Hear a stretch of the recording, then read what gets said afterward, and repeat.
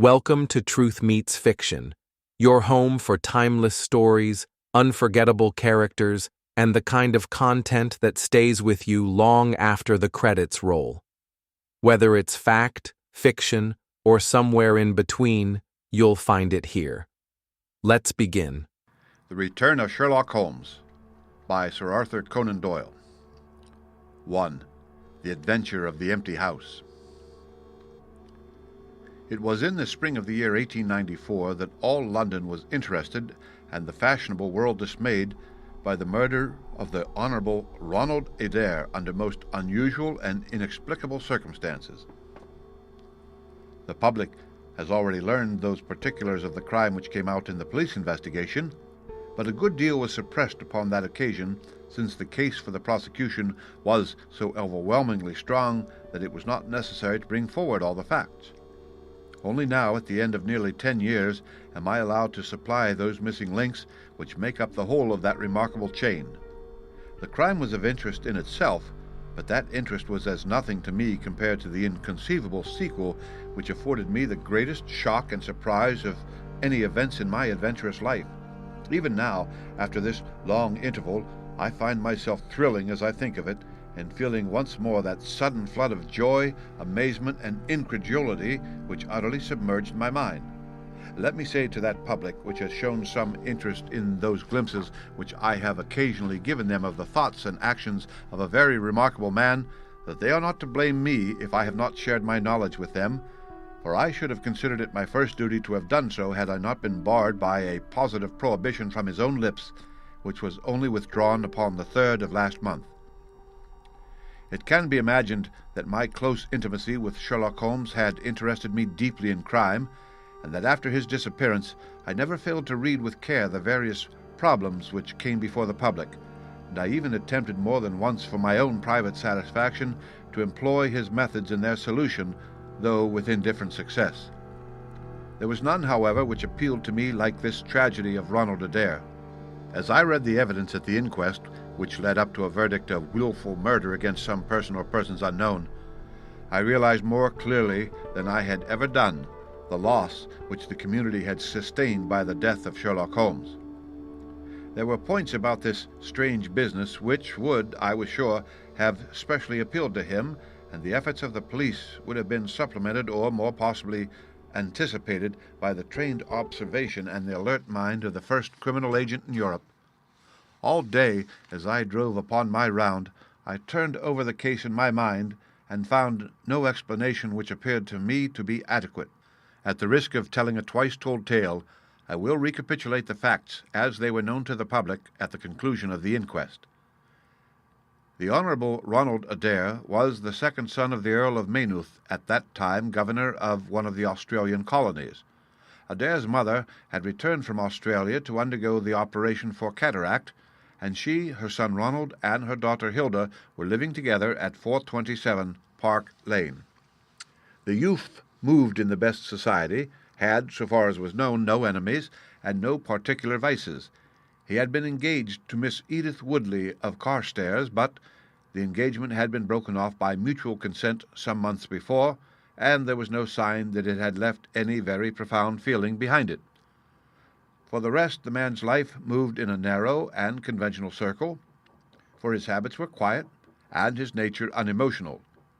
Yet it was upon this easy-going young aristocrat that death came in most strange and unexpected form between the hours of 10 and 11:30 on the night of March the 30th, 1894. Ronald Adair was fond of cards, playing continually, but never for such stakes as would hurt him. He was a member of the Baldwin, the Cavendish, and the Bagatelle card clubs. It was shown that after dinner on the day of his death he had played a rubber of whist at the latter club. He had also played there in the afternoon. The evidence of those who had played with him, Mr. Murray, Sir John Hardy, and Colonel Moran, showed that the game was whist and that there was a fairly equal fall of the cards. Adair might have lost £5, but not more. His fortune was a considerable one, and such a loss could not in any way affect him. He had played nearly every day at one club or other, but he was a cautious player, and usually rose a winner. It came out in evidence that in partnership with Colonel Moran He had actually won as much as £420 in a sitting some weeks before from Godfrey Milner and Lord Balmoral. So much for his recent history as it came out at the inquest. On the evening of the crime, he returned from the club exactly at 10. His mother and sister were out spending the evening with a relation. The servant deposed that she heard him enter the front room on the second floor, usually used as his sitting room. She had lit a fire there, and as it smoked, she had opened the window. No sound was heard from the room until 11:30, the hour of the return of Lady Maynooth and her daughter. Desiring to say good night, she had attempted to enter her son's room. The door was locked on the inside, and no answer could be got to their cries and knocking. Help was obtained, and the door forced. The unfortunate young man was found lying near the table. His head had been horribly mutilated by an expanding revolver bullet, but no weapon of any sort was to be found in the room. On the table lay 2 banknotes for £10 each, and £17.10 in silver and gold, the money arranged in little piles of varying amount. There were some figures also upon a sheet of paper with the names of some club friends opposite to them, from which it was conjectured that before his death he was endeavouring to make out his losses or winnings at cards. A minute examination of the circumstances served only to make the case more complex. In the first place, no reason could be given why the young man should have fastened the door upon the inside. There was the possibility that the murderer had done this and had afterwards escaped by the window. The drop was at least 20 feet, however, and a bed of crocuses in full bloom lay beneath. Neither the flowers nor the earth showed any sign of having been disturbed, nor were there any marks upon the narrow strip of grass which separated the house from the road. Apparently, therefore, it was the young man himself who had fastened the door. But how did he come by his death? No one could have climbed up to the window without leaving traces. Suppose a man had fired through the window, it would indeed be a remarkable shot who could with a revolver inflict so deadly a wound. Again, Park Lane is a frequented thoroughfare, and there is a cab stand within 100 yards of the house. No one had heard a shot, and yet there was the dead man, and there the revolver bullet which had mushroomed out, as soft-nosed bullets will, and so inflicted a wound which must have caused instantaneous death. Such were the circumstances of the Park Lane mystery, which were further complicated by entire absence of motive, since, as I have said, young Adair was not known to have any enemy, and no attempt had been made to remove the money or valuables in the room. All day I turned these facts over in my mind, endeavouring to hit upon some theory which could reconcile them all, and to find that line of least resistance which my poor friend had declared to be the starting point of every investigation. I confess that I made little progress.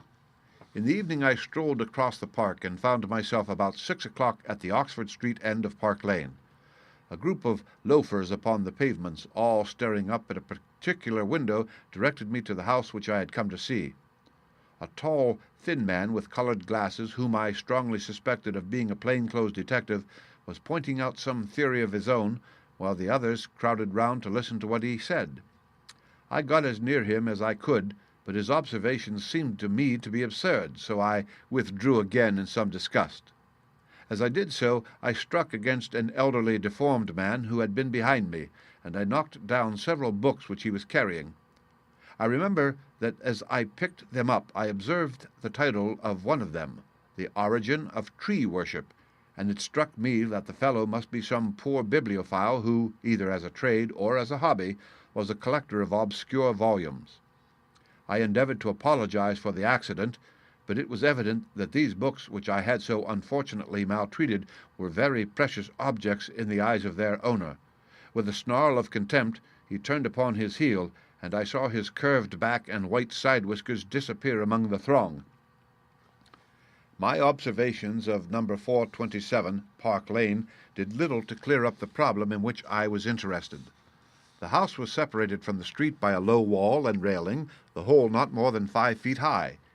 It was perfectly easy, therefore, for anyone to get into the garden, but the window was entirely inaccessible, since there was no water pipe or anything which could help the most active man to climb it. More puzzled than ever, I retraced my steps to Kensington. I had not been in my study 5 minutes when the maid entered to say that a person desired to see me. To my astonishment, It was none other than my strange old book collector, his sharp, wizened face peering out from a frame of white hair, and his precious volumes, a dozen of them at least, wedged under his right arm. "You're surprised to see me, sir?" said he, in a strange, croaking voice. I acknowledged that I was. "Well, I have a conscience, sir, and when I chanced to see you go into this house, as I came hobbling after you, I thought to myself, I'll just step in and see that kind gentleman, and tell him that if I was a bit gruff in my manner, there was not any harm meant, and that I am much obliged to him for picking up my books." "You make too much of a trifle," said I. "May I ask how you knew who I was?" "Well, sir, if it isn't too great a liberty, I am a neighbour of yours, for you'll find my little bookshop at the corner of Church Street, and very happy to see you, I am sure. Maybe you collect yourself, sir. Here's British Birds and Catullus and the Holy War, a bargain every one of them. With 5 volumes you could just fill that gap on the second shelf. It looks untidy, does it not, sir?" I moved my head to look at the cabinet behind me. When I turned again, Sherlock Holmes was standing smiling at me across my study table. I rose to my feet, stared at him for some seconds in utter amazement, and then it appears that I must have fainted for the first and the last time in my life. Certainly a grey mist swirled before my eyes, and when I cleared I found my collar ends undone and the tingling aftertaste of brandy upon my lips. Holmes was bending over my chair, his flask in his hand. "My dear Watson," said the well-remembered voice, "I owe you 1,000 apologies. I had no idea that you would be so affected." I gripped him by the arm. "Holmes," I cried, "is it really you? Can it indeed be that you are alive? Is it possible that you succeeded in climbing out of that awful abyss?" "Wait a moment," said he. "Are you sure that you are really fit to discuss things? I have given you a serious shock by my unnecessarily dramatic reappearance." "I am all right, but indeed, Holmes, I can hardly believe my eyes. Good heavens, to think that you of all men, should be standing in my study." Again I gripped him by the sleeve and felt the thin, sinewy arm beneath it. "Well, you're not a spirit, anyhow," said I. "My dear chap, I am overjoyed to see you. Sit down and tell me how you came alive out of that dreadful chasm." He sat opposite to me and lit a cigarette in his old nonchalant manner. He was dressed in the seedy frock-coat of the book merchant, but the rest of that individual lay in a pile of white hair and old books upon the table. Holmes looked even thinner and keener than of old, but there was a dead-white tinge in his aquiline face which told me that his life recently had not been a healthy one. "I am glad to stretch myself, Watson," said he. "It is no joke when a tall man has to take a foot off his stature for several hours on end. Now, my dear fellow, in the matter of these explanations we have, if I may ask for your cooperation, a hard and dangerous night's work in front of us. Perhaps it would be better if I gave you an account of the whole situation when that work is finished." "I am full of curiosity. I should much prefer to hear now." "You'll come with me tonight?" "When you like and where you like." "This is indeed like the old days. We shall have time for a mouthful of dinner before we go. Well then, about that chasm. I had no serious difficulty in getting out of it, for the very simple reason that I never was in it." "You never were in it?" "No, Watson, I never was in it. My note to you was absolutely genuine. I had little doubt that I had come to the end of my career when I perceived the somewhat sinister figure of the late Professor Moriarty standing upon the narrow pathway which led to safety. I read an inexorable purpose in his grey eyes. I exchanged some remarks with him, therefore, and obtained his courteous permission to write the short note which you afterwards received. I left it with my cigarette-box and my stick, and I walked along the pathway, Moriarty still at my heels. When I reached the end, I stood at bay.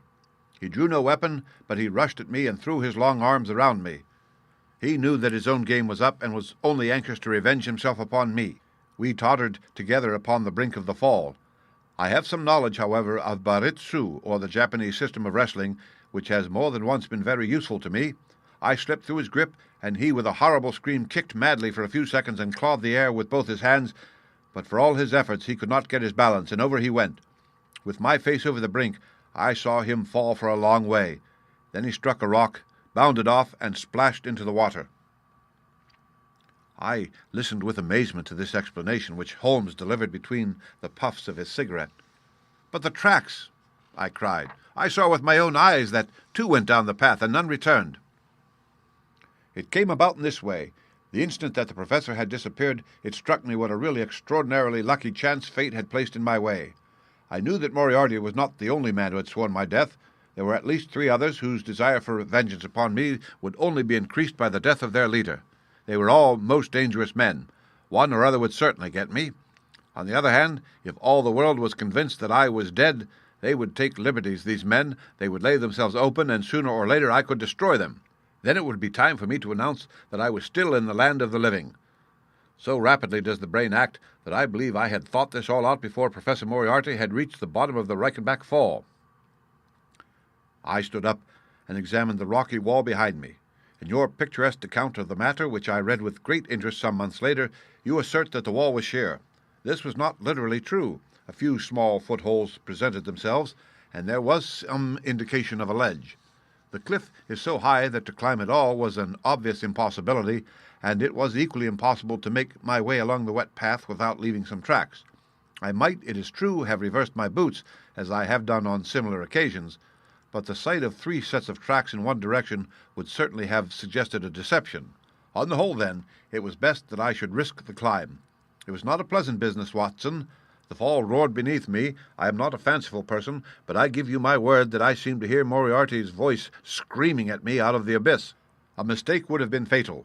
More than once, as tufts of grass came out in my hand or my foot slipped in the wet notches of the rock, I thought that I was gone. But I struggled upwards, and at last I reached a ledge several feet deep and covered with soft green moss, where I could lie unseen in the most perfect comfort. There I was stretched when you, my dear Watson, and all your following were investigating in the most sympathetic and inefficient manner the circumstances of my death. At last, when you had all formed your inevitable and totally erroneous conclusions, you departed for the hotel, and I was left alone. I had imagined that I had reached the end of my adventures, but a very unexpected occurrence showed me that there was surprises still in store for me. A huge rock falling from above boomed past me, struck the path, and bounded over into the chasm. For an instant I thought that it was an accident, but a moment later, looking up, I saw a man's head against the darkening sky, and another stone struck the very ledge upon which I was stretched, within a foot of my head. Of course, the meaning of this was obvious. Moriarty had not been alone. A confederate, and even that one glance had told me how dangerous a man that confederate was, had kept guard while the professor had attacked me. From a distance, unseen by me, he had been a witness of his friend's death and of my escape.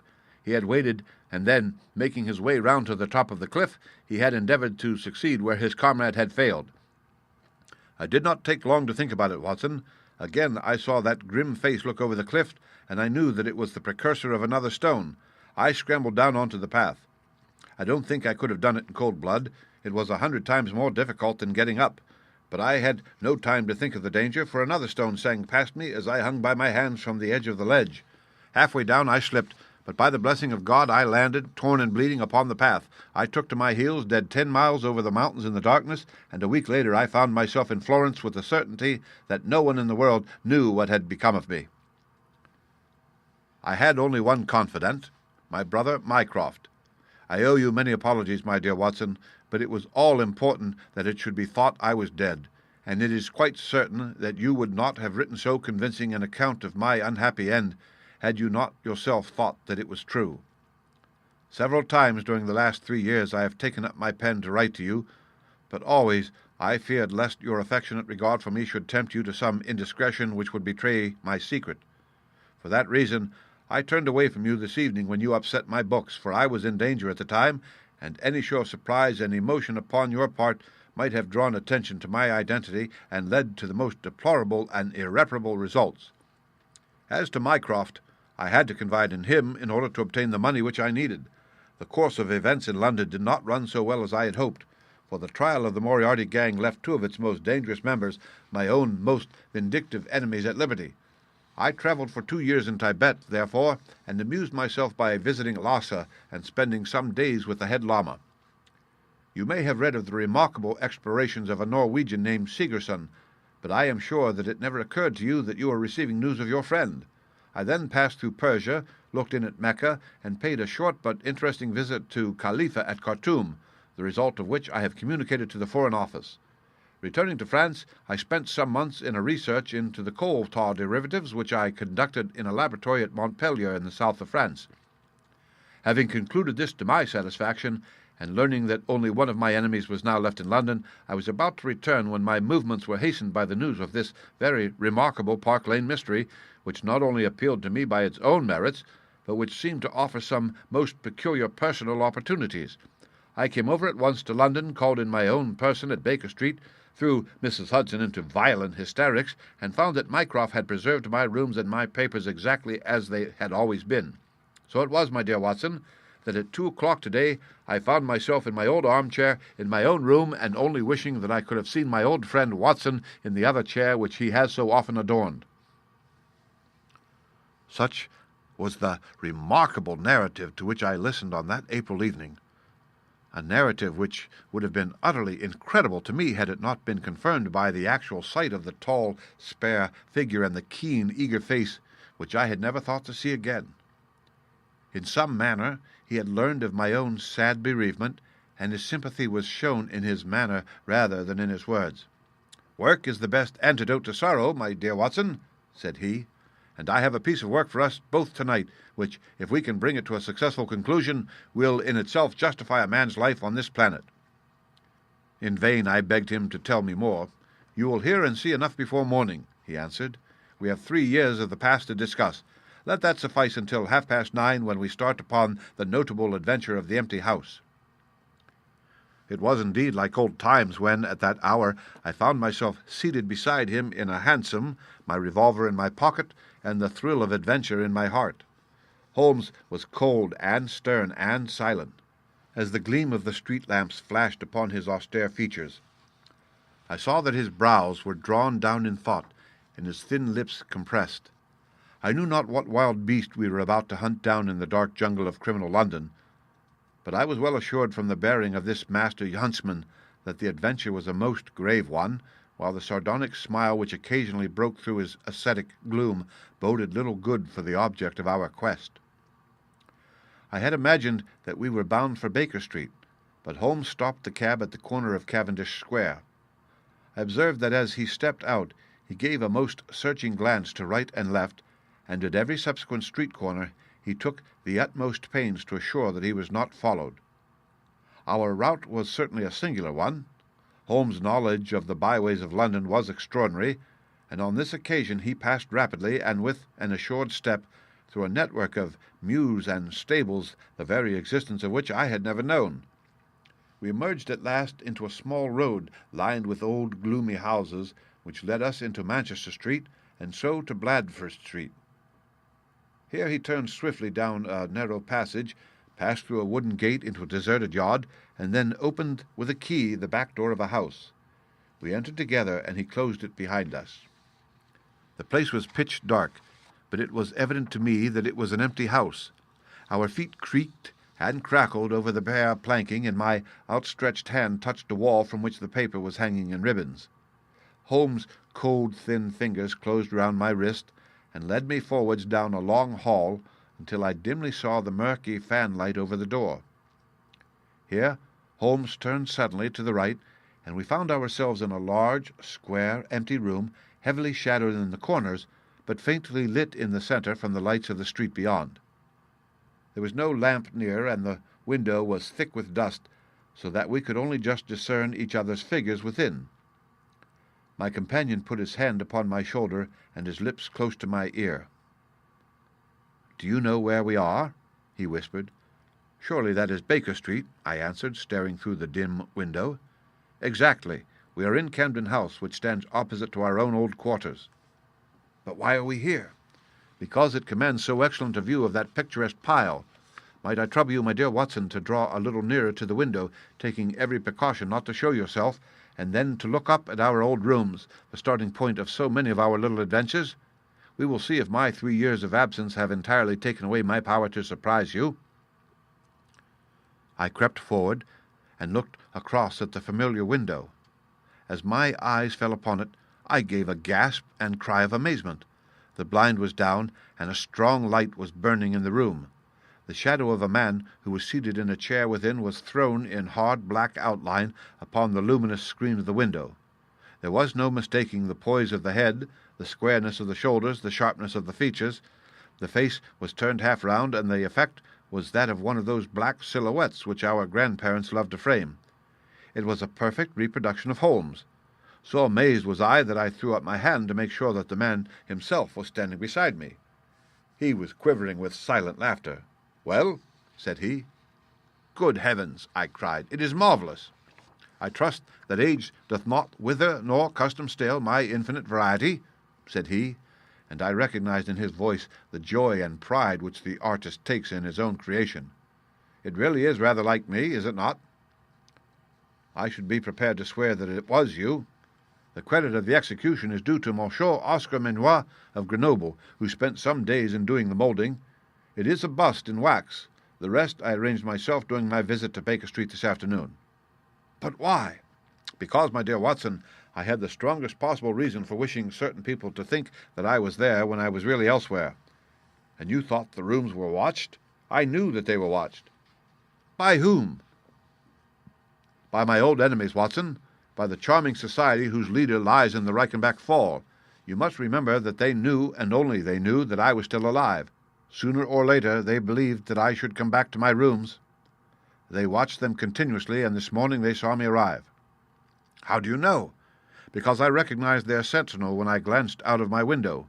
He is a harmless enough fellow, Parker by name, a garroter by trade, and a remarkable performer upon the Jew's harp.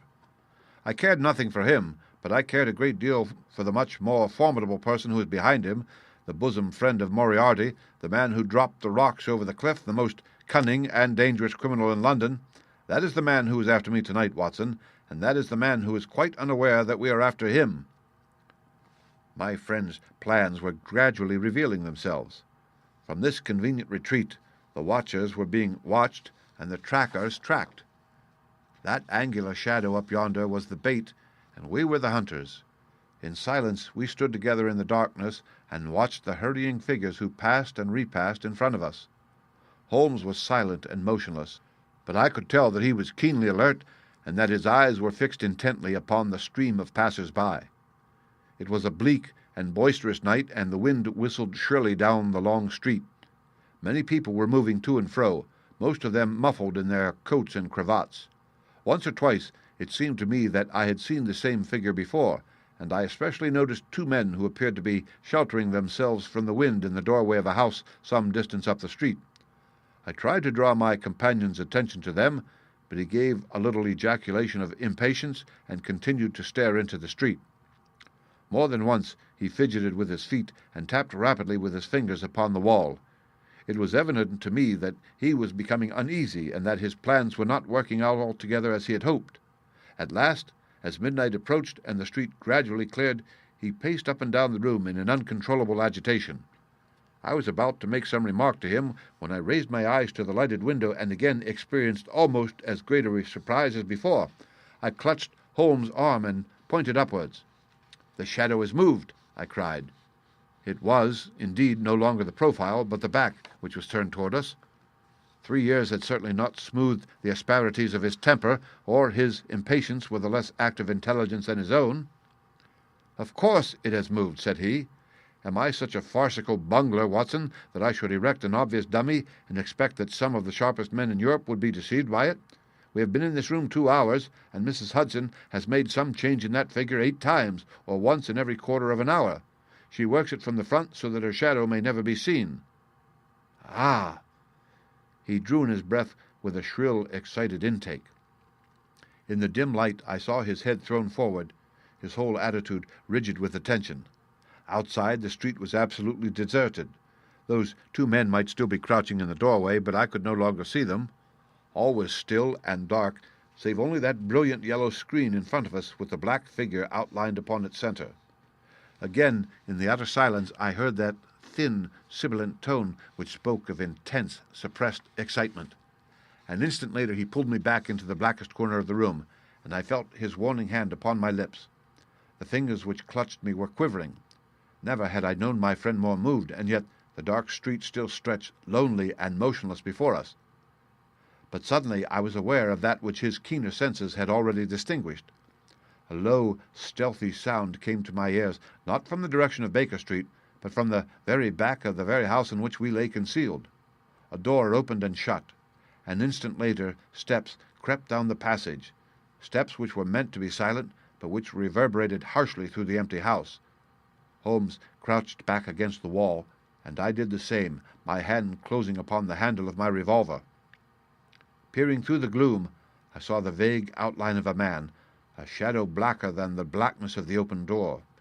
He stood for an instant, and then he crept forward, crouching, menacing, into the room. He was within 3 yards of us, this sinister figure, and I had braced myself to meet his spring before I realized that he had no idea of our presence. He passed close beside us, stole over to the window, and very softly and noiselessly raised it for half a foot. As he sank to the level of this opening, the light of the street, no longer dimmed by the dusty glass, fell full upon his face. The man seemed to be beside himself with excitement. His 2 eyes shone like stars, and his features were working convulsively. He was an elderly man with a thin, projecting nose, a high, bald forehead, and a huge, grizzled mustache. An opera hat was pushed to the back of his head, and an evening dress shirt front gleamed out through his open overcoat. His face was gaunt and swarthy, scored with deep, savage lines. In his hand he carried what appeared to be a stick, but as he laid it down upon the floor it gave a metallic clang. Then, from the pocket of his overcoat, he drew a bulky object, and he busied himself in some task which ended with a loud, sharp click, as if a spring or bolt had fallen into its place. Still kneeling upon the floor, he bent forward and threw all his weight and strength upon some lever, with the result that there came a long, whirling, grinding noise, ending once more in a powerful click. He straightened himself then, and I saw that what he held in his hand was a sort of gun with a curiously misshapen butt. He opened it at the breech, put something in, and snapped the breech block. Then, crouching down, he rested the end of the barrel upon the ledge of the open window, and I saw his long mustache droop over the stock and his eye gleam as it peered along the sights. I heard a little sigh of satisfaction as he cuddled the butt into his shoulder and saw that amazing target, the black man on the yellow ground, standing clear at the end of his foresight. For an instant he was rigid and motionless. Then his finger tightened on the trigger. There was a strange loud whiz and a long silvery tinkle of broken glass. At that instant Holmes sprang like a tiger on the marksman's back and hurled him flat upon his face. He was up again in a moment, and with convulsive strength he seized Holmes by the throat, but I struck him on the head with the butt of my revolver, and he dropped again upon the floor. I fell upon him, and as I held him, my comrade blew a shrill call upon a whistle. There was the clatter of running feet upon the pavement, and 2 policemen in uniform, with 1 plain-clothes detective, rushed through the front entrance and into the room. "That you, Lestrade?" said Holmes. "Yes, Mr. Holmes. I took the job myself. It's good to see you back in London, sir. I think you want a little unofficial help. 3 undetected murders in 1 year won't do, Lestrade, but you handled the Molesey mystery with less than your usual... That's to say, you handled it fairly well." We had all risen to our feet, our prisoner breathing hard, with a stalwart constable on each side of him. Already a few loiterers had begun to collect in the street. Holmes stepped up to the window, closed it, and dropped the blinds. Lestrade had produced 2 candles, and the policemen had uncovered their lanterns. I was able at last to have a good look at our prisoner. It was a tremendously virile and yet sinister face which was turned toward us. With the brow of a philosopher above and the jaw of a sensualist below, the man must have started with great capacities for good or for evil, but one could not look upon his cruel blue eyes with their drooping, cynical lids, or upon the fierce, aggressive nose and the threatening, deep-lined brow without reading nature's plainest danger signals. He took no heed of any of us, but his eyes were fixed upon Holmes' face with an expression in which hatred and amazement were equally blended. "You fiend!" he kept on muttering. "You clever, clever fiend!" "Ah, Colonel," said Holmes, arranging his rumpled collar. "Journeys end in lovers' meetings, as the old play says.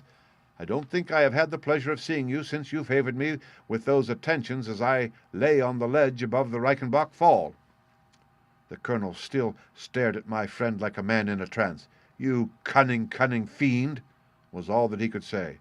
"I have not introduced you yet," said Holmes. "This gentleman is Colonel Sebastian Moran, once of Her Majesty's Indian Army, and the best heavy game shot that our Eastern Empire has ever produced. I believe I am correct, Colonel, in saying that your bag of tigers still remains unrivaled?"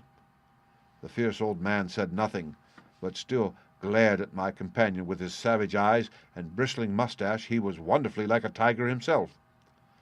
"I wonder that my very little stratagem could deceive so old a shikari," said Holmes. "It must be very familiar to you.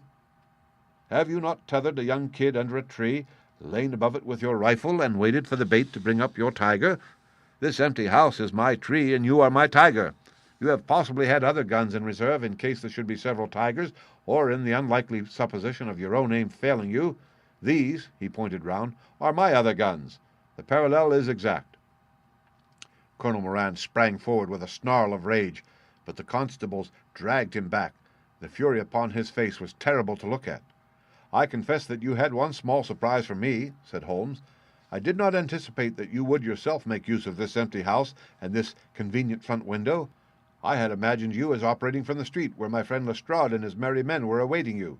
With that exception, all has gone as I expected." Colonel Moran turned to the official detective.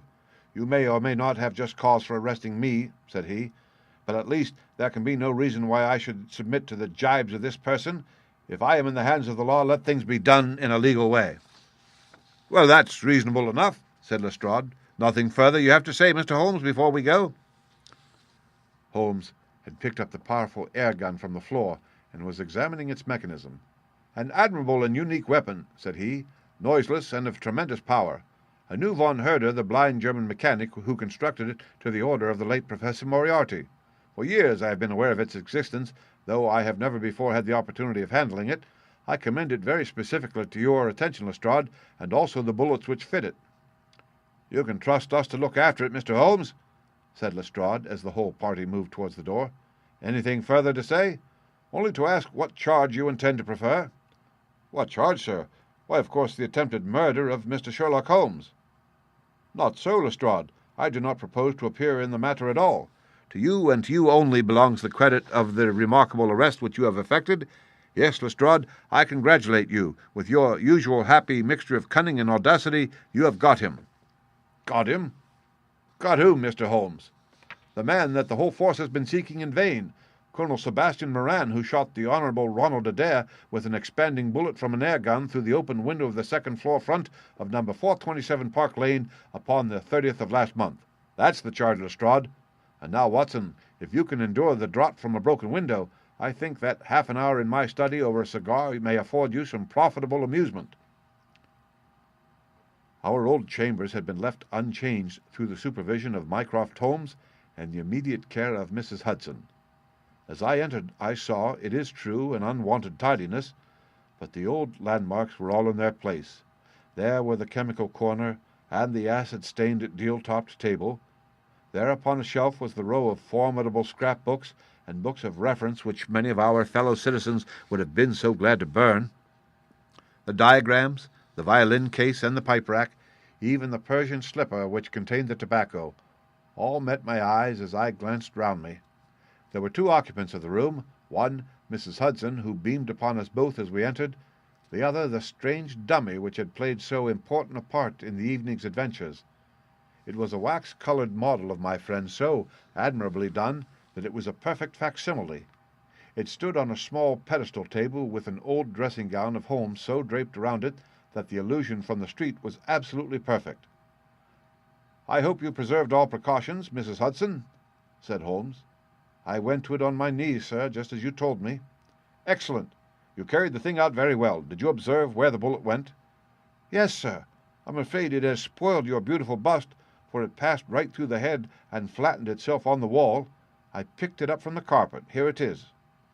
Holmes held it out to me. "A soft revolver bullet, as you perceive. Watson, there's genius in that, for who would expect to find such a thing fired from an air gun?" "All right, Mrs. Hudson. I am much obliged for your assistance. And now, Watson, let me see you in your old seat once more, for there are several points which I should like to discuss with you." He had thrown off the seedy frock-coat, and now he was the Holmes of old in the mouse-coloured dressing-gown which he took from his effigy. The old shikari's nerves have not lost their steadiness, nor his eyes their keenness," said he, with a laugh, as he inspected the shattered forehead of his bust. "Plumb in the middle of the back of the head, and smack through the brain. He was the best shot in India, and I expect that there are few better in London. Have you heard the name?" "No, I have not." "Well, well, such is fame. But then, if I remember aright, you had not heard the name of Professor James Moriarty, who had one of the great brains of the century. Just give me down my index of biographies from the shelf." He turned over the pages lazily, leaning back in his chair and blowing great clouds from his cigar. "My collection of M's is a fine one," said he. "Moriarty himself is enough to make any letter illustrious, and here is Morgan the poisoner, and Meridew of abominable memory, and Matthews, who knocked out my left canine in the waiting room at Charing Cross, and finally, here is our friend of tonight." He handed over the book, and I read, "Moran, Sebastian, Colonel, unemployed, formerly 1st Bangalore Pioneers, born London, 1840, son of Sir Augustus Moran, C.B., once British Minister to Persia, educated Eton and Oxford, served in Jawaki campaign, Afghan campaign, Chersaib dispatches, Sherpur, and Kabul, author of Heavy Games of the Western Himalayas, 1881, 3 months in the Jungle, 1884, address Conduit Street Clubs, the Anglo-Indian, the Tankerville, the Bagatelle Card Club." On the margin was written in Holmes' precise hand, "The second most dangerous man in London." "This is astonishing," said I, as I handed back the volume. "The man's career is that of an honorable soldier." "It is true," Holmes answered. "Up to a certain point he did well. He was always a man of iron nerve, and the story is still told in India how he crawled down a drain after a wounded man-eating tiger. There are some trees, Watson, which grow to a certain height and then suddenly develop some unsightly eccentricity. You will see it often in humans. I have a theory that the individual represents in his development the whole procession of his ancestors, and that such a sudden turn to good or evil stands for some strong influence which came into the line of his pedigree. The person becomes, as it were, the epitome of the history of his own family." "It is surely rather fanciful." "Well, I don't insist upon it. Whatever the cause, Colonel Moran began to go wrong. Without any open scandal, he still made India too hot to hold him. He retired, came to London, and again acquired an evil name. It was at this time that he was sought out by Professor Moriarty, to whom for a time he was chief of the staff. Moriarty supplied him liberally with money, and used him only in 1 or 2 very high-class jobs which no ordinary criminal could have undertaken. You may have some recollection of the death of Mrs. Stewart of Lauder in 1887? Not? Well, I am sure Moran was at the bottom of it, but nothing could be proved. So cleverly was the colonel concealed that even when the Moriarty gang was broken up, we could not incriminate him. You remember at that date, when I called upon you in your rooms, how I put up the shutters for fear of air guns? No doubt you thought me fanciful. I knew exactly what I was doing, for I knew of the existence of this remarkable gun, and I knew also that one of the best shots in the world would be behind it. When we were in Switzerland, he followed us with Moriarty, and it was undoubtedly he who gave me that evil 5 minutes on the Reichenbach ledge. You may think that I read the papers with some attention during my sojourn in France, on the lookout for any chance of laying him by the heels. So long as he was free in London, my life would really not have been worth living. Night and day the shadow would have been over me, and sooner or later his chance must have come. What could I do? I could not shoot him at sight, or I should myself be in the dock. There was no use appealing to a magistrate. They cannot interfere on the strength of what would appear to them to be a wild suspicion. So I could do nothing. But I watched the criminal news, knowing that sooner or later I should get him. Then came the death of this Ronald Adair. My chance had come at last. Knowing what I did, was it not certain that Colonel Moran had done it? He had played cards with the lad. He had followed him home from the club. He had shot him through the open window. There was not a doubt of it. The bullets alone are enough to put his head in a noose. I came over at once. I was seen by the sentinel, who would, I know, direct the colonel's attention to my presence. He could not fail to connect my sudden return with his crime and to be terribly alarmed. I was sure that he would make an attempt to get me out of the way at once, and would bring round his murderous weapon for that purpose. I left him an excellent mark in the window, and having warned the police that they might be needed— by the way, Watson, you spotted their presence in the doorway with unerring accuracy— I took up what seemed to me to be a judicious post for observation, never dreaming that he would choose the same spot for his attack. Now, my dear Watson, does anything remain for me to explain?" "Yes," said I. You have not made it clear what was Colonel Moran's motive in murdering the Honourable Ronald Adair. Ah, my dear Watson, there we come into those realms of conjecture where the most logical mind may be at fault. Each may form his own hypotheses upon the present evidence, and yours is as likely to be correct as mine. You have formed one, then? I think that it is not difficult to explain the facts. It came out in evidence that Colonel Moran and young Adair had between them won a considerable amount of money. Now, Moran undoubtedly played foul. Of that I have long been aware. I believe that on the day of the murder Adair had discovered that Moran was cheating. Very likely he had spoken to him privately and had threatened to expose him unless he voluntarily resigned his membership of the club and promised not to play cards again. It is unlikely that a youngster like Adair would at once make a hideous scandal by exposing a well-known man so much older than himself. Probably he acted as I suggest. The exclusion from his clubs would mean ruin to Moran, who lived by his ill-gotten card gains. He therefore murdered Adair, who at the time was endeavoring to work out how much money he should himself return, since he could not profit by his partner's foul play. He locked the door lest the ladies should surprise him and insist upon knowing what he was doing with those names and coins. Will it pass? I have no doubt that you have hit upon the truth. It will be verified or disproved at the trial. Meanwhile, come what may, Colonel Moran will trouble us no more.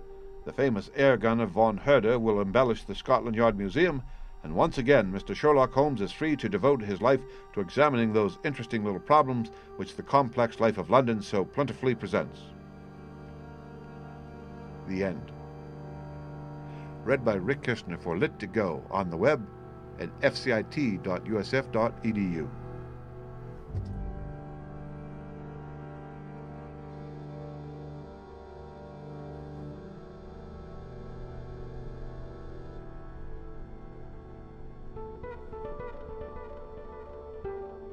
The Return of Sherlock Holmes by Sir Arthur Conan Doyle. 2. The Adventure of the Norwood Builder. From the point of view of the criminal expert, said Mr. Sherlock Holmes, London has become a singularly uninteresting city since the death of the late lamented Professor Moriarty. I can hardly think that you would find many decent citizens to agree with you, I answered. Well, I must not be selfish, said he with a smile as he pushed back his chair from the breakfast table. The community is certainly the gainer and no one the loser save the poor out-of-work specialist whose occupation has gone. With that man in the field, one morning's paper presented infinite possibilities. Often it was only the smallest trace, Watson, the faintest indication, and yet it was enough to tell me that the great malignant brain was there, as the gentlest tremors of the edges of the web remind one of the foul spider which lurks in the center. Petty thefts, wanton assaults, purposeless outrage, to the man who held the clue all could be worked into one connected whole. To the scientific student of the higher criminal world, no capital in Europe offered the advantages which London then possessed. But now... He shrugged his shoulders in humorous deprecation of the state of things which he had himself done so much to produce. At the time of which I speak, Holmes had been back for some months, and I, at his request, had sold my practice and returned to share the old quarters in Baker Street. A young doctor named Werner had purchased my small Kensington practice and given, with astonishingly little demur, the highest price that I ventured to ask, an incident which only explained itself some years later when I found that Werner was a distant relation of Holmes and that it was my friend who had really found the money.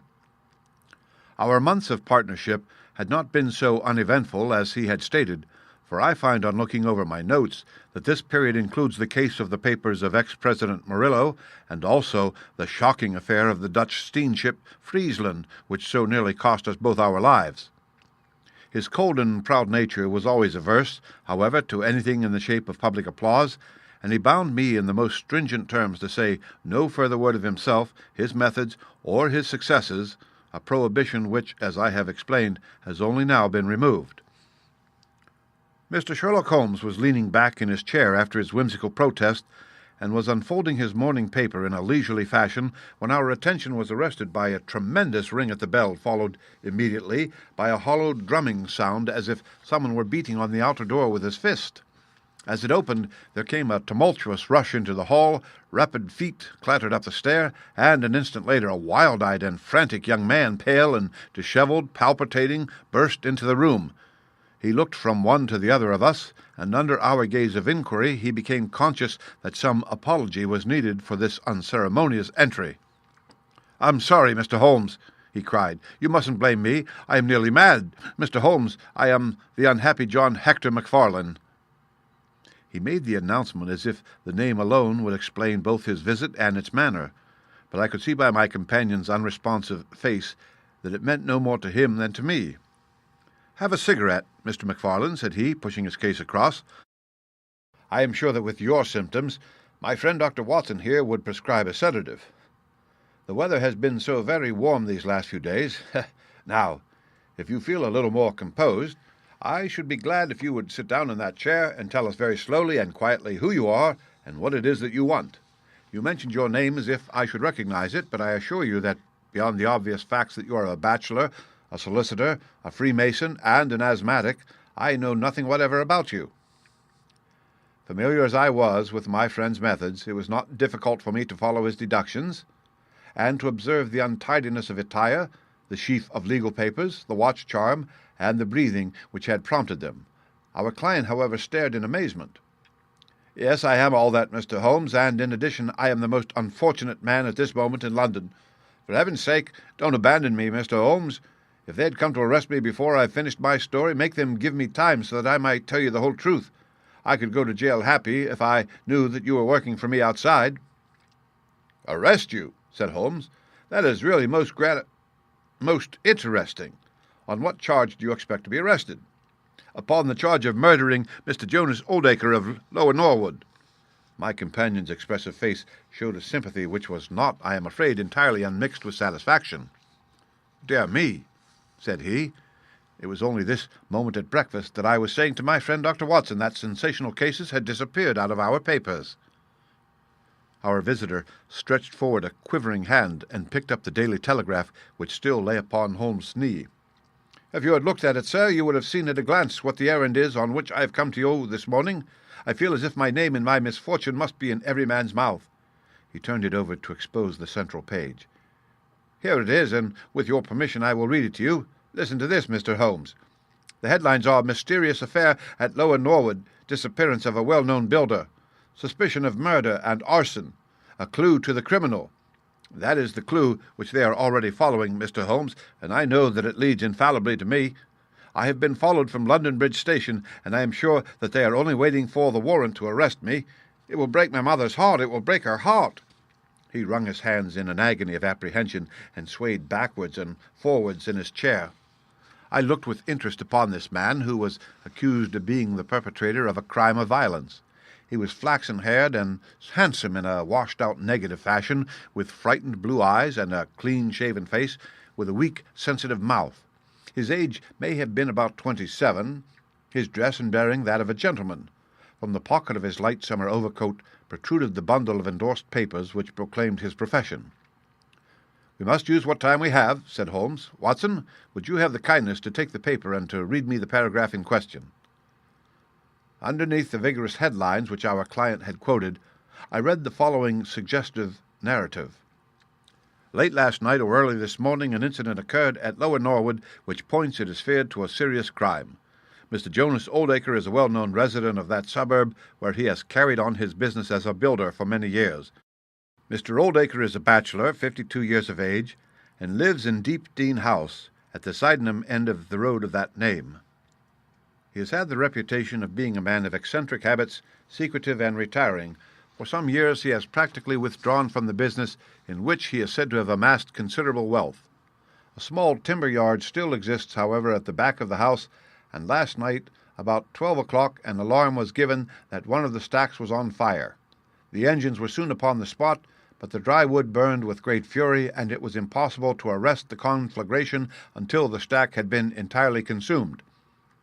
Up to this point, the incident bore the appearance of an ordinary accident, but fresh indications seemed to point to serious crime. Surprise was expressed at the absence of the master of the establishment from the scene of the fire, and an inquiry followed which showed that he had disappeared from the house.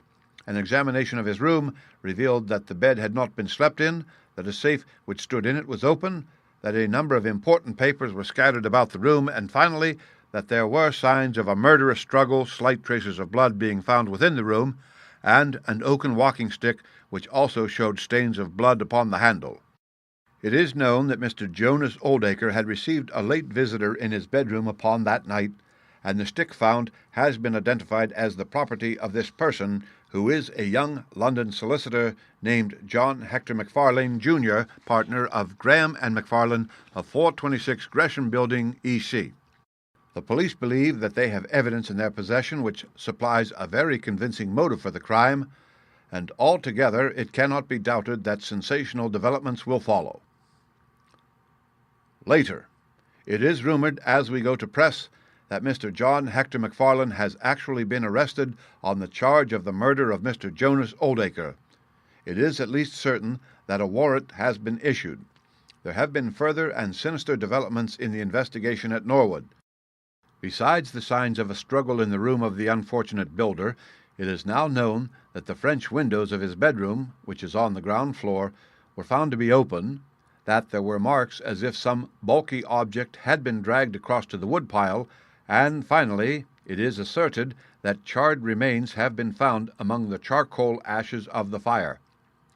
The police theory is that a most sensational crime has been committed, that the victim was clubbed to death in his own bedroom, his papers rifled, and his dead body dragged across to the wood stack, which was then ignited so as to hide all traces of the crime. The conduct of the criminal investigation has been left in the experienced hands of Inspector Lestrade of Scotland Yard, who is following up the clues with his accustomed energy and sagacity. Sherlock Holmes listened with closed eyes and fingertips together to this remarkable account. "The case has certainly some points of interest," said he in his languid fashion. "May I ask in the first place, Mr. McFarlane, how it is that you are still at liberty, since there appears to be enough evidence to justify your arrest?" "I live at Torrington Lodge, Blackheath, with my parents, Mr. Holmes, but last night, having to do business very late with Mr. Jonas Oldacre, I stayed at an hotel in Norwood and came to my business from there. I knew nothing of this affair until I was in the train, when I read what you have just heard. I at once saw the horrible danger of my position, and I hurried to put the case into your hands. I have no doubt that I should have been arrested either at my city office or at my home. A man followed me from London Bridge Station, and I have no doubt— Great heavens, what is that?" It was a clang of the bell, followed instantly by heavy steps upon the stair. A moment later our old friend Lestrade appeared in the doorway. Over his shoulder I caught a glimpse of one or two uniformed policemen outside. "Mr. John Hector McFarlane," said Lestrade. Our unfortunate client rose with a ghastly face. "I arrest you for the wilful murder of Mr. Jonas Oldacre of Lower Norwood." McFarlane turned to us with a gesture of despair, and sank into his chair once more like one who is crushed. "One moment, Lestrade," said Holmes. "Half an hour more or less can make no difference to you, and the gentleman was about to give us an account of this very interesting affair, which might aid us in clearing it up." "I think there will be no difficulty in clearing it up," said Lestrade grimly. "None the less, with your permission, I should be much interested to hear his account." "Well, Mr. Holmes, it is difficult for me to refuse you anything, for you have been of use to the force once or twice in the past, and we owe you a good turn at Scotland Yard," said Lestrade. "At the same time, I must remain with my prisoner, and I am bound to warn him that anything he may say will appear in evidence against him." "I wish nothing better," said our client. "All I ask is that you should hear and recognize the absolute truth." Lestrade looked at his watch. "I'll give you half an hour," said he. "I must explain first," said McFarlane, "that I knew nothing of Mr. Jonas Oldacre. His name was familiar to me, for many years ago my parents were acquainted with him, but they drifted apart. I was very much surprised, therefore, when yesterday, about 3 o'clock in the afternoon, he walked into my office in the city. But I was still more astonished when he told me the object of his visit.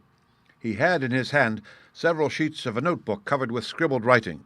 Here they are," and he laid them on my table. "Here is my will," said he. "I want you, Mr. McFarlane, to cast it into proper legal shape. I will sit here while you do so." I set myself to copy it, and you can imagine my astonishment when I found that, with some reservations, he had left all his property to me. He was a strange little ferret-like man with white eyelashes, and when I looked up at him, I found his keen grey eyes fixed upon me with an amused expression. I could hardly believe my own senses as I read the terms of the will, but he explained that he was a bachelor with hardly any living relation, that he had known my parents in his youth, and that he had always heard of me as a very deserving young man, and was assured that his money would be in worthy hands. Of course, I could only stammer out my thanks. The will was duly finished, signed, and witnessed by my clerk. This is it on the blue paper, and these slips, as I have explained, are the rough draft. Mr. Jonas Oldacre then informed me that there were a number of documents, building leases, title deeds, mortgages, scrip, and so forth, which it was necessary that I should see and understand. He said that his mind would not be easy until the whole thing was settled, and he begged me to come out to his house at Norwood that night, bringing the will with me, and to arrange matters. Remember, my boy, not one word to your parents about the affair until everything is settled. We will keep it as a little surprise for them. He was very insistent upon this point, and made me promise it faithfully. You can imagine, Mr. Holmes, that I was not in a humour to refuse him anything that he might ask. He was my benefactor, and all my desire was to carry out his wishes in every particular. I sent a telegram home, therefore, to say that I had important business on hand, and that it was impossible for me to say how late I might be. Mr. Oldacre had told me that he would like me to have supper with him at 9, as he might not be home before that hour. I had some difficulty in finding his house, however, and it was nearly half-past before I reached it. I found him— "One moment," said Holmes. "Who opened the door?" "A middle-aged woman who was, I suppose, his housekeeper." "And it was she, I presume, who mentioned your name?" "Exactly," said Macfarlane. "Pray proceed." Macfarlane wiped his damp brow, and then continued his narrative. "I was shown by this woman into a sitting-room, where a frugal supper was laid out. Afterwards Mr. Jonas Oldacre led me into his bedroom, in which there stood a heavy safe. This he opened, and took out a mass of documents which we went over together. It was between 11 and 12 when we finished. He remarked that we must not disturb the housekeeper. He showed me out through his own French window, which had been open all the time." "Was the blind down?" asked Holmes. "I will not be sure, but I believe that it was only half down. Yes, I remember how he pulled it up in order to swing open the window. I could not find my stick, and he said, 'Never mind, my boy. I shall see a good deal of you now, I hope, and I will keep your stick until you come back to claim it.' I left him there, the safe open, and the papers made up in packets upon the table. It was so late that I could not get back to Blackheath, so I spent the night at the Anerley Arms, and I knew nothing more until I read of this horrible affair in the morning." "Anything more that you would like to ask, Mr. Holmes?" said Lestrade, whose eyebrows had gone up once or twice during this remarkable explanation. "Not until I've been to Blackheath." "You mean to Norwood?" said Lestrade. "Oh, yes. No doubt that is what I must have meant," said Holmes, with his enigmatical smile. Lestrade had learned by more experiences than he would care to acknowledge that razor-like brain could cut through that which was impenetrable to him. I saw him look curiously at my companion. "I think I should like to have a word with you presently, Mr. Sherlock Holmes," said he. "Now, Mr. Macfarlane, 2 of my constables are at the door, and there is a 4-wheeler waiting." The wretched young man arose, and with a last beseeching glance at us walked from the room. The officers conducted him to the cab, but Lestrade remained. Holmes had picked up the pages which formed the rough draft of the will, and was looking at them with the keenest interest upon his face. "There are some points about that document, Lestrade, are there not?" said he, pushing them over. The official looked at them with a puzzled expression. "I can read the first few lines, and these in the middle of the second page, and 1 or 2 at the end. Those are as clear as print," said he, "but the writing in between is very bad, and there are 3 places where I cannot read it at all." "What do you make of that?" said Holmes. "Well, what do you make of it?" "That it was written in a train. The good writing represents stations, the bad writing movement, and the very bad writing passing over points. A scientific expert would pronounce at once that this was drawn up on a suburban line, since nowhere, save in the immediate vicinity of a great city, could there be so quick a succession of points. Granting that his whole journey was occupied in drawing up the will, Then the train was an express, only stopping once between Norwood and London Bridge. Lestrade began to laugh. "You are too many for me when you begin to get on your theories, Mr. Holmes," said he. "How does this bear on the case?" "Well, it corroborates the young man's story to the extent that the will was drawn up by Jonas Oldacre in his journey yesterday. It is curious, is it not, that a man should draw up so important a document in so haphazard a fashion? It suggests that he did not think it was going to be of much practical importance. If a man drew up a will which he did not intend ever to be effective, he might do it so." "Well, he drew up his own death warrant at the same time," said Lestrade. "Oh, you think so? Don't you?" "Well, it is quite possible, but the case is not clear to me yet." "Not clear? Well, if that isn't clear, what could be clear? Here is a young man who learns suddenly that if a certain older man dies, he will succeed to a fortune. What does he do? He says nothing to anyone, but he arranges that he shall go out on some pretext to see his client that night. He waits until the only other person in the house is in bed, and then in the solitude of a man's room he murders him, burns his body in the woodpile, and departs to a neighbouring hotel. The bloodstains in the room and also on the stick are very slight. It is probable that he imagined his crime to be a bloodless one, and hoped that if the body were consumed it would hide all traces of the method of his death, traces which for some reason must have pointed to him. Is that not all obvious?" "It strikes me, my good Lestrade, as being just a trifle too obvious," said Holmes. "You do not add imagination to your other great qualities, but if you could for one moment put yourself in the place of this young man, would you choose the very night after the will had been made to commit your crime? Would it not seem dangerous to you to make so very close a relation between the two incidents? Again, would you choose an occasion when you are known to be in the house, when a servant has let you in? And finally, would you take the great pains to conceal the body, and yet leave your own stick as a sign that you were the criminal? Confess, Lestrade, that all this is very unlikely." "As to the stick, Mr. Holmes, you know as well as I do that a criminal is often flurried and does things which a cool man would avoid. He was very likely afraid to go back to the room. Give me another theory that would fit the facts." "I could very easily give you half a dozen," said Holmes. "Here, for example, is a very possible and even probable one. I make you a free present of it. The older man is showing documents which are of evident value.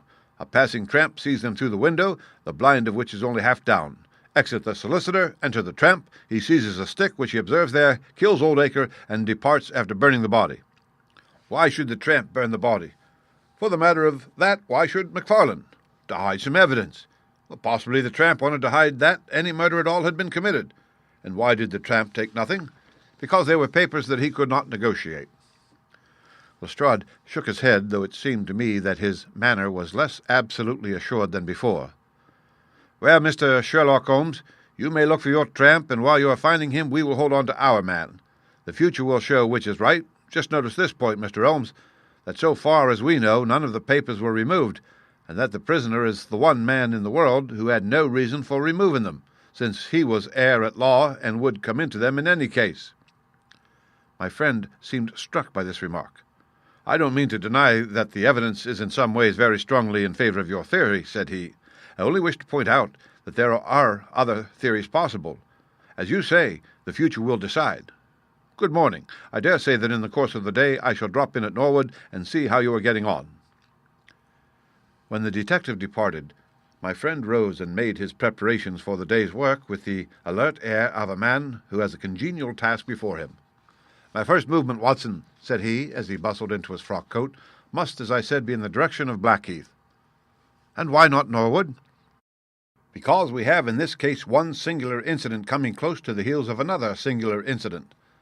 The police are making the mistake of concentrating their attention upon the second because it happens to be the one which is actually criminal. But it is evident to me that the logical way to approach the case is to begin by trying to throw some light upon the first incident, the curious will so suddenly made, and to so unexpected an heir. It may do something to simplify what followed. No, my dear fellow, I don't think you can help me. There is no prospect of danger, or I should not dream of stirring out without you. I trust that when I see you in the evening I will be able to report that I have been able to do something for this unfortunate youngster who has thrown himself upon my protection." It was late when my friend returned, and I could see by a glance at his haggard and anxious face that the high hopes with which he had started had not been fulfilled. For an hour he droned away upon his violin, endeavouring to soothe his own ruffled spirits. At last he flung down the instrument and plunged into a detailed account of his misadventures. "It's all going wrong, Watson, all as wrong as it can go. I kept a bold face before Lestrade, but upon my soul I believe that for once the fellow is on the right track and we're on the wrong. All my instincts are one way and all the facts are the other, and I much fear that British juries have not yet attained that pitch of intelligence when they will give the preference to my theories over Lestrade's facts." "Did you go to Blackheath?" "Yes, Watson, I went there, and I found very quickly that the late lamented Oldacre was a pretty considerable blackguard. The father was away in search of his son. The mother was at home, a little fluffy, blue-eyed person in a tremor of fear and indignation. Of course, she would not admit even the possibility of his guilt, but she would not express either surprise or regret over the fate of Oldacre. On the contrary, she spoke of him with such bitterness that she was unconsciously considerably strengthening the case of the police, for of course if her son had heard her speak of the man in this fashion, it would predispose him towards hatred and violence. He was more like a malignant and cunning ape than a human being, said she, and he always was ever since he was a young man." "You knew him at that time?" said I. "Yes, I knew him well. In fact, he was an old suitor of mine. Thank heaven that I had the sense to turn away from him and to marry a better, if a poorer man. I was engaged to him, Mr. Holmes, when I heard a shocking story of how he had turned a cat loose in an aviary, and I was so horrified at his brutal cruelty that I would have nothing more to do with him." She rummaged in a bureau, and presently she produced a photograph of a woman shamefully defaced and mutilated with a knife. "That is my own photograph," said she. "He sent it to me in that state with his curse upon my wedding morning." "Well," said I, "at least he has forgiven you now, since he has left all his property to your son." "Neither my son nor I want anything from Jonas Oldacre, dead or alive," she cried with a proper spirit. "There is a God in heaven, Mr. Holmes, and that same God who has punished that wicked man will show in his own good time that my son's hands are guiltless of his blood." Well, I tried one or two leads, but could get at nothing which would help our hypothesis, and several points which would make against it. I gave it up at last, and off I went to Norwood. This place, Deep Dean House, is a big modern villa of staring bricks standing back in its own grounds, with a laurel-clumped lawn in front of it. To the right, and some distance back from the road, was the timber yard which had been the scene of the fire. Here's a rough plan on a leaf of my notebook. This window on the left is the one which opens into Oldacre's room. You can look into it from the road, you see. That is about the only bit of consolation I have had today. Lestrade was not there, but his head constable did the honours. They had just made a great treasure trove. They had spent the morning raking among the ashes of the burned wood pile, and beside the charred organic remains they had secured several discoloured metal discs. I examined them with care, and there was no doubt that they were trouser buttons. I even distinguished that one of them was marked with the name of Hyams, who was Oldacre's tailor. I then worked the lawn very carefully for signs and traces, but this drought has made everything as hard as iron. Nothing was to be seen save that some body or bundle had been dragged through a low privet hedge, which is in a line with the woodpile. All that, of course, fits in with the official theory. I crawled about the lawn with an August sun on my back, but I got up at the end of an hour no wiser than before. Well, after the fiasco, I went into the bedroom and examined that also. The bloodstains were very slight, mere smears and discolorations, but undoubtedly fresh. The stick had been removed, but there also the marks were slight. There is no doubt about the stick belonging to our client. He admits it. Footmarks of both men could be made out on the carpet, but none of any third person, which again is a trick for the other side. They were piling up their score all the time, and we were at a standstill. Only one little gleam of hope did I get, and yet it amounted to nothing. I examined the contents of the safe, most of which had been taken out and left on the table. The papers had been made up into sealed envelopes, one or two of which had been opened by the police. They were not, so far as I could judge, of any great value, nor did the bank book show that Mr. Oldacre was in very much affluent circumstances. But it seemed to me that all the papers were not there. There were allusions to some deeds, possibly the more valuable, which I could not find. This, of course, if we could definitely prove it, would turn Lestrade's argument against itself, for who would steal a thing if he knew that he would shortly inherit it? Finally, having drawn every other cover and picked up no scent, I tried my luck with the housekeeper. Mrs. Lexington is her name, a little dark, silent person with suspicious and sidelong eyes. She could tell us something if she would, I am convinced of it, but she was as close as wax. Yes, she had let Mr. MacFarlane in at 9:30. She wished her hand had withered before she had done so. She had gone to bed at 10:30. Her room was at the other end of the house, and she could hear nothing of what passed. Mr. MacFarlane had left his hat and, to the best of her belief, his stick in the hall. She had been awakened by the alarm of fire. Her poor, dear master had certainly been murdered. Had he any enemies? Well, every man had enemies, but Mr. Oldacre kept himself very much to himself and only met people in the way of business. She had seen the buttons, and was sure that they belonged to the clothes which he had worn last night. The woodpile was very dry, for it had not rained for a month. It burned like tinder, and by the time she reached the spot nothing could be seen but flames. She and all the firemen smelled the burned flesh from inside it. She knew nothing of the papers, nor of Mr. Oldacre's private affairs. So, my dear Watson, there's my report of a failure. And yet... He clenched his thin hands in a paroxysm of conviction. I know it's all wrong. I feel it in my bones. There's something that has not come out, and that housekeeper knows it. There was a sort of sulky defiance in her eyes, which only goes with guilty knowledge. However, there's no good talking any more about it, Watson, but unless some lucky chance comes our way, I fear that the Norwood disappearance case will not figure in that chronicle of our successes, which I foresee that a patient public will sooner or later have to endure. Surely, said I, the man's appearance would go far with any jury. That is a dangerous argument, my dear Watson. You remember that terrible murderer, Bert Stevens, who wanted us to get him off in '87? Was there ever a more mild-mannered Sunday school young man? It is true. Unless we succeed in establishing an alternative theory, this man is lost. You can hardly find a flaw in the case which can now be presented against him, and all further investigation has served to strengthen it.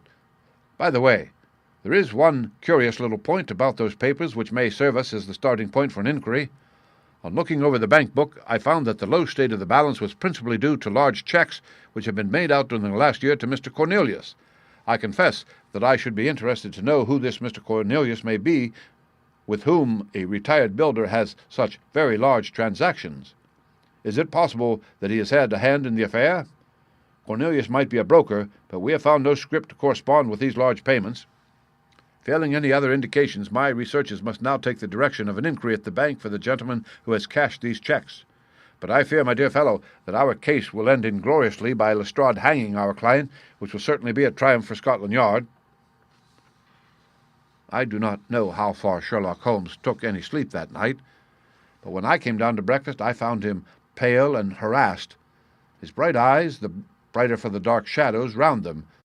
The carpet round his chair was littered with cigarette ends, and with the early editions of the morning papers. An open telegram lay upon the table. "What do you think of this, Watson?" he asked, tossing it across. It was from Norwood, and ran as follows. "Important, fresh evidence to hand. MacFarlane's guilt definitely established. Advise you to abandon case. Lestrade." "This sounds serious," said I. "It is Lestrade's little cock-a-doodle of victory," Holmes answered, with a bitter smile. "And yet it may be premature to abandon the case. After all, important fresh evidence is a two-edged thing, and may possibly cut in a very different direction to that which Lestrade imagines. Take your breakfast, Watson, and we will go out together and see what we can do. I feel as if I shall need your company and your moral support today." My friend had no breakfast himself, for it was one of his peculiarities that in his more intense moments he would permit himself no food, and I have known him presume upon his iron strength until he has fainted from pure inanition. "At present I cannot spare energy and nerve force for digestion," he would say, in answer to my medical remonstrances. I was not surprised, therefore, when this morning he left his untouched meal behind him and started with me for Norwood. A crowd of morbid sightseers were still gathered around Deepdene House, which was just a suburban villa as I had pictured. Within the gates Lestrade met us, his face flushed with victory, his manner grossly triumphant. "Well, Mr. Holmes, have you proved us to be wrong yet? Have you found your tramp?" he cried. "I have formed no conclusion whatever," my companion answered, "but we formed ours yesterday, and now it proves to be correct. So you must acknowledge that we have been a little in front of you this time, Mr. Holmes." "You certainly have the air of something unusual having occurred," said Holmes. Lestrade laughed loudly. "You don't like being beaten any more than the rest of us do," said he. A man can't expect always to have it his own way, can he, Dr. Watson? Step this way, if you please, gentlemen, and I think I can convince you once and for all that it was John McFarlane who did this crime." He led us through the passage and out into a dark hall beyond. "This is where young McFarlane must have come out to get his hat after the crime was done," said he. "Now look at this." With dramatic suddenness, he struck a match and by its light exposed a stain of blood upon the whitewashed wall. As he held the match nearer, I saw that it was more than a stain. It was the well-marked print of a thumb. "Look at that with your magnifying glass, Mr. Holmes." "Yes, I am doing so. You are aware that no two thumb marks are alike? I have heard something of the kind. Well, then, will you please compare that print with this wax impression of young McFarlane's right thumb taken by my orders this morning?" As he held the waxen print close to the blood stain, it did not take a magnifying glass to see that the two were undoubtedly from the same thumb. It was evident to me that our unfortunate client was lost. "That is final," said Lestrade. "Yes, that is final," I involuntarily echoed. "It is final," said Holmes. Something in his tone caught my ear, and I turned to look at him. An extraordinary change had come over his face. It was writhing with inward merriment. His two eyes were shining like stars. It seemed to me that he was making desperate attempts to restrain a convulsive attack of laughter. Dear me," he said at last. "Well now, who would have thought it? And how deceptive appearances may be, to be sure. Such a nice young man to look at. It is a lesson to us not to trust our own judgment, is it not, Lestrade?" "Yes, some of us are a little too much inclined to be cocksure, Mr. Holmes," said Lestrade. "The man's insolence was maddening, but we could not resent it. What a providential thing that this young man should press his right thumb against the wall in taking his hat from the peg. Such a very natural action, too, if you come to think of it." Holmes was outwardly calm, but his whole body gave a wriggle of suppressed excitement as he spoke. "By the way, Lestrade, who made this remarkable discovery?" "It was the housekeeper, Mrs. Lexington, who drew the night constable's attention to it." "Where was the night constable?" "He remained on guard in the bedroom where the crime was committed so as to see that nothing was touched." "But why didn't the police see this mark yesterday?"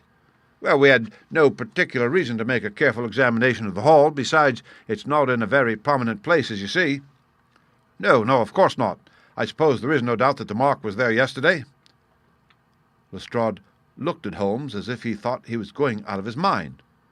I confess that I was myself rather surprised both at his hilarious manner and at his rather wild observation. "I don't know whether you think that McFarlane came out of jail in the dead of the night in order to strengthen the evidence against himself," said Lestrade.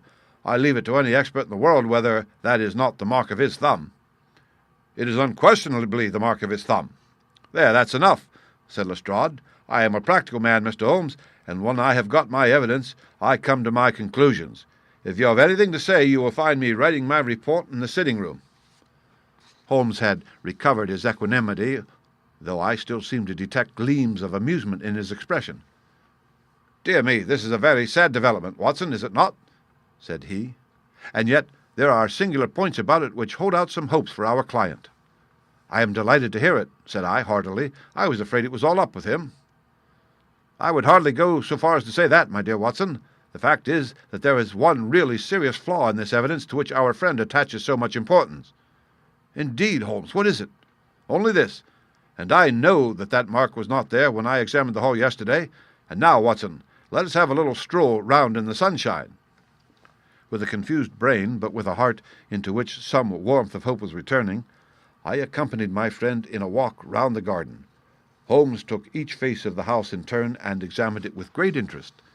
He then led the way inside and went over the whole building from basement to attics. Most of the rooms were unfurnished, but nonetheless Holmes inspected them all minutely. Finally, on the top corridor, which ran outside 3 untenanted bedrooms, he again was seized with a spasm of merriment. "There are really some very unique features about this case, Watson," said he. "I think it is time now that we took our friend Lestrade into our confidence.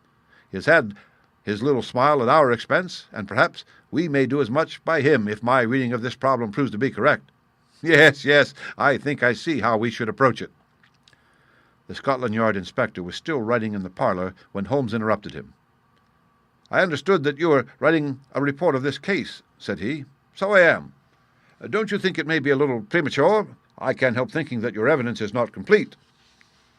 Lestrade knew my friend too well to disregard his words. He laid down his pen and looked curiously at him. "What do you mean, Mr. Holmes?" "Only that there is an important witness whom you have not seen." "Can you produce him?" "I think I can." "Then do so. I will do my best. How many constables have you?" "There are 3 within call." "Excellent," said Holmes. "May I ask if they are all large, able-bodied men with powerful voices?" "I have no doubt they are, though I fail to see what their voices have to do with it." "Perhaps I can help you to see that, and 1 or 2 other things as well," said Holmes. "Kindly summon your men, and I will try." 5 minutes later, 3 policemen had assembled in the hall. "In the outhouse you will find a considerable quantity of straw," said Holmes. "I will ask you to carry in 2 bundles of it. I think it will be of the greatest assistance in providing the witness whom I require." "Thank you very much. I believe you have some matches in your pocket, Watson. Now, Mr. Lestrade, I will ask you all to accompany me to the top landing." As I have said, there was a broad corridor there, which ran outside 3 empty bedrooms. At one end of the corridor we were all marshalled by Sherlock Holmes, the constables grinning and Lestrade staring at my friend with amazement, expectation, and derision chasing each other across his features. Holmes stood before us with the air of a conjurer who is performing a trick. "Would you kindly send one of your constables for 2 buckets of water? Put the straw on the floor here, free from the wall on either side. Now I think that we are all ready." Lestrade's face had begun to grow red and angry. "I don't know what you're playing a game with us or not, Mr. Holmes," said he. "If you know anything, you can surely say it without all this tomfoolery." "I assure you, my good Lestrade, that I have an excellent reason for everything that I do. You may possibly remember that you chaffed me a little some hours ago when the sun seemed on your side of the hedge, so you must not grudge me a little pomp and ceremony now. Might I ask you, Watson, to open that window and then to put a match to that edge of the straw?" I did so, and driven by the draught, a coil of grey smoke swirled down the corridor while the dry straw crackled and flamed. "Now we must see if we can find this witness for you, Lestrade. Might I ask you all to join in the cry of 'Fire'? Now then, 1, 2, 3, fire!" we all yelled. "Thank you. I will trouble you once again. Fire!" Just once more, gentlemen, and all together. "Fire!" The shout must have rung over Norwood. It had hardly died away when an amazing thing happened. A door suddenly flew open out of what appeared to be a solid wall at the end of the corridor, and a little wizened man darted out of it like a rabbit out of its burrow. "Capital!" said Holmes calmly. "Watson, a bucket of water over the straw. That will do. Lestrade, allow me to present you with your principal missing witness, Mr. Jonas Oldacre." The detective stared at the newcomer with blank amazement. The latter was blinking in the bright light of the corridor and peering at us and at the smouldering fire. It was an odious face, crafty, vicious, malignant, with shifty light grey eyes and white eyelashes. "What's this, then?" said Lestrade at last. "What have you been doing all this time, eh?" Oldacre gave an uneasy laugh, shrinking back from the furious red face of the angry detective. "I have done no harm. No harm? You have done your best to get an innocent man hanged. If it wasn't for this gentleman here, I'm not sure that you would not have succeeded." The wretched creature began to whimper. "I am sure, sir, it was only my practical joke." "Oh, a joke, was it? You won't find the laugh on your side, I promise you. Take him down and keep him in the sitting-room while I come. Mr. Holmes," he continued when they had gone, "I could not speak before the constables, but I don't mind saying in the presence of Dr. Watson that this is the brightest thing that you have done yet, though it is a mystery to me how you did it.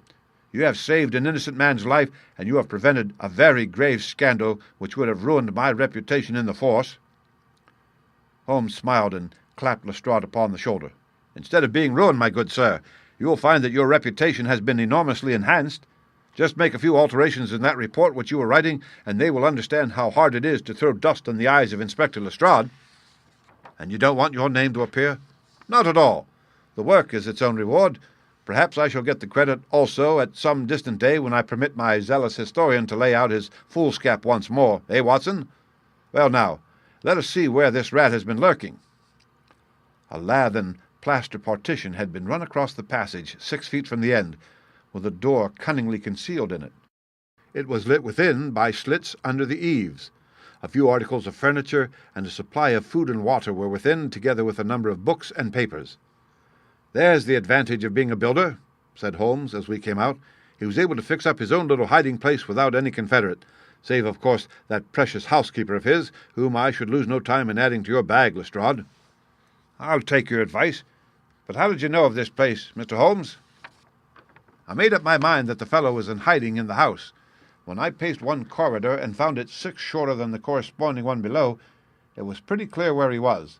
I thought he had not the nerve to lie quiet before an alarm of fire. We could, of course, have gone in and taken him, but it amused me to make him reveal himself. Besides, I owed you a little mystification, Lestrade, for your chaff in the morning." "Well, sir, you certainly got equal with me on that. But how in the world did you know that he was in the house at all?" "The thumb mark, Lestrade. You said it was final, and so it was, in a very different sense. I knew it had not been there the day before. I pay a good deal of attention to matters of detail, as you may have observed, and I had examined the hall and was sure that the wall was clear. Therefore, it had been put on during the night." "But how?" "Very simply. When those packets were sealed up, Jonas Oldacre got McFarlane to secure one of the seals by putting his thumb upon the soft wax. It would be done so quickly and so naturally that I dare say the young man himself has no recollection of it. Very likely it just so happened, and Oldacre had himself no notion of the use he would put it to. Brooding over the case in that den of his, it suddenly struck him what absolutely damning evidence it would make against McFarlane by using that thumb mark.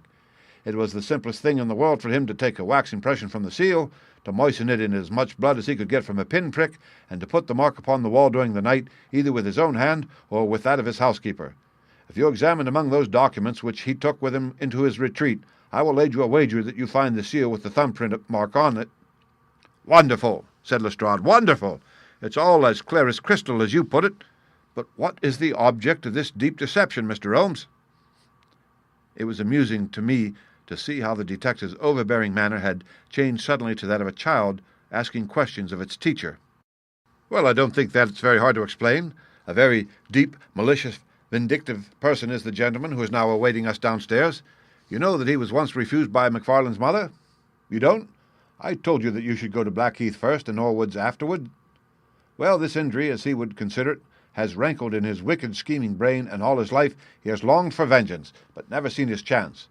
During the last year or two things have gone against him. Secret speculation, I think, and he finds himself in a bad way. He determines to swindle his creditors, and for this purpose he pays large checks to a certain Mr. Cornelius, who is, I imagine, himself under another name. I have not traced those checks yet, but I have no doubt that they were banked under that name at some provincial town where Oldacre from time to time led a double existence. He intended to change his name altogether, draw this money, and vanish, starting again elsewhere." "Well, that's likely enough. It would strike him that in disappearing he might throw all pursuit off his track, and at the same time have an ample and crushing revenge upon his old sweetheart, if he could give the impression that he had been murdered by her only child. It was a masterpiece of villainy, and he carried it out like a master. The idea of the will, which would give an obvious motive for the crime, the secret visit unknown to his own parents, the retention of the stick, the blood, the animal remains, and buttons in the woodpile, all were admirable. It was a net from which it seemed to me a few hours ago that there was no possible escape. But he had not that supreme gift of the artist, the knowledge of when to stop. He wished to improve that which was already perfect, to draw the rope tighter yet round the neck of his unfortunate victim, and so he ruined all. Let us descend, Lestrade. There are just 1 or 2 questions that I would ask him." The malignant creature was seated in his own parlour with a policeman upon each side of him. "It was a joke, my good sir, a practical joke, nothing more," he whined incessantly. "I assure you, sir, that I simply concealed myself in order to see the effect of my disappearance, and I am sure that you would not be so unjust as to imagine that I would have allowed any harm to befall poor young Mr. McFarlane." "That's for a jury to decide," said Lestrade. "Anyhow, we shall have you on a charge of conspiracy, if not for attempted murder." "And you'll probably find that your creditors will impound the banking account of Mr. Cornelius," said Holmes. The little man started and turned his malignant eyes upon my friend. "I have to thank you for a good deal," said he. "Perhaps I'll pay my debt some day." Holmes smiled indulgently. "I fancy that for a few years you will find your time very fully occupied," said he. "By the way, what was it you put into the woodpile beside your old trousers? A dead dog, or rabbits, or what? You won't tell me? Dear me, how very unkind of you. Well, I dare say that a couple of rabbits would account both for the blood and for the charred ashes. If ever you write an account, Watson, you can make rabbits serve your turn." The end. Read by Rick Kishner for Lit2Go on the web at fcit.usf.edu.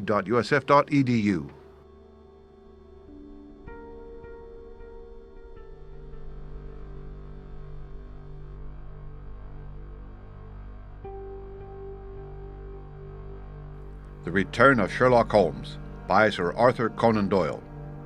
3. The Adventure of the Dancing Men. Editorial note. This story has several references to images that are integral elements of the story itself. These images may be viewed with the accompanying text version of the story found on the same website. Holmes had been seated for some hours in silence with his long, thin-backed, curved over a chemical vessel in which he was brewing a particular malodorous product.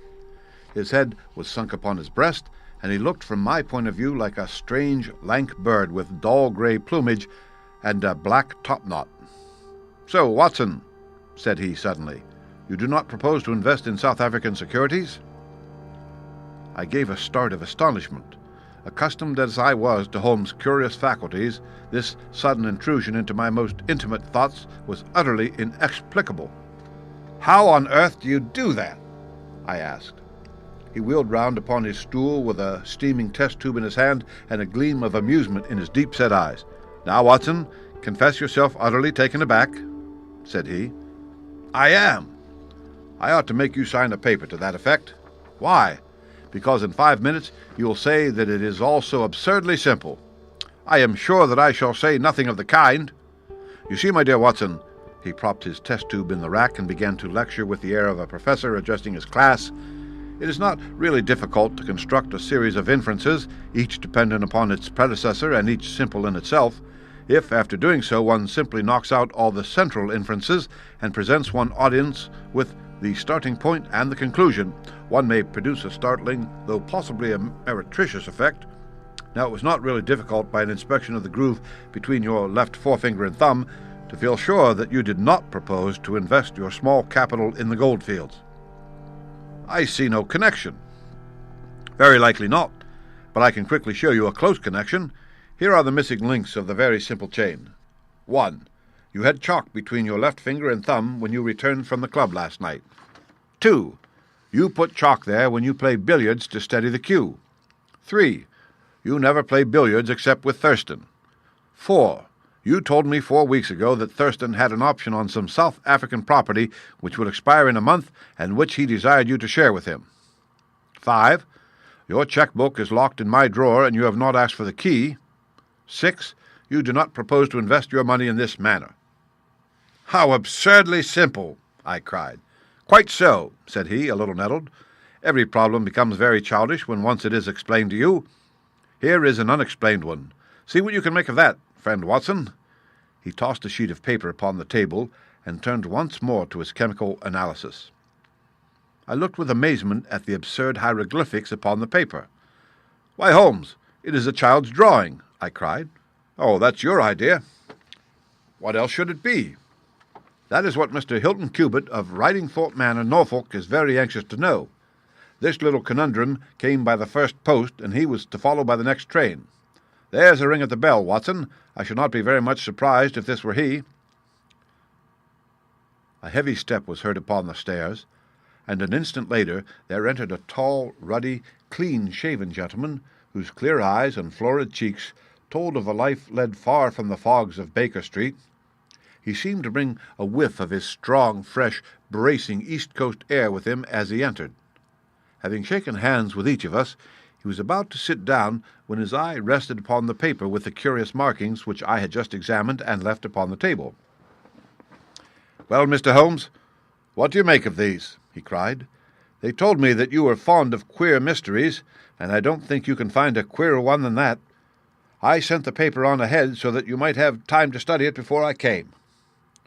"It is rather a curious production," said Holmes. "At first sight it would appear to be some childish prank.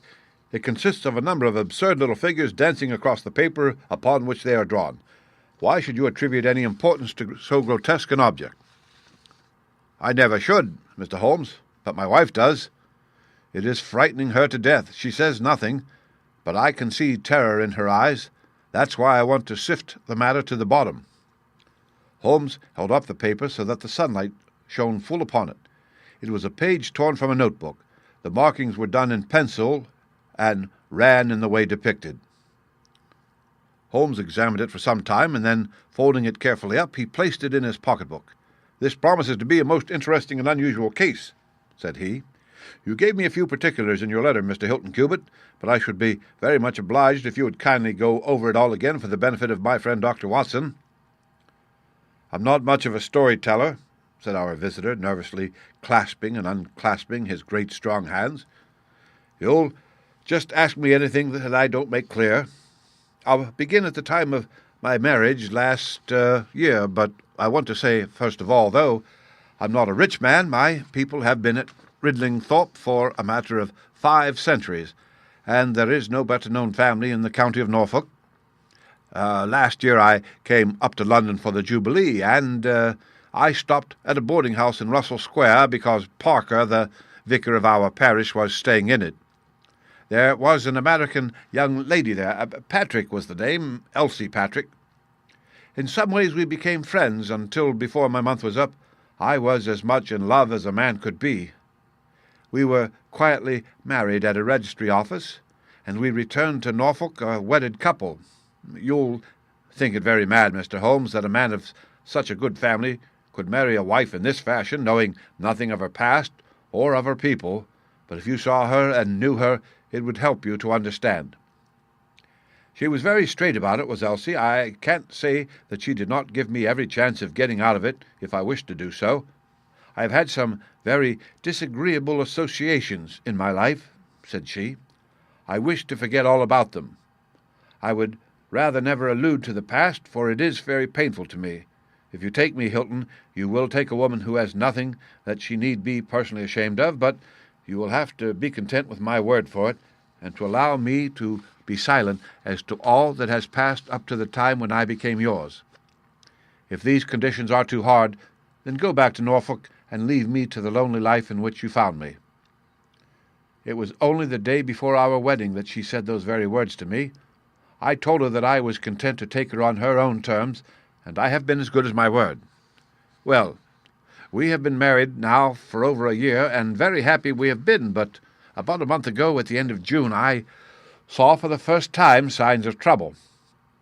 One day my wife received a letter from America.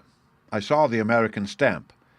She turned deadly white, read the letter, and threw it into the fire. She made no allusion to it afterwards, and I made none, for a promise is a promise. But she has never known an easy hour from that moment. There is always a look of fear upon her face, a look as if she were waiting and expecting. She would do better to trust me. She would find that I was her best friend. But until she speaks, I can say nothing. Mind you, she is a truthful woman, Mr. Holmes, and whatever trouble there may have been in her past life, it has been no fault of hers.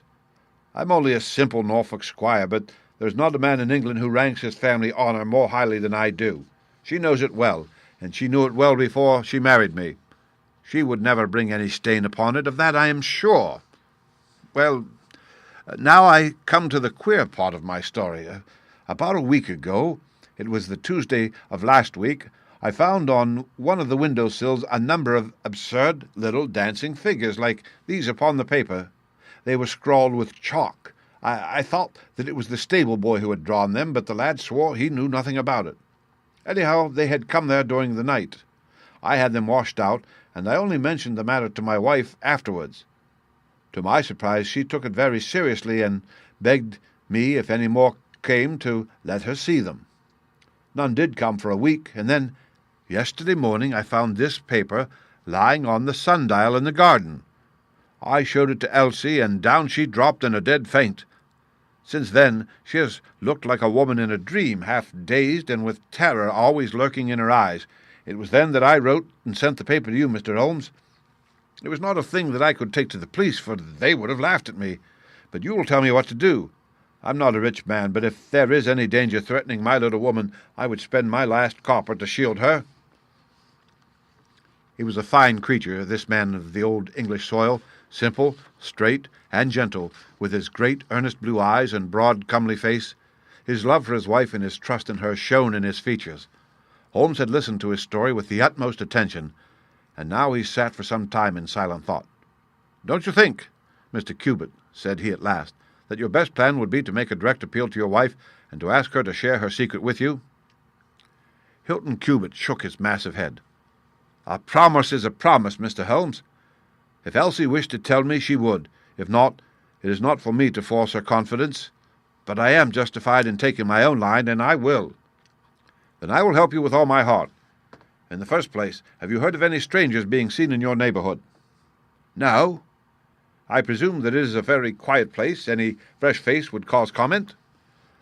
"In the immediate neighbourhood, yes, but we have several small watering places not very far away, and the farmers take in lodgers. These hieroglyphics have evidently a meaning. If it is purely an arbitrary one, it may be impossible for us to solve it. If, on the other hand, it is systematic, I have no doubt that we shall get to the bottom of it. But this particular sample is so short that I can do nothing, and the facts which you have brought me are so indefinite that we have no basis for an investigation. I would suggest that you return to Norfolk, that you keep a keen lookout, and that you take an exact copy of any fresh dancing men which may appear. It is 1,000 pities that we have not a reproduction of those which were done in chalk upon the window-sill. Make a discreet inquiry also as to any strangers in the neighbourhood. When you have collected some fresh evidence, come to me again. That is the best advice which I can give you, Mr. Hilton Cubitt. If there are any pressing fresh developments, I shall be always ready to run down and see you in your Norfolk home." The interview left Sherlock Holmes very thoughtful, and several times in the next few days I saw him take his slip of paper from his notebook and look long and earnestly at the curious figures inscribed upon it. He made no allusion to the affair, however, until one afternoon a fortnight or so later. I was going out when he called me back. "You had better stay here, Watson." "Why?" "Because I had a wire from Mr. Hilton Cubitt this morning. You remember Hilton Cubitt of the Dancing Men? He was to reach Liverpool Street at 1:20. He may be here at any moment. I gather from his wire that there have been some new incidents of importance." We had not long to wait, for our Norfolk squire came straight from the station as fast as a hansom could bring him. He was looking worried and depressed, with tired eyes and a lined forehead. "It's getting on my nerves, this business, Mr. Holmes," said he, as he sank like a wearied man into an armchair. "It's bad enough to feel that you are surrounded by unseen, unknown folk who have some kind of design upon you, but when, in addition to that, you know that it is just killing your wife by inches, then it becomes as much as flesh and blood can endure. She's wearing away under it, just wearing away before my eyes." "Has she said anything yet?" "No, Mr. Holmes, she has not, and yet there have been times when the poor girl has wanted to speak, and yet could not quite bring herself to take the plunge. I have tried to help her, but I dare say I did it clumsily and scared her off from it. She has spoken about my old family and our reputation in the county and our pride in our unsullied honour, and I always felt it was leading to the point, but somehow it turned off before we got there." "But you have found out something for yourself?" "A good deal, Mr. Holmes, and I have several fresh dancing men pictures for you to examine, and what is more important, I have seen the fellow." "What, the man who draws them?" Yes, I saw him at his work, but I will tell you everything in order. When I got back after my visit to you, the very first thing I saw next morning was a fresh crop of dancing men. They had been drawn in chalk upon the black wooden door of the tool-house which stands beside the lawn in full view of the front windows. I took an exact copy, and here it is." He unfolded a paper and laid it upon the table. "Here is a copy of the hieroglyphics." "Excellent," said Holmes. "Excellent. Pray, continue." "Well, when I had taken the copy, I rubbed out the marks, but 2 mornings later a fresh inscription had appeared. I have a copy of it as well here." Holmes rubbed his hands at this copy and chuckled with delight. Our material is rapidly accumulating," said he. 3 days later a message was left scrawled upon paper and placed under a pebble upon the sundial. Here it is. The characters are, as you see, exactly the same as the last one. After that I determined to lie in wait, so I got out my revolver, and I sat up in my study, which overlooks the lawn and garden. About 2 in the morning I was seated by the window, all being dark save for the moonlight outside, when I heard steps behind me, and there was my wife in her dressing-gown. She implored me to come to bed. I told her frankly that I wished to see who it was who played such absurd tricks upon us. She answered that it was some senseless practical joke, and that I should not take any notice of it. If it really annoys you, Hilton, we might go and travel, you and I, and so avoid this nuisance." "What, be driven out of our own house by a practical joker?" said I. "Why, we should have the whole county laughing at us." "Well, come to bed," said she, "and we can discuss it in the morning." Suddenly, as she spoke, I saw her white face grow whiter yet in the moonlight, and her hand tightened upon my shoulder. Something was moving in the shadow of the tool-house. I saw a dark, creeping figure which crawled round the corner and squatted in front of the door.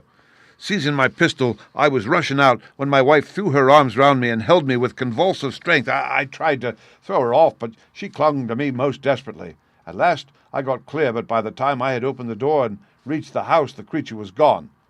He had left a trace of his presence, however, for there on the door was the very same arrangement of dancing men which had already twice appeared, and which I have copied on that paper.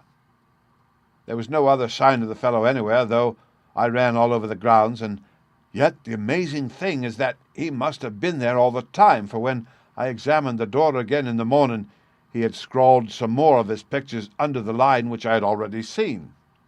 Have you that fresh drawing?" "Yes, it is very short, but I made a copy of it. Here it is." Again he produced a paper. The new dance was in the form depicted here.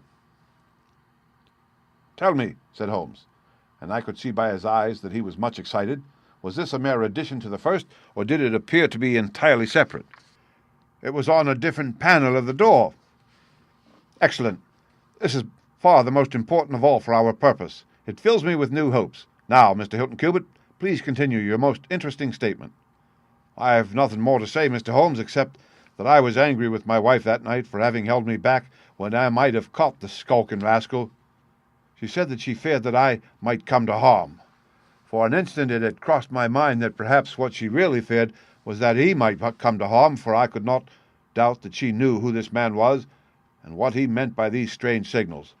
But there is a tone in my wife's voice, Mr. Holmes, and a look in her eyes which forbid doubt, and I am sure that it was indeed my own safety that was in her mind. There's the whole case, and now I want your advice as to what I ought to do. My own inclination is to put 6 of my farm lads in the shrubbery, and when this fellow comes again, to give him such a hiding that he will leave us in peace for the future." "I fear it is too deep a case for such simple remedies," said Holmes. "How long can you stay in London?" I must go back today. I would not leave my wife alone all night for anything. She is very nervous and begged me to come back." "I dare say you are right, but if you could have stopped, I might possibly have been able to return with you in a day or two. Meanwhile, you will leave me these papers, and I think that it is very likely that I shall be able to pay you a visit shortly and to throw some light upon your case." Sherlock Holmes preserved his calm professional manner until our visitor had left us, although it was easy for me, who knew him so well, to see that he was profoundly excited. The moment that Hilton Cubitt's broad back had disappeared through the door, my comrade rushed to the table, laid out all the slips of paper containing dancing men in front of him, and threw himself into an intricate and elaborate calculation. For 2 hours I watched him as he covered sheet after sheet of paper with figures and letters, so completely absorbed in his task that he had evidently forgotten my presence. Sometimes he was making progress, and whistled and sang at his work. Sometimes he was puzzled, and would sit for long spells with a furrowed brow and a vacant eye. Finally he sprang from his chair with a cry of satisfaction, and walked up and down the room rubbing his hands together. Then he wrote a long telegram upon a cable form. "If my answer to this is as I hope, you will have a very pretty case to add to your collection, Watson," said he. "I expect that we will be able to go down to Norfolk tomorrow, and to take our friend some very definite news as to the secret of his annoyance." I confess that I was filled with curiosity, but I was aware that Holmes liked to make his disclosures at his own time and in his own way, so I waited until it should suit him to take me into his confidence. But there was a delay in that answering telegram, and 2 days of impatience followed, during which Holmes pricked up his ears at every ring of the bell. On the evening of the 2nd there came a letter from Hilton Cubitt. All was quiet with him, save that a long inscription had appeared that morning upon the pedestal of the sundial.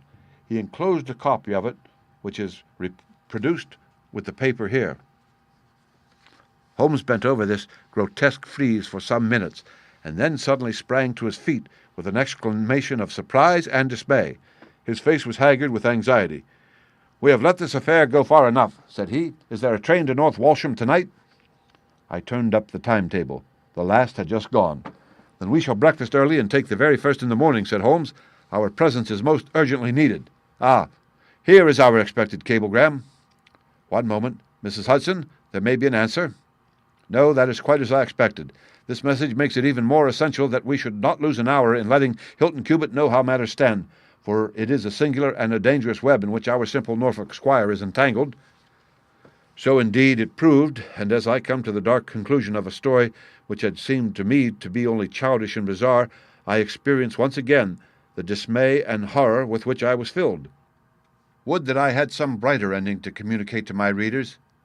But these are the chronicles of fact, and I must follow to their dark crises the strange chain of events which for some days made Ridlingthorpe Manor a household word through the length and breadth of England. We had hardly alighted at North Walsham and mentioned the name of our destination when the station master hurried towards us. "I suppose that you are the detectives from London?" said he. A look of annoyance passed over Holmes' face. "What makes you think such a thing?" "Because Inspector Martin from Norwich has just passed through. But maybe you are the surgeons. She's not dead, or wasn't by last accounts. You may be in time to save her yet, though it be for the gallows." Holmes' brow was dark with anxiety. "We are going to Ridlingthorpe Manor," said he, "but we have heard nothing of what has passed there." "It's a terrible business," said the station master. "They are shot, both Mr. Hilton Cubitt and his wife. She shot him and then herself, so the servants say. He's dead, and her life is despaired of. Dear, dear, one of the oldest families in the county of Norfolk, and one of the most honoured." Without a word, Holmes hurried to a carriage, and during the long 7 miles' drive he never opened his mouth. Seldom have I seen him so utterly despondent. He had been uneasy during all our journey from town, and I had observed that he had turned over the morning papers with anxious attention, but now this sudden realization of his worst fears left him in a blank melancholy. He leaned back in his seat, lost in gloomy speculation.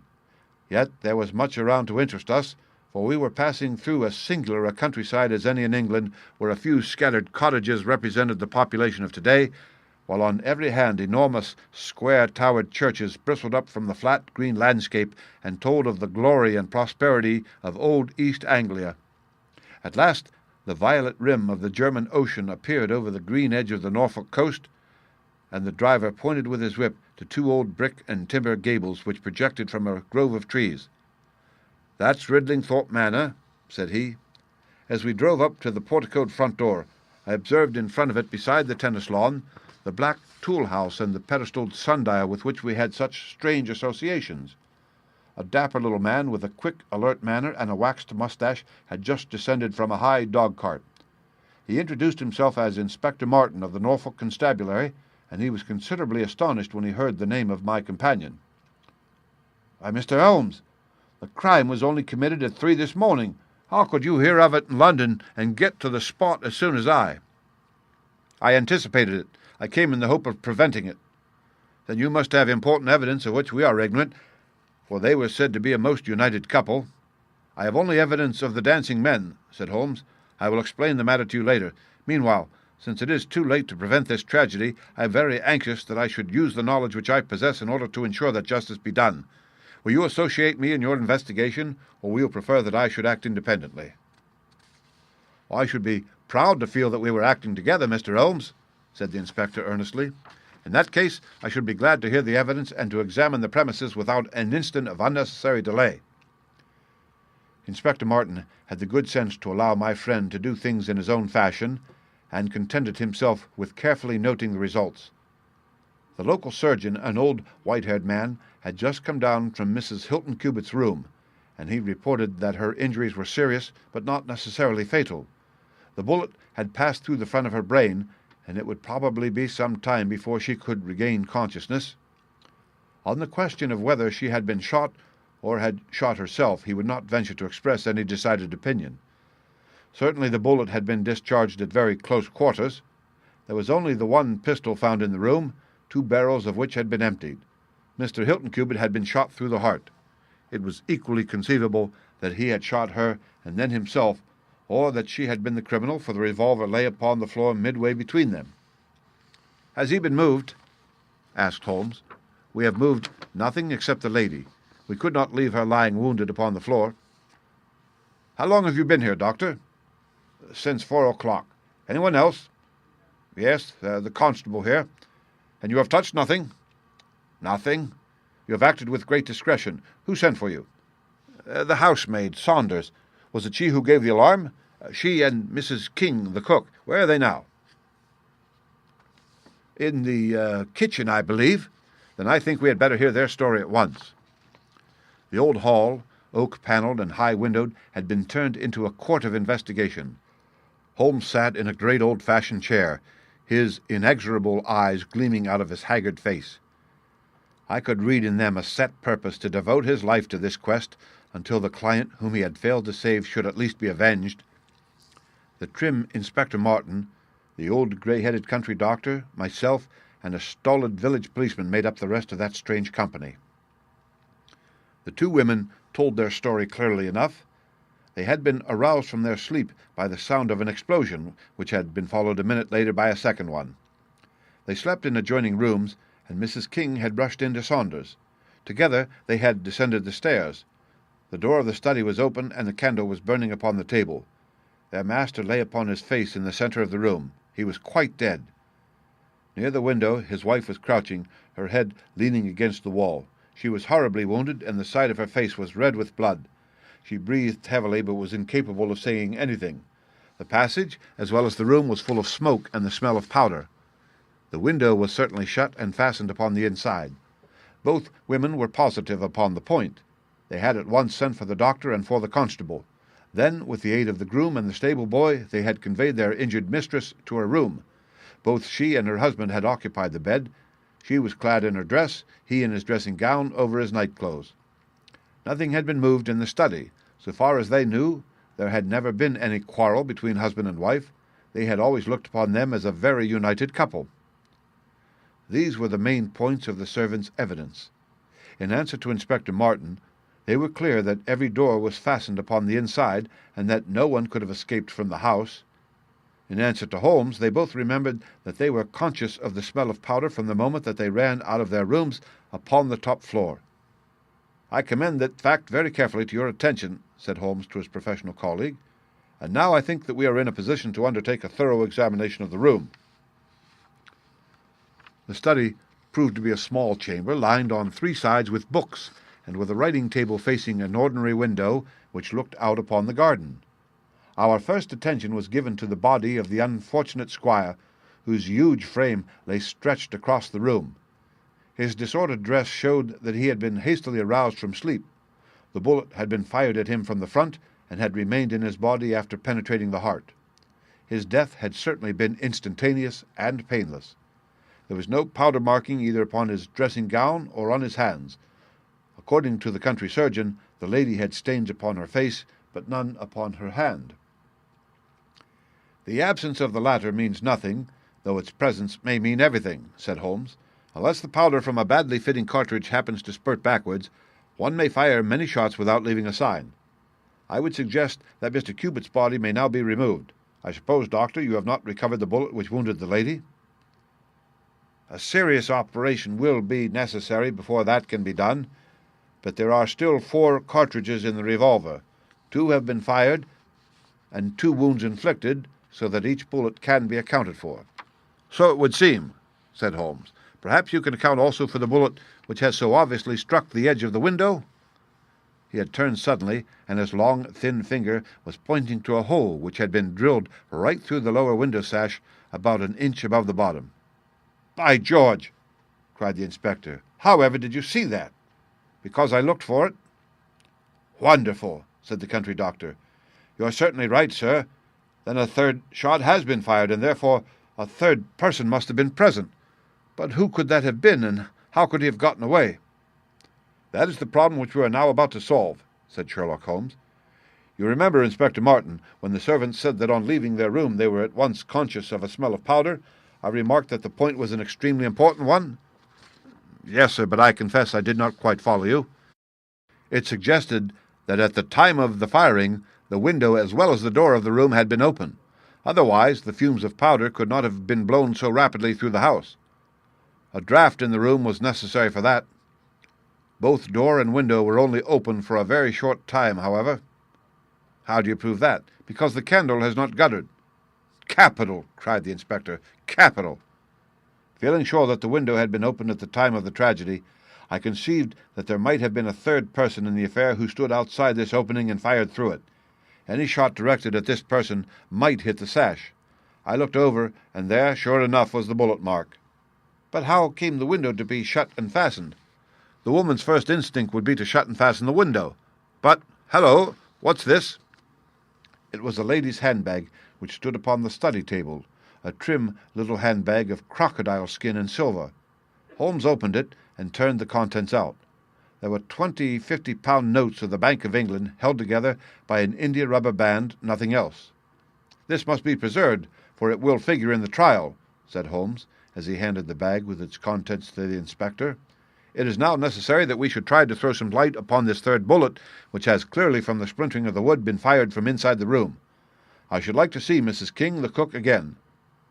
"You said, Mrs. King, that you were awakened by a loud explosion. When you said that, did you mean that it seemed to you to be louder than the second one?" "Well, sir, it awakened me from my sleep, and so it is hard to judge, but it did seem very loud." "You don't think that it might have been two shots fired almost at the same instant?" "I'm sure I couldn't say, sir." "I believe that it was undoubtedly so. I rather think, Inspector Martin, that we have now exhausted all that this room can teach us. If you will kindly step round with me, we shall see what fresh evidence the garden has to offer." A flower bed extended up to the study window, and we all broke into an exclamation as we approached it. The flowers were trampled down, and the soft soil was imprinted all over with footmarks. Large masculine feet they were, with peculiarly long, sharp toes. Holmes hunted about among the grass and leaves like a retriever after a wounded bird. Then, with a cry of satisfaction, he bent forward and picked up a little brazen cylinder. "I thought so," said he. "The revolver had an ejector, and here is the third cartridge. I really think, Inspector Martin, that our case is almost complete." The country inspector's face had shown his intense amazement at the rapid and masterful progress of Holmes' investigation. At first he had shown some disposition to assert his own position, but now he was overcome with admiration and ready to follow without question wherever Holmes led. "Whom do you suspect?" he asked. "I'll go into that later. There are several points in this problem which I have not been able to explain to you yet. Now that I have got so far, I had best proceed on my own lines, and then clear the whole matter up once and for all." "Just as you wish, Mr. Holmes, as long as we get our man. I have no desire to make mysteries, but it is impossible at the moment of action to enter into a long and complex explanation. I have the threads of this affair all in my hand. Even if this lady should never recover consciousness, we can still reconstruct the events of last night and ensure that justice be done. First of all, I wish to know whether there is any inn in this neighborhood known as Elridge's." The servants were cross-questioned, but none of them had heard of such a place. The stable-boy threw a light upon the matter by remembering that a farmer of that name lived some miles off in the direction of East Ruston. "Is it a lonely farm?" "Very lonely, sir." "Perhaps they have not heard yet of all that has happened here during the night?" "Maybe not, sir." Holmes thought for a little, and then a curious smile played over his face. "Saddle a horse, my lad," said he. "I shall wish you to take a note to Elridge's farm." He took from his pocket the various slips of the dancing men. With these in front of him, he worked for some time at the study table. Finally, he handed a note to the boy with directions to put it into the hands of the person to whom it was addressed, and especially to answer no questions of any sort which might be put to him. I saw the outside of the note addressed in straggling, irregular characters, very unlike Holmes' usual precise hand. It was consigned to Mr. Abe Slaney, Aldridge's Farm, East Ruston, Norfolk. "I think, Inspector," Holmes remarked, "that you would do well to telegraph for an escort, as, if my calculations prove to be correct, you may have a particularly dangerous prisoner to convey to the county jail. The boy who takes this note could no doubt forward your telegram, if there is an afternoon train to town. Watson, I think we should do well to take it, as I have a chemical analysis of some interest to finish, and this investigation draws rapidly to a close." When the youth had been dispatched with the note, Sherlock Holmes gave his instructions to the servants. If any visitor were to call asking for Mrs. Hilton Cubitt, no information should be given as to her condition, but he was to be shown at once into the drawing-room. He impressed these points upon them with utmost earnestness. Finally, he led the way into the drawing-room with the remark that the business was now out of our hands, and that we must while away the time as best we might until we could see what was in store for us. The doctor had departed to his patients, and only the inspector and myself remained. "I think that I can help you to pass an hour in an interesting and profitable manner," said Holmes, drawing his chair up to the table and spreading out in front of him the various papers upon which were recorded the antics of the dancing men. "As to you, friend Watson, I owe you every atonement for having allowed your natural curiosity to remain so long unsatisfied. To you, Inspector, the whole incident may appeal as a remarkable professional study. I must tell you first of all the interesting circumstances connected with the previous consultation which Mr. Hilton Cubitt has had with me in Baker Street." He then shortly recapitulated the facts which have already been recorded. "I have here in front of me these singular productions, at which one might smile had they not proved themselves to be the forerunners of so terrible a tragedy. I am fairly familiar with all forms of secret writings, and am myself the author of a trifling monograph upon the subject, in which I analyze 160 separate ciphers, but I confess that this is entirely new to me. The object of those who invented the system has apparently been to conceal that these characters convey a message, and to give the idea that they are the mere random sketches of children. Having once recognized, however, that the symbols stood for letters, and having applied the rules which guide us in all forms of secret writings, the solution was easy enough. The first message submitted was so short that it was impossible for me to do more than to say with some confidence that the symbol XXX stood for E. As you are aware, E is the most common letter in the English alphabet, and it predominates to so marked an extent that even in a short sentence one would expect to find it most often. Out of 15 symbols in the first message, 4 were the same, so it was reasonable to set this down as E. It is true that in some cases the figure was bearing a flag and in some cases not, but it was probable from the way in which the flags were distributed that these were used to break the sentence up into words. I accepted this as a hypothesis and noted that E was represented by XXX. But now came the real difficulty of the inquiry.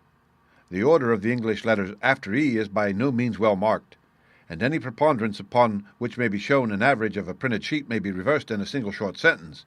Speaking roughly, T, A, O, I, N, S, H, R, D, and L are the numerical order in which letters occur, but T, A, O, and I are very nearly abreast of each other, and it would be an endless task to try each combination until a meaning was arrived at. I therefore waited for fresh material. In my second interview with Mr. Hilton Cubitt, he was able to give me 2 other short sentences and one message which appeared, since there was no flag, to be a single word. Here are the symbols.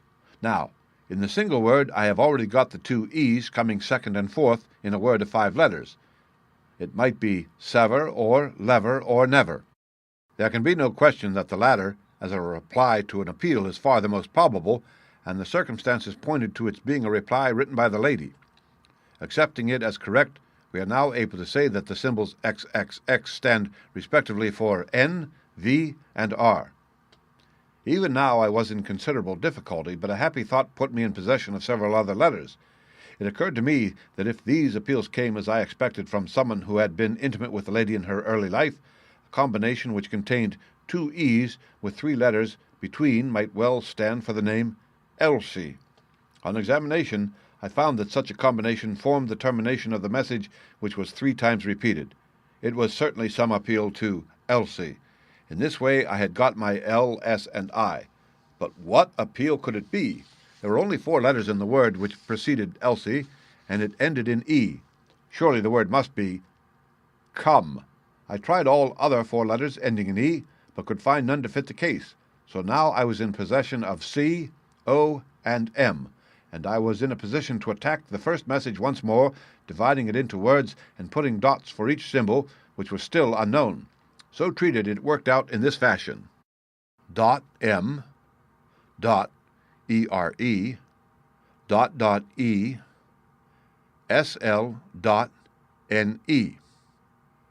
Now the first letter can only be an A, which is the most useful discovery, since it occurs no fewer than 3 times in this short sentence, and the H is also apparent in the second word.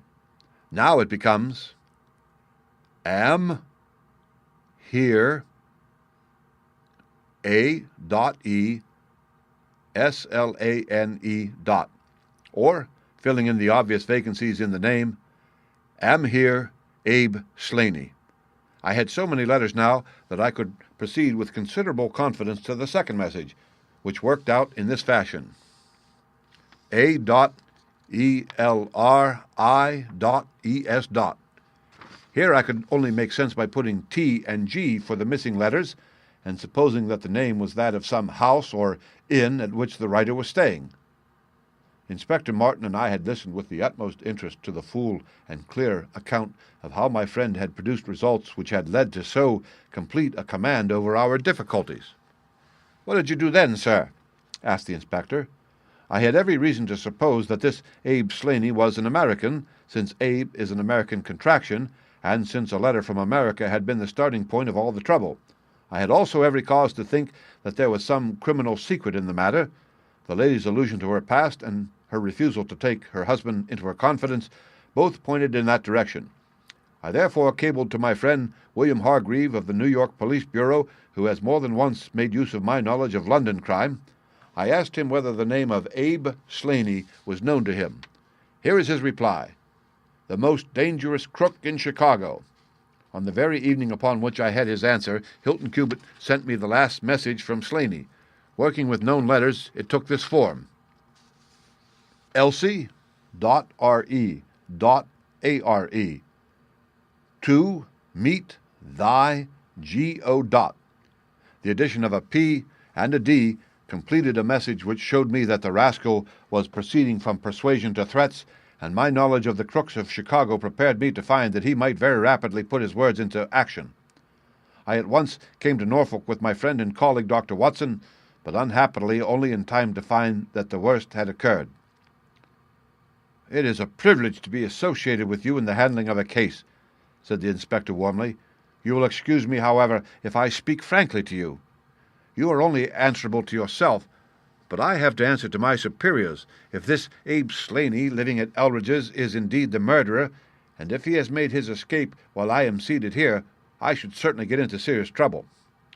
"You need not be uneasy. He will not try to escape." "How do you know? To fly would be a confession of guilt. Then let us go to arrest him." "I expect him here every instant." "But why should he come?" "Because I have written and asked him."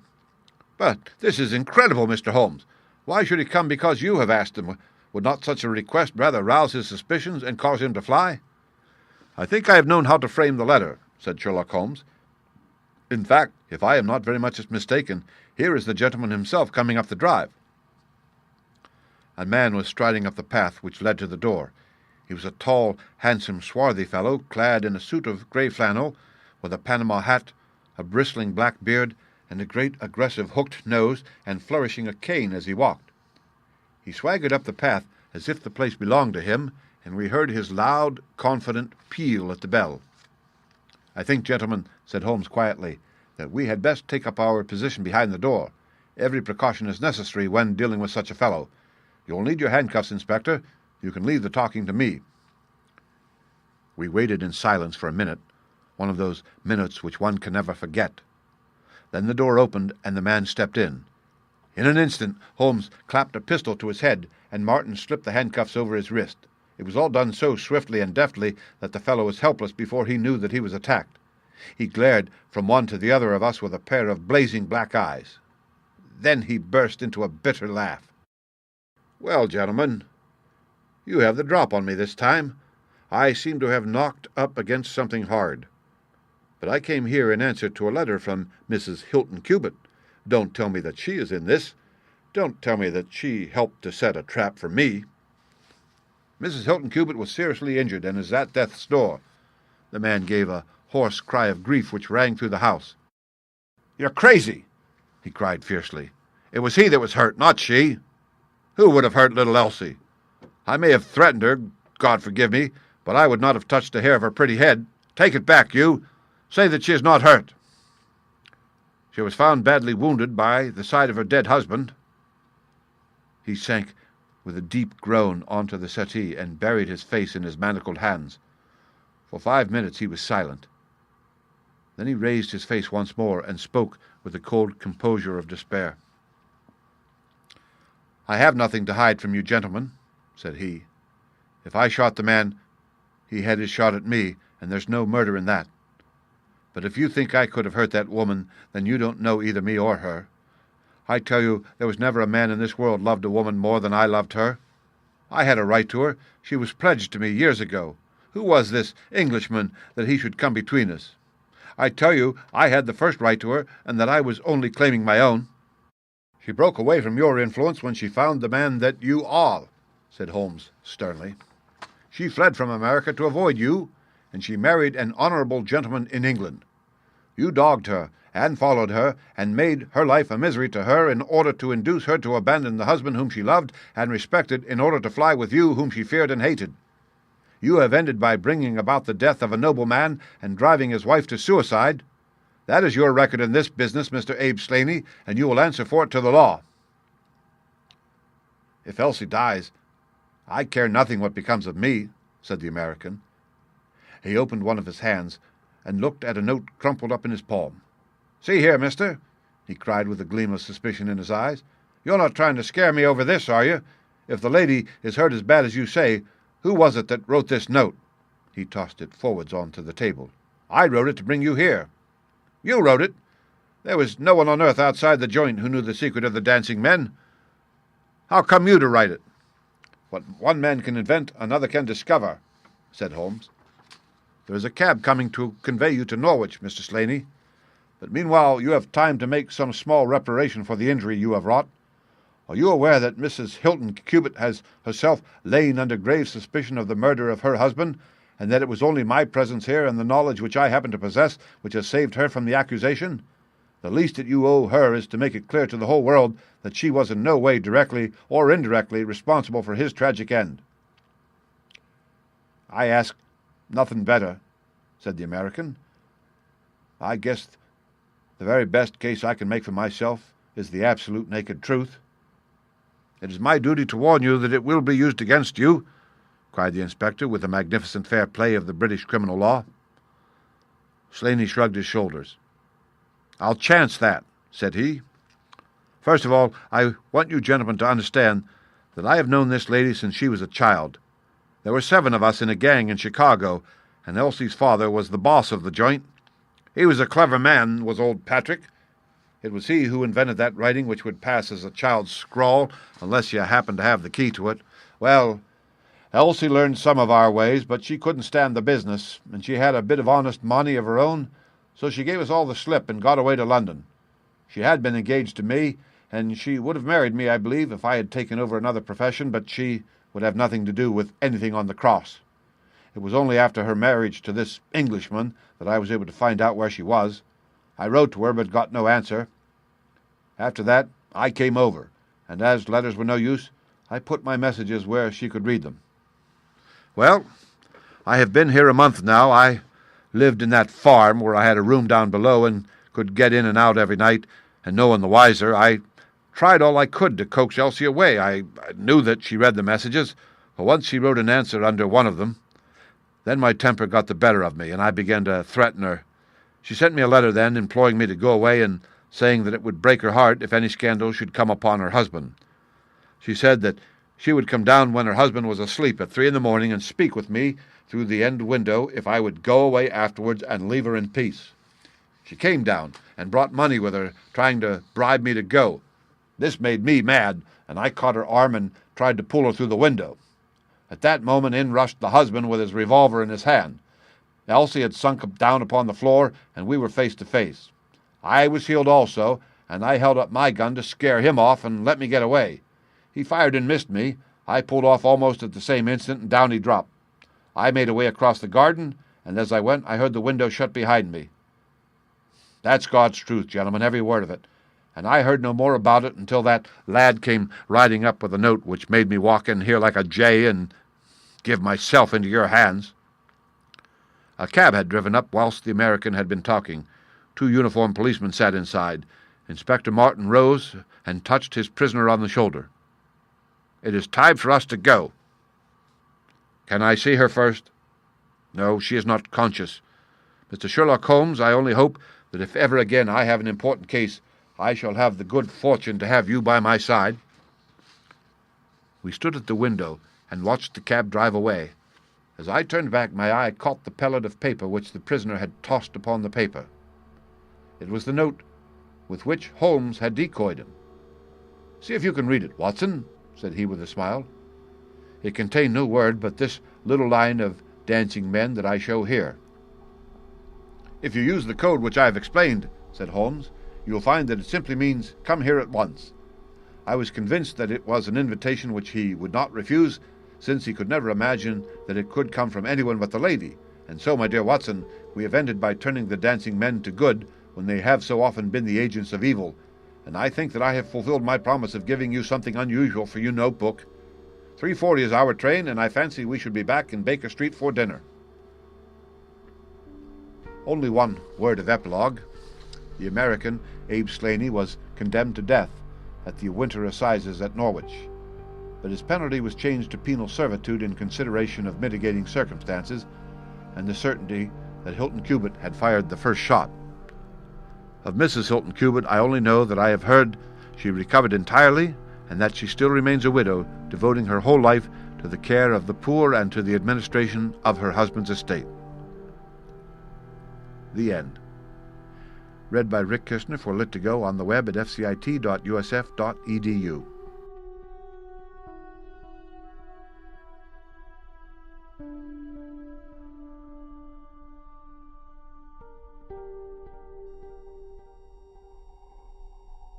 The Return of Sherlock Holmes by Sir Arthur Conan Doyle. 4. The Adventure of the Solitary Cyclist. From the years 1894 to 1901 inclusive, Mr. Sherlock Holmes was a very busy man. It is safe to say that there was no public case of any difficulty in which he was not consulted during those 8 years, and there were hundreds of private cases, some of them of the most intricate and extraordinary character, in which he played a prominent part. Many startling successes and a few unavoidable failures were the outcome of this long period of continuous work.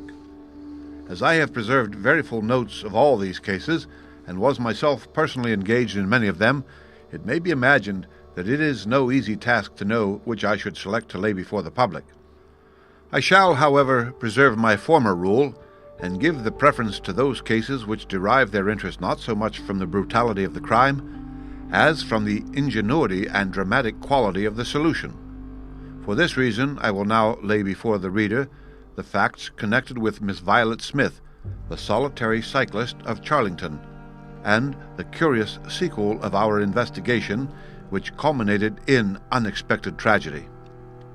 It is true that the circumstances did not admit of any striking illustration of those powers for which my friend was famous, but there were some points about the case which made it stand out in these long narratives of crime from which I gather the material for these little narratives. On referring to my notebook for the year 1895, I find that it was upon Saturday, the 23rd of April, that we first heard of Miss Violet Smith. Her visit was, I remember, extremely unwelcome to Holmes, for he was immersed at the moment in a very abstruse and complicated problem concerning the peculiar persecution to which John Vincent Harden, the well-known tobacco millionaire, had been subjected. My friend, who loved above all things precision and concentration of thought, resented anything which distracted his attention from the matter in hand. And yet, without a harshness which was foreign to his nature, It was impossible to refuse to listen to the story of the young and beautiful woman, tall, graceful, and queenly, who presented herself at Baker Street late in the evening and implored his assistance and advice. It was vain to urge that his time was already fully occupied, for the young lady had come with the determination to tell her story, and it was evident that nothing short of force could get her out of the room until she had done so. With a resigned air and a somewhat weary smile, Holmes begged the beautiful intruder to take a seat and to inform us what it was that was troubling her. "At least it cannot be your health," said he, as his keen eyes darted over her. "So ardent a bicyclist must be full of energy." She glanced down in surprise at her own feet, and I observed the slight roughening of the side of the sole caused by the friction of the edge of the pedal. "Yes, I bicycle a good deal, Mr. Holmes, and that has something to do with my visit to you today."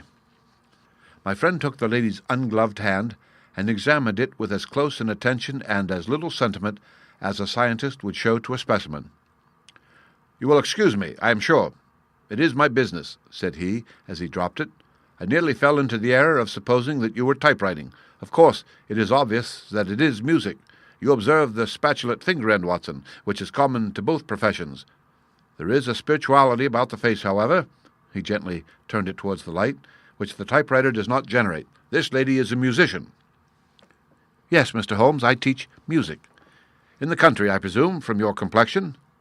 "Yes, sir, near Farnham, on the borders of Surrey.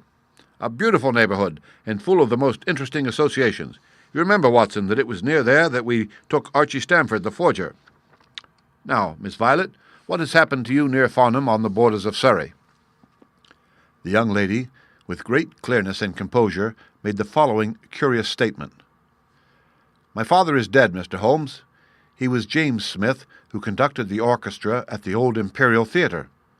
My mother and I were left without a relation in the world except one uncle, Ralph Smith, who went to Africa 25 years ago, and we have never had a word from him since. When father died, we were left very poor, but one day we were told that there was an advertisement in the Times inquiring for our whereabouts. You can imagine how excited we were, for we thought that someone had left us a fortune. We went at once to the lawyer whose name was given in the paper. There we met two gentlemen, Mr. Carruthers and Mr. Woodley, who were home on a visit from South Africa. They said that my uncle was a friend of theirs, that he died some months before in great poverty in Johannesburg, and that he had asked them with his last breath to hunt up his relations and see that they were in no want. It seemed strange to us that Uncle Ralph, who took no notice of us when he was alive, should be so careful to look after us when he was dead, but Mr. Carruthers explained that the reason was that my uncle had just heard of the death of his brother, and so felt responsible for our fate." "Excuse me," said Holmes. "When was this interview?" "Last December, 4 months ago." "Pray proceed." "Mr. Woodley seemed to me to be a most odious person. He was for ever making eyes at me, a coarse, puffy-faced, red-moustached young man with his hair plastered down on each side of his forehead. I thought that he was perfectly hateful, and I was sure that Cyril would not wish me to know such a person." "Oh, Cyril is his name," said Holmes, smiling. The young lady blushed and laughed. "Yes, Mr. Holmes, Cyril Morton, an electrical engineer, and we hope to be married at the end of the summer. Dear me, how did I get talking about him? What I wished to say was that Mr. Woodley was perfectly odious, but that Mr. Carruthers, who was a much older man, was more agreeable. He was a dark, sallow, clean-shaven, silent person, but he had polite manners and a pleasant smile. He inquired how we were left, and on finding that we were very poor, he suggested that I should come and teach music to his only daughter, aged 10. I said that I did not like to leave my mother, on which he suggested that I should go home to her every weekend, and he offered me 100 a year, which was certainly splendid pay. So it ended by my accepting, and I went down to Chilton Grange, about 6 miles from Farnham. Mr. Carruthers was a widower, but he had engaged a lady housekeeper, a very respectable elderly person called Mrs. Dixon, to look after his establishment. The child was a dear, and everything promised well. Mr. Carruthers was very kind and very musical, and we had most pleasant evenings together. Every weekend I went home to my mother in town. The first flaw in my happiness was the arrival of the red-moustached Mr. Woodley. He came for a visit of a week, and, oh, it seemed 3 months to me. He was a dreadful person, a bully to everyone else, but to me something infinitely worse. He made odious love to me, boasted of his wealth, and said that if I married him I would have the finest diamonds in London, and finally, when I would have nothing to do with him, he seized me in his arms one day after dinner. He was hideously strong, and he swore that he would not let me go until I had kissed him. Mr. Carruthers came in and tore him off from me, on which he turned upon his own host, knocking him down and cutting his face open. That was the end of his visit, as you can imagine. Mr. Carruthers apologized to me next day and assured me that I should never be exposed to such an insult again. I have not seen Mr. Woodley since. And now, Mr. Holmes, I come at last to the special thing which has caused me to ask your advice today. You must know that every Saturday forenoon I ride on my bicycle to Farnham Station in order to get the 12:22 to town. The road from Chiltern Grange is a lonely one, and at one spot it is particularly so, for it lies for over a mile between Charlington Heath upon one side and the woods which lie round Charlington Hall upon the other. You could not find a more lonely tract of road anywhere, and it is quite rare to meet so much as a cart or a peasant until you reach the high road near Crooksbury Hill. 2 weeks ago I was passing this place when I chanced to look back over my shoulder, and about 200 yards behind me I saw a man also on a bicycle. He seemed to be a middle-aged man, but with a short, dark beard. I looked back before I reached Farnham, but the man was gone, so I thought no more about it. But you can imagine how surprised I was, Mr. Holmes, when on my return on the Monday I saw the same man on the same stretch of road. My astonishment was increased when the incident occurred again, exactly as before on the following Saturday and Monday. He always kept his distance and did not molest me in any way, but still it certainly was very odd. I mentioned it to Mr. Carruthers, who seemed interested in what I said, and told me that he had ordered a horse and trap, so that in future I should not pass over these lonely roads without some companion. The horse and trap were to have come this week, but for some reason they were not delivered, and again I had to cycle to the station. That was this morning. You can think that I looked out when I came to Charlington Heath, and there, sure enough, was the man, exactly as he had been the 2 weeks before. He always kept so far from me that I could not clearly see his face, but it was certainly someone whom I did not know. He was dressed in a dark suit with a cloth cap. The only thing about his face that I could clearly see was his dark beard. Today I was not alarmed, but I was filled with curiosity, and I determined to find out who he was and what he wanted. I slowed down my machine, but he slowed down his. Then I stopped altogether, but he stopped also. Then I laid a trap for him. There is a sharp turning of the road, and I pedalled very quickly round this, and then I stopped and waited. I expected him to shoot round and pass me before he could stop, but he never appeared. Then I went back and looked round the corner. I could see a mile of road, but he was not on it. To make it the more extraordinary, there was no side road at this point down which he could have gone. Holmes chuckled and rubbed his hands. "This case certainly presents some features of its own," said he. "How much time elapsed between your turning the corner and your discovery that the road was clear?" 2 or 3 minutes. Then he could not have retreated down the road, and you say that there are no side roads?" "None."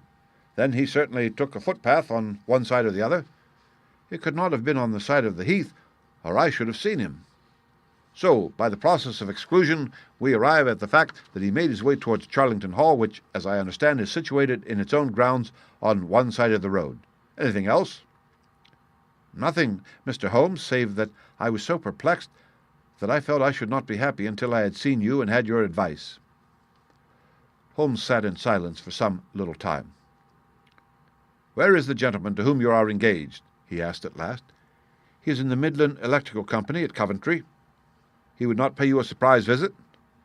"Oh, Mr. Holmes, as if I should not know him." "Have you had any other admirers?" "Several, before I knew Cyril." "And since?" "There was this dreadful man Woodley, if you can call him an admirer." "No one else?" Our fair client seemed a little confused. "Who was he?" asked Holmes. "Oh, it may be a mere fancy of mine, but it has seemed to me sometimes that my employer, Mr. Carruthers, takes a great deal of interest in me. We are thrown rather together. I play his accompaniments in the evening. He has never said anything, He is a perfect gentleman, but a girl always knows." "Ha!" Holmes looked grave. "What does he do for a living?" "He is a rich man." "No carriages or horses?" "Well, at least he is fairly well-to-do, but he goes into the city 2 or 3 times a week. He is deeply interested in South African gold shares." "You will let me know any fresh development, Miss Smith. I am very busy just now, but I will find time to make some inquiries into your case. In the meantime, take no step without letting me know. Goodbye, and I trust that we shall have nothing but good news from you." "It is part of the settled order of nature that such a girl should have followers," said Holmes, as he pulled at his meditative pipe. "But for choice not on bicycles in lonely country roads. Some secretive lover beyond all doubt. But there are curious and suggestive details about the case, Watson." "That he should appear only at that point?"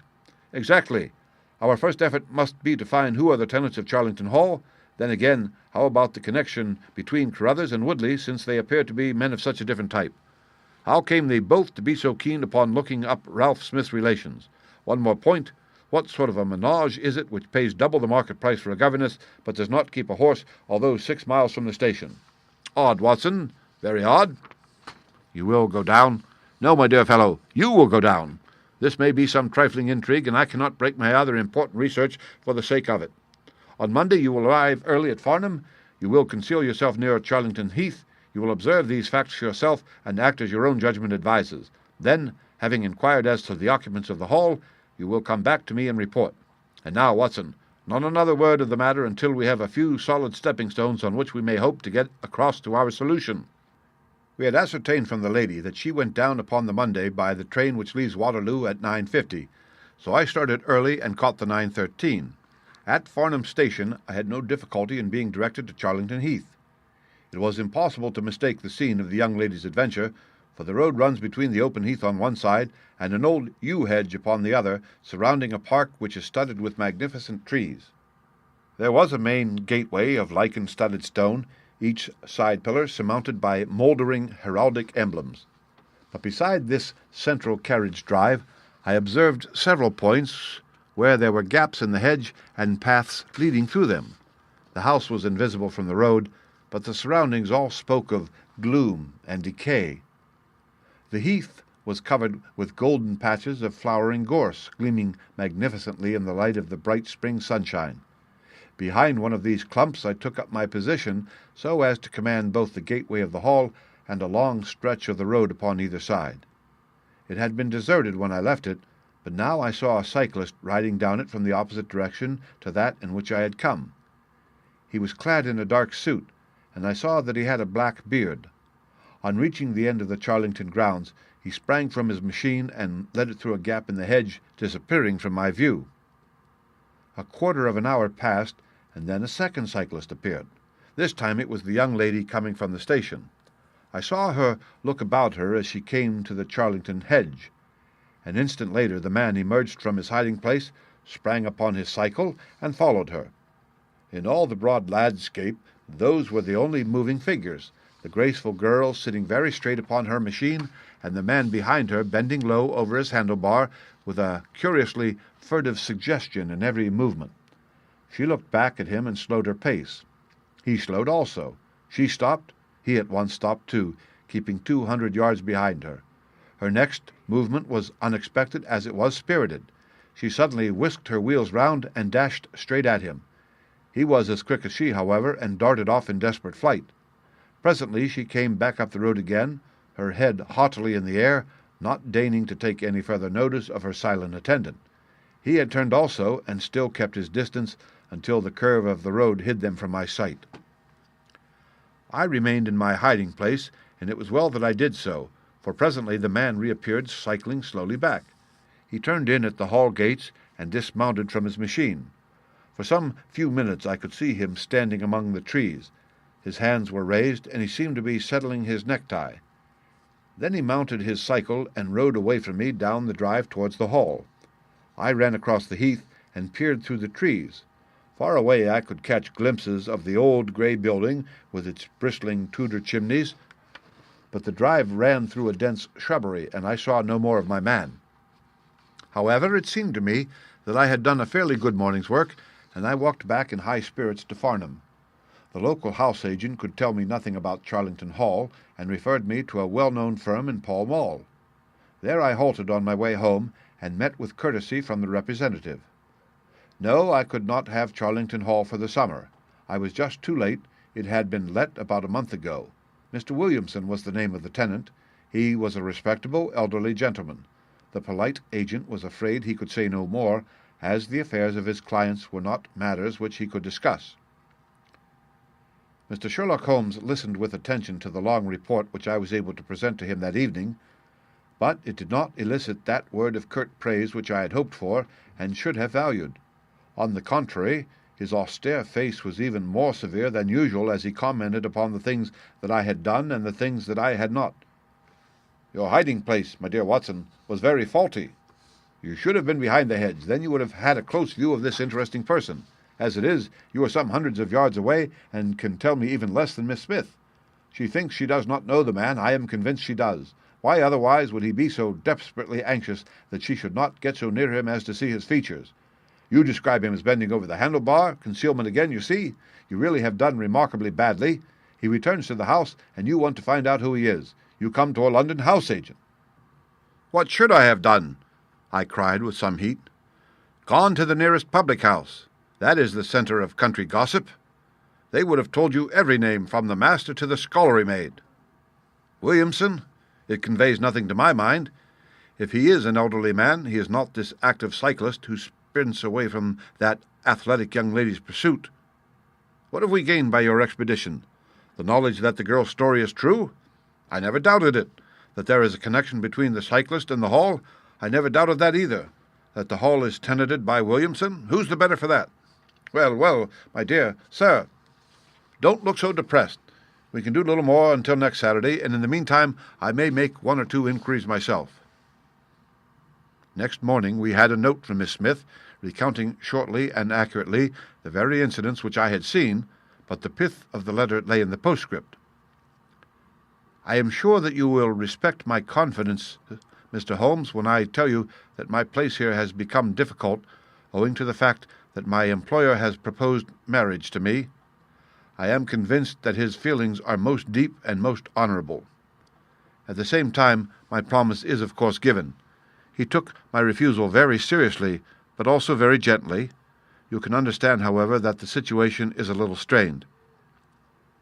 "Our young friend seems to be getting into deep waters," said Holmes thoughtfully as he finished the letter.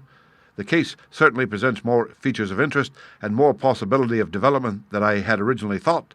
I should be none the worse for a quiet, peaceful day in the country, and I am inclined to run down this afternoon and test one or two theories which I have formed."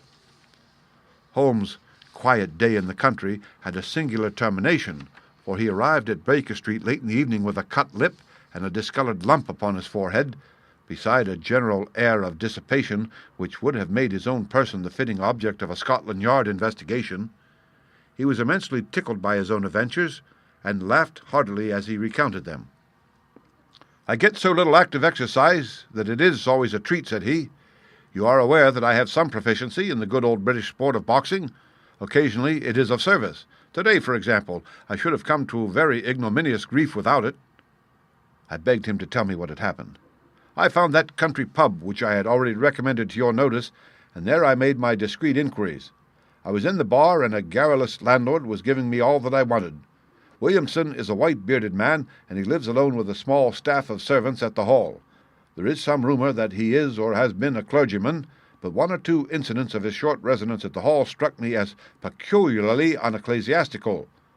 I have already made some inquiries of a clerical agency, and they tell me that there was a man of that name in orders whose career has been a singularly dark one. The landlord further informed me that there are usually week-end visitors, a warm lot, sir, at the Hall, and especially one gentleman with a red moustache, Mr. Woodley by name, who was always there. We had got as far as this, when who should walk in but the gentleman himself, who had been drinking his beer in the tap-room, and had heard the whole conversation. Who was I? What did I want? What did I mean by asking questions? He had a fine flow of language, and his adjectives were very vigorous. He ended a string of abuse by a vicious backhander which I failed to entirely avoid. The next few minutes were delicious. It was a straight left against a slogging ruffian. I emerged as you see me. Mr. Woodley went home in a cart. So ended my country trip, and it must be confessed that, however enjoyable, my day on the Surrey border has not been much more profitable than your own." The Thursday brought us another letter from our client. "You will not be surprised, Mr. Holmes," said she, "to hear that I am leaving Mr. Carruthers' employment. Even the high pay cannot reconcile me to the discomforts of my situation. On Saturday I come up to town, and I do not intend to return. Mr. Carruthers has got a trap, and so the dangers of the lonely road, if there ever were any dangers, are now over. As to the special cause of my leaving, it is not merely the strange situation with Mr. Carruthers, but it is the reappearance of that odious man, Mr. Woodley. He was always hideous, but he looks more awful than ever now, for he appears to have had an accident, and he is much disfigured. I saw him out of the window, but I am glad to say I did not meet him. He had a long talk with Mr. Carruthers, who seemed very much excited afterwards. Woodley must be staying in the neighbourhood, for he did not sleep here, and yet I caught a glimpse of him again this morning slinking about in the shrubbery. I would sooner have a savage wild animal loose about the place. I loathe and fear him more than I can say. How can Mr. Carruthers endure such a creature for a moment? However, all my troubles will be over on Saturday." "So I trust, Watson, so I trust," said Holmes gravely. "There is some deep intrigue going on round that little woman, and it is our duty to see that no one molests her upon that last journey. I think, Watson, that we must spare time to run down together on Saturday morning and make sure that this curious and inconclusive investigation has no untoward ending." I confess that I had not up to now taken a very serious view of the case, which had seemed to me rather grotesque and bizarre than dangerous. That a man should lie in wait for and follow a very handsome woman is no unheard-of thing, and if he had so little audacity that he not only dared not address her, but even fled from her approach, he was not a very formidable assailant. The ruffian Woodley was a very different person, but, except on one occasion, he had not molested our client, and now he visited the house of Carruthers without intruding upon her presence. The man on the bicycle was doubtless a member of those week-end parties at the hall of which the publican had spoken, but who he was, or what he wanted, was as obscure as ever. It was the severity of Holmes' manner, and the fact that he slipped a revolver into his pocket before leaving our rooms, which impressed me with the feeling that tragedy might prove to lurk behind this curious train of events. A rainy night had been followed by a glorious morning, and the heath-covered countryside with the glowing clumps of flowering gorse seemed all the more beautiful to eyes which were weary of the duns and drabs and slate-greys of London. Holmes and I walked along the broad, sandy road, inhaling the fresh morning air, and rejoicing in the music of the birds and the fresh breath of the spring.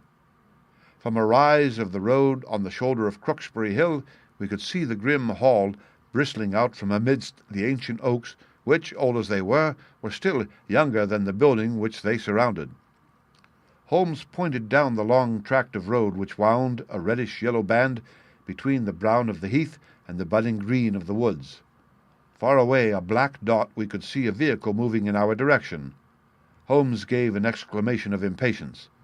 "I had given a margin of half an hour," said he. "If that is her trap, she must be making for the earlier train. I fear, Watson, that she will be past Charlington before we can possibly meet her." From the instant that we passed the rise, we could no longer see the vehicle, but we hastened onwards at such a pace that my sedentary life began to tell upon me, and I was compelled to fall behind.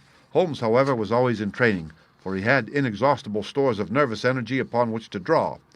His springy step never slowed until suddenly, when he was 100 yards in front of me, he halted, and I saw him throw up his hand with a gesture of grief and despair. At the same instant, an empty dog-cart, the horse cantering, the reins trailing, appeared round the curve of the road and rattled swiftly towards us. "Too late, Watson, too late!" cried Holmes, as I ran panting to his side.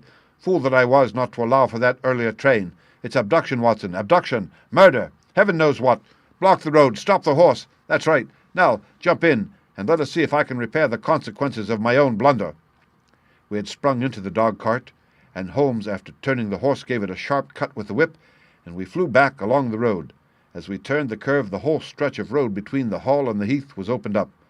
I grasped Holmes' arm. "That's the man!" I gasped. A solitary cyclist was coming towards us.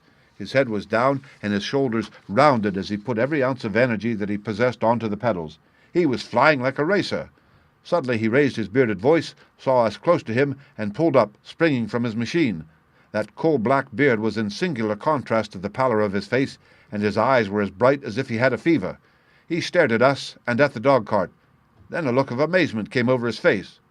"Hello-us! Stop there!" he shouted, holding his bicycle to block our road. "Where did you get that dog-cart? Pull up, man!" he yelled, drawing a pistol from his side pocket. "Pull up, I say, or by George, I'll put a bullet into your horse."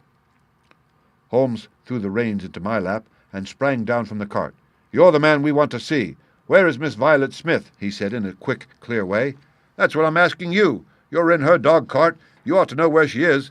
We met this dog-cart on the road. There was no one in it. We drove back to help the young lady." "Good Lord! Good Lord! What shall I do?"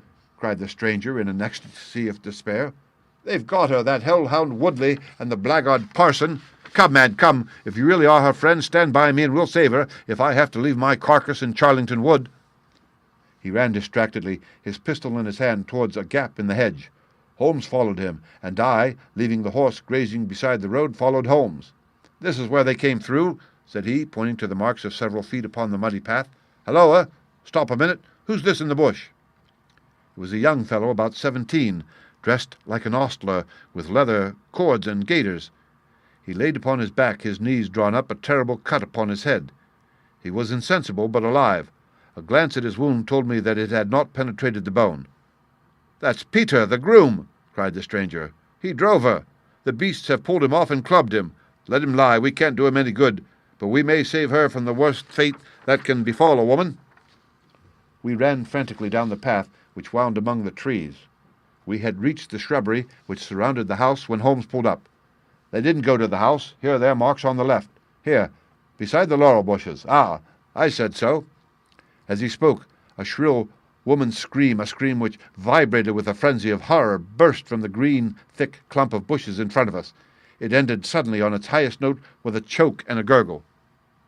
"This way! This way! They are in the bowling alley!" cried the stranger, darting through the bushes. "Ah, the cowardly dogs! Follow me, gentlemen! Too late! Too late, by the living jingo!" We had broke suddenly into a lovely glade of greensward surrounded by ancient trees. On the farther side of it, under the shadow of a mighty oak, there stood a singular group of 3 people. One was a woman, our client, drooping and faint, a handkerchief round her mouth. Opposite her stood a brutal, heavy-faced, red-moustached young man, his gaitered legs parted wide, one arm akimbo, the other waving a riding crop, his whole attitude suggestive of triumphant bravado. Between them, an elderly, grey-bearded man wearing a short surplice over a light tweed suit had evidently just completed the wedding service, for he pocketed his prayer-book as we appeared and slapped the sinister bridegroom upon the back in jovial congratulation. "They're married!" I gasped. "Come on," cried our guide, "come on!" He rushed across the glade, Holmes and I at his heels. As we approached, the lady staggered against the trunk of the tree for support. Williamson, the ex-clergyman, bowed to us with mock politeness, and the bully Woodley advanced with a shout of brutal and exultant laughter. "You can take your beard off, Bob," said he. "I know you right enough. Well, you and your pals have just come in time for me to be able to introduce you to Mrs. Woodley." Our guide's answer was a singular one. He snatched off the dark beard which had disguised him and threw it on the ground, disclosing a long, sallow, clean-shaven face below it. Then he raised his revolver and covered the young ruffian, who was advancing upon him with his dangerous riding-crop swinging in his hand. "Yes," said our ally, "I am Bob Carruthers, and I'll see this woman righted if I have to swing for it. I told you what I'd do if you molested her, and by God, I'll be as good as my word. You're too late. She's my wife. No, she's your widow." His revolver cracked, and I saw the blood spurt from the front of Woodley's waistcoat. He spun round with a scream and fell upon his back, his hideous red face turning suddenly to a dreadful mottled pallor. The old man, still clad in a surplice, burst into such a string of foul oaths as I have never heard, and pulled out a revolver of his own, but before he could raise it he was looking down the barrel of Holmes' weapon. "Enough of this," said my friend coldly. "Drop that pistol. Watson, pick it up. Hold it to his head. Thank you. You, Carruthers, give me that revolver. We'll have no more violence. Come, hand it over. Who are you, then? My name is Sherlock Holmes. Good Lord. You have heard of me, I see. I will represent the official police until their arrival. Here, you, he shouted to a frightened groom who had appeared at the edge of the glade. Come here. Take this note as hard as you can ride to a Farnham. He scribbled a few words upon a leaf from his notebook. Give it to the superintendent at the police station. Until he comes, I must detain you all under my personal custody. The strong, masterful personality of Holmes dominated the tragic scene, and all were equally puppets in his hand. Williamson and Carruthers found themselves carrying the wounded Woodley into the house, and I gave my arm to the frightened girl. The injured man was laid on his bed, and at Holmes' request I examined him. I carried my report to where he sat in the old tapestry-hung dining room with his 2 prisoners before him. "He will live," said I. "What?" cried Carruthers, springing out of his chair. "I'll go upstairs and finish him first. Do you tell me that the girl, that angel, is to be tied to Roaring Jack Woodley for life?" "You need not concern yourself about that," said Holmes. "There are 2 very good reasons why she should under no circumstances be his wife. In the first place, we are very safe in questioning Mr. Williamson's right to solemnize a marriage." "I have been ordained," cried the old rascal, "and also unfrocked. Once a clergyman, always a clergyman. I think not. How about the license?" "We had a license for the marriage. I have it here in my pocket. Then you got it by a trick. But in any case, a forced marriage is no marriage. But it is a very serious felony, as you will discover before you have finished. You'll have time to think the point out during the next 10 years or so, unless I am mistaken. As to you, Carruthers, you would have done better to keep your pistol in your pocket." "I begin to think so, Mr. Holmes. But when I thought of all the precaution I had taken to shield this girl, for I loved her, Mr. Holmes, and it is the only time that ever I knew what love was, it fairly drove me mad to think that she was in the power of the greatest brute and bully in South Africa, a man whose name is a holy terror from Kimberley to Johannesburg. Why, Mr. Holmes, you'll hardly believe it, but ever since that girl has been in my employment, I never once let her go past this house where I knew these rascals were lurking without following her on my bicycle just to see that she came to no harm. I kept my distance from her, and I wore a beard so that she should not recognize me, for she is a good and high-spirited girl, and she wouldn't have stayed in my employment long if she had thought that I was following her about the country roads." "Why didn't you tell her of the danger?" "Well, because then again she would have left me, and I couldn't bear to face that. Even if she couldn't love me, it was a great deal to me just to see her dainty form about the house, and to hear the sound of her voice." "Well," said I, "you call that love, Mr. Carruthers, but I should call it selfishness. Maybe the 2 things go together. Anyhow, I couldn't let her go. Besides, with this crowd about, it was well that she should have someone near to look after her. Then, when the cable came, I knew they were bound to make a move." "What cable?" Carruthers took a telegram from his pocket. "That's it," said he. It was short and concise. "The old man is dead." "Huh," said Holmes. "I think I see how things worked, and I can understand how this message would, as you say, bring them to a head. But while we wait, you might tell me what you can." The old reprobate with the surplice burst into a volley of bad language. "By heaven," said he, "if you squeal on us, Bob Carruthers, I'll serve you as you serve Jack Woodley. You can bleed about the girl to your heart's content, for that's your own affair. But if you round on your pals to this plain-clothes copper, it will be the worst day's work that you ever did." "Your reverence need not be excited," said Holmes, lighting a cigarette. "The case is clear enough against you, and all I ask is a few details from my private curiosity. However, if there's any difficulty in your telling me, I'll do the talking, and then you will see how far you have a chance of holding back your secrets. In the first place, 3 of you came from South Africa on this game. You, Williamson, you, Carruthers, and Woodley." "Lie number 1, said the old man. "I never saw either of them until 2 months ago, and I have never been in Africa in my life. So you can put that in your pipe and smoke it, Mr. Busybody Holmes." "What he says is true," said Carruthers. Well, well, 2 of you came over. His reverence is our own house-made article. You had known Ralph Smith in South Africa. You had reason to believe he would not live long. You found out that his niece would inherit his fortune. How's that, eh?" Carruthers nodded, and Williamson swore.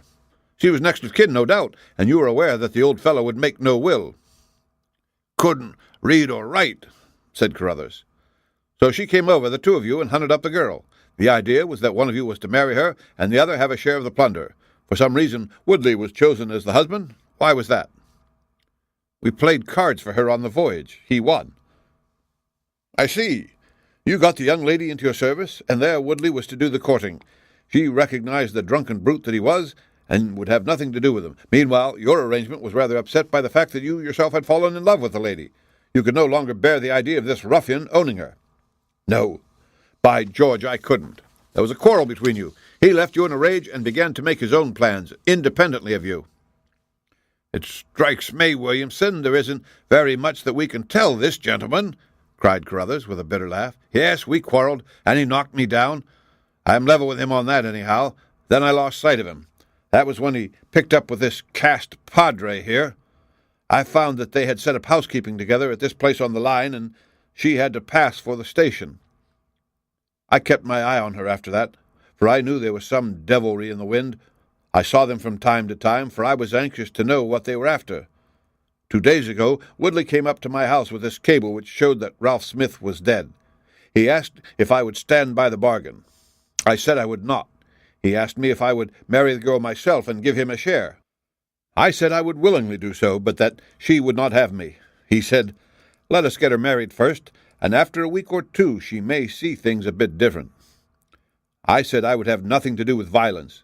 So he went off cursing like the foul-mouthed blackguard that he was, and swearing that he would have her yet. She was leaving me this weekend, and I had got a trap to take her to the station, but I was so uneasy in my mind that I followed her on my bicycle. She had got a start, however, and before I could catch her the mischief was done. The first thing I knew about it was when I saw you two gentlemen driving back in her dog-cart. Holmes rose and tossed the end of his cigarette into the grate. "I have been very obtuse, Watson," said he. "When in your report you said that you had seen the cyclist as you thought arrange his necktie in the shrubbery, that alone should have told me all. However, we may congratulate ourselves upon a curious and in some respects a unique case. I perceive 3 of the county constabulary in the drive, and I am glad to see that the little ostler is able to keep pace with them, so it is likely that neither he nor the interesting bridegroom will be permanently damaged by their morning's adventures. I think, Watson, that in your medical capacity you might wait upon Miss Smith and tell her that if she is sufficiently recovered we shall be happy to escort her to her mother's home. If she is not quite convalescent, you will find that a hint that we were about to telegraph to a young electrician in the Midlands would probably complete the cure. As to you, Mr. Carruthers, I think that you have done what you could to make amends for your share in an evil plot. There is my card, sir, and if my evidence can be of help to you in your trial, it shall be at your disposal." In the whirl of our incessant activity, it has often been difficult for me, as the reader has probably observed, to round off my narratives and to give those final details which the curious might expect. Each case has been the prelude to another, and the crisis once over, the actors have passed forever out of our busy lives. I find, however, a short note at the end of my manuscripts dealing with this case, in which I have put it upon record that Miss Violet Smith did indeed inherit a large fortune, and that she is now the wife of Cyril Morton, the senior partner of Morton and Kennedy, the famous Westminster electricians. Williamson and Woodley were both tried for abduction and assault, the former getting 7 years and the latter 10. Of the fate of Carruthers I have no record, but I am sure that his assault was not viewed very gravely by the court, since Woodley had the reputation of being a most dangerous ruffian, and I think that a few months were sufficient to satisfy the demands of justice. The end. Read by Rick Kishner for Lit2Go, on the web at fcit.usf.edu.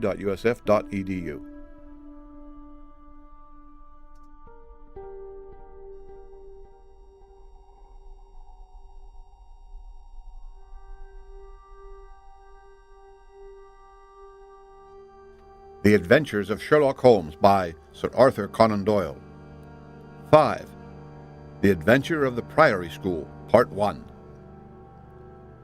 We have had some dramatic entrances and exits upon our small stage at Baker Street, but I cannot recollect anything more sudden and startling than the first appearance of Thornycroft Huxtable, M.A., Ph.D., etc. His card, which seemed too small to carry the weight of his academic distinctions, preceded him by a few seconds, and then he entered himself, so large, so pompous, and so dignified, that he was the very embodiment of self-possession and solidity. And yet, his first action, when the door had closed behind him, was to stagger against the table, whence he slipped down upon the floor, and there was that majestic figure, prostrate and insensible upon our bearskin hearthrug. We had sprung to our feet, and for a few moments we stared in silent amazement at this ponderous piece of wreckage, which told of some sudden and fatal storm far out on the ocean of life. Then Holmes hurried with a cushion for his head, and I with brandy for his lips. The heavy white face was seamed with lines of trouble. The hanging pouches under the closed eyes were leaden in color. The loose mouth drooped dolorously at the corners. The rolling chins were unshaven. Collar and shirt bore the grime of a long journey, and the hair bristled unkempt from the well-shaped head. It was a sorely stricken man who lay before us. "What is it, Watson?" asked Holmes. "Absolute exhaustion. Possibly mere hunger and fatigue," said I, with my finger on the thready pulse where the stream of life trickled thin and small. "Return ticket from Mackleton in the north of England," said Holmes, drawing it from the watch-pocket. "It is not 12 o'clock yet. He has certainly been an early starter." The puckered eyelids had begun to quiver, and now a pair of vacant grey eyes looked up at us.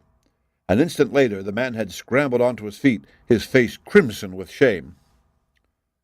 "Forgive this weakness, Mr. Holmes. I have been a little overwrought. Thank you. If I might have a glass of milk and a biscuit. I have no doubt that I should be better. I came personally, Mr. Holmes, in order to ensure that you would return with me. I feared that no telegram would convince you of the absolute urgency of the case. When you are quite restored—" "I am quite well again. I cannot imagine how I came to be so weak. I wish you, Mr. Holmes, to come to Mackleton with me by the next train." My friend shook his head. "My colleague, Dr. Watson, could tell you that we are very busy at present. I am retained in this case of the Ferrers' documents, and the Abergavenny murder is coming up for trial. Only a very important issue could call me from London at present." "Important?" Our visitor threw up his hands. "Have you heard nothing of the abduction of the only son of the Duke of Holderness?" "What? The late cabinet minister?" "Exactly. We had tried to keep it out of the papers, but there was some rumor in the Globe last night. I thought it might have reached your ears." Holmes shot out his long, thin arm and picked out volume H in his encyclopedia of reference. "Holderness, 6th Duke, K.G., P.C., half the alphabet. Baron Beverley, Earl of Carston. Dear me, what a list. Lord Lieutenant of Hallamshire since 1900. Married Edith, daughter of Sir Charles Appledore, 1888. Heir and only child, Lord Saltire. Owns about 250,000 acres, minerals in Lancashire and Wales. Address, Carlton House Terrace, Holderness Hall, Hallamshire. Carston Castle, Bangor, Wales. Lord of the Admiralty, 1872. Chief Secretary of State for, well, this man is certainly one of the greatest subjects of the Crown." "The greatest, and perhaps the wealthiest. I am aware, Mr. Holmes, that you take a very high line in professional matters, and that you are prepared to work for the work's sake. I may tell you, however, that His Grace has already intimated that a cheque for £5,000 will be handed over to the person who can tell him where his son is, and another 1,000 to him who can name the man or men who have taken him." "It is a princely offer," said Holmes. "Watson, I think that we shall accompany Dr. Huxtable back to the north of England. And now, Dr. Huxtable, when you have consumed that milk, you will kindly tell me what has happened, when it happened, how it happened, and finally, what Dr. Thornycroft Huxtable of the Priory School near Mackleton has to do with the matter, and why he comes 3 days after an event. The state of your chin gives the date to ask for my humble services." Our visitor had consumed his milk and biscuits. The light had come back to his eyes and the color to his cheeks as he set himself with great vigor and lucidity to explain the situation. "I must inform you, gentlemen, that the Priory is a preparatory school of which I am the founder and principal. Huxtable's sidelight on Horace may possibly recall my name to your memories. Well, the Priory is, without exception, the best and most select preparatory school in England. Lord Leverstoke, the Earl of Blackwater, Sir Cathcart Soames, they all have entrusted their sons to me. But I felt that my school had reached its zenith when, 3 weeks ago, the Duke of Holderness sent Mr. James Wilder, his secretary, with the intimation that young Lord Saltire, 10 years old, his only son and heir, was about to be committed to my charge. Little did I think that this would be the prelude to the most crushing misfortune of my life. On May 1st the boy arrived, that being the beginning of the summer term. He was a charming youth, and he soon fell into our ways. I may tell you, I trust that I am not indiscreet, but half-confidences are absurd in such a case, that he was not entirely happy at home. It is an open secret that the Duke's married life had not been a peaceful one, and the matter had ended in a separation by mutual consent, the Duchess taking up her residence in the south of France. This had occurred very shortly before, and the boy's sympathies are known to have been strongly with his mother. He moped after her departure from Holderness Hall, and it was for this reason that the Duke desired to send him to my establishment. In a fortnight the boy was quite at home with us, and was apparently absolutely happy. He was last seen on the night of May 13th, that is, the night of last Monday. His room was on the second floor, and was approached through another larger room in which 2 boys were sleeping. These boys saw and heard nothing, so that it is certain that young Saltire did not pass out that way. His window was open, and that is a stout ivy plant leading to the ground. We could trace no footmarks below, but it is sure that this is the only possible exit. His absence was discovered at 7 o'clock on Tuesday morning. His bed had been slept in. He had dressed himself fully before going off in his usual school suit of black Eton jacket and dark grey trousers. There were no signs that anyone had entered the room, and it is quite certain that anything in the nature of cries or a struggle would have been heard, since Conter, the elder boy in the inner room, is a very light sleeper. When Lord Saltire's disappearance was discovered, I at once called a roll of the whole establishment, boys, masters, and servants. It was then that we ascertained that Lord Saltire had not been alone in his flight. Heidegger, the German master, was missing. His room was on the second floor at the farther end of the building, facing the same way as Lord Saltire's. His bed had also been slept in, but he had apparently gone away partly dressed, since his shirt and socks were lying on the floor. He had undoubtedly let himself down by the ivy, for we could see the marks of his feet where he had landed on the lawn. His bicycle was kept in a small shed beside this lawn, and it also was gone. He had been with me for 2 years, and came with the best references, but he was a silent, morose man, not very popular either with the masters or boys.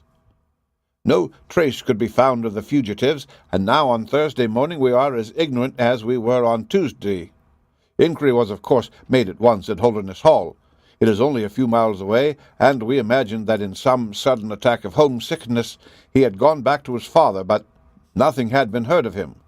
The Duke is greatly agitated, and as to me, well, you have seen yourselves the state of nervous prostration to which the suspense and the responsibility have reduced me. Mr. Holmes, if ever you put forward your full powers, I implore you to do so now, for never in your life could you have a case which is more worthy of them. Sherlock Holmes had listened with the utmost intentness to the statement of the unhappy schoolmaster. His drawn brows and the deep furrow between them showed that he needed no exhortation to concentrate all his attention upon a problem which, apart from the tremendous interest involved, must appeal so directly to his love of the complex and the unusual. He now drew out his notebook and jotted down 1 or 2 memoranda. "You have been very remiss in not coming to me sooner," said he, severely. "You start me on my investigation with a very serious handicap. It is inconceivable, for example, that this ivy and this lawn would have yielded nothing to an expert observer. I am not to blame, Mr. Holmes. His Grace was extremely desirous to avoid all public scandal. He was afraid of his family unhappiness being dragged before the world. He has a deep horror of anything of the kind." "But there has been some official investigation?" "Yes, sir, and it has proved most disappointing. An apparent clue was at once obtained, since a boy and a young man were reported to have been seen leaving a neighboring station by an early train. Only last night we had news that the couple had been hunted down in Liverpool, and they proved to have no connection whatever with the matter in hand. Then it was that in my despair and disappointment after a sleepless night I came straight to you by the early train." I suppose the local investigation was relaxed while this false clue was being followed up. It was entirely dropped, so that 3 days have been wasted. The affair has been most deplorably handled. I feel it and admit it. And yet the problem should be capable of ultimate solution. I shall be very happy to look into it. Have you been able to trace any connection between the missing boy and this German master? None at all. Was he in the master's class? No, he never exchanged a word with him, so far as I know. That is certainly very singular. Had the boy a bicycle? No. Was any other bicycle missing? No. Is that certain? Quite. Well, now, you do not mean to seriously suggest that this German rode off upon a bicycle in the dead of the night, bearing the boy in his arms? Certainly not. Then what is the theory in your mind? Well, the bicycle may have been a blind. It may have been hidden somewhere and the pair gone off on foot. Quite so. But it seems rather an absurd blind, does it not? Were there other bicycles in this shed? There's several. Would he not have hidden a couple had he desired to give the idea that they had gone off upon them? I suppose he would. Of course he would. The blind theory won't do. But the incident is an admirable starting point for an investigation. After all, a bicycle is not an easy thing to conceal or to destroy. One other question. Did anyone call to see the boy on the day before he disappeared? No. Did he get any letters? Yes, one letter. From whom? From his father. Do you open the boy's letters? No. How do you know it was from the father? The coat of arms was on the envelope, and it was addressed in the Duke's peculiar stiff hand. Besides, the Duke remembers having written. When had he written a letter before that? Oh, not for several days. Had he ever one from France? No, never. You see the point of my questions, of course. Either the boy was carried off by force, or he went of his own free will. In the latter case, you would expect that some prompting from outside would be needed to make so young a lad do such a thing. If he has had no visitors, that prompting must have come in letters. Hence, I try to find out who were his correspondents. Well, I fear I cannot help you much. His only correspondent, so far as I know, was his own father, who wrote to him on the very day of his disappearance. Were the relations between father and son very friendly? His Grace is never very friendly with anyone. He is completely immersed in large public questions and is rather inaccessible to all ordinary emotions, but he was always kind to the boy in his own way. But the sympathies of the latter were with his mother? Oh, yes. Did he say so? No. The Duke, then? Oh, good heavens, no. Then how could you know? I have had some confidential talks with Mr. James Wilder, his Grace's secretary. It was he who gave me the information about Lord Saltair's feelings. I see. By the way, that last letter of the Duke's, was it found in the boy's room after he was gone? No, he had taken it with him, I think, Mr. Holmes. It is time that we were leaving for Euston. I will order a four-wheeler. In a quarter of an hour we shall be at your service. If you are telegraphing home, Mr. Huxtable, it would be well to allow the people in your neighborhood to imagine that the inquiry is still going on in Liverpool, or wherever else that red herring led your pack. In the meantime, I will do a little quiet work at your own doors, and perhaps the scent is not so cold but that two old hounds like Watson and myself may get a sniff of it. The end of Part 1. Read by Rick Kishner for Lit2Go, on the web at scit.usf.edu.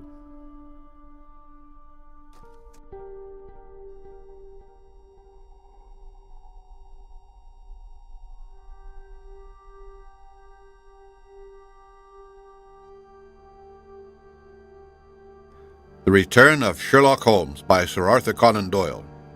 5. The Adventure of the Priory School, Part 2. Editorial note: within the text of this story, Sherlock Holmes refers to a map, an illustration of which was contained in the original text. The listener may view this map within the text version of this story, which accompanies the audio version on the same website. That evening found us in the cold, bracing atmosphere of the Peak Country in which Dr. Huxtable's famous school is situated. It was already dark when we reached it. A card was lying on the hall table, and the butler whispered something to his master, who turned to us with agitation in every heavy feature. "The Duke is here," said he. "The Duke and Mr. Wilder are in the study. Come, gentlemen, and I will introduce you." I was, of course, familiar with the pictures of the famous statement, but the man himself was very different from his representation. He was a tall and stately person, scrupulously dressed, with a drawn, thin face and a nose which was grotesquely curved and long. His complexion was of a dead pallor, which was more startling by contrast with a long, dwindling beard of vivid red, which flowed down over his white waistcoat, with his watch chain gleaming through its fringe. Such was the stately presence who looked stonily at us from the center of Dr. Huxtable's hearthrug. Beside him stood a very young man, whom I understood to be Wilder, the private secretary. He was small, nervous, alert, with intelligent light blue eyes and mobile features. It was he who at once, in an incisive and positive tone, opened the conversation. "I called this morning, Dr. Huxtable, too late to prevent you from starting for London. I learned that your object was to invite Mr. Sherlock Holmes to undertake the conduct of this case. His Grace is surprised, Dr. Huxtable, that you should have taken such a step without consulting him."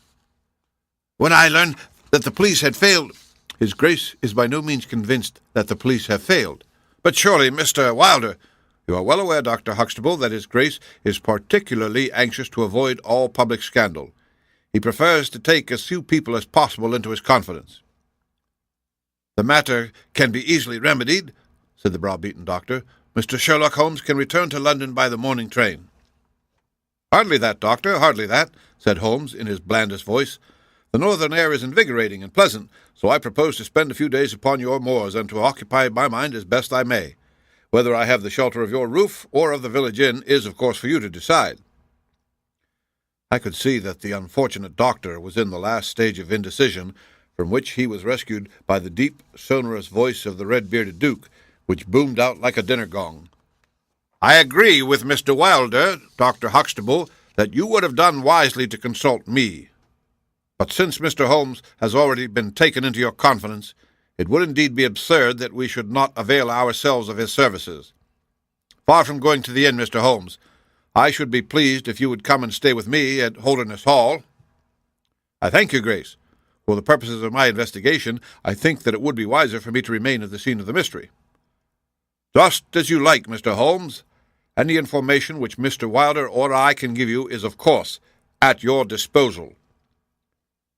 "It will probably be necessary for me to see you at the hall," said Holmes.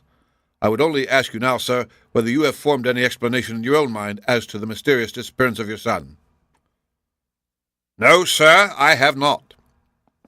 "Excuse me if I allude to that which is painful to you, but I have no alternative. Do you think that the Duchess had anything to do with this matter?" The great minister showed perceptible hesitation. "I do not think so," he said at last. "The most other obvious explanation is that the child has been kidnapped for the purpose of levying ransom. You have not had any demand of the sort?" "No, sir." "One more question, your Grace. I understand that you wrote to your son upon the day when this incident occurred." "No, I wrote upon the day before." "Exactly, but he received it on that day." "Yes." "Was there anything in your letter which might have unbalanced him or induced him to take such a step?" "No, sir, certainly not." "Did you post that letter yourself?" The nobleman's reply was interrupted by his secretary, who broke in with some heat. "His Grace is not in the habit of posting letters himself," said he. "This letter was laid with others upon the study table, and I myself put them in the post-bag." "You are sure this one was among them?" "Yes, I observed it." "How many letters did your Grace write that day?" 20 or 30. I have a large correspondence." "But surely this is somewhat irrelevant." "Not entirely," said Holmes. "For my own part," the Duke continued, "I have advised the police to turn their attention to the south of France. I have already said that I do not believe that the Duchess would encourage so monstrous an action. But the lad had the most wrong-headed opinions, and it is possible that he may have fled to her, aided and abetted by this German. I think, Dr. Huxtable, that we will now return to the hall." I could see that there were other questions which Holmes would have wished to put, but the nobleman's abrupt manner showed that the interview was at an end. It was evident that to his intensely aristocratic nature, this discussion of his intimate family affairs with a stranger was most aberrant, and that he feared lest every fresh question would throw a fiercer light into the discreetly shadowed corners of his ducal history. When the nobleman and his secretary had left, my friend flung himself at once with characteristic eagerness into the investigation. The boy's chamber was carefully examined and yielded nothing save the absolute conviction that it was only through the window that he could have escaped. The German master's room and effects gave no further clue. In his case, a trailer of ivy had given way under his weight, and we saw by the light of a lantern the mark on the lawn where his heels had come down. That one dint in the short green grass was the only material witness left of this inexplicable nocturnal flight. Sherlock Holmes left the house alone, and only returned after 11. He had obtained a large ordnance map of the neighborhood, and this he brought into my room, where he laid it out on the bed, and, having balanced the lamp in the middle of it, he began to smoke over it, and occasionally to point out objects of interest with the reeking amber of his pipe. "This case grows upon me, Watson," said he. "There are decidedly some points of interest in connection with it. In this early stage, I want you to realize those geographical features which may have a good deal to do with our investigation. Look at this map. This dark square is the Priory School. I'll put a pin in it. Now, this line is the main road. You see that it runs east and west past the school, and you see also that there is no side road for a mile either way. If these two folk passed away by road, it was this road." "Exactly.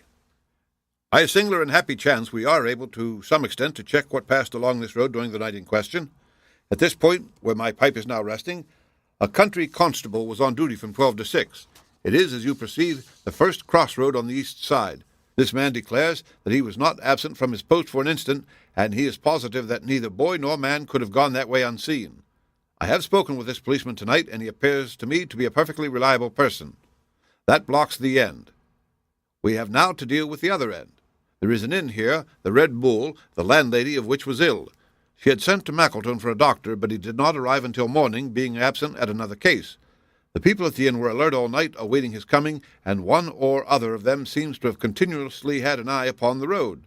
They declare that no one passed. If their evidence is good, then we are fortunate enough to be able to block the west, and also to be able to say that the fugitives did not use the road at all." "But the bicycle," I objected. "Quite so. We will come to the bicycle presently. To continue our reasoning, if these people did not go by the road, they must have traversed the country to the north of the house or to the south of the house. That is certain. Let us weigh the one against the other.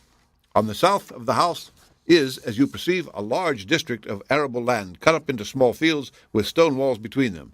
There I admit that a bicycle is impossible. We can dismiss the idea. We turn to the country on the north. Here lies a grove of trees marked as the Ragged Shaw, and on the farther side stretches a great rolling moor, Lower Gill Moor, extending for 10 miles and sloping gradually upwards. Here at one end of this wilderness is Holderness Hall, 10 miles by road, but only 6 across the moor. It is a peculiarly desolate plain. A few moor farmers have small holdings where they rear sheep and cattle. Except these, the plover and the curlew are the only inhabitants until you come to the Chesterfield high road. There is a church there, you see, a few cottages, and an inn. Beyond that, the hills become precipitous. Surely it is here to the north that our quest must lie." "But the bicycle," I persisted. "Well, well," said Holmes impatiently, "a good cyclist does not need a high road. The moor is intersected with paths, and the moon was at the fullest. Hullo! What is this?" There was an agitated knock at the door, and an instant afterwards Dr. Huxtable was in the room. In his hand he held a blue cricket cap with a white chevron on the peak. "At last we have a clue," he cried. "Thank heaven! At last we're on the dear boy's track. It is his cap." "Where was it found?" "In the van of the gypsies who camped on the moor. They left on Tuesday. Today the police traced them down and examined their caravan. This was found." "How do they account for it?" "Oh, they shuffled and lied. Said that they found it on the moor on Tuesday morning. They know where he is, the rascals. Thank goodness, they are all safe under lock and key. Either the fear of the law or the Duke's purse will certainly get out of them all that they know." "So far, so good," said Holmes, when the doctor had at last left the room. "It at least bears out the theory that it is on the side of the Lower Gill Moor that we must hope for results. The police have really done nothing locally save the arrest of these gypsies. Look here, Watson. There is a watercourse across the moor. You see it marked here in the map. In some parts it widens into a morass. This is particularly so in the region between Holderness Hall and the school. It is vain to look elsewhere for tracks in this dry weather, but at that point there is certainly a chance of some record being left. I will call you early tomorrow morning, and you and I will try and see if we can throw a little light upon this mystery." The day was just breaking when I woke to find the long, thin form of Holmes by my bedside. He was fully dressed and had apparently already been out. "I have done the lawn and the bicycle shed," said he. "I have also had a ramble through the Ragged Shaw. Now, Watson, there is cocoa ready in the next room. I must beg you to hurry, for we have a great day before us." His eyes shone, and his cheek was flushed with the exhilaration of the master workman who sees his work lie ready before him. A very different Holmes, this active, alert man, from the introspective and pallid dreamer of Baker Street. I felt, as I looked upon that supple figure alive with nervous energy, that it was indeed a strenuous day that awaited us. And yet it opened in the blackest disappointment. With high hopes we struck across the peaty russet moor, intersected with 1,000 sheep paths, until we came to the broad, light green belt which marked the morass between us and Holderness. Certainly if the lad had gone homewards he must have passed this, and he could not pass it without leaving his traces. But no sign of him or the German could be seen. With a darkening face, my friend strode along the margin, eagerly observant of every muddy stain upon the mossy surface. Sheep marks were there in profusion, and at one place, some miles down, cows had left their tracks. Nothing more. "Check number 1, said Holmes, looking gloomily over the rolling expanse of the moor. "There is another morass down yonder, and a narrow neck between. Hello, hello, hello! What have we here?" We had come upon a small black ribbon of pathway. In the middle of it, clearly marked on the sodden soil, was the track of a bicycle. "Hurrah!" I cried. "We have it!" But Holmes was shaking his head, and his face was puzzled and expectant rather than joyous. "A bicycle, certainly, but not the bicycle," said he. "I am familiar with 42 different impressions left by tires. This, as you perceive, is a Dunlop, with a patch upon the outer cover. Heidegger's tires were Palmer's, leaving longitudinal stripes. Aveling, the mathematical master, was sure upon the point. Therefore, it is not Heidegger's track." "The boy's, then?" "Possibly, if we could prove a bicycle to have been in his possession, but this we have utterly failed to do. This track, as you perceive, was made by a rider who was going from the direction of the school." "Or towards it?" No, my dear Watson. The more deeply sunk impression is, of course, the hind wheel upon which the weight rests. You perceive several places where it has passed across and obliterated the more shallow mark of the front one. It was undoubtedly heading away from the school. It may or not be connected with our inquiry, but we will follow it backwards before we go any farther." We did so, and at the end of a few hundred yards lost the tracks as we emerged from the boggy portion of the moor. Following the path backwards, we picked out another spot where a spring trickled across it. Here once again was the mark of the bicycle, though nearly obliterated by the hooves of cows. After that there was no sign, but the path ran right on into Ragged Shaw, the wood which backed on to the school. From this wood the cycle must have emerged. Holmes sat down on a boulder and rested his chin in his hands. I had smoked 2 cigarettes before he moved. Well, said he at last, "it is of course possible that a cunning man might change the tire of his bicycle in order to leave unfamiliar tracks. A criminal who is capable of such a thought is a man whom I should be proud to do business with. We will leave this question undecided and hark back to our morass again, for we have left a good deal unexplored." We continued our systematic survey of the edge of the sodden portion of the moor, and soon our perseverance was gloriously rewarded. Right across the lower part of the bog lay a miry path. Holmes gave a cry of delight as he approached it. An impression like a fine bundle of telegraph wires ran down the center of it. It was the Palmer tire. "Here is Herr Heidegger, sure enough," cried Holmes exultantly. "My reasoning seems to have been pretty sound, Watson. I congratulate you. But we have a long way still to go. Kindly walk clear of the path. Now let us follow the trail. I fear that it will not lead very far." We found, however, as we advanced, that this portion of the moor is intersected with soft patches, and though we frequently lost sight of the track, we always succeeded in picking it up once more. "Do you observe," said Holmes, "that the rider is now undoubtedly forcing the pace? There can be no doubt of it. Look at this impression where you get both tires clear. The one is as deep as the other. That can only mean that the rider is throwing his weight onto the handlebar as a man does when he is sprinting. By Jove, he has had a fall." There was a broad, irregular smudge covering some yards of the track. Then there were a few footmarks, and the tire reappeared once more. "A side slip?" I suggested. Holmes held up a crumpled branch of flowering gorse. To my horror, I perceived that the yellow blossoms were all dabbled with crimson. On the path, too, and among the heather were dark stains of clotted blood. "Bad," said Holmes. "Bad. Stand clear, Watson. Not an unnecessary footstep. What do I read here?" He fell wounded. He stood up. He remounted. He proceeded. "But there is no other track. Cattle on this side path. He was surely not gored by a bull. Impossible. But I see no traces of anyone else. We must push on, Watson. Surely with Staines as well as the track to guide us, he cannot escape us now." Our search was not a very long one. The tracks of the last tire began to curve fantastically upon the wet and shining path. Suddenly, as I looked ahead, the gleam of metal caught my eye from amid the thick gorse bushes. Out of them we dragged a bicycle, palmer-tired, one pedal bent, and the whole front of it horribly smeared and slobbered with blood. On the other side of the bushes a shoe was projecting. We ran round, and there lay the unfortunate rider. He was a tall man, full-bearded, with spectacles, one glass of which had been knocked out. The cause of his death was a frightful blow upon the head, which had crushed in part of his skull. That he could have gone on after receiving such an injury said much for the vitality and courage of the man. He wore shoes but no socks, and his open coat disclosed a nightshirt beneath it. It was undoubtedly the German master.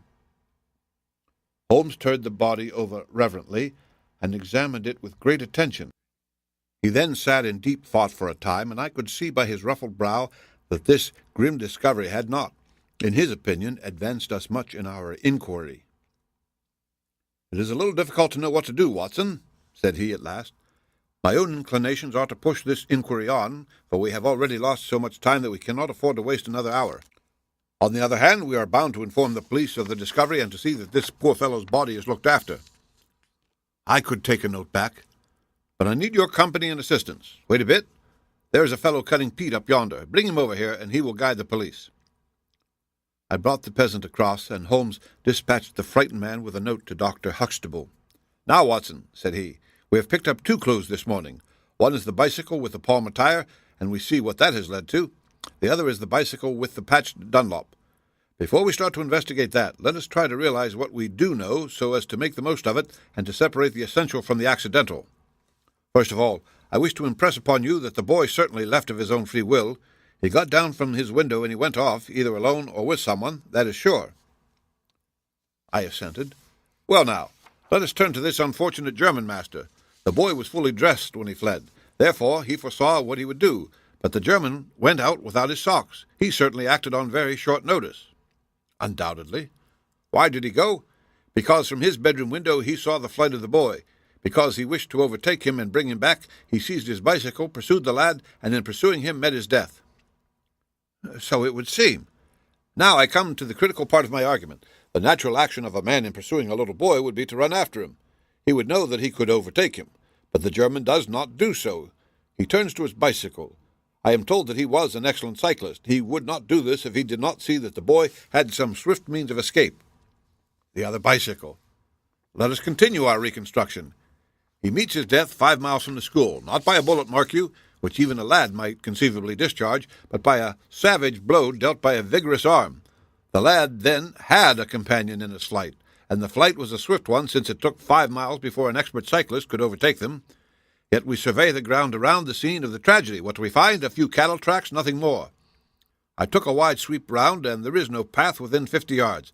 Another cyclist could have found nothing to do with the actual murder, nor were there any human footmarks. "Holmes," I cried, "this is impossible." "Admirable," he said, "a most illuminating remark. It is impossible, as I stated, and therefore I must in some respects have stated it wrong. Yet you saw for yourself. Can you suggest any fallacy?" "He could not have fractured his skull in a fall? In a morass, Watson?" "I am at my wit's end." "Tut, tut! We have solved some worse problems. At least we have plenty of material, if we can only use it. Come, then, and having exhausted the palmer, let us see what the Dunlop with the patched cover has to offer us." We picked up the track and followed it onwards for some distance, but soon the moor rose into a long, heather-tufted curve, and we left the watercourse behind us. No further help from tracks could be hoped for.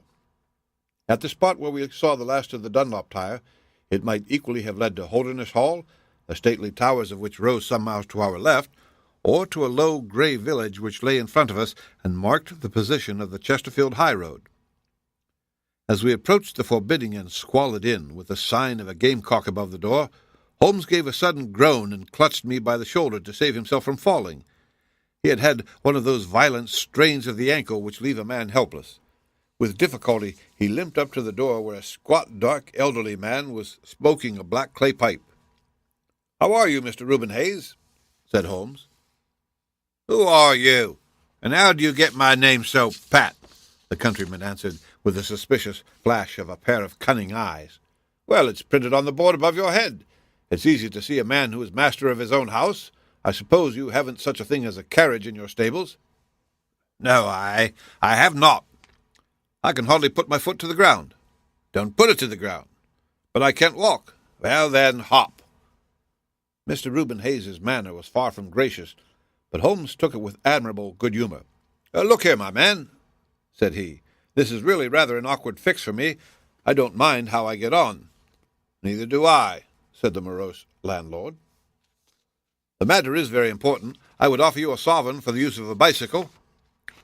The landlord picked up his ears. "Where do you want to go?" "To Holderness Hall." "Palace of the Duke, I suppose," said the landlord, surveying our mud-stained garments with ironical eyes. Holmes laughed good-naturedly. "He'll be glad to see us, anyhow." "Why?" "Because we bring him news of his lost son." The landlord gave a very visible start. "What? You're on his track?" "He has been heard of in Liverpool. They expect to get him every hour." Again a swift change passed over the heavy, unshaven face. His manner was suddenly genial. "I've less reason to wish the Duke well than most men," said he, "for I was his head coachman once, and cruel bad he treated me. It was him that sacked me without a character on the word of a lying cord chandler. But I'm glad to hear that the young lord was heard of in Liverpool, and I'll help you to take the news to the hall." "Thank you," said Holmes. "We'll have some food first, then you can bring round the bicycle." "I haven't got a bicycle." Holmes held up a sovereign. "I tell you, man, that I haven't got one. I'll let you have 2 horses as far as the hall." "Well, well," said Holmes. "We'll talk about it when we've had something to eat." When we were left alone in the stone-flagged kitchen, it was astonishing how rapidly that sprained ankle recovered. It was nearly nightfall, and we had eaten nothing since early morning, so that we spent some time over our meal. Holmes was lost in thought, and once or twice he walked over to the window and stared earnestly out. It opened onto a squalid courtyard. In the far corner was a smithy where a grimy lad was at work. On the other side were the stables. Holmes had sat down again after one of these excursions, when he suddenly sprang out of his chair with a loud exclamation. "By heaven, Watson, I believe that I've got it!" he cried. Yes, it must be so. Watson, do you remember seeing any cow tracks today?" "Yes, several." "Where?" "Well, everywhere. They were at the morass, and again on the path, and again near where poor Heidegger met his death." "Exactly. Well, now, Watson, how many cows did you see on the moor?" "I don't remember seeing any." "Strange, Watson, that we should see tracks all along our line, but never a cow on the whole moor. Very strange, Watson, eh?" "Oh, yes, it is strange. Now, Watson, make an effort. Throw your mind back. Can you see those tracks upon the path?" "Yes, I can." "Can you recall that the tracks were sometimes like that, Watson?" And he arranged a number of breadcrumbs in this fashion, and sometimes like this, and he arranged some more, and occasionally like this, and he continued his arrangement of breadcrumbs. "Can you remember that?" "No, I cannot." "But I can. I could swear to it. However, we will go back at our leisure and verify it. What a blind beetle I have been not to draw my conclusion." "And what is your conclusion?" "Only that it is a remarkable cow which walks, canters, and gallops. By George, Watson, it was no brain of a country publican that thought out such a blind as that. The coast seems to be clear, save for that lad in the smithy. Let us slip out and see what we can see." There were 2 rough-haired, unkempt horses in the tumble-down stable. Holmes raised the hind leg of one of them and laughed aloud. "Old shoes, but newly shod. Old shoes, but new nails. This case deserves to be a classic. Let us go across to the smithy." The lad continued his work without regarding us. I saw Holmes' eye darting to the right and left among the litter of iron and wood which was scattered about the floor. Suddenly, however, we heard a step behind us, and there was the landlord, his heavy eyebrows drawn over his savage eyes, his swarthy features convulsed with passion. He held a short, metal-headed stick in his hand, and he advanced in so menacing a fashion that I was right glad to feel the revolver in my pocket. "You infernal spies!" the man cried. "What are you doing here?" "Why, Mr. Reuben Hayes," said Holmes coolly, "one might think that you were afraid of our finding something out." The man mastered himself with a violent effort, and his grim mouth loosened into a false laugh which was more menacing than his frown. "You're welcome to all you can find out in my smithy," said he. "But look here, mister, I don't care for folk poking about my place without my leave, so the sooner you pay your score and get out of this, the better I shall be pleased."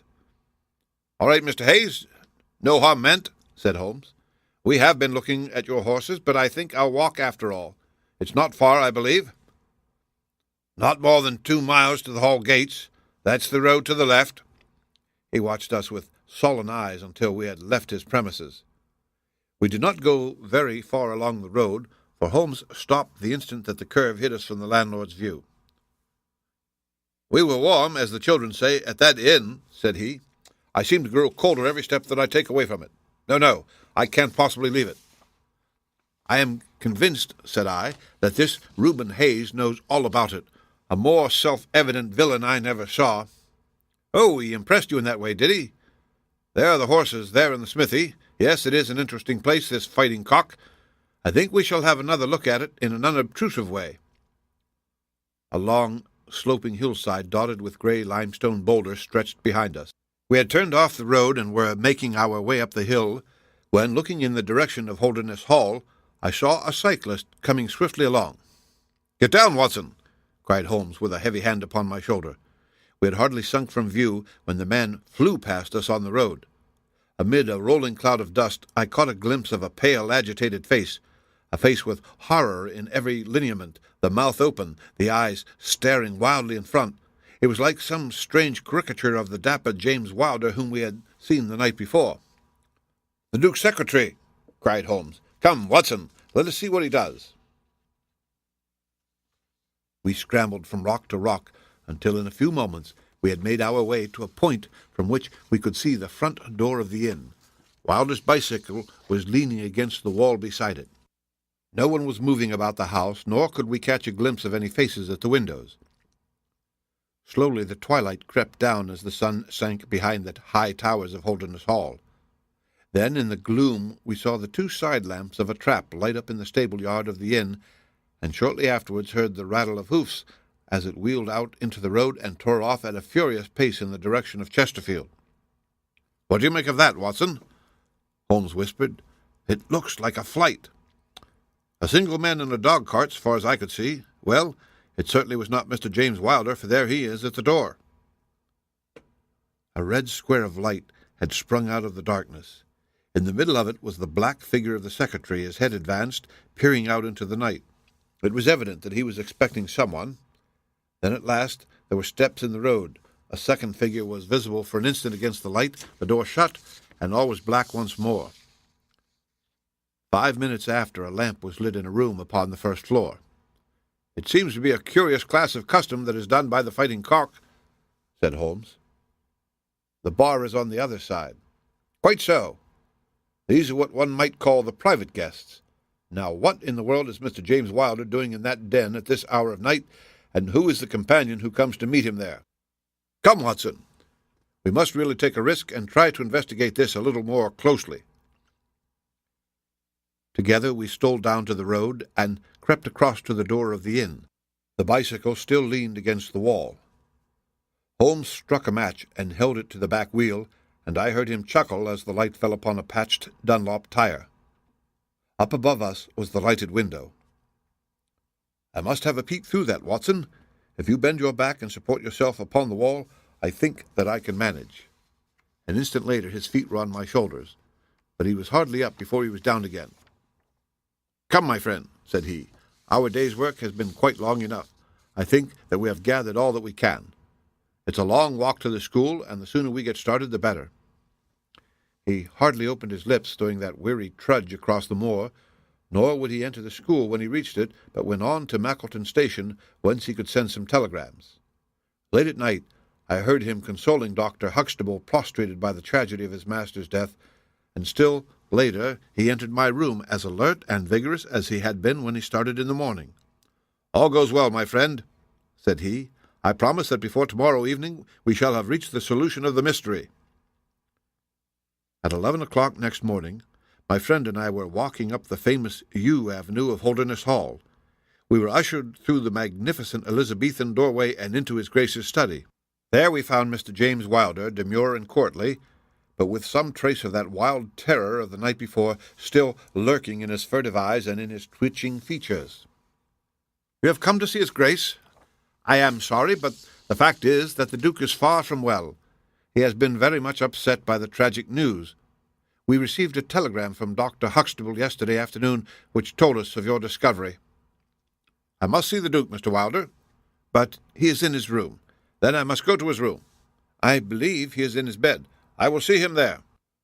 Holmes's cold and inexorable manner showed the secretary that it was useless to argue with him. "Very good, Mr. Holmes. I will tell him that you are here." After half an hour's delay, the great nobleman appeared. His face was more cadaverous than ever, his shoulders had rounded, and he seemed to me to be an altogether older man than he had been the morning before. He greeted us with a stately courtesy, and seated himself at his desk, his red beard streaming down onto the table.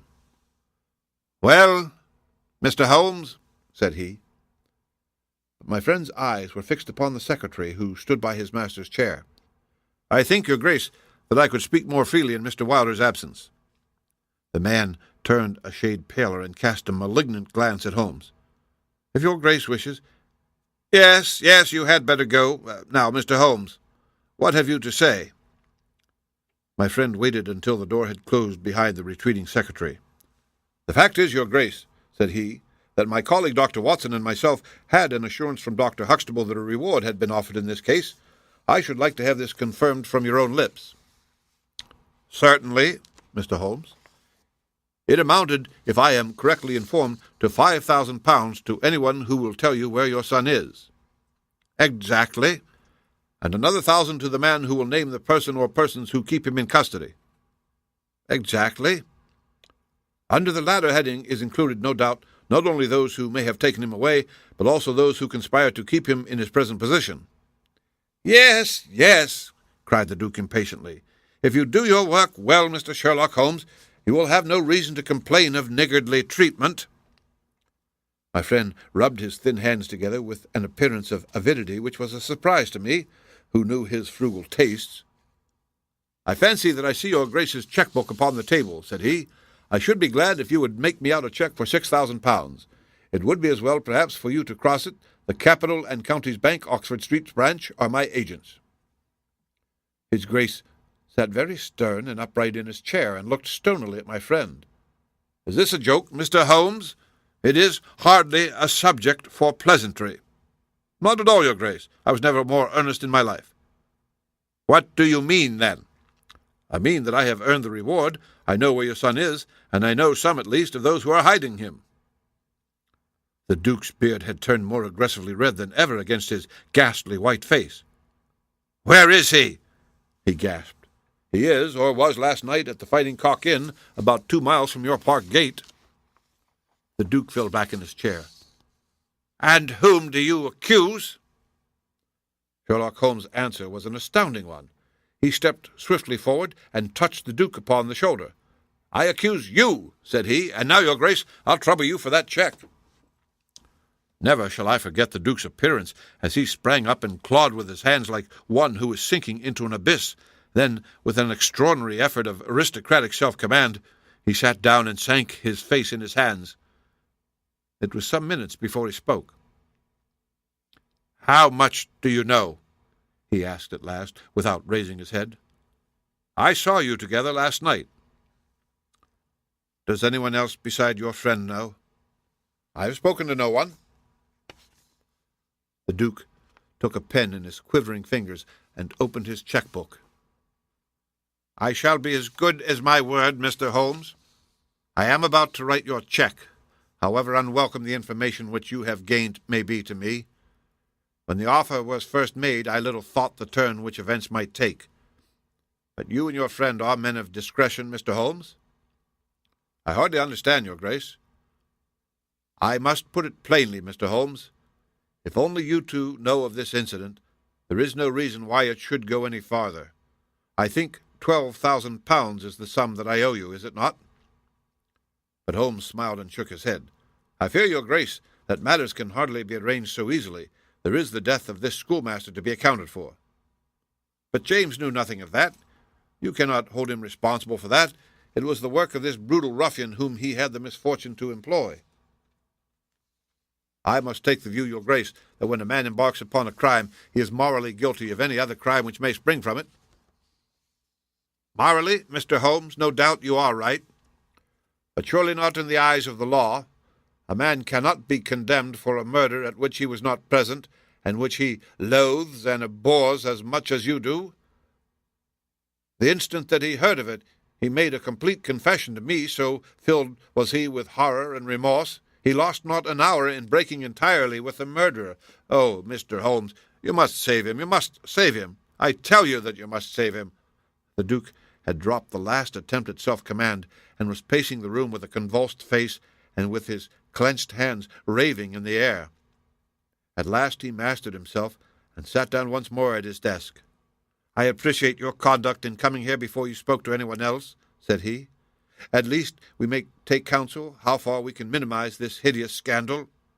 Exactly, said Holmes. I think, your Grace, that this can only be done by absolute and complete frankness between us.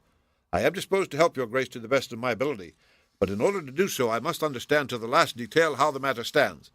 I realize that your words applied to Mr. James Wilder, and that he is not the murderer. No, the murderer has escaped. Sherlock Holmes smiled demurely. Your Grace can hardly have heard of any small reputation which I possess, or you would not imagine that it is so easy to escape me. Mr. Reuben Hayes was arrested at Chesterfield on my information at 11 o'clock last night. I had a telegram from the head of the local police before I left the school this morning. The Duke leaned back in his chair and stared with amazement at my friend. You seem to have powers that are hardly human, said he. Sir Reuben Hayes is taken. I am right glad to hear it, if it will not react upon the fate of James. Your secretary? No, sir. My son. It was Holmes' turn to look astonished. I confess that this is entirely new to me, your Grace. I must beg you to be more explicit. I will conceal nothing from you.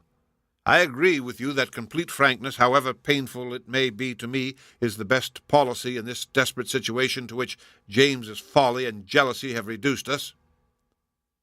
When I was a very young man, Mr. Holmes, I loved with such a love as comes only once in a lifetime. I offered the lady marriage, but she refused it on the grounds that such a match might mar my career. Had she lived, I would certainly never have married anyone else. She died and left this one child, whom for her sake I have cherished and cared for. I could not acknowledge the paternity to the world, but I gave him the best of educations, and since he came to manhood, I have kept him near my person. He surprised my secret, and has presumed ever since upon the claim which he has upon me, and upon his power of provoking a scandal which would be abhorrent to me. His presence had something to do with the unhappy issue of my marriage. Above all, he hated my young legitimate heir from the first with a persistent hatred. You may well ask me why, under these circumstances, I still kept James under my roof. I answer that it was because I could see his mother's face in his, and that for her dear sake there was no end to my long suffering. All her pretty ways, too. There was not one of them which he could not suggest and bring back to my memory. I could not send him away. But I feared so much lest he should do Arthur, that is, Lord Saltire, a mischief, that I dispatched him for safety to Dr. Huxtable's school. James came into contact with this fellow Hayes because the man was a tenant of mine, and James acted as agent. The fellow was a rascal from the beginning, but in some extraordinary way James became intimate with him. He had always a taste for low company. When James determined to kidnap Lord Saltire, it was of this man's service that he availed himself. You remember that I wrote to Arthur upon that last day? Well, James opened the letter and inserted a note asking Arthur to meet him in a little wood called the Ragged Shaw, which is near to the school. He used the Duchess's name, and in that way got the boy to come. That evening James bicycled over. I am telling you what he has himself confessed to me, and he told Arthur, whom he met in the wood, that his mother longed to see him, and that she was waiting him on the moor, and that if he would come with him back into the wood at midnight, he would find a man with a horse who would take him to her. Poor Arthur fell into the trap. He came to the appointment and found this fellow Hayes with a led pony.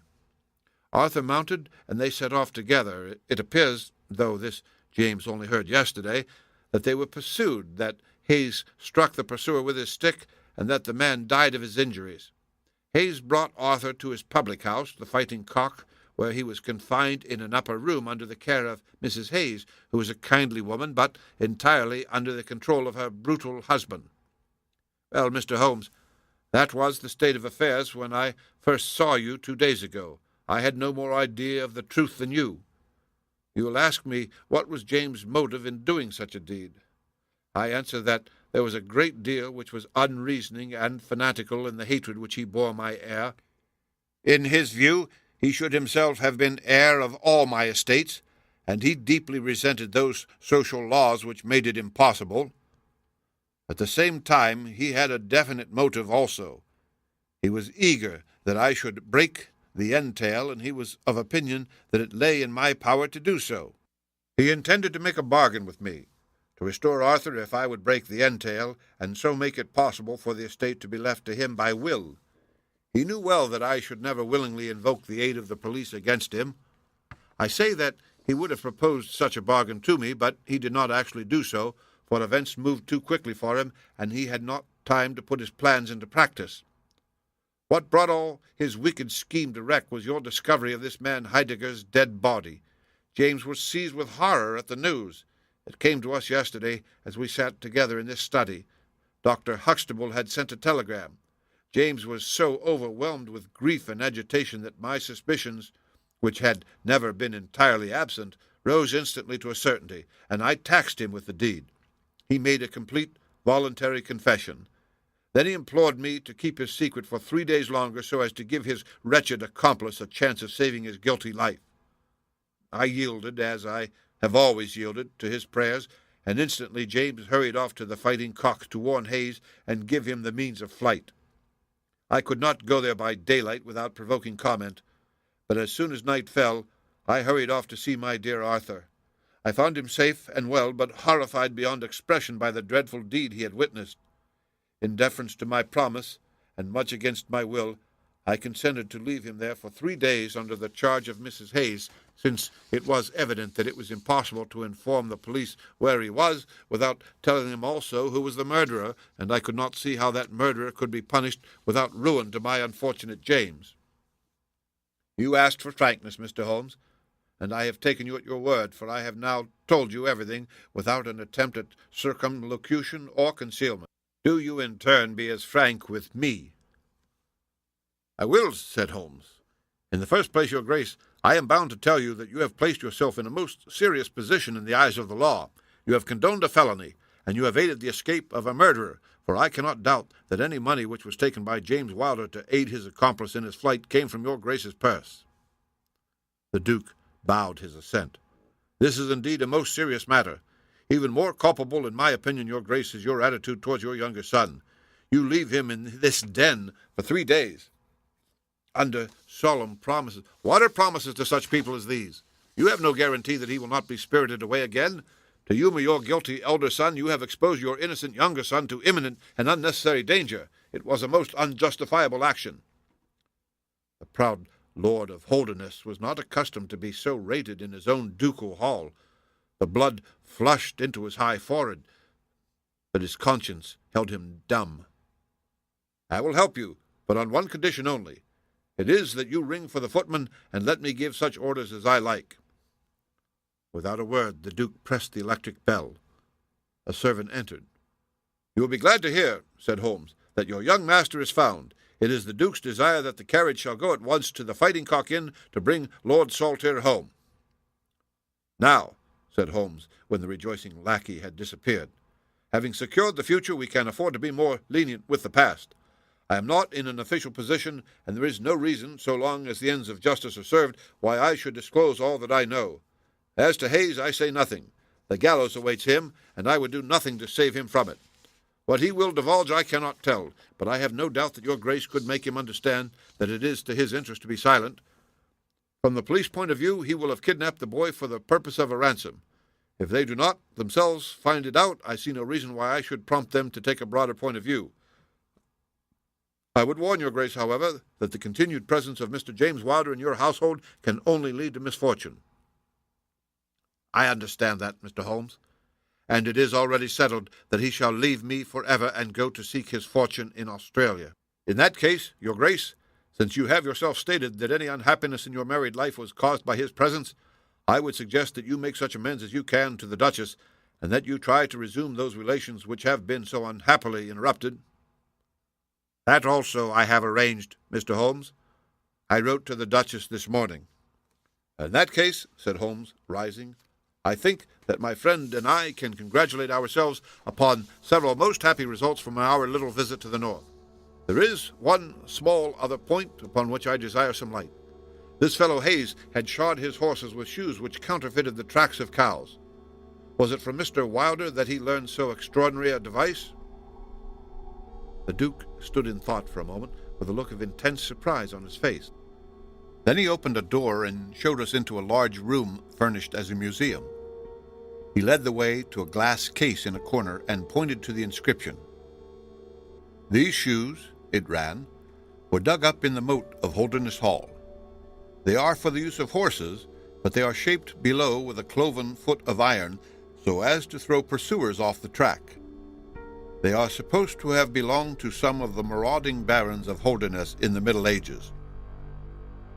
Holmes opened the case, and moistening his finger, he passed it along the shoe.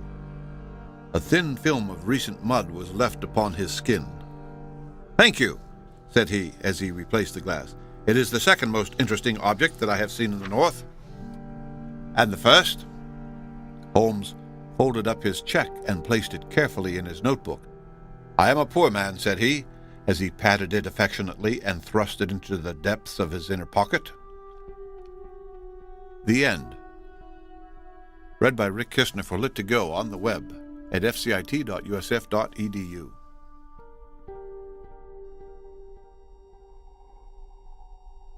The Return of Sherlock Holmes by Sir Arthur Conan Doyle. 6. The Adventure of Black Peter. I have never known my friend to be in better form, both mental and physical, than in the year 1895. His increasing fame had brought with it an immense practice, and I should be guilty of an indiscretion if I were even to hint at the identity of some of the illustrious clients who crossed our humble threshold in Baker Street. Holmes, however, like all great artists, lived for his art's sake, and save in the case of the Duke of Holderness, I have seldom known him claim any large reward for his inestimable services. So unworldly was he, or so capricious, that he frequently refused his help to the powerful and wealthy where the problem made no appeal to his sympathies, while he would devote weeks of the most intense application to the affairs of some humble client whose case presented those strange and dramatic qualities which appealed to his imagination and challenged his ingenuity. In this memorable year 1895, a curious and incongruous succession of cases had engaged his attention, ranging from his famous investigation of the sudden death of Cardinal Tosca, an inquiry which was carried out by him at the express desire of His Holiness the Pope, down to his arrest of Wilson, the notorious canary trainer which removed a plague spot from the East End of London. Close on the heels of these two famous cases came the tragedy of Woodman's Lee and the very obscure circumstances which surrounded the death of Captain Peter Carey.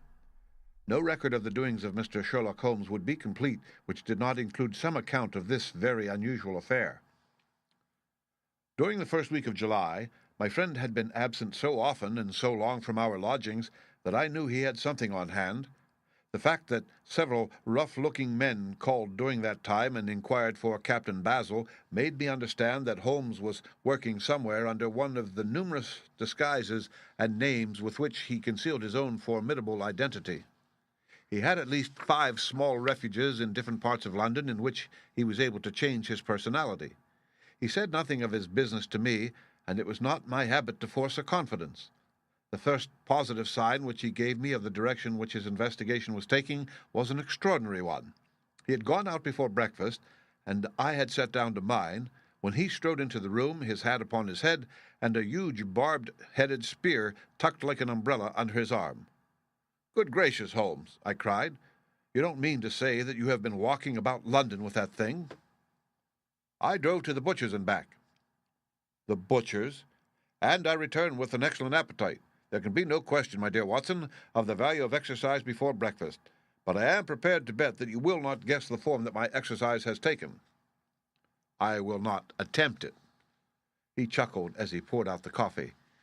"If you could have looked into Allardyce's back shop, you would have seen a dead pig swung from a hook in the ceiling, and a gentleman in his shirt-sleeves furiously stabbing at it with this weapon.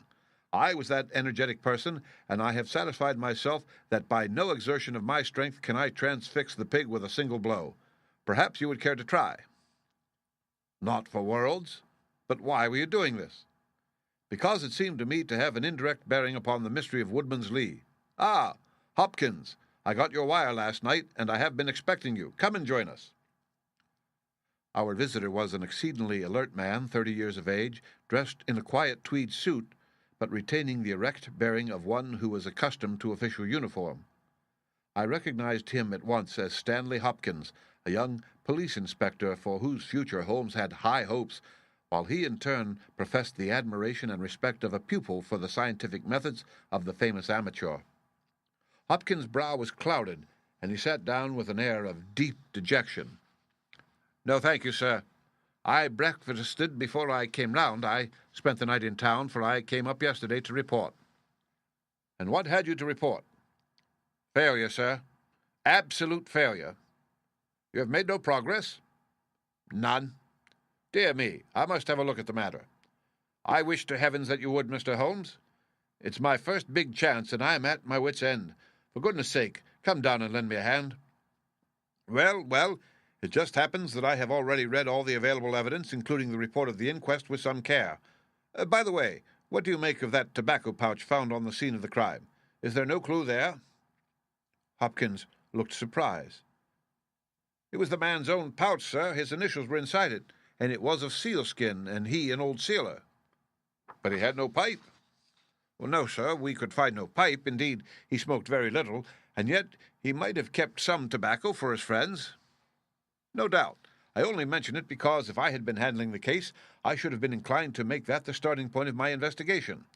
However, my dear friend Dr. Watson knows nothing of this matter, and I should be none the worse for hearing the sequence of events once more. Just give us some short sketch of the essentials." Stanley Hopkins drew a slip of paper from his pocket. "I have a few dates here which will give you the career of the dead man, Captain Peter Carey. He was born in 45, 50 years of age. He was a most daring and successful seal and whale fisher. In 1883 he commanded the steam sealer Sea Unicorn of Dundee. He had then had several successful voyages in succession, and in the following year, 1884, he retired. After that he travelled for some years, and finally he bought a small place called Woodman's Lee, near Forest Row in Sussex. There he has lived for 6 years, and there he died just a week ago today." There was some most singular points about the man. In ordinary life he was a strict Puritan, a silent, gloomy fellow. His household consisted of his wife, his daughter, aged 20, and 2 female servants. These last were continually changing, for it was never a very cheery situation, and sometimes it became past all bearing. The man was an intermittent drunkard, and when he had the fit on him, he was a perfect fiend. He has been known to drive his wife and his daughter out of doors in the middle of the night and flog them through the park until the whole village outside the gates was aroused by their screams. He was summoned once for a savage assault upon the old vicar, who had called upon him to remonstrate with him upon his conduct. In short, Mr. Holmes, you would go far before you found a more dangerous man than Peter Carey, and I have heard that he bore the same character when he commanded his ship. He was known in the trade as Black Peter, and the name was given him not only on account of his swarthy features and the color of his huge beard, but for the humors which were the terror of all around him.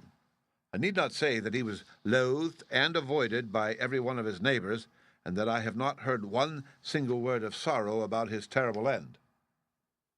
You must have read in the account of the inquest about the man's cabin, Mr. Holmes, but perhaps your friend here has not heard of it. He had built himself a wooden outhouse. He always called it the cabin, a few hundred yards from his house, and it was here that he slept every night. It was a little single-roomed hut, 16 feet by 10. He kept the key in his pocket, made his own bed, cleaned it himself, and allowed no other foot to cross the threshold. There are small windows on each side, which were covered by curtains and never opened. One of these windows was turned towards the high road, and when the light burned in it at night, the folk used to point it out to each other and wonder what Black Peter was doing in there. That's the window, Mr. Holmes, which gave us one of the few bits of positive evidence that came out of the inquest. You remember that a stonemason named Slater, walking from Forest Row about 1 o'clock in the morning, 2 days before the murder, stopped as he passed the grounds and looked at the square of light still shining among the trees. He swears that the shadow of a man's head turned sideways was clearly visible on the blind, and that this shadow was certainly not that of Peter Carey, whom he knew well. It was that of a bearded man, but the beard was short and bristled forward in a way very different from that of the captain. So he says, but he had been 2 hours in the public house, and it is some distance from the road to the window. Besides, this refers to the Monday, and the crime was done upon the Wednesday. On the Tuesday, Peter Carey was in one of his blackest moods, flushed with drink and as savage as a dangerous wild beast. He roamed about the house, and the women ran for it when they heard him coming. Late in the evening he went down to his own hut. About 2 o'clock the following morning, his daughter, who slept with her window open, heard a most fearful yell from that direction, but it was no unusual thing for him to brawl and shout when he was in drink, so no notice was taken. On rising at 7, one of the maids noticed that the door of the hut was open, but so great was the terror which the man caused that it was midday before anyone would venture down to see what had become of him. Peeping into the open door, they saw a sight which sent them flying with white faces to the village. Within an hour, I was on the spot and had taken over the case. Well, I have fairly steady nerves, as you know, Mr. Holmes, but I give you my word that I got a shake when I put my head into that little house. It was droning like a harmonium with the flies and bluebottles, and the floor and walls were like a slaughterhouse. He had called it a cabin, and a cabin it was, sure enough, for you would have thought you were in a ship. There was a bunk at one end, a sea chest, maps, charts, a picture of the sea unicorn, a line of logbooks on a shelf, all exactly as one would expect to find in a captain's room. And there in the middle of it was the man himself, his face twisted like a lost soul in torment, and his great brindled beard stuck upwards in his agony.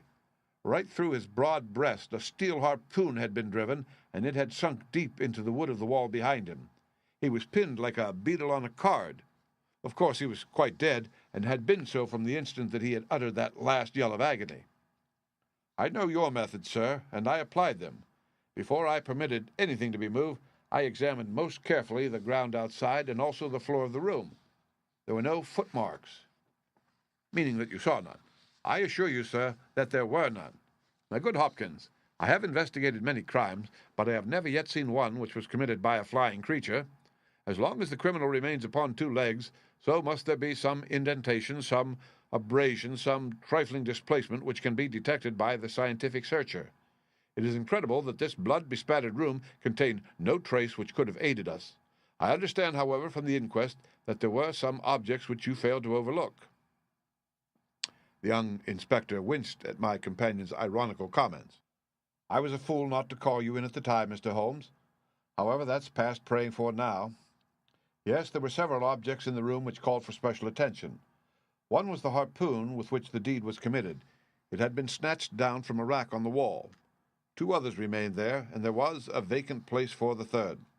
On the stock was engraved SS Sea Unicorn Dundee. This seemed to establish that the crime had been done in a moment of fury, and that the murderer had seized the first weapon which came in his way. The fact that the crime was committed at 2 in the morning and yet Peter Carey was fully dressed suggested that he had an appointment with the murderer, which is borne out by the fact that a bottle of rum and 2 dirty glasses stood upon the table. Yes, said Holmes. I think that both inferences are permissible. Was there any other spirit but rum in the room? Yes.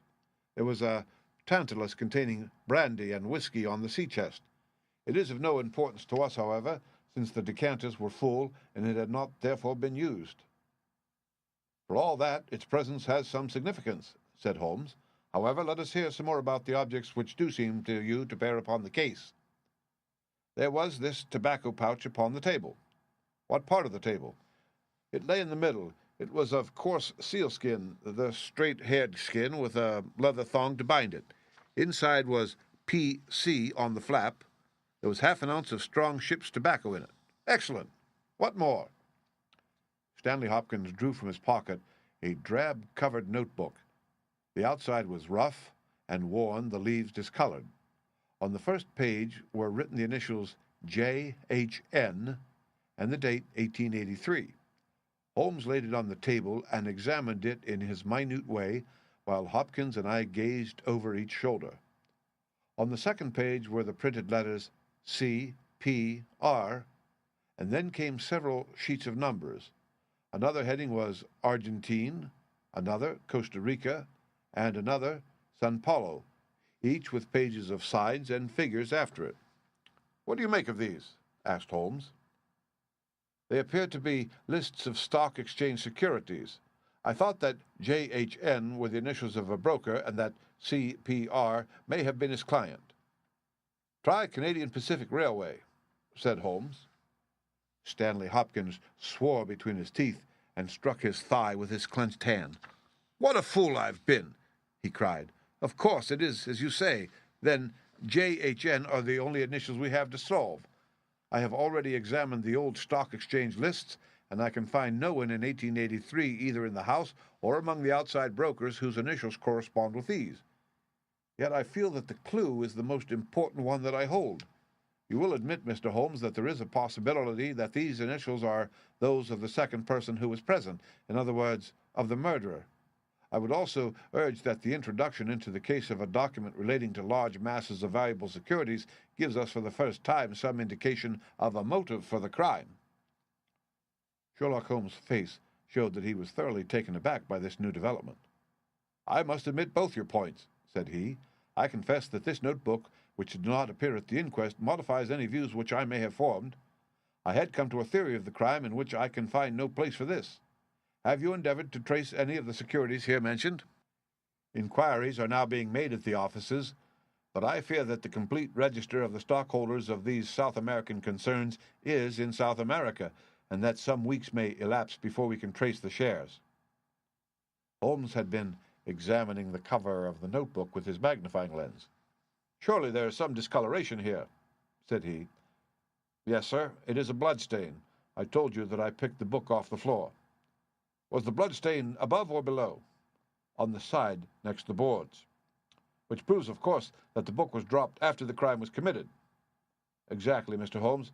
I appreciated that point, and I conjectured that it was dropped by the murderer in his hurried flight. It lay near the door. I suppose that none of these securities have been found among the property of the dead man? No, sir. Have you any reason to suspect robbery? No, sir. Nothing seems to have been touched. Oh, dear me, it is certainly a very interesting case. Then there was a knife, was there not? A sheath knife, still in its sheath. It lay at the feet of the dead man. Mrs. Carey has identified it as being her husband's property. Holmes was lost in thought for some time. Well, said he at last, I suppose I shall have to come out and have a look at it. Stanley Hopkins gave a cry of joy. Thank you, sir. That will indeed be a weight off my mind. Holmes shook his finger at the inspector. It would have been an easier task a week ago, said he, but even now my visit may not be entirely fruitless. Watson, if you can spare the time, I should be very glad of your company. If you will call a four-wheeler, Hopkins, we shall be ready to start for Forest Row in a quarter of an hour. Alighting at the small wayside station, we drove for some miles through the remains of widespread woods, which were once part of that great forest which for so long held the Saxon invaders at bay. The impenetrable Weald for 60 years the bulwark of Britain. Vast sections of it have been cleared, for this is the seat of the first ironworks of the country, and the trees have been felled to smelt the ore. Now the richer fields of the north have absorbed the trade, and nothing save these ravaged groves and great scars in the earth show the work of the past. Here in a clearing upon the green slope of a hill stood a long, low stone house, approached by a curving drive running through the fields. Near the road and surrounded on three sides by bushes was a small outhouse, one window, and the door facing in our direction. It was the scene of the murder.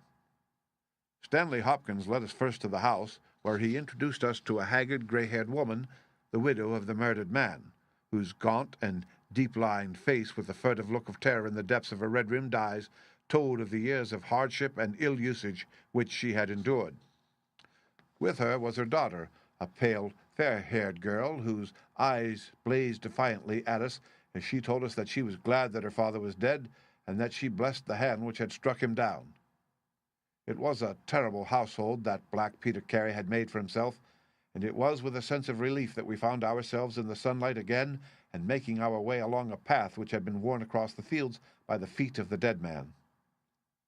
The outhouse was the simplest of dwellings, wooden-walled, shingle-roofed, one window beside the door, and one on the farther side. Stanley Hopkins drew the key from his pocket and had stooped to the lock when he paused with a look of attention and surprise upon his face. "Someone has been tampering with it," he said. There could be no doubt of the fact. The woodwork was cut, and the scratches showed white through the paint, as if they had been that instant done. Holmes had been examining the window. "Someone has tried to force this also. Whoever it was has failed to make his way in. He must have been a very poor burglar." "This is the most extraordinary thing," said the inspector. "I could swear that these marks were not here yesterday evening." "Some curious person from the village, perhaps," I suggested. "Very unlikely. Few of them would dare to set foot in the grounds, far less try to force their way into the cabin. What do you think of it, Mr. Holmes?" "I think that fortune has been very kind to us." "You mean that the person will come again?" "It is very probable. He came expecting to find the door open. He tried to get in with the blade of a very small penknife. He could not manage it. What would he do?" "Come again next night with a more useful tool." "So I should say. It will be our fault if we are not there to receive him. Meanwhile, let me see the inside of the cabin." The traces of the tragedy had been removed, but the furniture within the little room still stood as it had been on the night of the crime. For 2 hours, with most intense concentration, Holmes examined every object in turn, but his face showed that his quest was not a successful one. Once only he paused in his patient investigation. "Have you taken anything off this shelf, Hopkins?" "No, I have moved nothing." "Something has been taken. There is less dust in this corner of the shelf than elsewhere. It may have been a book lying on its side. It may have been a box. Well, I can do nothing more. Let us walk in these beautiful woods, Watson, and give a few hours to the birds and the flowers. We shall meet you here later, Hopkins, and see if we can come to closer quarters with the gentleman who has paid this visit in the night." It was past 11 o'clock when we formed our little ambuscade. Hopkins was for leaving the door of the hut open, but Holmes was of the opinion that this would rouse the suspicions of the stranger. The lock was a perfectly simple one, and only a strong blade was needed to push it back. Holmes also suggested that we should wait not inside the hut, but outside it among the bushes which grew round the farther window. In this way we should be able to watch our man if he struck a light and see what his object was in this stealthy nocturnal visit. It was a long and melancholy vigil, and yet brought with it something of the thrill which the hunter feels when he lies beside the water pool and waits for the coming of the thirsty beast of prey. What savage creature was it which might steal upon us out of the darkness? Was it a fierce tiger of crime which could only be taken fighting hard with flashing fang and claw?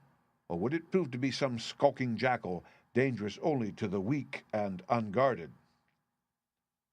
In absolute silence we crouched amongst the bushes, waiting for whatever might come. At first the steps of a few belated villagers, or the sound of voices from the village, lightened our vigil. But one by one these interruptions died away, and an absolute stillness fell upon us, save for the chimes of the distant church, which told us of the progress of the night, and for the rustle and whisper of a fine rain falling amid the foliage which roofed us in. 2:30 had chimed, and it was the darkest hour which precedes the dawn when we all started as a low but sharp click came from the direction of the gate. Someone had entered the drive.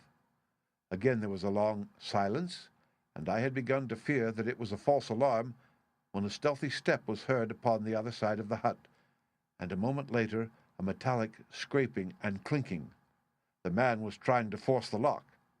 This time his skill was greater, or his tool was better, for there was a sudden snap and the creak of the hinges. Then a match was struck, and next instant the steady light from a candle filled the interior of the hut. Through the gauze curtain our eyes were all riveted upon the scene within. The nocturnal visitor was a young man, frail and thin, with a black mustache which intensified the deadly pallor of his face. He could not have been much above 20 years of age.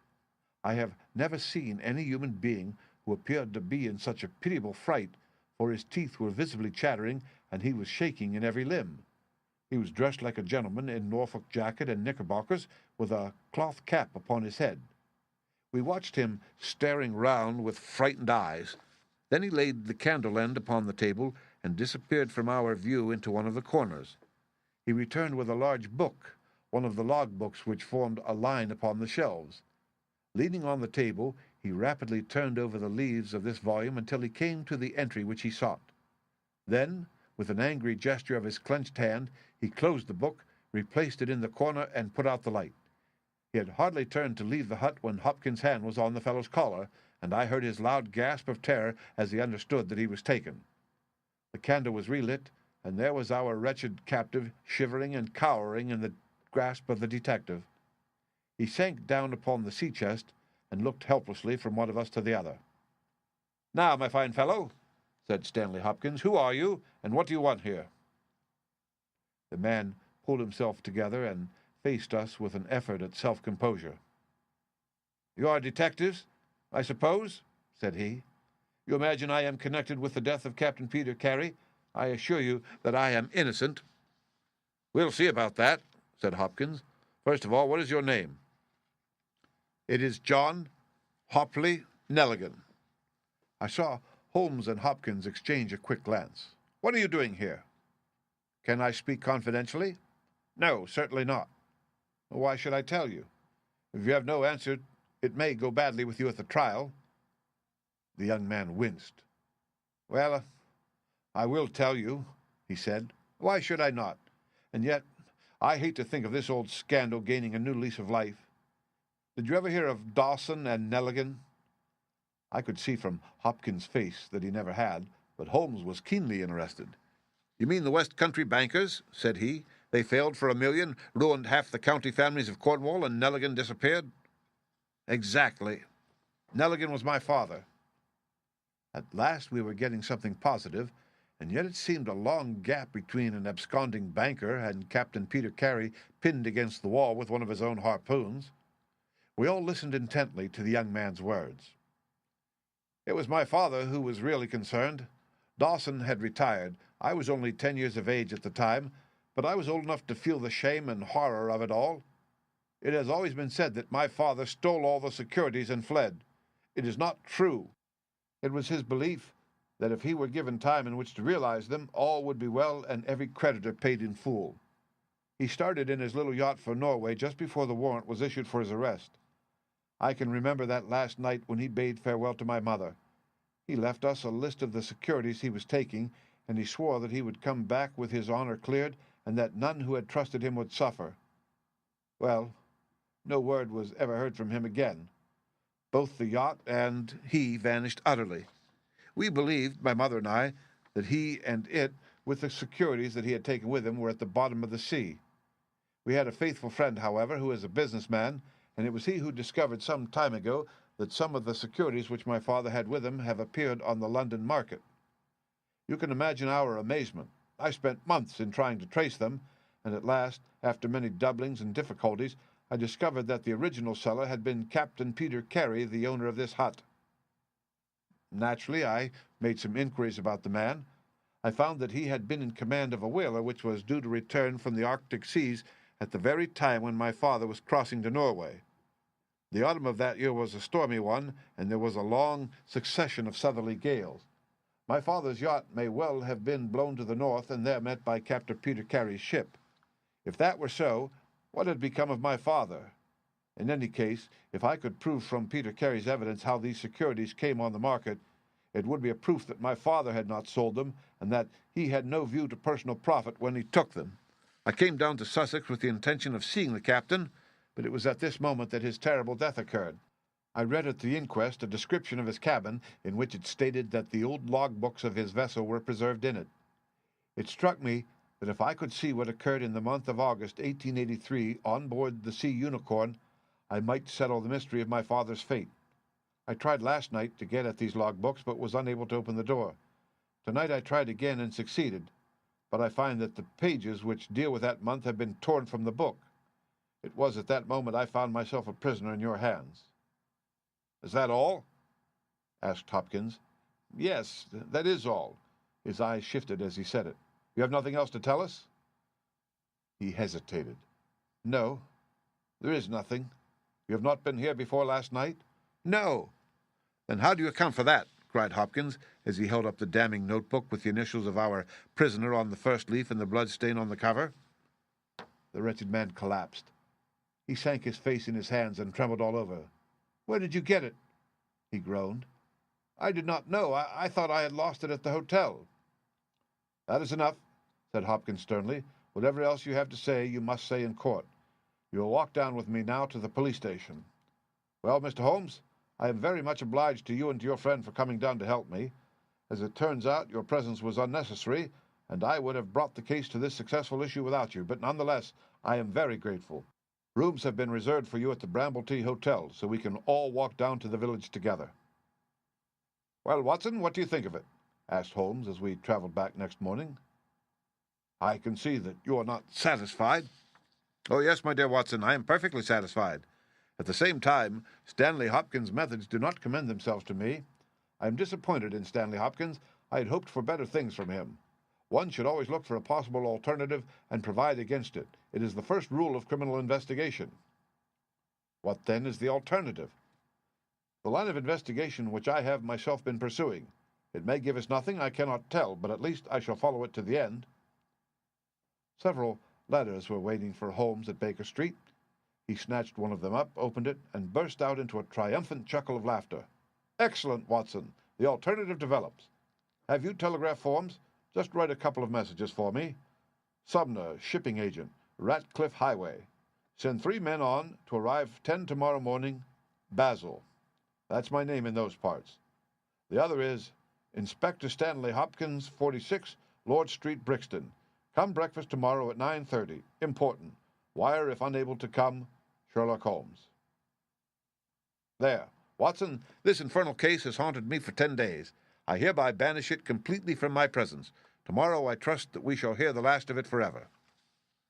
Sharp at the hour named, Inspector Stanley Hopkins appeared, and we sat down together to the excellent breakfast which Mrs. Hudson had prepared. The young detective was in high spirits at his success. "You really think that your solution must be correct?" asked Holmes. "I could not imagine a more complete case." "It did not seem to me conclusive." "You astonish me, Mr. Holmes. What more could one ask for?" "Does your explanation cover every point?" "Undoubtedly. I find that young Nelligan arrived at the Bramblety Hotel on the very day of the crime. He came on the pretense of playing golf. His room was on the ground floor, and he could get out when he liked. That very night he went down to Woodman's Lee, saw Peter Carey at the hut, quarreled with him, and killed him with the harpoon. Then, horrified by what he had done, he fled out of the hut, dropping the notebook which he had brought with him in order to question Peter Carey about these different securities. You may have observed that some of them were marked with ticks, and the others, the great majority, were not. Those which are ticked have been traced on the London market, but the others presumably were still in the possession of Carey, and young Nelligan, according to his own account, was anxious to recover them in order to do the right thing by his father's creditors. After his flight he did not dare to approach the hut again for some time, but at last he forced himself to do so in order to obtain the information which he needed. Surely that is all simple and obvious." Holmes smiled and shook his head. "It seems to me to have only one drawback, Hopkins, and that is that it is intrinsically impossible. Have you tried to drive a harpoon through a body? No? Tut tut, my dear sir. You must really pay attention to these details. My friend Watson could tell you that I spent a whole morning in that exercise. It is no easy matter, and requires a strong and practiced arm. But this blow was delivered with such violence that the head of the weapon sank deep into the wall. Do you imagine that this anemic youth was capable of so frightful an assault?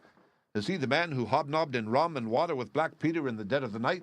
Was it his profile that was seen on the blind 2 nights before? No, no, Hopkins. It is another and a more formidable person for whom we must seek. The detective's face had grown longer and longer during Holmes' speech. His hopes and his ambitions were all crumbling about him, but he would not abandon his position without a struggle. You can't deny that Nelligan was present that night, Mr. Holmes. The book will prove that. I fancy that I have evidence enough to satisfy a jury, even if you are able to pick a hole in it. Besides, Mr. Holmes, I have laid my hand upon my man. As to this terrible person of yours, where is he? I rather fancy that he is on the stair, said Holmes serenely. I think, Watson, that you would do well to put that revolver where you can reach it. He rose and laid a written paper upon a side table. Now we are ready, said he. There had been some talking in gruff voices outside, and now Mrs. Hudson opened the door to say that there were 3 men inquiring for Captain Basil. Show them in one by one, said Holmes. The first who entered was a little Ribston Pippin of a man, with ruddy cheeks and fluffy white side whiskers. Holmes had drawn a letter from his pocket. What name? He asked. James Lancaster. I am sorry, Lancaster, but the berth is full. Here is half a sovereign for your trouble. Just step into this room and wait there for a few minutes. The second man was a long, dried-up creature with lank hair and sallow cheeks. His name was Hugh Pattens. He also received his dismissal, his half-sovereign, and the order to wait. The third applicant was a man of remarkable appearance. A fierce, bulldog face was framed in a tangle of hair and beard, and 2 bold, dark eyes gleamed behind the cover of thick, tufted, overhung eyebrows. He saluted and stood, sailor fashion, turning his cap round in his hands. Your name? Asked Holmes. Patrick Cairns. Harpooner? Yes, sir. 26 voyages. Dundee, I suppose? Yes, sir. And ready to start with an exploring ship? Yes, sir. What wages? £8 a month. Could you start at once? As soon as I get my kit. Have you your papers? Yes, sir. He took a sheaf of worn and greasy forms from his pocket. Holmes glanced over them and returned them. You are just the man I want, said he. Here's the agreement on the side table. If you sign it, the whole matter will be settled. The seaman lurched across the room and took up the pen. Shall I sign here? He asked, stooping over the table. Holmes leaned over his shoulder and passed both hands over his neck. This will do, said he. I heard a click of steel and a bellow like an enraged bull. The next instant, Holmes and the seaman were rolling on the ground together. He was a man of such gigantic strength that, even with the handcuffs which Holmes had so deftly fastened upon his wrists, he would have very quickly overpowered my friend had Hopkins and I not rushed to his rescue. Only when I pressed the cold muzzle of the revolver to his temple did he at last understand that resistance was vain. We lashed his ankles with cord and rose breathless from the struggle. I must really apologize, Hopkins, said Sherlock Holmes. I fear that the scrambled eggs are cold. However, you will enjoy the rest of your breakfast all the better, will you not, for the thought that you have brought your case to a triumphant conclusion. Stanley Hopkins was speechless with amazement. I don't know what to say, Mr. Holmes, he blurted out at last with a very red face. It seems to me that I have been making a fool of myself from the beginning. I understand now what I should never have forgotten, that I am the pupil and you are the master. Even now I see what you have done, but I don't know how you did it or what it signifies. Well, well, said Holmes good-naturedly, we all learn by experience, and your lesson this time is that you should never lose sight of the alternative. You are so absorbed in young Nelligan that you could not spare a thought to Patrick Cairns, the true murderer of Peter Carey. The hoarse voice of the seaman broke in on our conversation. See here, mister, said he, I make no complaint of being manhandled in this fashion, but I would have you call things by their right names. You say I murdered Peter Carey. I say I killed Peter Carey, and there's all the difference. Maybe you don't believe what I say. Maybe you think I'm just slinging you a yarn. Not at all, said Holmes. Let us hear what you have to say. It's soon told, and by the Lord, every word of it is truth. I know Black Peter, and when he pulled out his knife, I whipped a harpoon through him sharp, for I knew that it was him or me. That's how he died. You can call it murder. Anyhow, I'd as soon die with a rope round my neck as with Black Peter's knife in my heart. How come you here? Asked Holmes. I'll tell it to you from the beginning. Just sit me up a little so's I can speak easy. It was in '83 that it happened, August of that year. Peter Carey was master of the Sea Unicorn, and I was spare harpooner. We was coming out of the ice pack on our way home with headwinds and a weak southerly gale when we picked up a little craft that had been blown north. There was one man on her, a landsman. The crew had thought she would founder and had made for the Norwegian coast in the dinghy. I guess they were all drowned. Well, we took him on board, this man, and he and the skipper had some long talks in the cabin. All the baggage we took off with him was one tin box. So far as I know, the man's name was never mentioned, and on the second night he disappeared as if he had never been. It was given out that he'd thrown himself overboard or fallen overboard in the heavy weather that we was a-having. Only one man knew what had happened to him, and that was me. For with my own eyes, I seen the skipper tip up his heels and put him over the rail in the middle watch of a dark night 2 days before we sighted the Shetland lights. Well, I kept my knowledge to myself and waited to see what would come of it. When we got back to Scotland, it was easily hushed up, and nobody asked any questions. A stranger died by an accident, and it was nobody's business to inquire. Shortly after, Peter Carey gave up the sea, and it was long years before I could find where he was. I guessed that he had done the deed for the sake of what was in that tin box, and that he could afford now to pay me well for keeping me mouth shut. Well, I found out where he was through a sailor man that had met him in London, and down I went to squeeze him. The first night he was reasonable enough and was ready to give me what would make me free of the sea for life. We were to fix it all 2 nights later. When I came, I found him 3 parts drunk and in vile temper. We sat down and we drank, and we yawned about old times, but the more he drank, the less I liked the look on his face. I spotted that harpoon upon the wall, and I thought I might need it before I was through. Then at last he broke out at me, spitting and cursing with murder in his eyes and a great clasp knife in his hand. He had not time to get it from the sheath before I had that harpoon through him. Heavens, what a yell he gave, and his face gets between me and me sleep. I stood there with his blood splashing round me, and I waited for a bit, but all was quiet.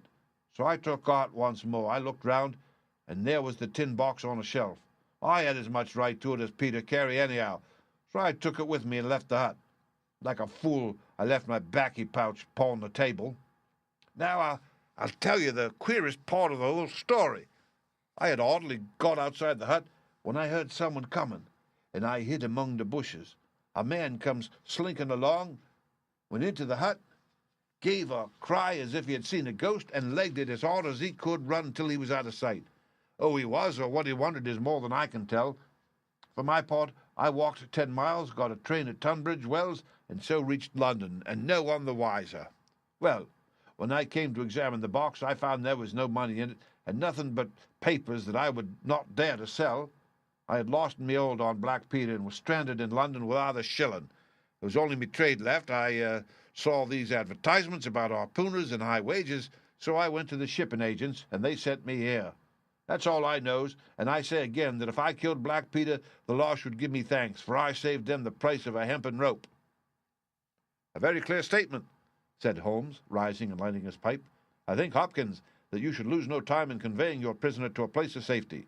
This room is not well adapted for a cell, and Mr. Patrick Cairns occupies too large a proportion of our carpet. Mr. Holmes, said Hopkins, I do not know how to express my gratitude. Even now I do not understand how you attained this result. Simply by having the good fortune to get the right clue from the beginning. It is very possible, if I had known about this notebook, it might have led away my thoughts as it did yours. But all I heard pointed in the one direction, the amazing strength, the skill in the use of the harpoon, the rum and water, the sealskin tobacco pouch with the coarse tobacco, all these pointed to a seaman, and one who had been a whaler. I was convinced that the initials P.C. upon the pouch were a coincidence, and not those of Peter Carey, since he seldom smoked, and no pipe was found in his cabin. You remember that I asked whether whiskey and brandy were in the cabin? You said they were. How many landsmen are there who would drink rum when they could get these other spirits? Yes, I was certain it was a seaman. And how did you find him? My dear sir, the problem had become a very simple one. If it were a seaman, it could only be a seaman who had been with him on the Sea Unicorn. So far as I could learn, he had sailed in no other ship. I spent 3 days in wiring to Dundee, and at the end of that time I had ascertained the names of the crew of the Sea Unicorn in 1883. When I found Patrick Cairns among the harpooners, my research was nearing its end. I argued that the man was probably in London and that he would desire to leave the country for a time. I therefore spent some days in the East End, devised an Arctic expedition, put forth tempting terms for harpooners who would serve under Captain Basil, and behold the result. Wonderful, cried Hopkins. Wonderful! You must obtain the release of young Nelligan as soon as possible, said Holmes. I confess that I think you owe him an apology. The tin box must be returned to him, but of course the securities which Peter Carey has sold are lost forever. There's the cab, Hopkins, and you can remove your man. If you want me for the trial, my address and that of Watson will be somewhere in Norway. I'll send particulars later. The end. Read by Rick Kistner for Lit2Go on the web at fcit.usf.edu.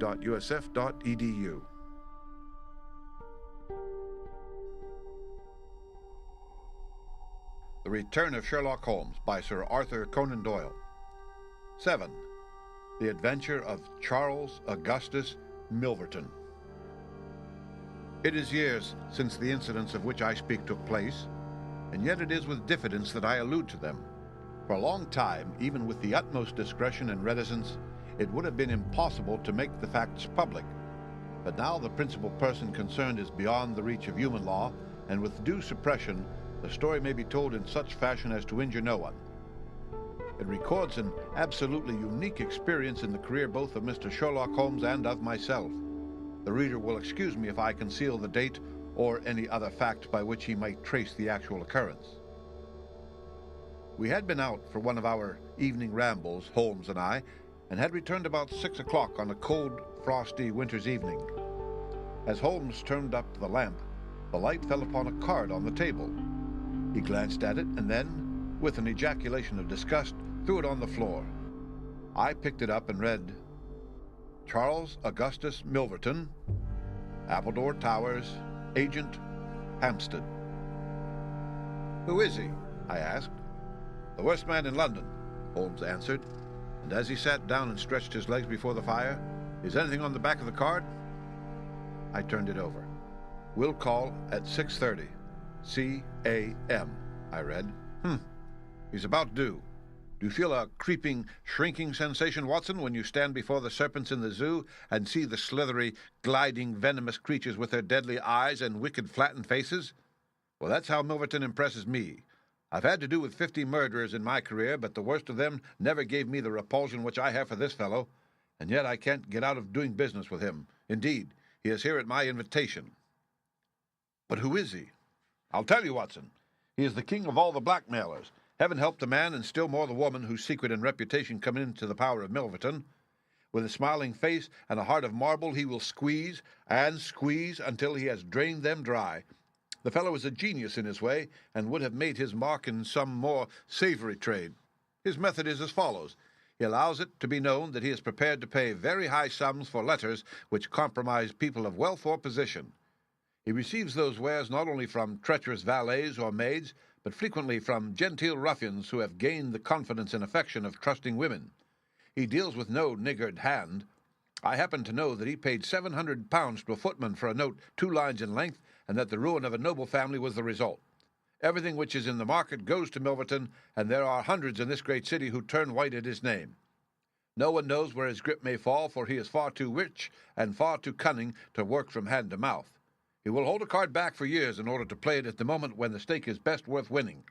I have said that he is the worst man in London, and I would ask you how could one compare the ruffian who in hot blood bludgeons his mate with this man, who methodically and at his leisure tortures the soul and wrings the nerves in order to add to his already swollen money bags. I had seldom heard my friend speak with such intensity of feeling. But surely, said I, the fellow must be within the grasp of the law. Technically, no doubt, but practically not. What would it profit a woman, for example, to get him a few months' imprisonment if her own ruin must immediately follow? His victims dare not hit back. If ever he blackmailed an innocent person, then indeed we should have him. but he is as cunning as the evil one. No, we must find other ways to fight him. And why is he here? Because an illustrious client has placed her piteous case in my hands. It is the Lady Eva Blackwell, the most beautiful debutante of last season. She is to be married in a fortnight to the Earl of Dovercourt. This fiend has several imprudent letters, imprudent, Watson, nothing worse, which were written to an impecunious young squire in the country. They would suffice to break off the match. Milverton will send the letters to the Earl unless a large sum of money is paid him. I have been commissioned to meet him and to make the best terms I can. At that instant, there was a clatter and a rattle in the street below. Looking down, I saw a stately carriage and pair, the brilliant lamps gleaming on the glossy haunches of the noble chestnuts. A footman opened the door, and a small, stout man in a shaggy astrakhan overcoat descended. A minute later, he was in the room. Charles Augustus Milverton was a man of 50, with a large, intellectual head, a round, plump, hairless face, a perpetual frozen smile, and two keen grey eyes which gleamed brightly from behind broad, golden-rimmed glasses. There was something of Mr. Pickwick's benevolence in his appearance, marred only by the insincerity of the fixed smile and by the hard glitter of those restless and penetrating eyes. His voice was as smooth and suave as his countenance, as he advanced with a plump little hand extended, murmuring his regret for having missed us at his first visit. Holmes disregarded the outstretched hand and looked at him with a face of granite. Milverton's smile broadened. He shrugged his shoulders, removed his overcoat, folded it with great deliberation over the back of a chair, and then took a seat. "This gentleman," said he, with a wave in my direction, "is it discreet? Is it right?" "Dr. Watson is my friend and partner." "Very good, Mr. Holmes. It is only in your client's interests that I protested. The matter is so very delicate. Dr. Watson has already heard of it. Then we can proceed to business. You say that you are acting for Lady Eva. Has she empowered you to accept my terms? What are your terms?" £7,000. "And the alternative?" "My dear sir, it is painful for me to discuss it, but if the money is not paid on the 14th, there certainly will be no marriage on the 18th. His insufferable smile was more complacent than ever. Holmes thought for a little. "You appear to me," he said at last, "to be taking matters too much for granted. I am, of course, familiar with the contents of these letters. My client will certainly do what I may advise. I shall counsel her to tell her future husband the whole story and to trust to his generosity."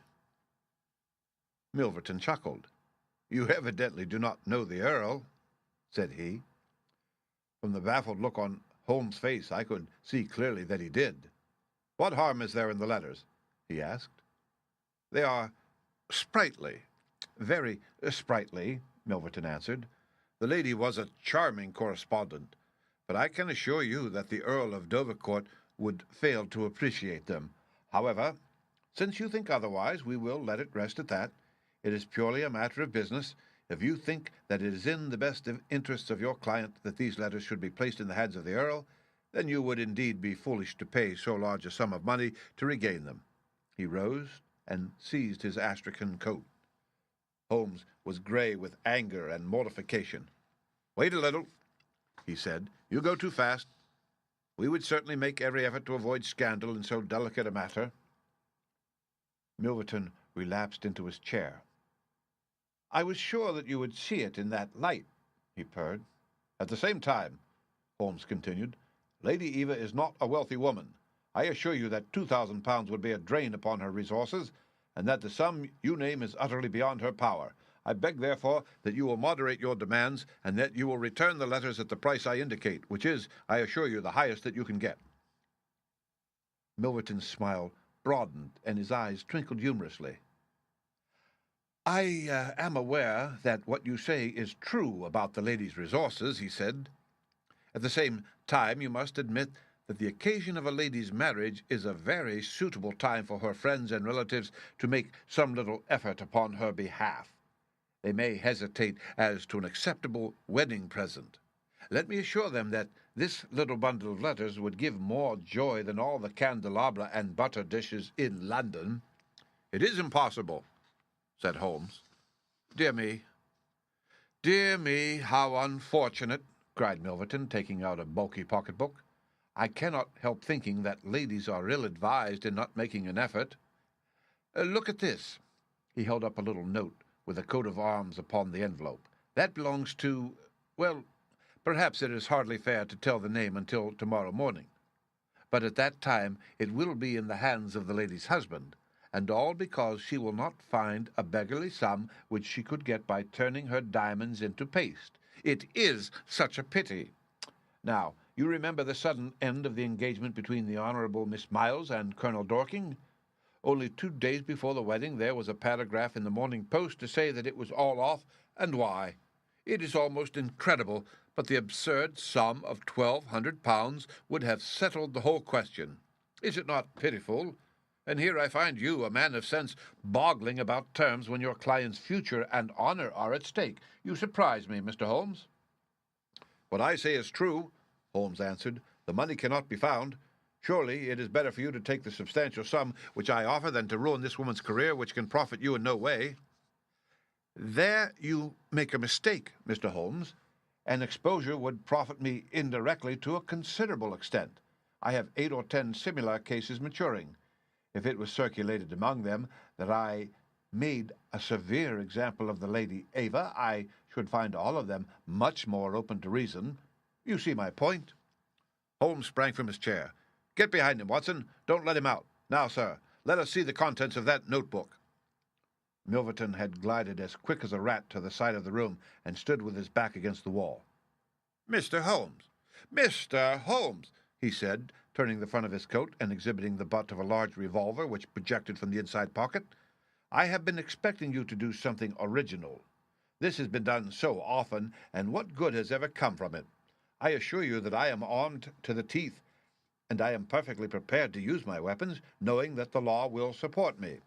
Besides, your supposition that I would bring the letters here in a notebook is entirely mistaken. I would do nothing so foolish. And now, gentlemen, I have 1 or 2 little interviews this evening, and it is a long drive to Hampstead." He stepped forward, took up his coat, laid his hand on his revolver, and turned to the door. I picked up a chair, but Holmes shook his head, and I laid it down again. With bow, a smile, and a twinkle, Milverton was out of the room, and a few moments after we heard the slam of the carriage door and the rattle of the wheels as he drove away. Holmes sat motionless by the fire, his hands buried deep in his trouser pockets, his chin sunk upon his breast, his eyes fixed upon the glowing embers. For half an hour he was silent and still.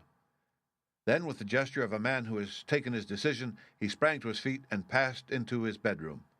A little later, a rakish young workman with a goatee beard and a swagger lit his clay pipe at the lamp before descending into the street.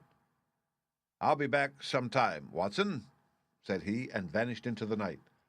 I understood that he had opened his campaign against Charles Augustus Milverton, but I little dreamed the strange shape which that campaign was destined to take. For some days Holmes came and went at all hours in this attire, but beyond a remark that his time was spent at Hampstead, and that it was not wasted, I knew nothing of what he was doing. At last, however, on a wild tempestuous evening when the wind screamed and rattled against the windows, he returned from his last expedition, and having removed his disguise, he sat before the fire and laughed heartily in his silent inward fashion. "You would not call me a marrying man, Watson?" "No, indeed." "You will be interested to hear that I am engaged." "My dear fellow, to Milverton's housemaid." "Good heavens, Holmes! I wanted information, Watson." "Surely you have gone too far." "It was a most necessary step. I am a plumber with a rising business, Escott by name. I have walked out with her each evening, and I have talked with her. Good heavens, those talks! However, I have got all I wanted. I know Milverton's house as I know the palm of my hand." "But the girl, Holmes?" He shrugged his shoulders. "You can't help it, my dear Watson. You must play your cards as best you can when such a stake is on the table. However, I rejoice to say that I have a hated rival who will certainly cut me out the instant that my back is turned. What a splendid night it is!" "You like this weather?" "It suits my purpose, Watson. I mean to burgle Milverton's house tonight." I had a catching of the breath, and my skin went cold at the words, which were slowly uttered in a tone of concentrated resolution. As a flash of lightning in the night shows up in an instant every detail of a wide landscape, so at one glance I seemed to see every possible result of such an action. The detection, the capture, the honored career ending in irreparable failure and disgrace, my friend himself lying at the mercy of the odious Milverton. "For heaven's sake, Holmes, think of what you're doing," I cried. "My dear fellow, I have given it every consideration. I am never precipitate in my actions, nor would I adopt so energetic and indeed so dangerous a course if any other were possible. Let us look at the matter clearly and fairly. I suppose that you will admit that the action is morally justifiable, though technically criminal. To burgle his house is no more than to forcibly take his pocketbook, an action in which you are prepared to aid me." I turned it over in my mind. "Yes," I said, "it is morally justifiable so long as our object is to take no articles save those which are used for an illegal purpose." "Exactly. Since it is morally justifiable, I have only to consider the question of personal risk. Surely a gentleman should not lay much stress upon this when a lady is in most desperate need of his help." "You will be in such a false position." "Well, that is part of the risk. There is no other possible way of regaining these letters. The unfortunate lady has not the money, and there are none of her people in whom she could confide. Tomorrow is the last day of grace, and unless we can get the letters tonight, this villain will be as good as his word and will bring about her ruin. I must therefore abandon my client to her fate, or I must play this last card. Between ourselves, Watson, it's a sporting duel between this fellow Milverton and me. He had, as you saw, the best of the first exchanges, but my self-respect and my reputation are concerned to fight it to a finish." "Well, I don't like it, but I suppose it must be," said I. "When do we start?" "You are not coming." "Then you are not going," said I. "I give you my word of honor, and I never broke it in my life, that I will take a cab straight to the police station and give you away unless you let me share this adventure with you." "You can help me." "How do you know that?" "You can't tell what may happen. Anyway, my resolution is taken. Other people besides you have self-respect and even reputations." Holmes had looked annoyed, but his brow cleared, and he clapped me on the shoulder. "Well, well, my dear fellow, be it so. We have shared the same room for some years, and it would be amusing if we ended by sharing the same cell. You know, Watson, I don't mind confessing to you that I have always had an idea that I would have made a highly efficient criminal. This is the chance of my lifetime in that direction. See here." He took a neat little leather case out of a drawer, and opening it, he exhibited a number of shining instruments. "This is a first-class, up-to-date burgling kit, with nickel-plated jemmy, diamond-tipped glass cutter, adaptable keys, and every modern improvement which the march of civilization demands. Here, too, is my dark lantern. Everything is in order. Have you a pair of silent shoes?"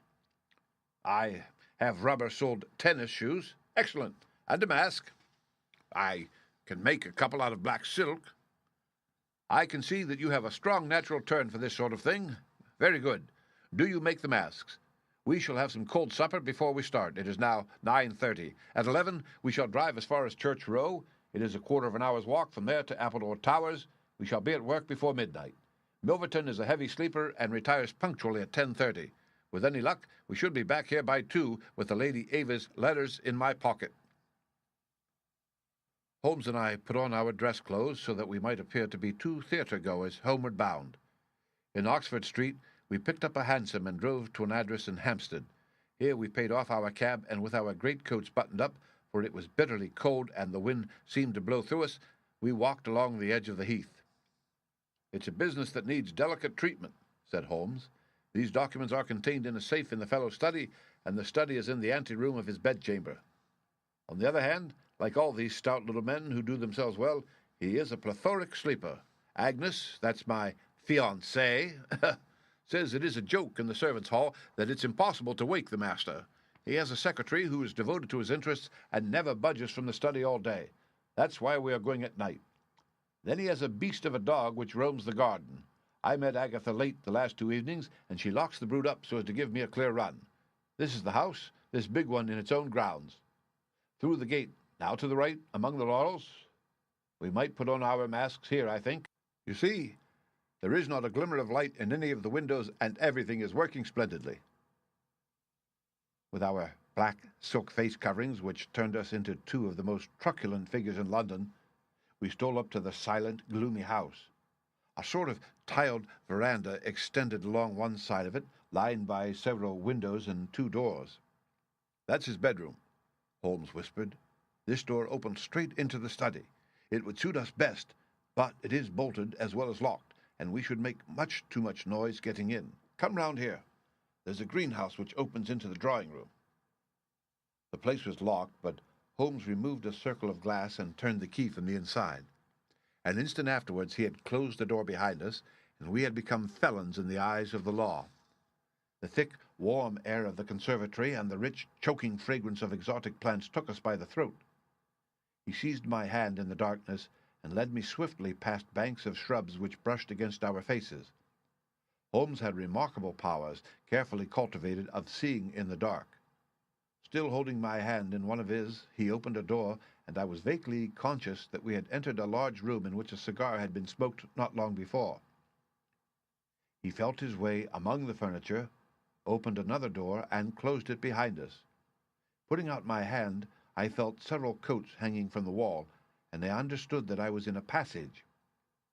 We passed along it, and Holmes very gently opened a door upon the right-hand side.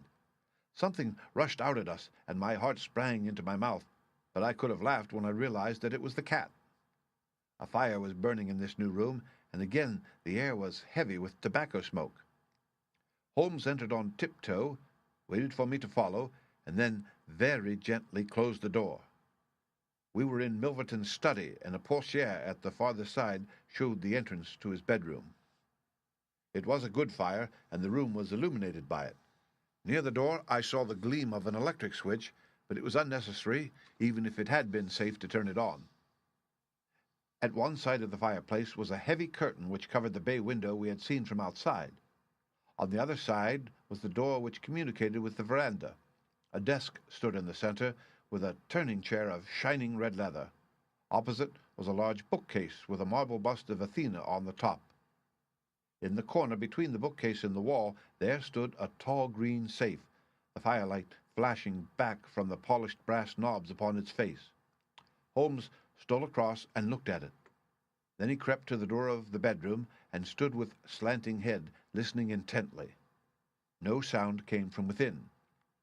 Meanwhile, it had struck me that it would be wise to secure our retreat through the outer door, so I examined it. To my amazement, it was neither locked nor bolted. I touched Holmes on the arm, and he turned his masked face in that direction. I saw him start, and he was evidently as surprised as I. "I don't like it," he whispered, putting his lips to my very ear. "I can't quite make it out. Anyhow, we have no time to lose."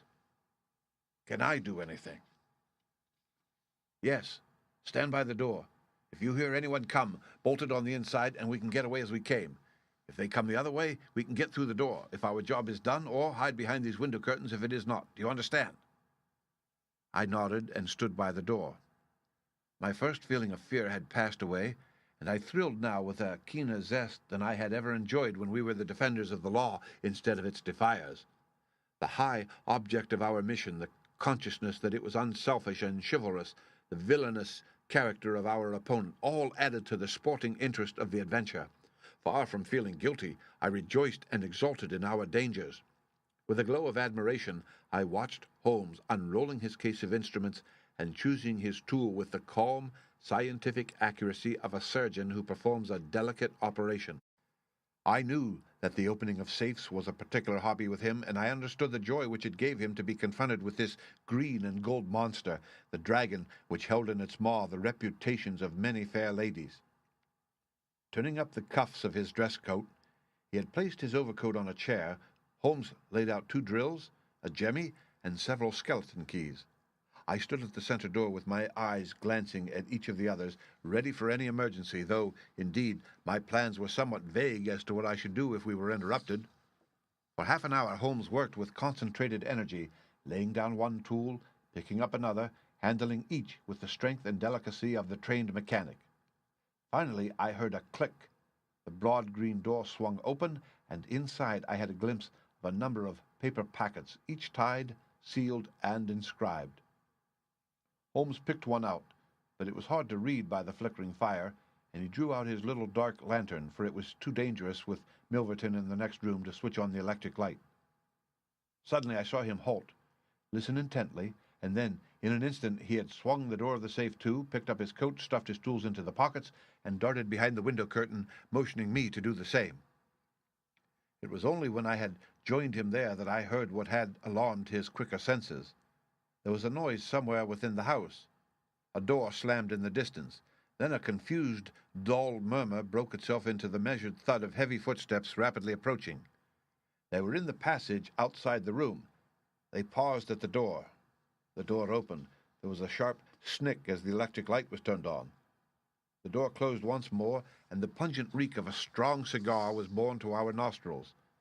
Then the footsteps continued backwards and forwards within a few yards of us. Finally, there was a creak from a chair, and the footsteps ceased. Then a key clicked in a lock, and I heard the rustle of papers. So far I had not dared to look out, but now I gently parted the division of the curtains in front of me and peeped through. From the pressure of Holmes' shoulder against mine, I knew that he was sharing my observations. Right in front of us, and almost within our reach, was the broad, rounded back of Milverton.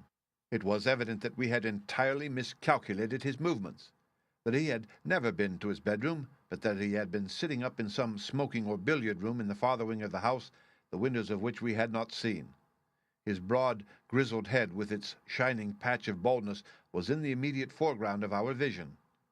He was leaning far back in the red leather chair, his legs outstretched, a long black cigar projecting at an angle from his mouth. He wore a semi-military smoking jacket, claret-colored, with a black velvet collar. In his hand he held a long legal document, which he was reading in an indolent fashion, blowing rings of tobacco smoke from his lips as he did so.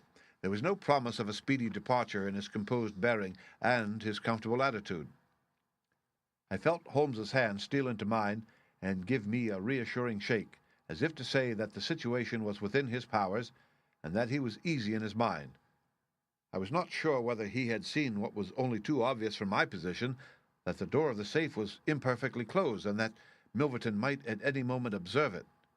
In my own mind, I had determined that if I were sure, from the rigidity of his gaze, that it had caught his eye, I would at once spring out, throw my greatcoat over his head, pinion him, and leave the rest to Holmes. But Milverton never looked up. He was languidly interested by the papers in his hand, and page after page was turned as he followed the argument of the lawyer. At least, I thought, when he has finished the document and the cigar, he will go to his room. But before he had reached the end of either, there came a remarkable development which turned our thoughts into quite another channel.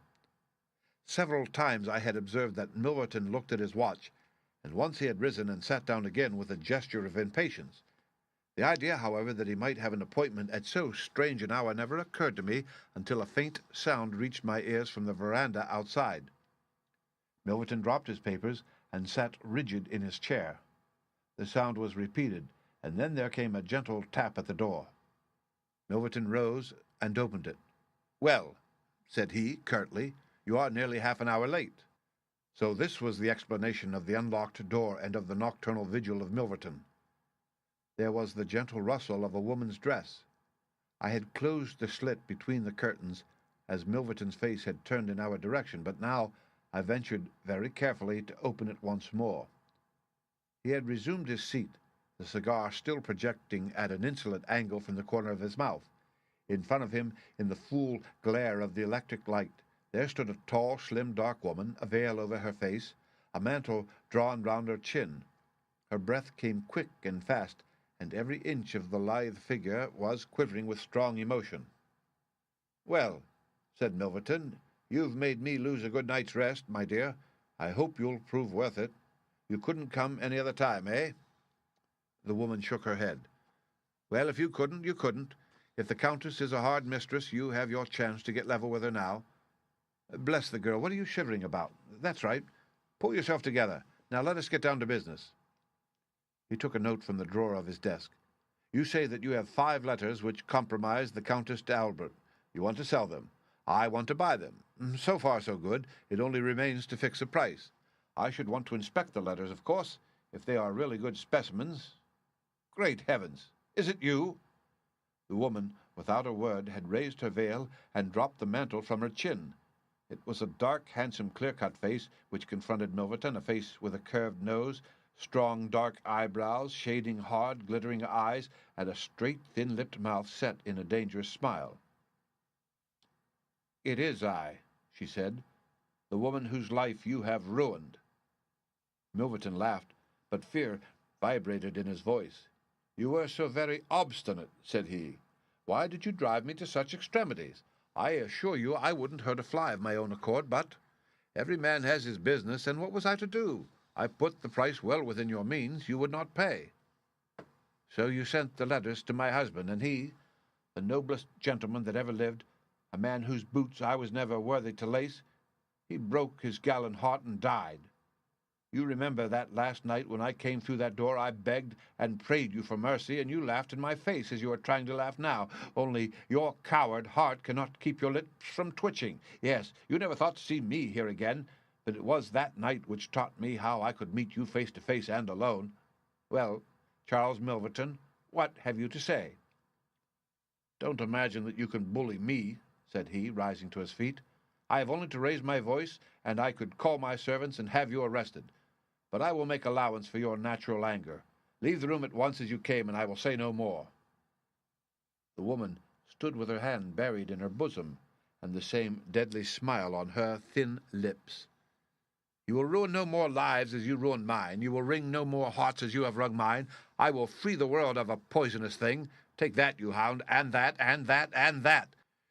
She had drawn a little gleaming revolver and emptied barrel after barrel into Milverton's body, the muzzle within 2 feet of his shirt-front. He shrank away, and then fell forward upon the table, coughing furiously and clawing among the papers. Then he staggered to his feet, received another shot, and rolled upon the floor. "You've done me," he cried, and lay still. The woman looked at him intently, and ground her heel into his upturned face. She looked again, but there was no sound or movement. I heard a sharp rustle, the night air blew into the heated room, and the avenger was gone. No interference upon our part could have saved the man from his fate, but as the woman poured bullet after bullet into Milverton's shrinking body, I was about to spring out when I felt Holmes' cold, strong grasp upon my wrist. I understood the whole argument of that firm, restraining grip, that it was no affair of ours, that justice had overtaken a villain, that we had our own duties and our own objects which were not to be lost sight of. But hardly had the woman rushed from the room when Holmes, with swift, silent steps, was over at the other door.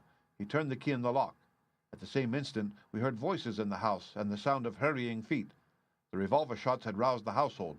With perfect coolness, Holmes slipped across to the safe, filled his 2 arms with bundles of letters, and poured them all into the fire. Again and again he did it, until the safe was empty. Someone turned the handle and beat upon the outside of the door. Holmes looked round swiftly. The letter, which had been the messenger of death for Milverton, lay, all mottled with his blood, upon the table. Holmes tossed it in among the blazing papers.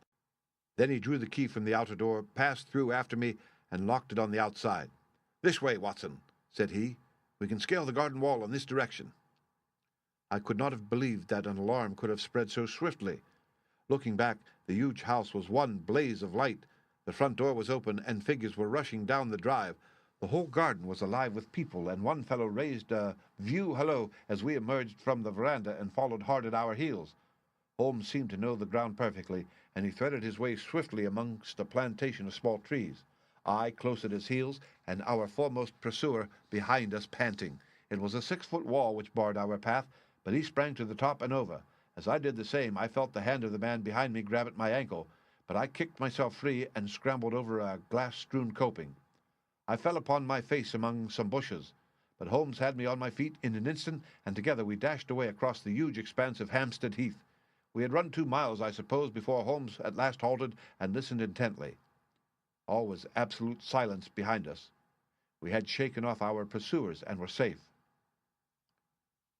We had breakfasted and were smoking our morning pipe on the day after the remarkable experience which I have recorded herein, when Mr. Lestrade, of Scotland Yard, very solemn and impressive, was ushered into our modest sitting-room.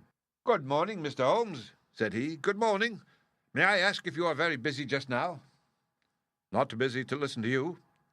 "I thought that perhaps if you had nothing particular on hand, you might care to assist us in a most remarkable case which occurred only last night at Hampstead." "Dear me," said Holmes. "What was that?" "A murder. A most dramatic and remarkable murder. I know how keen you are upon these things, and I would take it as a great favor if you would step down to Appledore Towers and give us the benefit of your advice. It is no ordinary crime. We have had our eyes upon this Mr. Milverton for some time, and between ourselves, he was a bit of a villain. He is known to have held papers which he used for blackmailing purposes. These papers have all been burned by the murderers. No article of value was taken, as it is probable that the criminals were men of good position whose sole object was to prevent social exposure. Criminals, said Holmes, plural? Yes, there were two of them. They were, as nearly as possible, captured red-handed. We have their footmarks, we have their description. It's 10 to 1 that we trace them.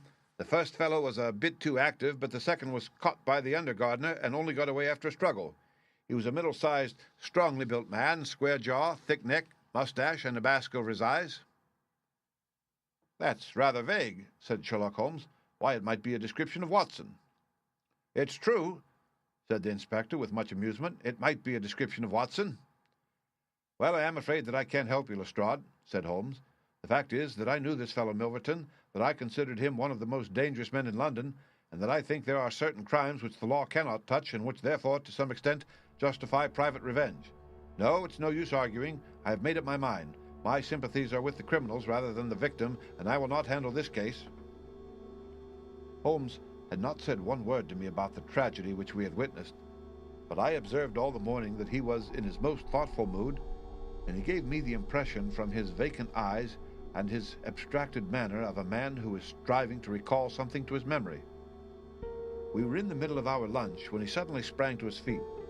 "By Jove, Watson, I've got it!" he cried. "Take your hat, come with me." He hurried at top speed down Baker Street and along Oxford Street until we had almost reached Regent Circus. Here on the left hand there stands a shop window filled with photographs of the celebrities and beauties of the day.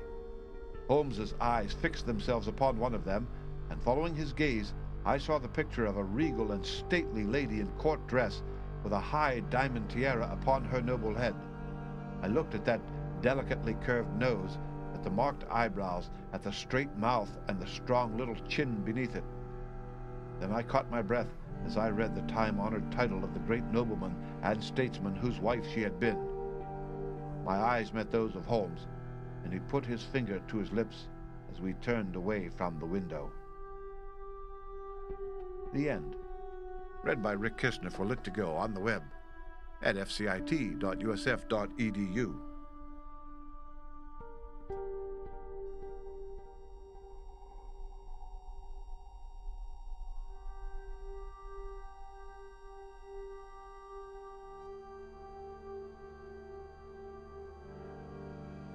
The Return of Sherlock Holmes by Sir Arthur Conan Doyle.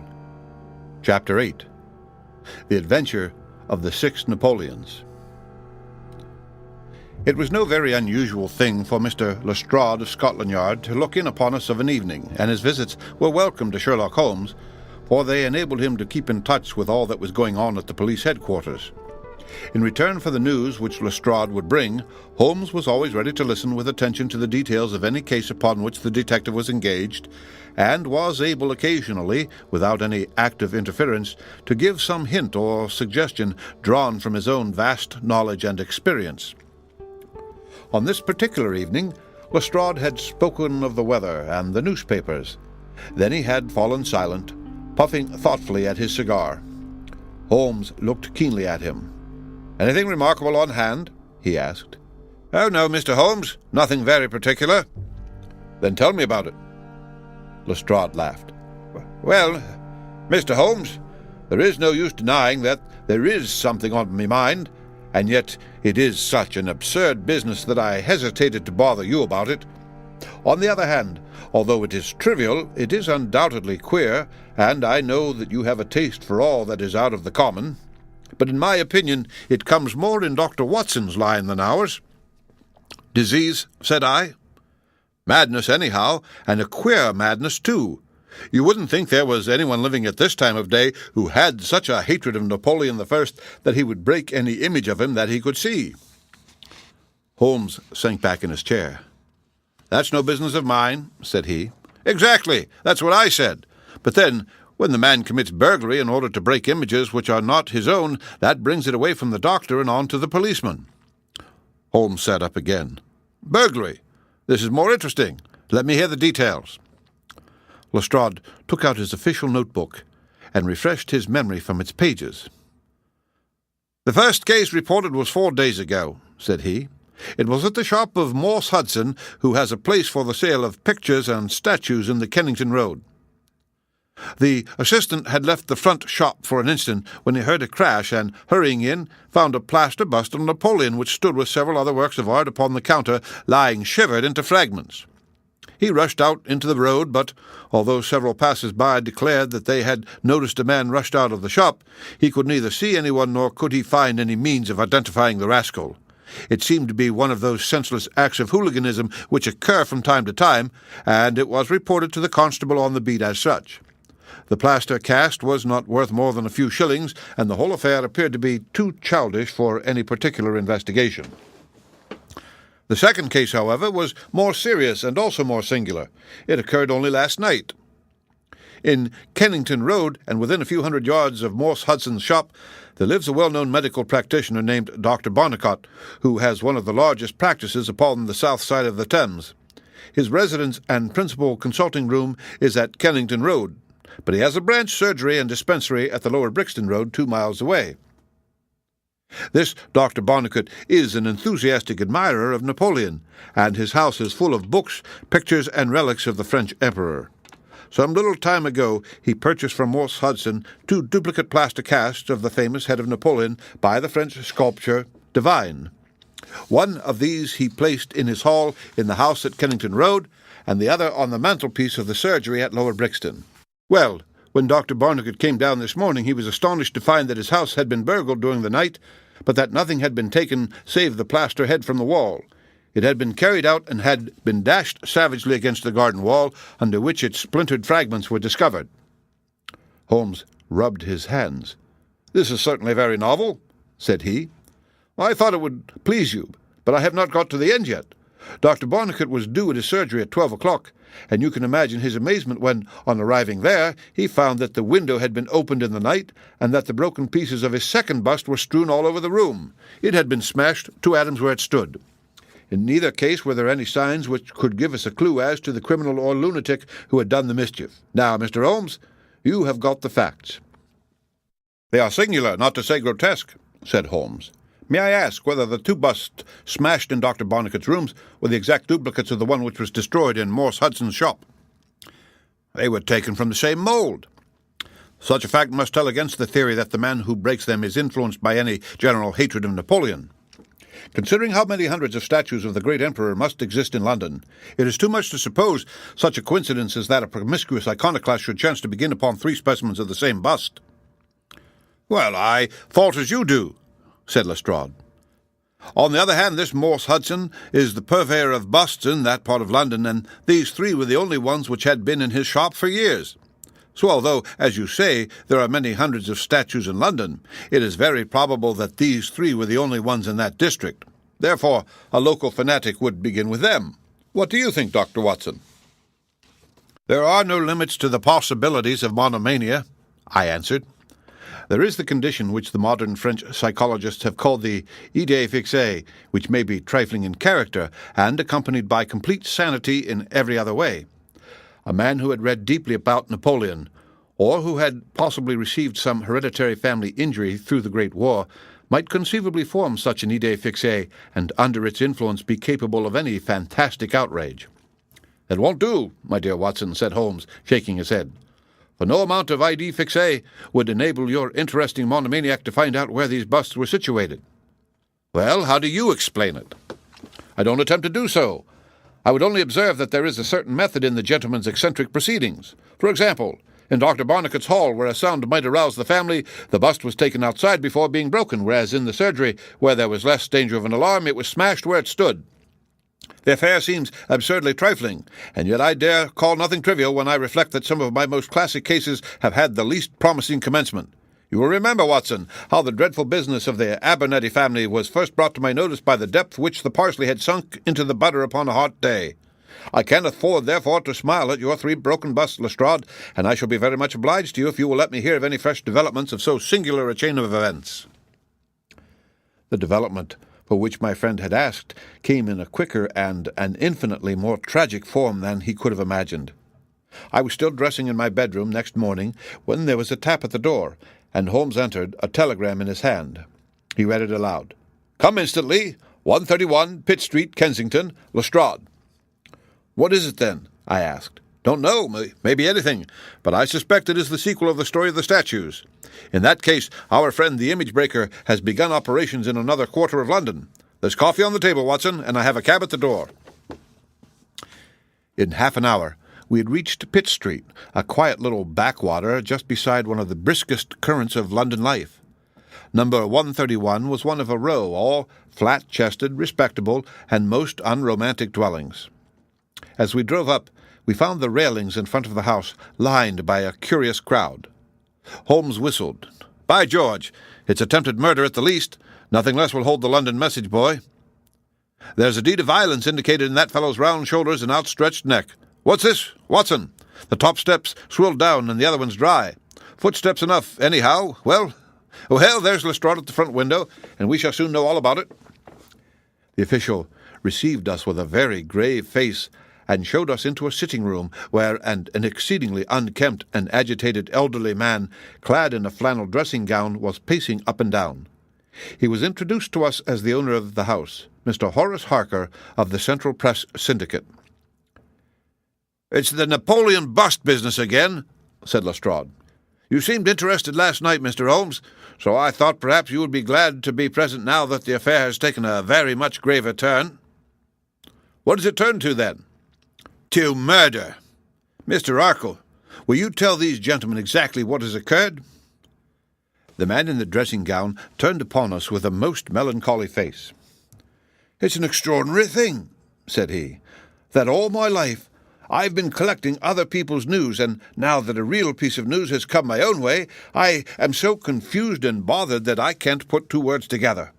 If I had come in here as a journalist, I should have interviewed myself and had 2 columns in every evening paper.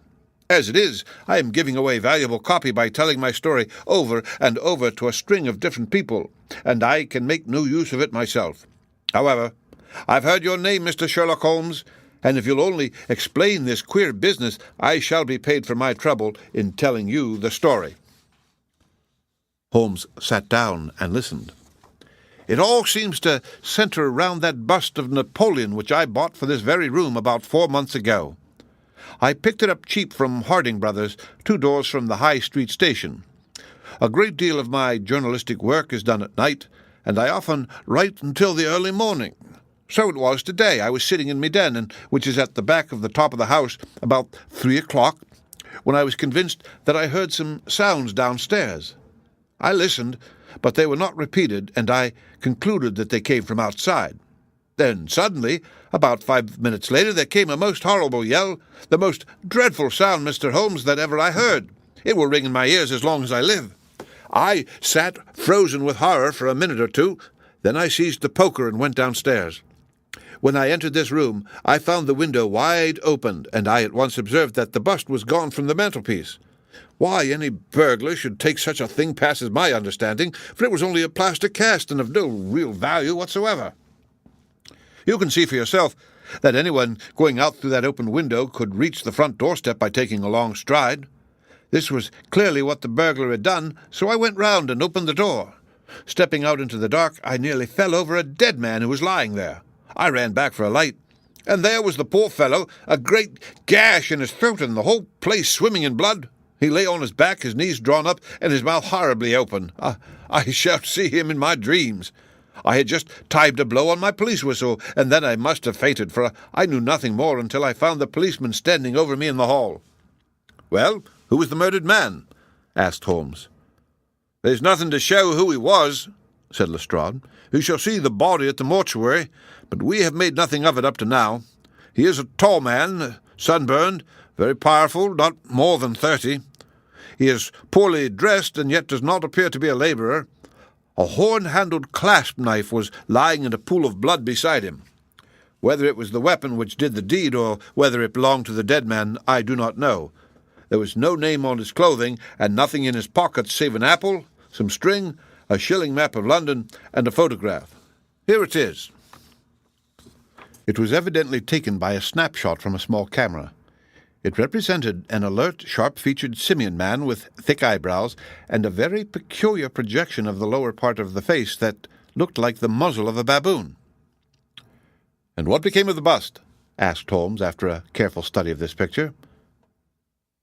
"Well, we had news of it just before you came. It has been found in the front garden of an empty house in Campden House Road. It was broken to fragments. I am going round to see it now. Will you come?" "Certainly. I must just take one look around." He examined the carpet and the window. "The fellow had either very long legs or was a most active man," said he. "With an area beneath, it was no mean feat to reach that window ledge and open that window. Getting back was comparatively simple. Are you coming with us to see the remains of your bust, Mr. Harker?" The disconsolate journalist had seated himself at a writing table. "I must try and make something of it," said he, "though I have no doubt that the first editions of the evening papers are out already with full details. It's like my luck. You remember that when that stand fell over at Doncaster? Well, I was the only journalist in the stand, and my journal the only one that had no account of it, for I was too shaken to write it, and now I'll be too late with a murder done on me own doorstep." As we left the room, we heard his pen travelling shrilly over the foolscap. The spot where the fragments of the bust had been found was only a few hundred yards away. For the first time, our eyes rested upon this presentment of the great emperor, which seemed to raise such frantic and destructive hatred in the mind of the unknown. It lay scattered in splintered shards upon the grass. Holmes picked up several of them and examined them carefully. I was convinced from his intent face and his purposeful manner that at last he was upon a clue. "Well?" asked Lestrade. Holmes shrugged his shoulders. "We have a long way to go yet," said he, and yet, well, we have some suggestive facts to act upon. The possession of this trifling bust was worth more in the eyes of this strange criminal than a human life. That is one point. Then there is the singular fact that he did not break it in the house or immediately outside the house, if to break it was his sole object. He was rattled and bustled by meeting this other fellow. He hardly knew what he was doing. Well, that's likely enough, but I wish to call your attention very particularly to the position of this house in the garden of which the bust was destroyed." Lestrade looked about him. It was an empty house, so he knew that he would not be disturbed in the garden. "Yes, but there is another empty house further up the street which he must have passed before he came to this one. Why did he not break it there, since it is evident that every yard that he carried it increased the risk of someone meeting him?" "I give it up," said Lestrade. Holmes pointed to the street lamp above our heads. "He could see what he was doing here, and he could not there. That was his reason." "By Jove, that's true," said the detective. "Now that I come to think of it, Dr. Barnicot's bust was broken not far from his red lamp. Well, Mr. Holmes, what are we to do with that fact?" "To remember it, to docket it. We may come on something later which will bear upon it. What steps do you propose to take now, Lestrade?" "The most practical way of getting at it, in my opinion, is to identify the dead man. There should be no difficulty about that. When we have found out who he is and who his associates are, we should have a good start in learning what he was doing in Pitt Street last night, and who it was who met him and killed him on the doorstep of Mr. Horace Harker. Don't you think so?" "No doubt, and yet it is not quite the way in which I should approach the case." "What would you do, then?" "Oh, you must not let me influence you in any way. I suggest that you go on your line and I on mine. We can compare notes afterwards, and each will supplement the other." "Very good," said Lestrade. "If you're going back to Pitt Street, you might see Mr. Horace Harker. Tell him from me that I have quite made up my mind, and that it is certain that a dangerous homicidal lunatic with Napoleonic delusions was in his house last night. It will be useful for his article." Lestrade stared. "You don't seriously believe that?" Holmes smiled. "Don't I? Well, perhaps I don't, but I am sure that it will interest Mr. Horace Harker and the subscribers of the Central Press Syndicate. Now, Watson, I think that we shall find that we have a long and rather complex day's work before us. I should be glad, Lestrade, if you could make it convenient to meet us at Baker Street at 6 o'clock this evening. Until then, I should like to keep this photograph found in the dead man's pocket. It is possible that I may have to ask your company and assistance upon a small expedition which will have to be undertaken tonight, if my chain of reasoning should prove to be correct, that is. Until then, goodbye and good luck." Sherlock Holmes and I walked together to the High Street, where we stopped at the shop of Harding Brothers whence the bust had been purchased. A young assistant informed us that Mr. Harding would be absent until afternoon, and that he was himself a newcomer who could give us no information. Holmes's face showed his disappointment and annoyance. Well, we can't expect to have it all our own way, Watson," he said at last. "We must come back in the afternoon if Mr. Harding will not be here until then. I am, as you have no doubt surmised, endeavouring to trace these busts to their source in order to find if there is not something peculiar which may account for their remarkable fate. Let us make for Mr. Morse Hudson of the Kennington Road and see if he can throw any light upon the problem." A drive of an hour brought us to the picture-maker's establishment. He was a small, stout man with a red face and a peppery manner. "Yes, sir. On me very county, sir," said he. "What we pay rates and taxes for I don't know, when any ruffian can come in and break one's goods. Yes, sir, it was I who sold Dr. Barnacle his 2 statues. Disgraceful, sir. A nihilistic plot, that's what I make it. No one but an anarchist would go about breaking statues. Red Republicans, that's what I call 'em. Who did I get the statues from? Why, I don't see what that has to do with it.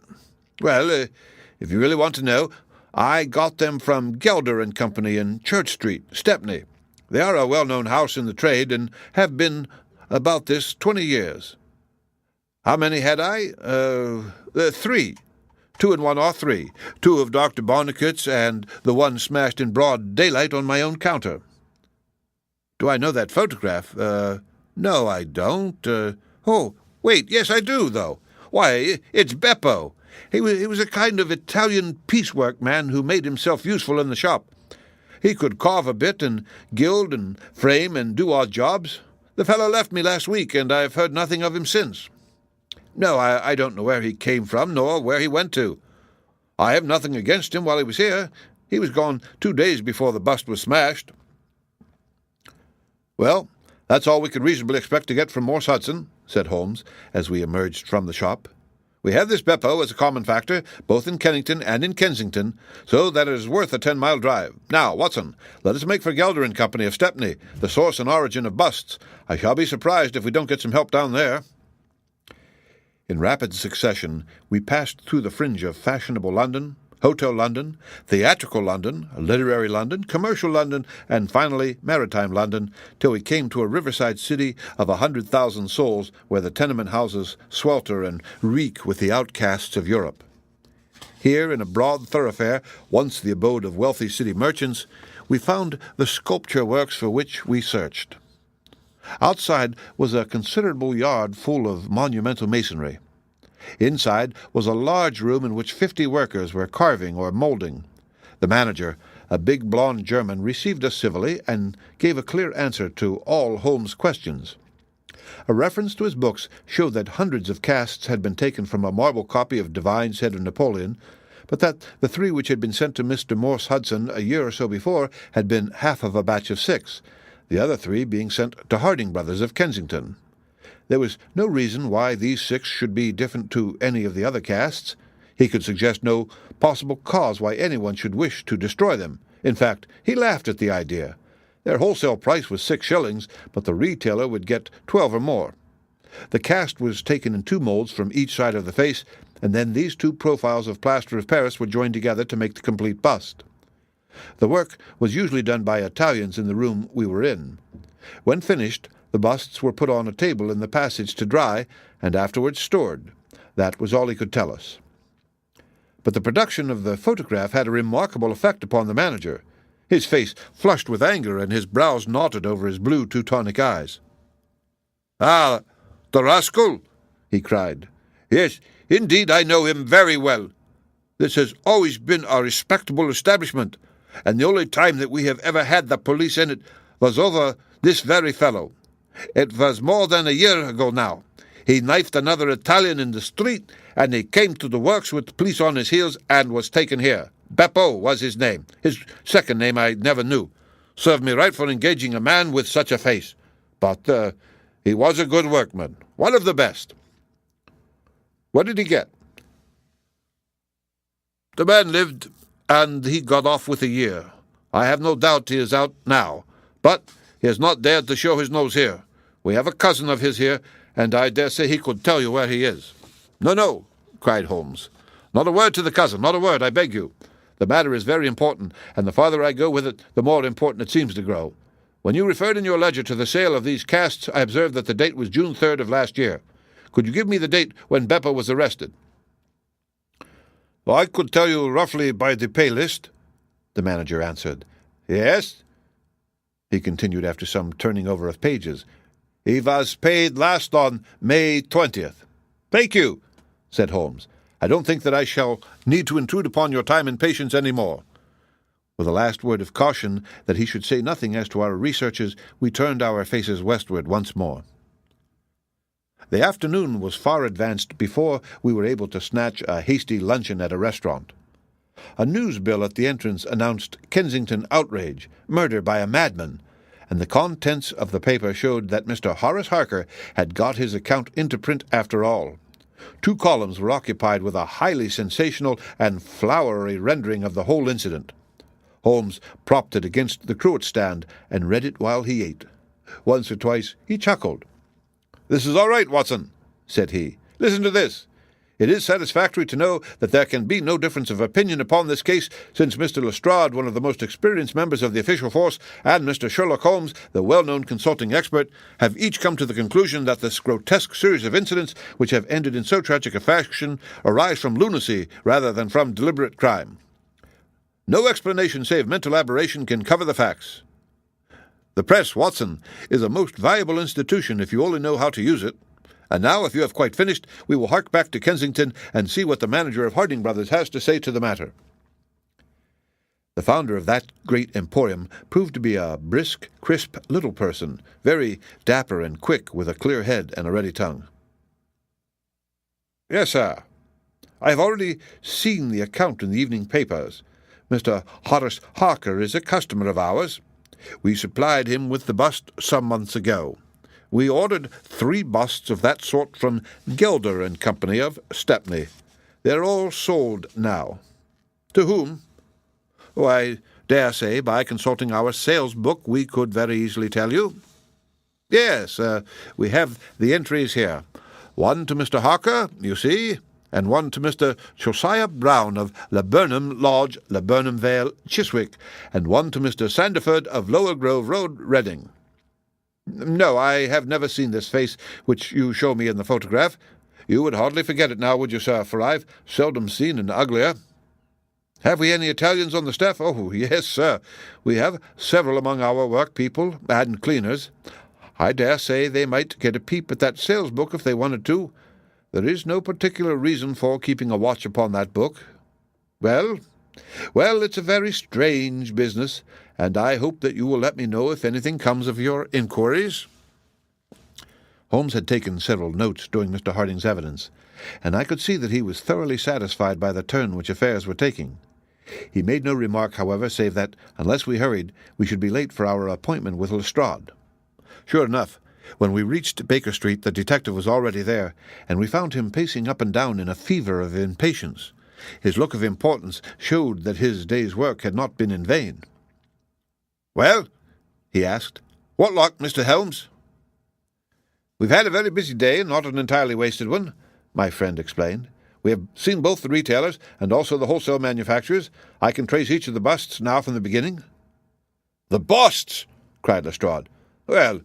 Well, you have your own methods, Mr. Sherlock Holmes, and it is not for me to say a word against them, but I think I've done a better day's work than you. I have identified the dead man."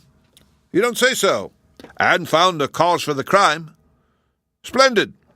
We have an inspector who makes a specialty of Saffron Hill in the Italian Quarter, where this dead man had some Catholic emblem round his neck, and that, along with his colour, made me think he was from the south. Inspector Hill knew him the moment he caught sight of him. His name is Pietro Vanucci from Naples, and he is one of the greatest cutthroats in London. He is connected with the Mafia, which, as you know, is a secret political society enforcing its decrees by murder. Now you see how the affair begins to clear up. The other fellow is probably an Italian also, and a member of the Mafia. He has broken the rules in some fashion. Pietro is set upon his track. Probably the photograph we found in his pocket is the man himself, so that he may not knife the wrong person. He dogs the fellow. He sees him enter a house. He waits outside for him, and in the scuffle he receives his own death wound. How's all that, Mr. Sherlock Holmes?" Holmes clapped his hands approvingly. "Excellent, Lestrade, excellent!" he cried. "But I didn't quite follow your explanation of the destruction of the busts." "The busts? You can never get those busts out of your head. After all, that is nothing. Petty larceny, 6 months at the most. It is the murder that we are really investigating, and I tell you that I am gathering all the threads into me hands." "And the next stage?" "It's a very simple one. I shall go down with Hill to the Italian quarter, find the man whose photograph we have got, and arrest him on the charge of murder. Will you come with us?" "I think not. I fancy we can attain our end in a simpler way. I can't say for certain, because it all depends upon a factor which is completely outside our control. But I have great hopes. In fact, the betting is exactly 2 to 1, that if you will come with us tonight, I shall be able to help you to lay him by the heels." "In the Italian quarter?" "No. I fancy Chiswick is an address which is more likely to find him. If you'll come with me to Chiswick tonight, Lestrade, I'll promise to go to the Italian quarter with you tomorrow, and no harm will be done by the delay. And now, I think that a few hours' sleep would do us all good, for I do not propose to leave before 11 o'clock, and it is unlikely that we shall be back before morning. You'll dine with us, Lestrade, and then you are welcome to the sofa until it is time for us to start. In the meantime, Watson, I should be glad if you would ring for an express messenger, for I have a letter to send, and it is important that it should go at once." Holmes spent the evening in rummaging among the files of the old daily newspapers with which one of our lumber rooms was packed. When at last he descended, it was with triumph in his eyes, but he said nothing to either of us as to the result of his researches. For my own part, I had followed step by step the methods by which he had traced the various windings of this complex case, and though I could not yet perceive the goal which we would reach, I understood clearly that Holmes expected this grotesque criminal to make an attempt upon the 2 remaining busts, one of which I remembered was at Chiswick. No doubt the object of our journey was to catch him in the very act, and I could not but admire the cunning with which my friend had inserted a wrong clue in the evening paper, so as to give the fellow the idea that he could continue his scheme with impunity. I was not surprised when Holmes suggested that I should take my revolver with me. He had himself picked up the loaded hunting crop, which was his favourite weapon. A 4-wheeler was at the door at 11, and in it we drove to a spot at the other side of Hammersmith Bridge. Here the cabman was directed to wait. A short walk brought us to a secluded road fringed with pleasant houses, each standing in its own grounds. In the light of a street lamp we read "The Burnham Villa" upon the gate-post of one of them. The occupants had evidently retired to rest, for all was dark save for a fan-light over the hall door which shed a single blurred circle onto the garden path. The wooden fence which separated the grounds from the road threw a dense black shadow upon the inner side, and here it was that we crouched. "I fear that you'll have a long wait," Holmes whispered. "We may thank our stars that it is not raining. I don't think we can even venture to smoke to pass the time. However, it's a 2 to 1 chance that we get something to pay us for our trouble." It proved, however, that our vigil was not to be so long as Holmes had led us to fear, and it ended in a very sudden and singular fashion. In an instant, without the least sound to warn us of his coming, the garden gate swung open, and a lithe, dark figure as swift and active as an ape rushed up the garden path. We saw it whisk past the light thrown from over the door and disappear against the black shadow of the house. There was a long pause, during which we held our breath, and then a very gentle creaking sound came to our ears. The window was being opened. The noise ceased, and again there was a long silence. The fellow was making his way into the house. We saw the sudden flash of a dark lantern inside the room. What he sought was evidently not there, for again we saw the flash through another blind, and then through another. "Let us get to the open window. We will nab him as he climbs out," Lestrade whispered. But before we could move, the man had emerged again. As he came out into the glimmering patch of light, we saw that he carried something white under his arm. He looked stealthily all round him. The silence of the deserted street reassured him. Turning his back upon us, he laid down his burden, and the next instant there was the sound of a sharp tap, followed by a clatter and a rattle. The man was so intent upon what he was doing that he never heard our steps as we stole across the grass plot. With the bound of a tiger, Holmes was on his back, and an instant later Lestrade and I had him by either wrist, and the handcuffs had been fastened. As we turned over, I saw a hideous, sallow face with writhing, furious features glaring up at us, and I knew that it was indeed the man of the photograph whom we had secured. But it was not our prisoner to whom Holmes was giving his attention. Squatted on the doorstep, he was engaged in most carefully examining that which the man had brought from the house. It was a bust of Napoleon, like the one which we had seen that morning, and it had been broken into similar fragments. Carefully, Holmes held each separate shard to the light, but in no way did it differ from any other shattered piece of plaster. He had just completed his examination when the hall lights flew up, the door opened, and the owner of the house, a jovial, rotund figure in shirt and trousers, presented himself. "Mr. Josiah Brown, I suppose?" said Holmes. "Yes, sir. And you, no doubt, are Mr. Sherlock Holmes? I had the note which you sent by the express messenger, and I did exactly what you told me.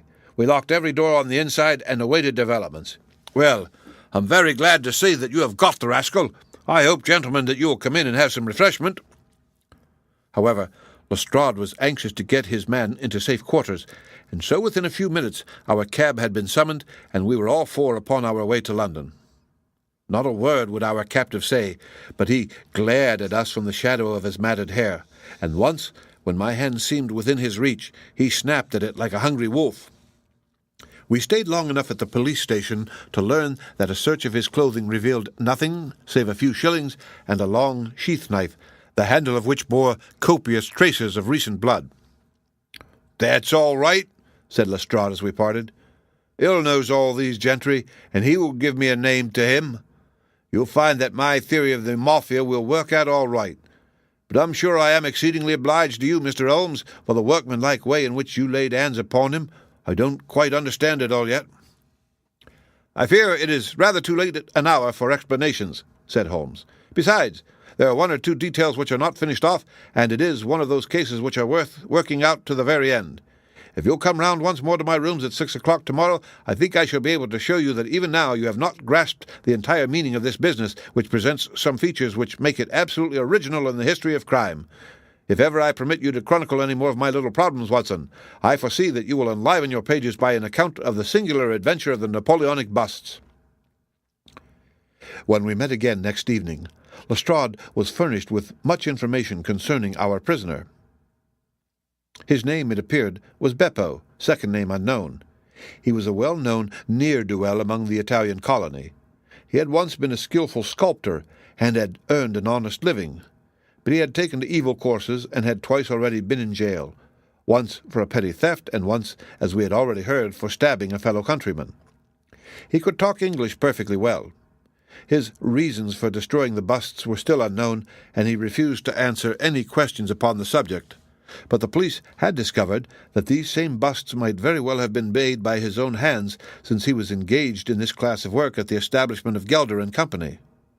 To all this information, much of which we already knew, Holmes listened with polite attention. But I, who knew him so well, could clearly see that his thoughts were elsewhere, and I detected a mixture of mingled uneasiness and expectation beneath that mask which he was wont to assume. At last he started in his chair, and his eyes brightened. There had been a ring at the bell. A minute later we heard steps upon the stairs, and an elderly, red-faced man with grizzled side whiskers was ushered in. In his right hand he carried an old-fashioned carpet-bag, which he placed upon the table. "Is Mr. Sherlock Holmes here?" My friend bowed and smiled. "Mr. Sandford of Reading, I suppose?" said he. "Yes, sir. I fear that I am a little late, but the trains were awkward. You wrote to me about a bust that is in my possession." "Exactly." I have your letter here. You said, 'I desire to possess a copy of Devine's Napoleon, and am prepared to pay you £10 for the one which is in your possession.' Is that right?" "Certainly." "Well, I was very much surprised at your letter, for I could not imagine how you knew that I owned such a thing." "Of course, You must have been surprised, but the explanation is very simple. Mr. Harding of Harding Brothers said that they had sold you their last copy, and he gave me your address." "Oh, that was it, was it? Did he tell you what I paid for it?" "No, he did not." "Well, I am an honest man, though not a very rich one. I only gave 15 shillings for the bust, and I think you ought to know that before I take £10 from you." "I am sure the scruple does you honour, Mr. Sandford, but I have named that price, so I intend to stick to it." "Well, it is very handsome of you, Mr. Holmes. I brought the bust up with me as you asked me to do. Here it is." He opened his bag, and at last we saw placed upon our table a complete specimen of that bust, which we had already seen more than once in fragments. Holmes took a paper from his pocket and laid a £10 note upon the table. "You will kindly sign that paper, Mr. Sandford, in the presence of these witnesses. It is simply to say that you transfer every possible right that you ever had in that bust to me. I am a methodical man, you see, and you never know what turn events might take afterwards. Thank you, Mr. Sandford. Here's your money, and I wish you a very good evening." When our visitor had disappeared, Sherlock Holmes' movements were such as to rivet our attention. He began by taking a clean white cloth from a drawer and laying it over the table. Then he placed his newly acquired bust in the center of the cloth. Finally, he picked up his hunting crop and struck Napoleon a sharp blow on the top of the head. The figure broke into fragments, and Holmes bent eagerly over the shattered remains. Next instant, with a loud shout of triumph, he held up one splinter in which a round, dark object was fixed like a plum in a pudding. "Gentlemen," he cried, "let me introduce you to the famous Black Pearl of the Borgias." Lestrade and I sat silent for a moment, and then, with a spontaneous impulse, we both broke our clappings at the well-wrought crisis of a play. A flush of colour sprang to Holmes' pale cheeks, and he bowed to us like the master dramatist who receives the homage of his audience. It was at such moments that, for an instant, he ceased to be a reasoning machine, and betrayed his human love for admiration and applause. The same singularly proud and reserved nature which turned away with disdain from popular notoriety was capable of being moved to its depths by spontaneous wonder and praise from a friend. "Yes, gentlemen," said he, "it is the most famous pearl now existing in the world, and it has been my good fortune, by a connected chain of inductive reasoning, to trace it from the Prince of Colonna's bedroom at the Dacre Hotel, where it was lost, to the interior of this, the last of the 6 busts of Napoleon which were manufactured by Gelder and Company of Stepney. You will remember, Lestrade, the sensation caused by the disappearance of this valuable jewel and the vain efforts of the London police to recover it. I was myself consulted upon the case, but I was unable to throw any light upon it. Suspicion fell upon the maid of the princess, who was an Italian, and it was proved that she had a brother in London, but we failed to trace any connection between them. The maid's name was Lucretia Vanucci, and there is no doubt in my mind that this Pietro, who was murdered 2 nights ago, was the brother. I have been looking up the dates in the old files of the paper, and I find that the disappearance of the pearl was exactly 2 days before the arrest of Beppo for some crime of violence, an event which took place in the factory of Gelder and Company at the very moment when these busts were being made. Now you clearly see the sequence of events, though you see them, of course, in the inverse order to the way in which they presented themselves to me. Beppo had the pearl in his possession. He may have stolen it from Pietro, he may have been Pietro's confederate, he may have been the go-between of Pietro and his sister. It is of no consequence to us which is the correct solution.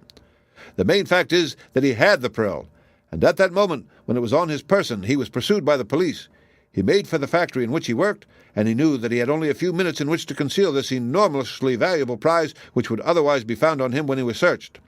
6 plaster casts of Napoleon were drying in the passage. One of them was still soft. In an instant, Beppo, a skilful workman, made a small hole in the wet plaster, dropped in the pearl, and with a few touches covered over the aperture once more.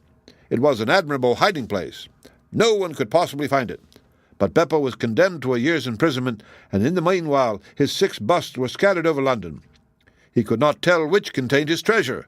Only by breaking them could he see. Even shaking would tell him nothing, for as the plaster was wet, it was probable that the pearl would adhere to it, as in fact it has done. Beppo did not despair, and he conducted his search with considerable ingenuity and perseverance. Through a cousin who works with Gelder, he found out the retail firms who had bought the busts. He managed to find employment with Morse Hudson, and in that way tracked down 3 of them. The pearl was not there. Then, with the help of some Italian employee, he succeeded in finding out where the other 3 busts had gone. The first was at Harker's. There he was dogged by his confederate, who held Beppo responsible for the loss of the pearl, and he stabbed him in the scuffle which followed. If he was his confederate, why should he carry his photograph? I asked. As a means of tracing him if he wished to inquire about him from any third person. That was the obvious reason. Well, after the murder, I calculated that Beppo would probably hurry rather than delay his movements. He would fear that the police would read his secret, and so he hastened on before they should get ahead of him. Of course, I could not say that he had not found the pearl in Harker's bust. I had not even concluded for certain that it was the pearl, but it was evident to me that he was looking for something, since he carried the bust past the other houses in order to break it in the garden which had a lamp overlooking it. Since Harker's bust was in 1 in 3, the chances were exactly as I told you, 2 to 1 against the pearl being inside it. There remained 2 busts, and it was obvious that he would go for the London one first. I warned the inmates of the house so as to avoid a second tragedy, and we went down with the happiest results. By that time, of course, I knew for certain that it was the Borgia pearl that we were after. The name of the murdered man linked the one event with the other. There only remained a single bust, the Reading one, and the pearl must be there. I bought it in your presence from the owner, and there it lies. We sat in silence for a moment. "Well," said Lestrade, "I've seen you handle a good many cases, Mr. Holmes, but I don't know that I ever knew a more workmanlike one than that. We're not jealous of you down at Scotland Yard. No, sir. We're very proud of you, and if you come down tomorrow, there's not a man, from the oldest inspector to the youngest constable, who wouldn't be glad to shake you by the hand." "Thank you," said Holmes. "Thank you." And as he turned away, it seemed to me that he was more nearly moved by the softer human emotions than I had ever seen him. A moment later, he was the cold and practical thinker once more. "Put the pearl in the safe, Watson," said he, "and get out the papers of the Conk-Singleton forgery case. Goodbye, Lestrade. If any little problem comes your way, I shall be happy, if I can, to give you a hint or two as to its solution." The end of Adventure 8. Read by Rick Kistner for Lit2Go on the web at fcit.usf.edu.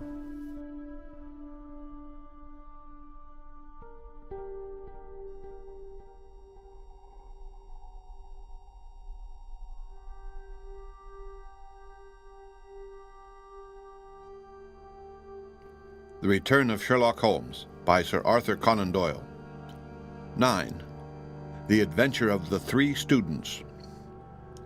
It was in the year 95 that a combination of events into which I need not enter caused Mr. Sherlock Holmes and myself to spend some weeks in one of our great university towns, and it was during this time that the small but instructive adventure which I am about to relate befell us. It will be obvious that any details which would help the reader to exactly identify the college or the criminal would be injudicious and offensive. So painful a scandal may well be allowed to die out. With due discretion, the incident itself may, however, be described, since it serves to illustrate some of those qualities for which my friend was remarkable. I will endeavor in my statement to avoid such terms as would serve to limit the events to any particular place or give a clue as to the people concerned. We were residing at the time in furnished lodgings close to a library where Sherlock Holmes was pursuing some laborious researches in early English charters, researches which led to results so striking that they may be the subject of one of my future narratives. Here it was that one evening we received a visit from an acquaintance, Mr. Hilton Soames, tutor and lecturer at the College of St. Luke's. Mr. Soames was a tall, spare man of a nervous and excitable temperament. I had always known him to be restless in his manner, but on this particular occasion he was in such a state of uncontrollable agitation that it was clear something very unusual had occurred. "I trust, Mr. Holmes, that you can spare me a few hours of your valuable time. We have had a very painful incident at St. Luke's, and really but for the happy chance of your being in the town, I should have been at a loss what to do." "I am very busy just now, and I desire no distractions," my friend answered. "I should much prefer that you called in the aid of the police." "No, no, my dear sir. Such a course is utterly impossible. When once the law is evoked, it cannot be stayed again, and this is just one of those cases where, for the credit of the college, it is most essential to avoid scandal. Your discretion is as well known as your powers, and you are the one man in the world who can help me. I beg you, Mr. Holmes, to do what you can."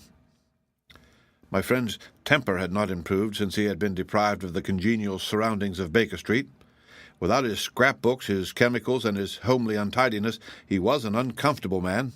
He shrugged his shoulders in ungracious acquiescence, while our visitor, in hurried words and with much excitable gesticulation, poured forth his story. "I must explain to you, Mr. Holmes, that tomorrow is the first day of the examination for the Fortescue Scholarship. I am one of the examiners. My subject is Greek, and the first of the papers consists of a large passage of Greek translation which the candidate has not seen. This passage is printed on the examination paper, and it would naturally be an immense advantage if the candidate could prepare it in advance. For this reason, great care is taken to keep the paper secret. Today, about 3 o'clock, the proofs of this paper arrived from the printers. The exercise consists of half a chapter of Thucydides. I had to read it over carefully, as the text must be absolutely correct. At 4:30 my task was not yet completed. I had, however, promised to take tea in a friend's rooms, so I left the proof upon my desk. I was absent rather more than an hour. You are aware, Mr. Holmes, that our college doors are double, a green baize one within and a heavy oak one without. As I approached my outer door, I was amazed to see a key in it. For an instant I imagined that I had left my own there, but on feeling in my pocket I found that it was all right. The only duplicate which existed, as so far as I knew, was that which belonged to my servant, Bannister, a man who has looked after my room for 10 years, and whose honesty is absolutely above suspicion. I found that the key was indeed his, that he had entered my room to know if I wanted tea, and that he had very carelessly left the key in the door when he came out. His visit to my room must have been within a very few minutes of my leaving it. His forgetfulness about the key would have mattered little upon any other occasion, but on this one day it has produced the most deplorable consequences. The moment I looked at my table, I was aware that someone had rummaged among my papers. The proof was in 3 long slips. I had left them all together. Now I found that one of them was lying on the floor, one was on the side table near the window, and the third was where I had left it. Holmes stirred for the first time. "The first page on the floor, the second in the window, the third where you left it?" said he. "Exactly, Mr. Holmes. You amaze me. How could you possibly know it? Pray continue your very interesting statement." For an instant I imagined that Bannister had taken the unpardonable liberty of examining my papers. He denied it, however, with the utmost earnestness, and I am convinced that he was speaking the truth. The alternative was that someone passing had observed the key in the door, had known that I was out, and had entered to look at the papers. A large sum of money is at stake, for the scholarship is a very valuable one, and an unscrupulous man might very well run a risk in order to gain an advantage over his fellows. Bannister was very much upset by the incident. He had nearly fainted when we found that the papers had undoubtedly been tampered with. I gave him a little brandy and left him collapsed in a chair while I made a most careful examination of the room. I soon saw that the intruder had left other traces of his presence beside the rumpled papers. On the table in the window were several shreds from a pencil which had been sharpened. A broken tip of lead was lying there also. Evidently the rascal had copied the paper in a great hurry, had broken his pencil, and had been compelled to put a fresh point to it. "Excellent," said Holmes, who was recovering his good humour as his attention became more engrossed by the case. "Fortune has been your friend." "Well, this was not all. I have a new writing table with a fine surface of red leather. I am prepared to swear, and so is Bannister, that it was smooth and unstained. Now I found a clean cut in it about 3 inches long, not a mere scratch, but a positive cut. Not only this, but on the table I found a small ball of black dough or clay, with specks of something which looks like sawdust in it. I am convinced that these marks were left by the man who rifled the papers. There were no footmarks and no other evidence as to his identity. I was at my wits' ends when suddenly the happy thought occurred to me that you were in the town, and I came straight round to put the matter into your hands. Do help me, Mr. Holmes. You see my dilemma. Either I must find the man, or else the examination must be postponed until fresh papers are prepared, and since this cannot be done without explanation, there will ensue a hideous scandal which will throw a cloud not only on the college, but on the university. Above all things, I desire to settle the matter quietly and discreetly." "I shall be happy to look into it, and to give you such advice as I can," said Holmes, rising and putting on his overcoat. The case is not entirely devoid of interest. Had anyone visited you in your room after the papers came to you?" "Yes, young Dorlat Ross, an Indian student who lives on the same stair, came in to ask me some particulars about the examination." "For which he was entered?" "Yes. And the papers were on your table?" "To the best of my belief, they were rolled up. But might be recognized as proofs?" "Possibly. No one else in your room?" "No." "Did anyone know that these proofs would be there?" "No one, save the printer." "Did this man Bannister know?" "No, certainly not. No one knew. Where is Bannister now?" "He was very ill, poor fellow. I left him collapsed in the chair. I was in such a hurry to come to you." "You left your door open?" "I locked up the papers first." "Then it amounts to this, Mr. Soames, that unless the Indian student recognized the roll as being proofs, the man who tampered with them came upon them accidentally without knowing that they were there. So it seems to me." Holmes gave an enigmatic smile. "Well," said he, "let us go round. Not one of your cases, Watson. Mental, not physical." "All right. Come if you want to. Now, Mr. Soames, at your disposal." The sitting room of our client opened by a long, low, latticed window onto the ancient lichen-tinted court of the old college. A Gothic arched door led to a worn stone staircase. On the ground floor was the tutor's room. Above were 3 students, one on each story. It was already twilight when we reached the scene of our problem. Holmes halted and looked earnestly at the window. Then he approached it, and standing on tiptoe with his neck craned, he looked into the room. "He must have entered through the door. There is no opening except the one pane," said our learned guide. "Dear me," said Holmes, and he smiled in a singular way as he glanced at our companion. "Well, if there is nothing to be learned here, we had best go inside." The lecturer unlocked the outer door and ushered us into his room. We stood at the entrance while Holmes made an examination of the carpet. "I'm afraid there are no signs here," said he. "One could hardly hope for any upon so dry a day. Your servant seems to have quite recovered. You left him in a chair, you say. Which chair?" "By the window, there." "I see, near this little table. You can come in now. I have finished with the carpet.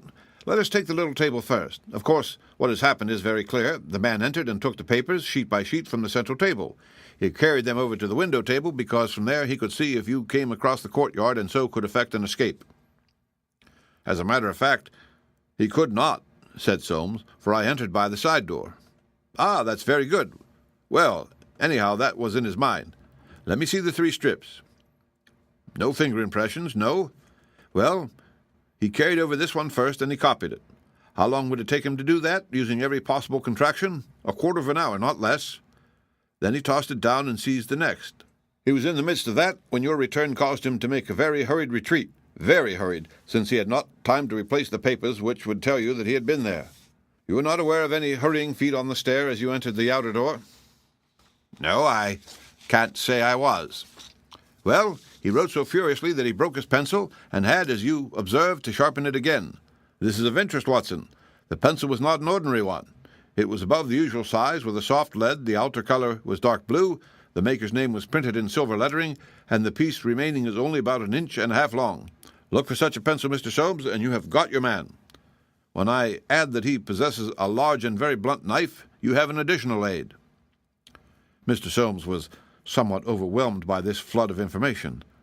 "I can follow the other points," said he, "but really, in the matter of the length—" Holmes held out a small chip with the letters NN and a space of clear wood after them. "You see?"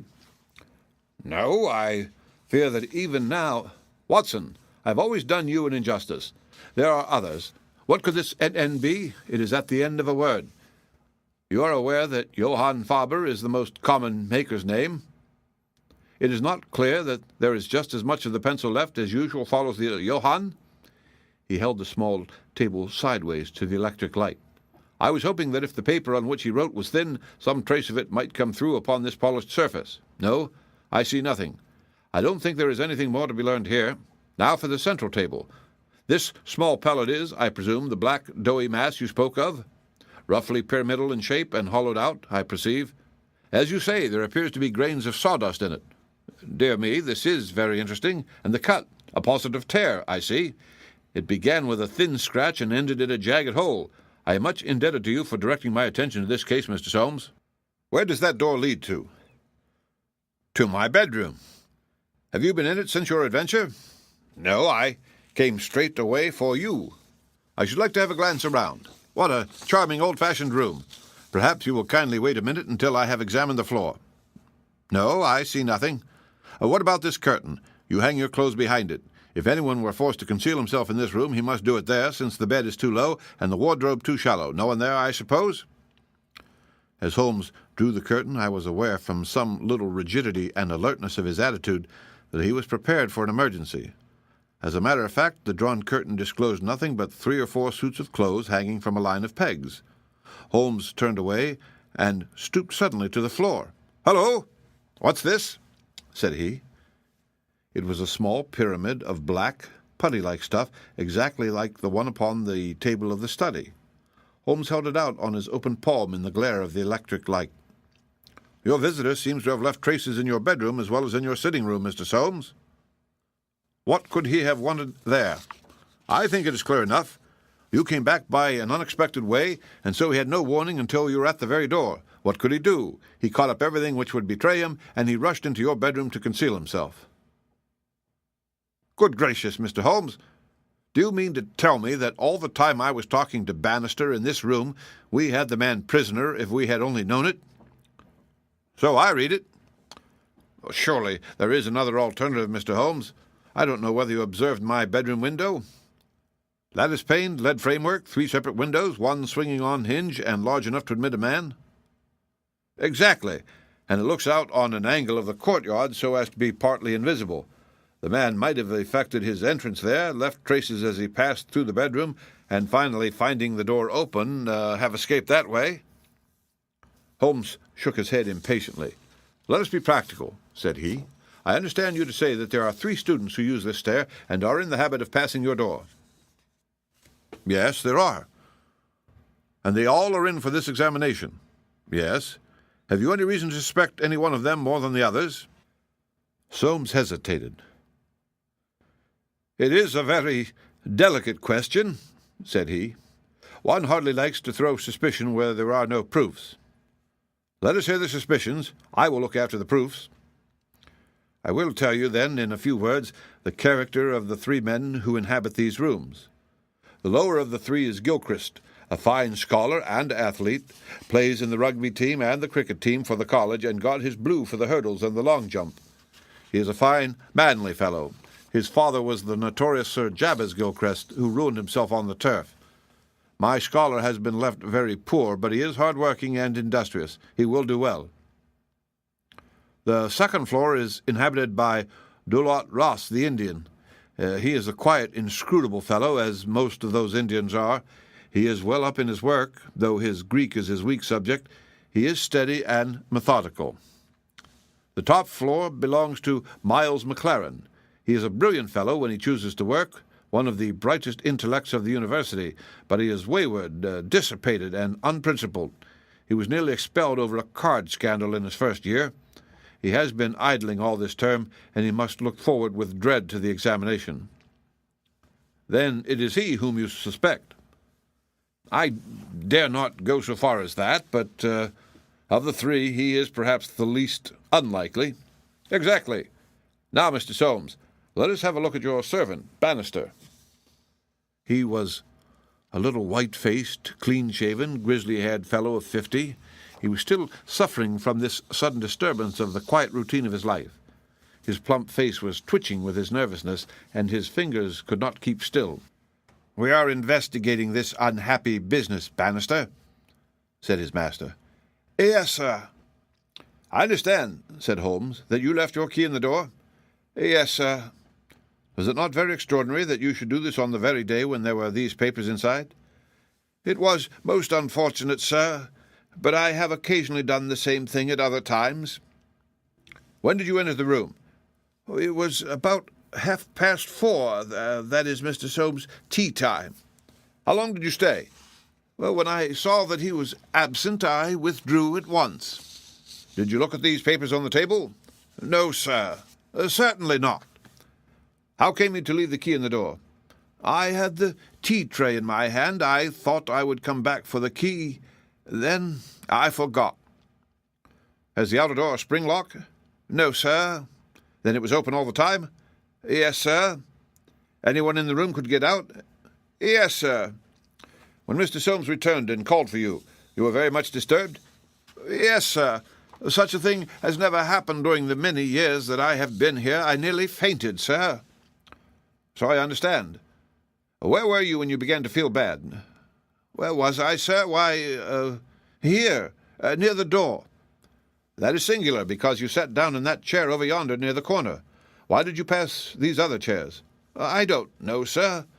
It didn't matter to me where I sat." "I really don't think he knew much about it, Mr. Holmes. He was looking very bad, quite ghastly." "You stayed here when your master left?" "Only for a minute or so. Then I locked the door and went to my room." "Whom do you suspect?" "Oh, I would not venture to say, sir. I don't believe there is any gentleman in this university who is capable of profiting by such an action. No, sir, I'll not believe it." "Thank you. That will do," said Holmes. "Oh, one more word. You have not mentioned to any of these three gentlemen whom you attend that anything is amiss?" "No, sir, not a word." "You haven't seen any of them?" "No, sir." "Very good. Now, Mr. Soames, we will take a walk in the quadrangle, if you please." 3 yellow squares of light shone above us in the gathering gloom. "Your 3 birds are all in their nests," said Holmes, looking up. "Hello! What's that? One of them seems restless enough." It was the Indian, whose dark silhouette appeared suddenly upon his blind. He was pacing swiftly up and down his room. "I should like to have a peep at each of them," said Holmes. "Is it possible?" "No difficulty in the world," Soames answered. "This set of room is quite the oldest in the college, and it is not unusual for visitors to go over them. Come along, and I will personally conduct you." "No names, please," said Holmes as we knocked at Gilchrist's door. A tall, flaxen-haired, slim young fellow opened it and made us welcome when he understood our errand. There were some really curious pieces of medieval domestic architecture within. Holmes was so charmed with one of them that he insisted on drawing it on his notebook, broke his pencil, had to borrow one from the host, and finally borrowed a knife to sharpen his own. The same curious accident happened to him in the rooms of the Indian, a silent little hook-nosed fellow who eyed us askance and was obviously glad when Holmes's architectural studies had come to an end. I could not see that in either case Holmes had come upon the clue for which he was searching. Only at the 3rd door did our visit prove abortive. The outer door would not open to our knock, and nothing more substantial than a torrent of bad language came from behind it. "I don't care who you are. You can go to blazes," roared the angry voice. "Tomorrow's the exam. I won't be drawn by anyone." "A rude fellow," said our guide, flushing with anger as we withdrew down the stair. Of course he did not realize that it was I who was knocking, but nonetheless his conduct was very uncourteous and, indeed, under the circumstances, rather suspicious. Holmes's response was a curious one. "Can you tell me his exact height?" he asked. Really, Mr. Holmes, I cannot undertake to say. He is taller than the Indian, not so tall as Gilchrist. I suppose 5'6" would be about it." "That is very important," said Holmes. "And now, Mr. Soames, I wish you good night." Our guide cried aloud in his astonishment and dismay. "Good gracious, Mr. Holmes, you're surely not going to leave me in this abrupt fashion. You don't seem to realize the position. Tomorrow is the examination. I must take some definite action tonight. I cannot allow the examination to be held if one of the papers has been tampered with. The situation must be faced." "You must leave it as it is. I shall drop round early tomorrow morning and chat the matter over. It is possible that I may be in a position then to indicate some course of action. Meanwhile, you change nothing at all." "Very good, Mr. Holmes. You can be perfectly easy in your mind. We shall certainly find some way out of your difficulties. I will take the black clay with me, also the pencil cuttings. Goodbye." When we were out in the darkness of the quadrangle, we again looked up at the windows. The Indian still paced his room. The others were invisible. "Well, Watson, what do you make of it?" Holmes asked as we came out into the main street. "Quite a little parlor game, sort of three-handed card trick, is it not?" There are your 3 men. It must be one of them. You take your choice. Which is yours?" The foul-mouthed fellow at the top. He is the one with the worst record. And yet that Indian was a sly fellow also. Why should he be pacing his room all the time? There's nothing in that. Many men do it when they are trying to learn anything by heart. He looked at us in a queer way. So would you if a flock of strangers came in upon you when you were preparing for an exam the next day, and every moment was of value? No, I see nothing in that. Pencils, too, and knives, all was satisfactory, but that fellow does puzzle me. Who? Why, Bannister, the servant. What's his game in the matter? He impressed me as being a perfectly honest man. So he did me. That's the puzzling part. Why should a perfectly honest man... Well, here's large stationers. We shall begin our researches here. There were only 4 stationers of any consequence in the town, and at each Holmes produced his pencil chips and bid high for a duplicate. All were agreed that one could be ordered, but that it was not a usual size of pencil, and that it was seldom kept in stock.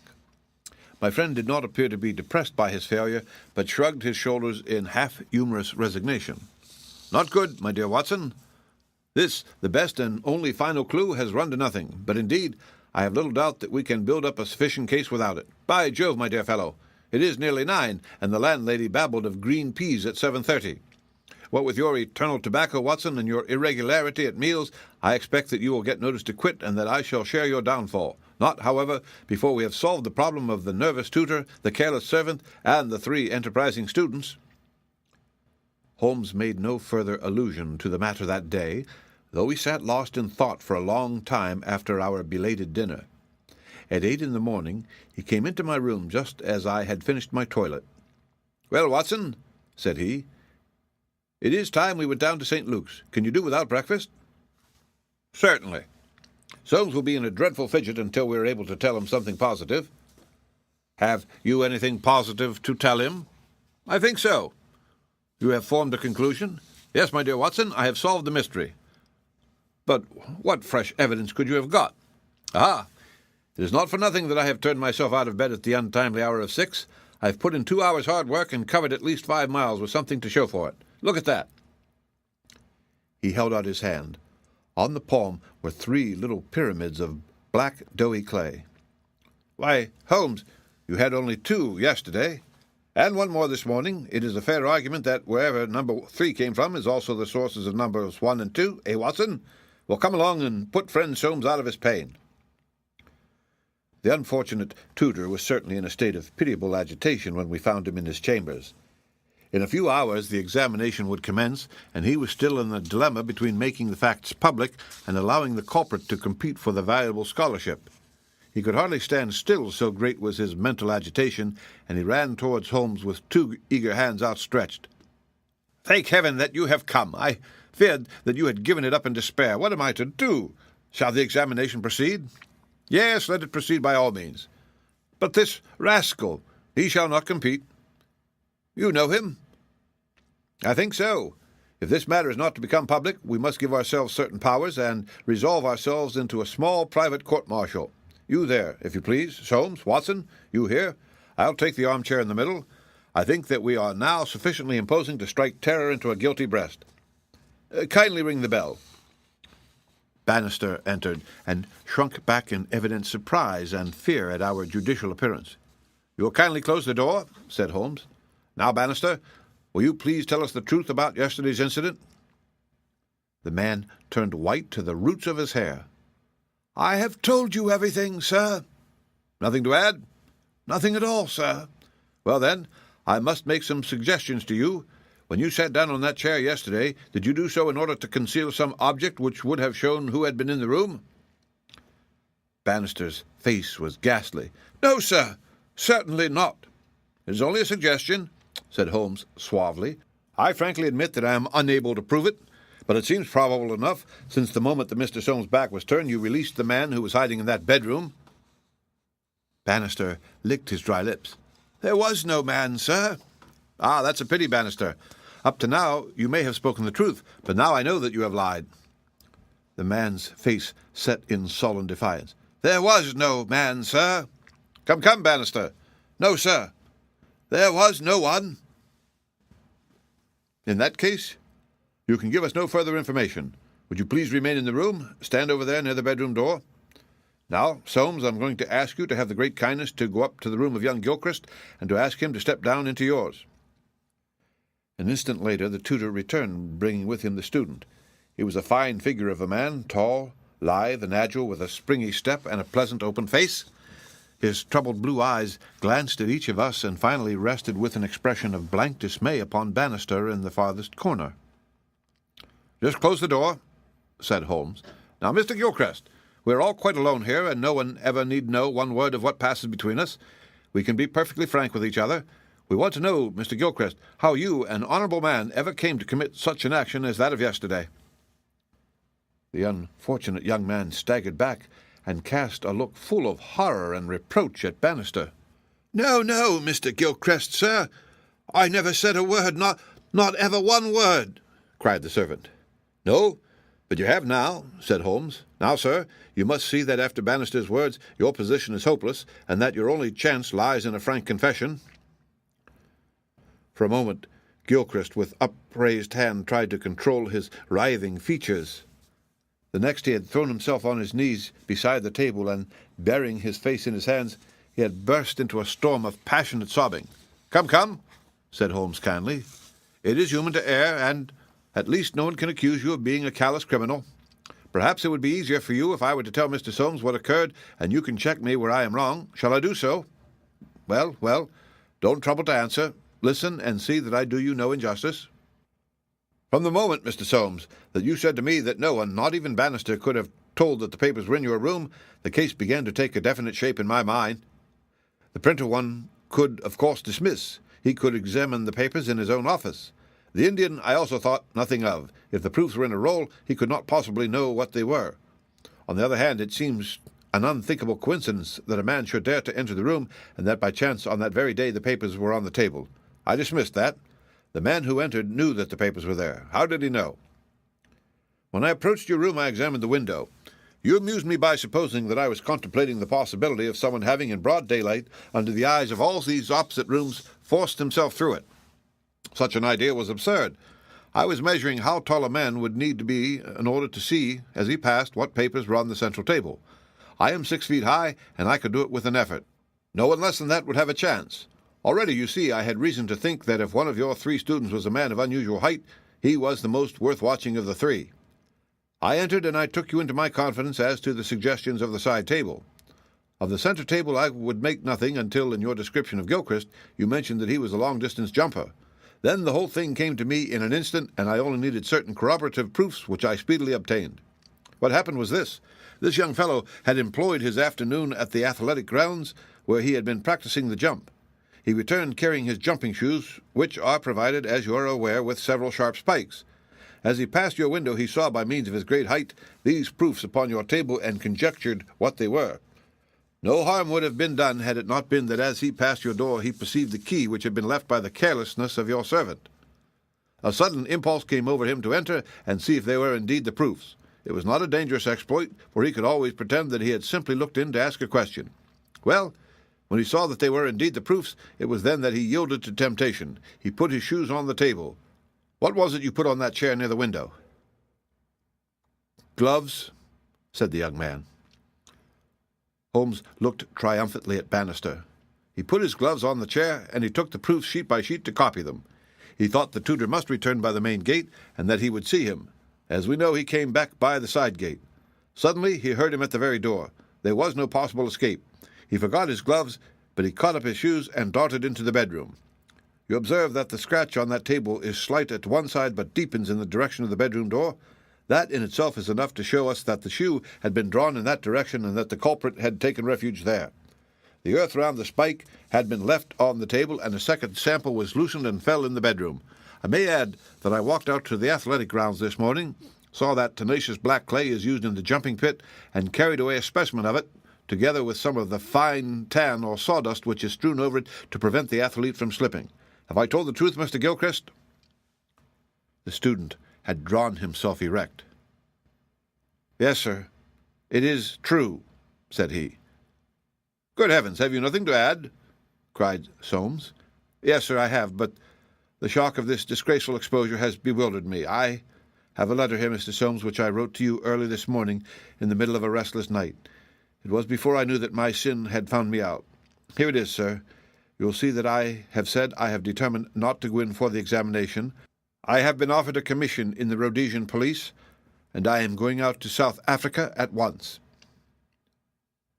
"I am indeed pleased to hear that you did not intend to profit by your unfair advantage," said Soames. "But why did you change your purpose?" Gilchrist pointed to Bannister. "There is the man who set me in the right path," said he. "Come now, Bannister," said Holmes. "It will be clear to you from what I have said that only you could have let this young man out, since you were left in the room and must have locked the door when you went out. As to his escaping by that window, it was incredible. Can you not clear up the last point in this mystery and tell us the reasons for your action?" "It was simple enough, sir, if you only had known, but with all your cleverness, it was impossible that you could know. Time was, sir, when I was butler to old Sir Jabez Gilchrist, this young gentleman's father. When he was ruined, I came to the college as servant, but I never forgot my old employer because he was down in the world. I watched his son all I could for the sake of the old days. Well, sir, when I came into this room yesterday when the alarm was given, the very first thing I saw was Mr. Gilchrist's tan gloves laying in that chair. I knew those gloves well, and I understood their message. If Mr. Soames saw them, the game was up. I flopped down into that chair, and nothing would budge me until Mr. Soames, he went for you. Then out came my poor young master, whom I had dandled on my knee, and confessed it all to me. Wasn't it natural, sir, that I should save him? And wasn't it natural also that I should try to speak to him as his dead father would have done, and make him understand that he could not profit by such a deed? Could you blame me, sir?" "No, indeed," said Holmes, heartily springing to his feet. "Well, Soames, I think we have cleared your little problem up, and our breakfast awaits us at home. Come, Watson. As to you, sir, I trust that a bright future awaits you in Rhodesia, for once you have fallen low. Let us see in the future how high you can rise." The end. Read by Rick Kishner for Lit2Go on the web at fcit.usf.edu.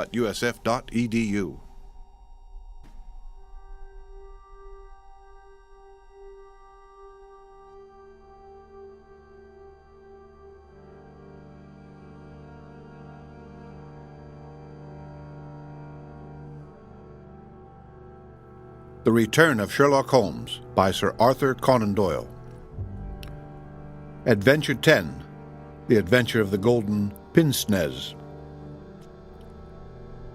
When I look at the 3 massive manuscript volumes which contain our work for the year 1894, I confess that it is very difficult for me, out of such a wealth of material, to select the cases which are most interesting in themselves, and at the same time most conducive to a display of those peculiar powers for which my friend was famous. As I turn over the pages, I see my notes upon the repulsive story of the Red Leech and the terrible death of Crosby the banker. Here also I find an account of the Addleton tragedy and the singular contents of the ancient British barrow. The famous Smith-Mortimer succession case comes also within this period, and so does the tracking and arrest of Furet, the Boulevard assassin, an exploit which won for Holmes an autographed letter of thanks from the French President and the Order of the Legion of Honor. Each of these would furnish a narrative, but on the whole, I am of opinion that none of them unites so many singular points of interest as the episode of Yoxley Old Place, which includes not only the lamentable death of young Willoughby Smith, but also those subsequent developments which threw so curious a light upon the causes of the crime. It was a wild, tempestuous night towards the close of November. Holmes and I sat together in silence all the evening, he engaged with a powerful lens deciphering the remains of the original inscription upon a palimpsest, I deep in a recent treatise upon surgery. Outside, the wind howled down Baker Street, while the rain beat fiercely against the windows. It was strange there in the very depths of the town, with 10 miles of man's handiwork on every side of us, to feel the iron grip of nature, and to be conscious that to the huge elemental forces all London was no more than the molehills that dot the fields. I walked to the window and looked out on the deserted street. The occasional lamps gleamed on the expansive muddy road and shining pavement. A single cab was splashing its way from the Oxford Street end. "Well, Watson, it's as well we have not to turn out tonight," said Holmes, laying aside his lens and rolling up the palimpsest. "I've done enough for one sitting. It is trying work for the eyes. So far as I can make out, it is nothing more exciting than an abbey's accounts dating from the second half of the 15th century. Hello? Hello? Hello? What's this?" Amid the droning of the wind, there had come the stamping of a horse's hoofs and the long grind of a wheel as it rasped against the curb. The cab, which I had seen, had pulled up at our door. "What can he want?" I ejaculated as the man stepped out of it. "Want? He wants us, and we, my poor Watson, want overcoats and cravats and galoshes and every aid that man ever invited to fight the weather. Wait a bit, though. There's the cab off again. There's hope yet. He'd have kept it if he had wanted us to come. Run down, my dear fellow, and open the door, for all virtuous folk have long been in bed." When the light of the hall fell upon our midnight visitor, I had no difficulty in recognizing him. It was young Stanley Hopkins, a promising detective in whose career Holmes had several times shown a very practical interest. "Is he in?" he asked eagerly. "Come up, my dear sir," said Holmes' voice from above. "I hope you have no designs upon us on such a night as this." The detective mounted the stairs, and our lamp gleamed upon his shining waterproof. I helped him out of it while Holmes knocked a blaze out of the logs in the grate. "Now, my dear Hopkins, draw up and warm your toes," said he. "Here's a cigar, and the doctor has a prescription containing hot water and a lemon, which is good medicine on a night like this. It must be something important which has brought you out in such a gale." "It is indeed, Mr. Holmes. I've had a bustling afternoon, I promise you. Did you see anything of the Oxley case in the latest editions?" "I've seen nothing later than the 15th century today." "Well, it was only a paragraph, and all wrong at that, so if you have not missed anything. I haven't let the grass grow under my feet. It's down in Kent, 7 miles from Chatham and 3 from the railway line. I was wired for at 3:15, reached Yoxley Place at 5, conducted my investigation, was back at Charing Cross by the last train, and straight to you by cab. Which means, I suppose, that you are not quite clear about your case." "It means that I can make neither head nor tail of it. So far as I can see, it is just as tangled a business as ever I handled, and yet at first it seemed so simple that one couldn't go wrong. There's no motive, Mr. Holmes. That's what bothers me. I can't put my hand on a motive. Is a man dead? There's no denying that, but so far as I can see, no reason on earth why anyone should wish him harm." Holmes lit his cigar and leaned back in his chair. "Let us hear about it," said he. "I've got my facts pretty clear," said Stanley Hopkins. "All I want now is to know what they all mean. The story, so far as I can make out, is like this. Some years ago, this country house, Yoxley Old Place, was taken by an elderly man who gave the name of Professor Coram. He was an invalid, keeping his bed half the time and the other half hobbling round the house with a stick or being pushed about the grounds by the gardener in a bath chair. He was well liked by the few neighbours who called upon him, and he has the reputation down there of being a very learned man. His household used to consist of an elderly housekeeper, Mrs. Marker, and of a maid, Susan Tarleton. These have both been with him since his arrival, and they seem to be women of excellent character. The professor is writing a learned book, and he found it necessary about a year ago to engage a secretary. The first 2 that he tried were not successes, but the third, Mr. Willoughby Smith, a very young man, straight from the university, seemed to have been just what his employer wanted. His work consisted in writing all the mornings to the professor's dictation, and he usually spent the evening in hunting up references and passages which bore upon the next day's work. This Willoughby Smith has nothing against him either as a boy at Uppingham or as a young man at Cambridge. I've seen his testimonials, and from the first he was a decent, quiet, hard-working fellow with no weak spot in him at all. And yet this is the lad who has met his death this morning in the professor's study under circumstances which can point only to murder." The wind howled and screamed at the windows. Holmes and I drew closer to the fire while the young inspector slowly and point by point developed his singular narrative. "If you were to search all England," said he, "I don't suppose you could find a household more self-contained or free from outside influences. Whole weeks would pass, and not a one of them go past the garden gate. The professor was buried in his work and existed for nothing else. Young Smith knew nobody in the neighborhood, and lived very much as his employer did. The two women had nothing to take them from the house. Mortimer the gardener, who wheels the bath chair, is an army pensioner, an old Crimean man of excellent character. He does not live in the house, but in a 3-roomed cottage at the end of the garden. These are the only people that you will find within the grounds at Yoxley Old Place. At the same time, the gate of the garden is 100 yards from the main London to Chatham Road. It opens with a latch, and there is nothing to prevent anyone from walking in. Now I will give you the evidence of Susan Tarleton, who is the only person who can say anything positive about the matter. It was in the forenoon between 11 and 12. She was engaged at the moment in hanging some curtains in the upstairs front bedroom. Professor Coram was still in bed, for when the weather is bad, he seldom rises before midday. The housekeeper was busied with some work in the back of the house. Willoughby Smith had been in his bedroom, which he uses as a sitting room, but the maid heard him at that moment pass along the passage and descend to the study immediately below her. She did not see him, but she says that she could not be mistaken in his quick, firm tread. She did not hear the study door close, but a minute or so later there was a dreadful cry in the room below. It was a wild, hoarse scream, so strange and unnatural that it might have come from either a man or woman. At the same instant there was a heavy thud which shook the house, and then all was silence. The maid stood petrified for a moment, and then, recovering her courage, she ran downstairs. The study door was shut, and she opened it. Inside, young Mr. Willoughby Smith was stretched upon the floor. At first she could see no injury, but as she tried to raise him, she saw that blood was pouring from the underside of his neck. It was pierced by a very small but very deep wound, which had divided the carotid artery. The instrument with which the injury had been inflicted lay upon the carpet beside him. It was one of those small sealing-wax knives to be found on old-fashioned writing tables, with an ivory handle and a stiff blade. It was part of the fittings of the professor's own desk.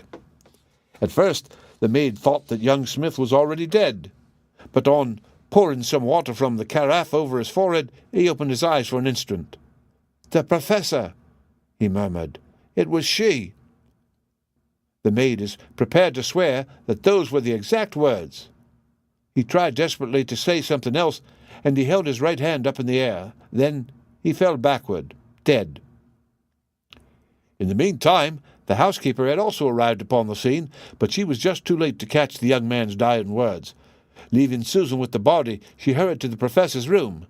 He was sitting up in bed, horribly agitated, for he had heard enough to convince him that something terrible had occurred.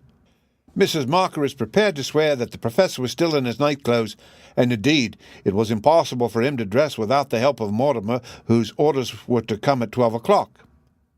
The professor declares that he heard the distant cry, but that he knows nothing more. He can give no explanation of the young man's last words, "The professor, it was she," but imagines that they were the outcome of delirium.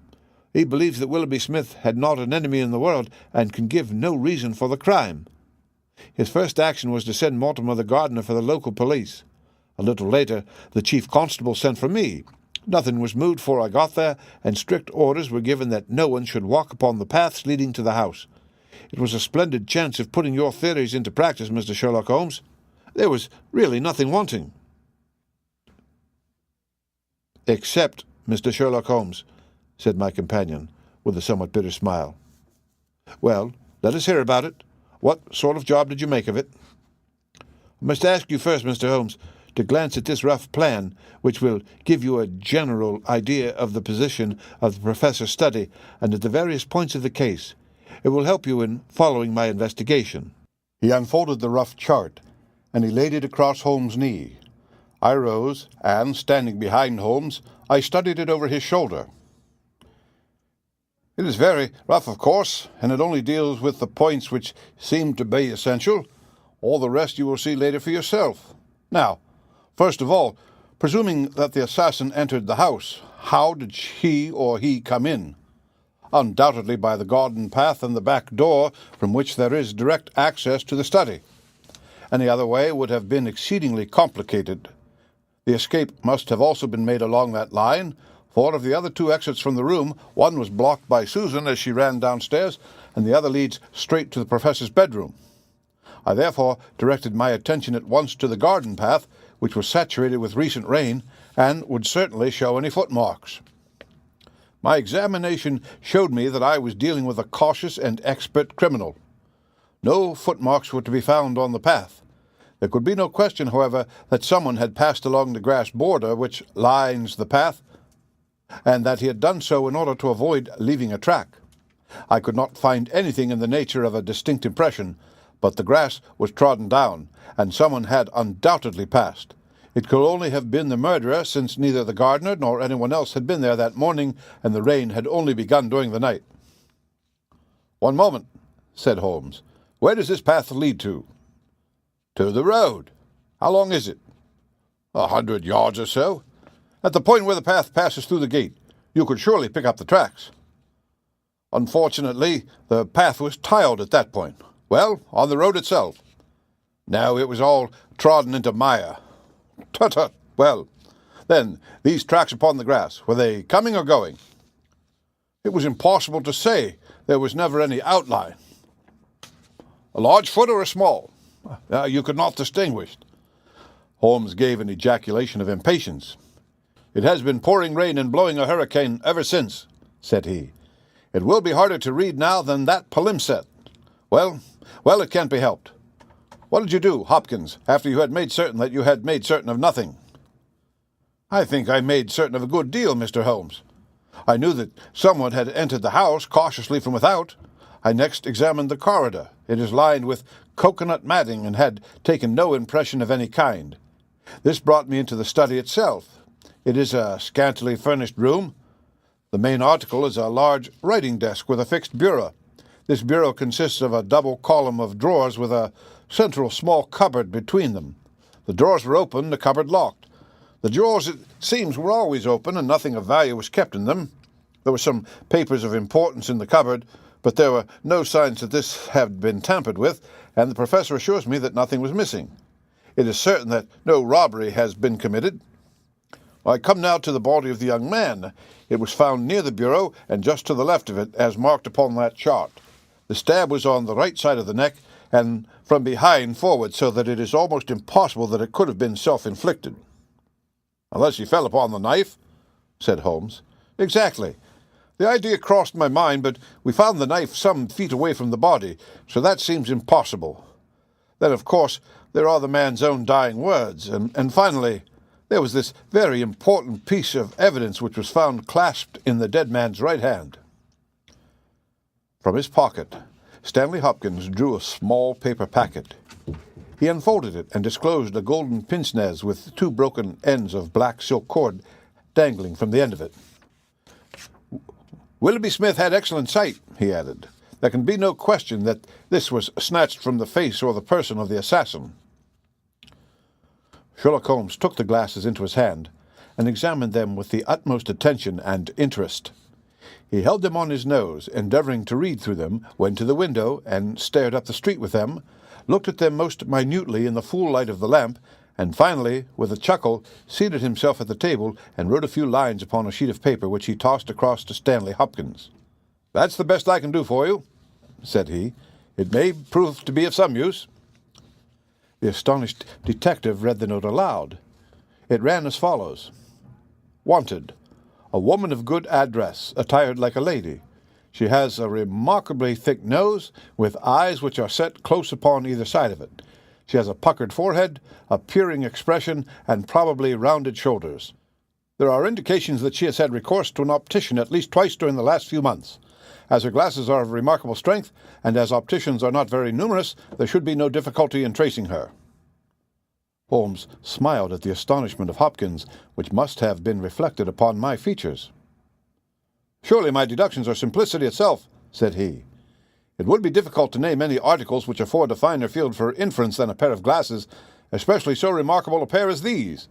That they belong to a woman I infer from their delicacy, and also, of course, from the last words of the dying man. As to her being a person of refinement and well-dressed, they are, as you perceive, handsomely mounted in solid gold, and it is inconceivable that anyone who wore such glasses could be slatternly in other respects.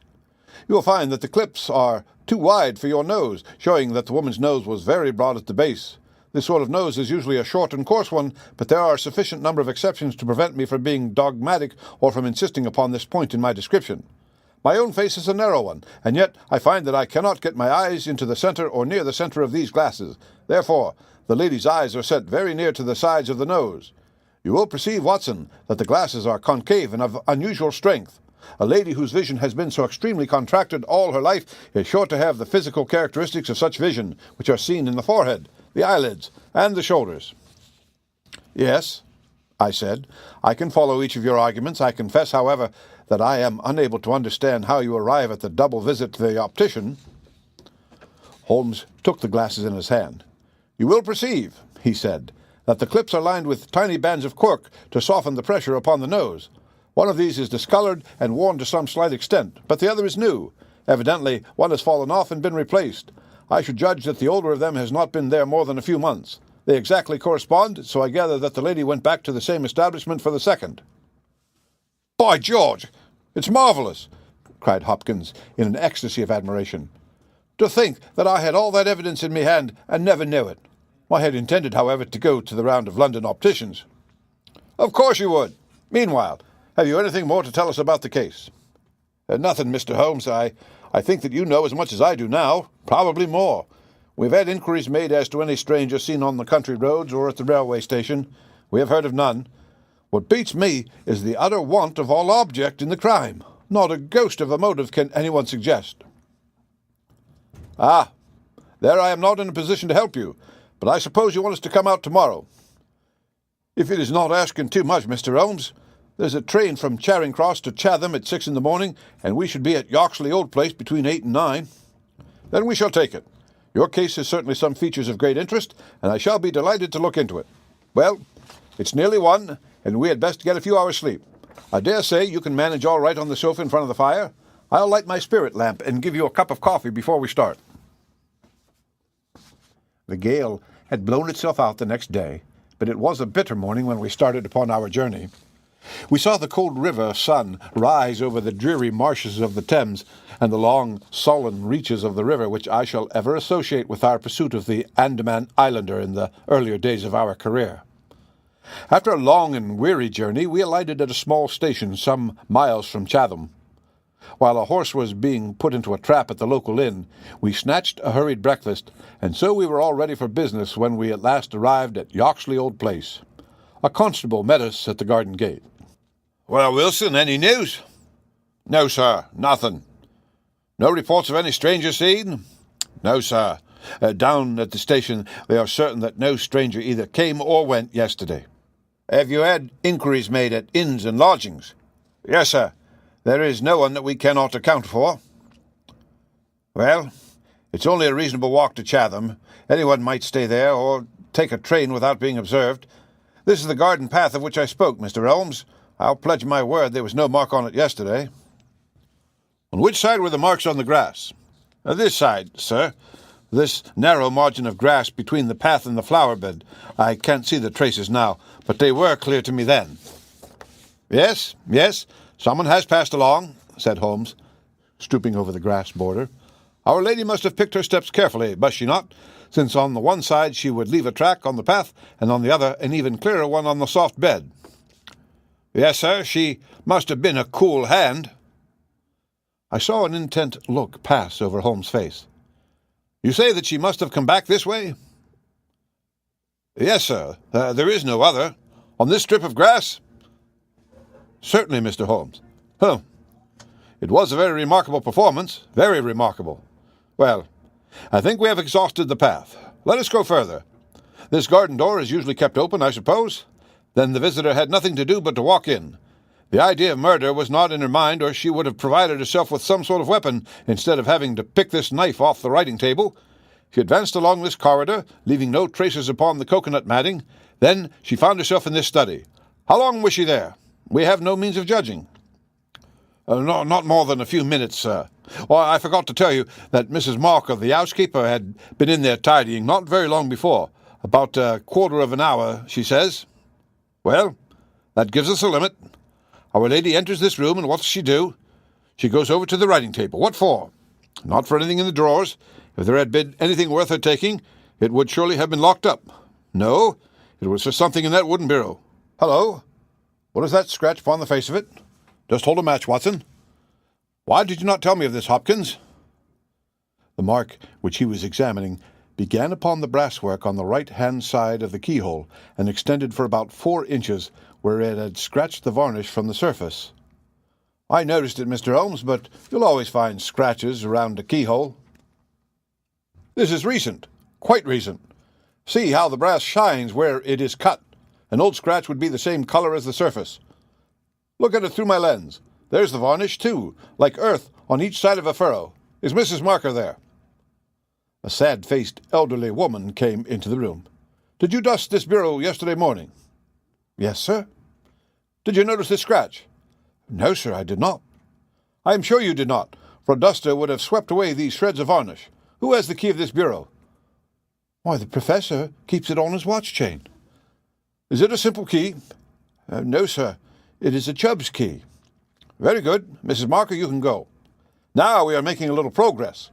Our lady enters the room, advances to the bureau, and either opens it or tries to do so. While she is thus engaged, young Willoughby Smith enters the room. In her hurry to withdraw the key, she makes this scratch upon the door.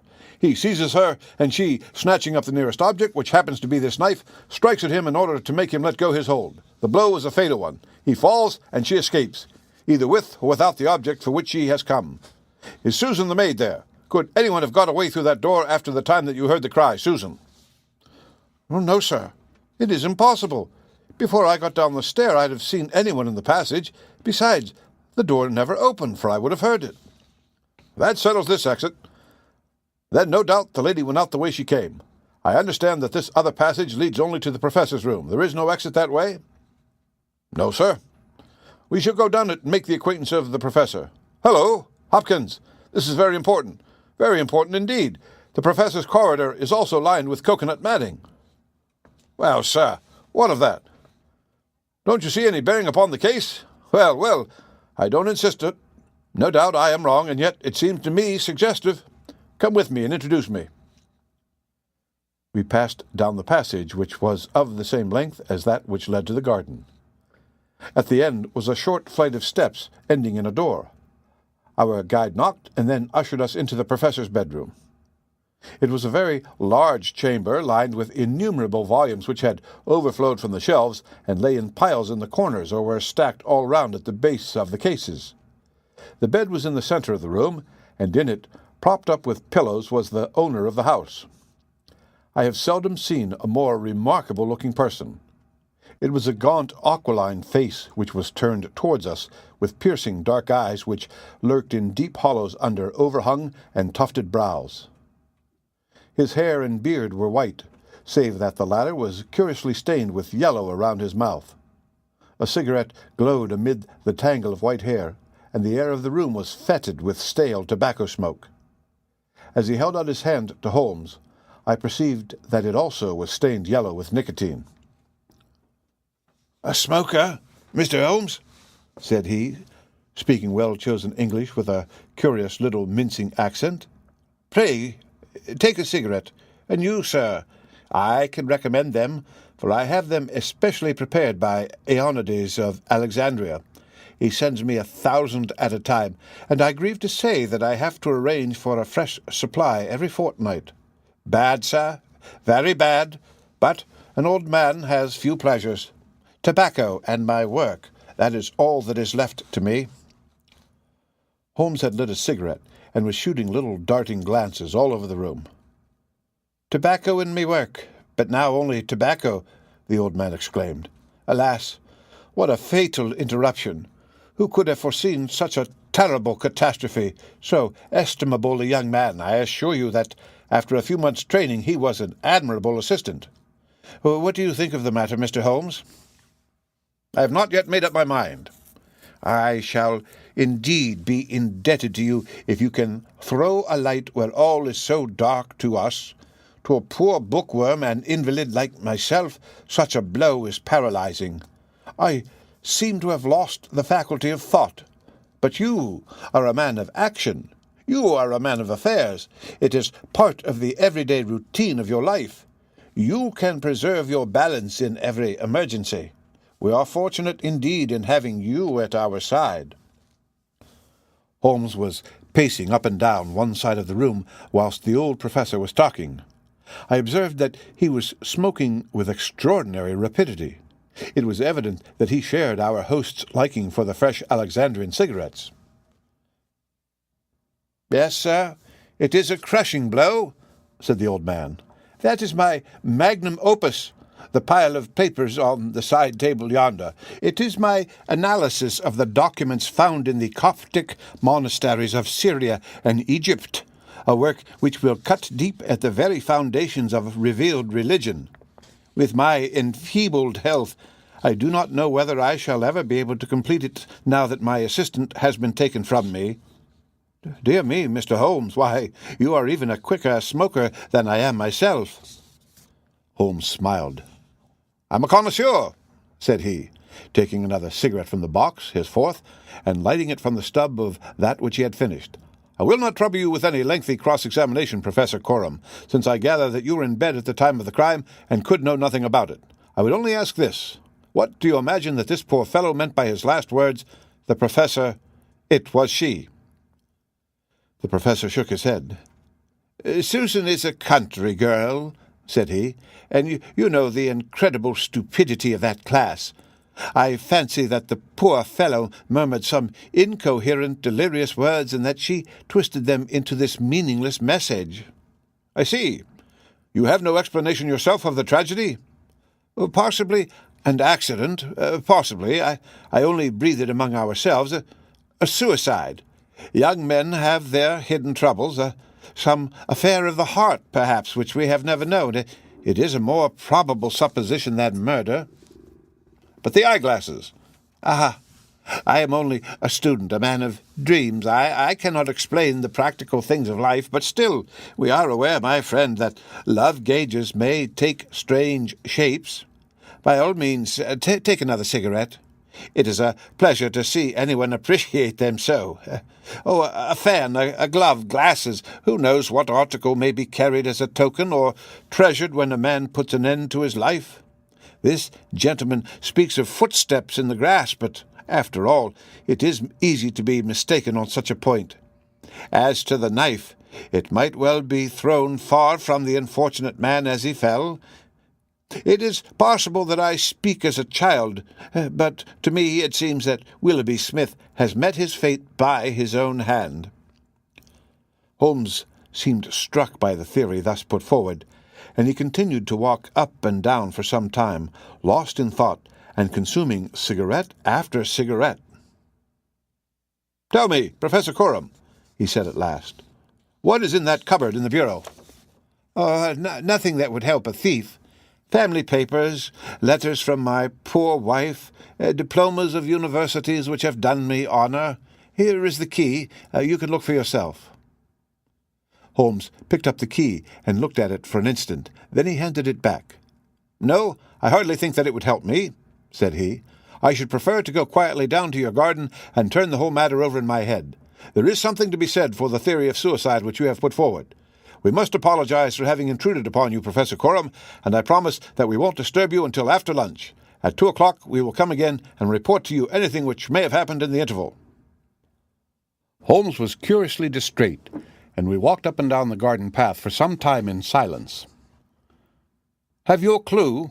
I asked at last. "It depends upon those cigarettes that I smoked," said he. "It is possible that I am utterly mistaken. The cigarettes will show me." "My dear Holmes," I exclaimed, "how on earth—" Well, you may see for yourself. If not, there's no harm done. Of course, we always have the optician clue to fall back upon, but I take a short cut when I can get it. Ah, here is the good Mrs. Marker. Let us enjoy 5 minutes of instructive conversation with her." I may have remarked before that Holmes had, when he liked, a peculiarly ingratiating way with women, and that he very readily established terms of confidence with them. In half the time which he had named, he had captured the housekeeper's goodwill, and was chatting with her as if he had known her for years. "Yes, Mr. Holmes, It is as you say, sir. He does smoke something terrible, all day and sometimes all night, sir. I've seen that room of a morning. Well, sir, you'd have thought it was the London fog. Poor young Mr. Smith. He was a smoker also, but not as bad as the professor. His health, well, I don't know that it's better nor worse for the smoking. Ah, said Holmes, but it kills the appetite. Well, I don't know about that, sir. I suppose the professor eats hardly anything? Well, he is variable, I'll say that for him. I'll wager he took no breakfast this morning, and won't face his lunch after all the cigarettes I saw him consume.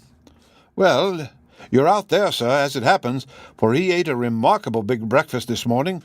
I don't know when I've known him make a better one, and he's ordered a good dish of cutlets for his lunch. I'm surprised myself, for since I came into that room yesterday and saw young Mr. Smith lying there on the floor, I couldn't bear to look at food. Well, it takes all sorts to make a world, and the professor hasn't let it take his appetite away.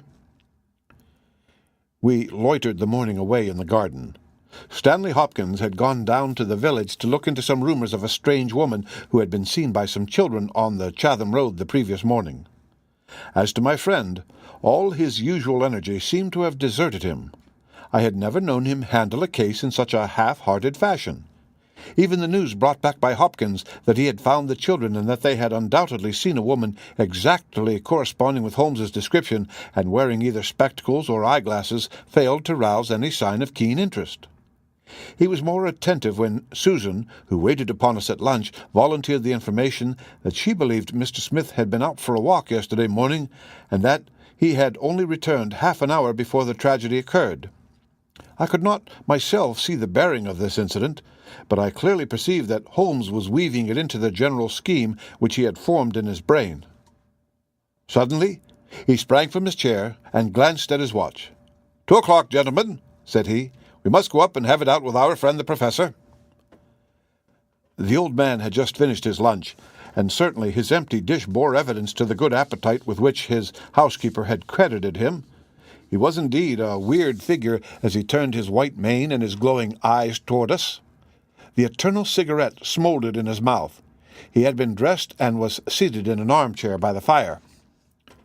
"Well, Mr. Holmes, have you solved this mystery yet?" He shoved the large tin of cigarettes which stood on a table beside him towards my companion. Holmes stretched out his hand at the same moment, and between them they tipped the box over the edge. For a minute or two we were all on our knees retrieving stray cigarettes from impossible places. When we rose again, I observed that Holmes's eyes were shining and his cheeks tinged with colour. Only at a crisis have I seen those battle signals flying. "Yes," said he, "I have solved it." Stanley Hopkins and I stared in amazement. Something like a sneer quivered over the gaunt features of the old professor. "Indeed. In the garden?" "No, here." "Here? When?" "This instant." "You are surely joking, Mr. Sherlock Holmes. You compelled me to tell you that this is too serious a matter to be treated in such a fashion." "I have forged and tested every link of my chain, Professor Coram, and I am sure that it is sound. What your motives are, or what exact part you play in this strange business, I am not yet able to say. In a few minutes I shall probably hear it from your own lips. Meanwhile, I will reconstruct what is past for your benefit, so that you may know the information which I still require. A lady yesterday entered your study. She came with the intention of possessing herself of certain documents which were in your bureau. She had a key of her own. I have had an opportunity of examining yours, and I do not find that slight discoloration which the scratch made upon the varnish would have produced. You are not an accessory, therefore, and she came, so far as I can read the evidence, without your knowledge to rob you." The professor blew a cloud from his lips. "This is most interesting and instructive," said he. "Have you no more to add? Surely, having traced this lady so far, you can also say what has become of her." "I will endeavour to do so. In the first place, she was seized by your secretary and stabbed him in order to escape. This catastrophe I am inclined to regard as an unhappy accident, for I am convinced that the lady had no intention of inflicting so grievous an injury. An assassin does not come unarmed. Horrified by what she had done, she rushed wildly away from the scene of the tragedy. Unfortunately for her, she had lost her glasses in the scuffle, and as she was extremely short-sighted, she was really helpless without them. She ran down a corridor which she imagined to be that by which she had come. Both were lined with coconut matting, and it was only when it was too late that she understood that she had taken the wrong passage and that her retreat was cut off behind her. What was she to do? She could not go back. She could not maintain where she was. She must go on. She went on. She mounted a stair, pushed open a door, and found herself in your room." The old man sat with his mouth open, staring wildly at Holmes. Amazement and fear were stamped upon his expressive features. Now, with an effort, he shrugged his shoulders and burst into insincere laughter. "All very fine, Mr. Holmes," said he, "but there is one little flaw in your splendid theory. I was myself in my room, and I never left it during the day." "I am aware of that, Professor Coram." "And you mean to say that I could lie upon that bed and not be aware that a woman had entered my room?" "I never said so. You were aware of it. You spoke with her. You recognized her. You aided her to escape." Again, the professor burst into high-keyed laughter. He had risen to his feet, and his eyes glowed like embers. "You are mad," he cried. "You are talking insanely. I helped her to escape. Where is she now?" "She is there," said Holmes, and he pointed to a high bookcase in the corner of the room. I saw the old man throw up his arms. A terrible convulsion passed over his grim face, and he fell back in his chair. At the same instant, the bookcase at which Holmes pointed swung round upon a hinge, and a woman rushed out into the room. "You are right," she cried in a strange, foreign voice. "You are right. I am here." She was brown with the dust, and draped with the cobwebs which had come from the walls of her hiding-place. Her face, too, was streaked with grime, and at the best she could never have been handsome, for she had the exact physical characteristics which Holmes had divined, with, in addition, a long and obstinate chin. What with her natural blindness, and what with the change from dark to light, she stood as one dazed, blinking about to see where and who we were. And yet, in spite of all these disadvantages, there was a certain nobility in the woman's bearing, a gallantry in the defiant chin and in the upraised head, which compelled something of respect and admiration. Stanley Hopkins had laid his hand upon her arm and claimed her as his prisoner, but she waved him aside gently, and yet with an overmastering dignity which compelled obedience. The old man lay back in his chair with a twitching face and stared at her with brooding eyes. "Yes, sir, I am your prisoner," she said. "From where I stood I could hear everything, and I know that you have learned the truth. I confess it all. It was I who killed the young man. But you are right, you who say it was an accident. I did not even know that it was a knife which I held in my hand, for in my despair I snatched anything from the table and struck at him to make him let me go. It is the truth that I tell." "Madam," said Holmes, "I am sure that it is the truth. I fear that you are far from well." She had turned a dreadful colour, the more ghastly under the dark dust streaks upon her face. She seated herself on the side of the bed. Then she resumed. "I have only a little time here," she said, "but I would have you to know the whole truth. I am this man's wife. He is not an Englishman. He is a Russian. His name I will not tell." For the first time, the old man stirred. "God bless you, Anna," he cried. "God bless you." She cast a look of the deepest disdain in his direction. "Why should you cling so hard to that wretched life of yours, Sergius?" said she. "It has done harm to many and good to none, not even to yourself. However, it is not for me to cause the frail thread to be snapped before God's time. I have enough already upon my soul since I crossed the threshold of this cursed house, but I must speak, or I shall be too late. I have said, gentlemen, that I am this man's wife. He was 50, and I a foolish girl of 20 when we married. It was in a city of Russia, a university. I will not name the place." "God bless you, Anna," murmured the old man again. "We were reformers, revolutionists, nihilists, you understand. He and I and many more. Then there came a time of trouble. A police officer was killed, many were arrested. Evidence was wanted, and in order to save his own life and to earn a great reward, my husband betrayed his own wife and his companions. Yes, we were all arrested upon his confession. Some of us found our way to the gallows, and some to Siberia. I was among these last, but my term was not for life. My husband came to England with his ill-gotten gains, and has lived in a quiet ever since, knowing well that if the Brotherhood knew where he was, not a week would pass before justice would be done." The old man reached out a trembling hand and helped himself to a cigarette. "I am in your hands, Anna," said he. "You were always good to me." "I have not yet told you the height of his villainy," said she.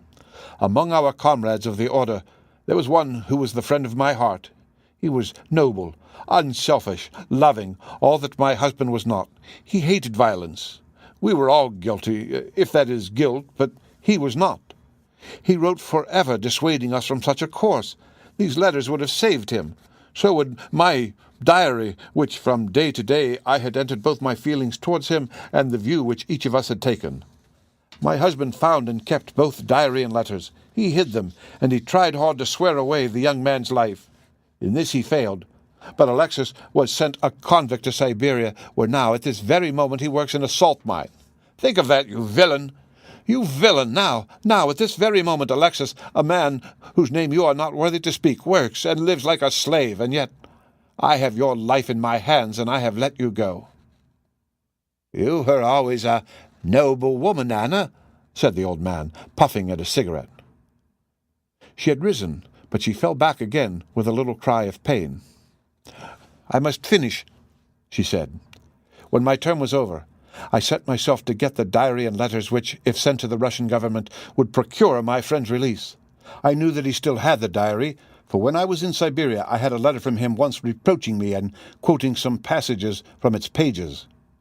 Yet I was sure that with his revengeful nature he would never give it to me of his own free will. I must get it for myself.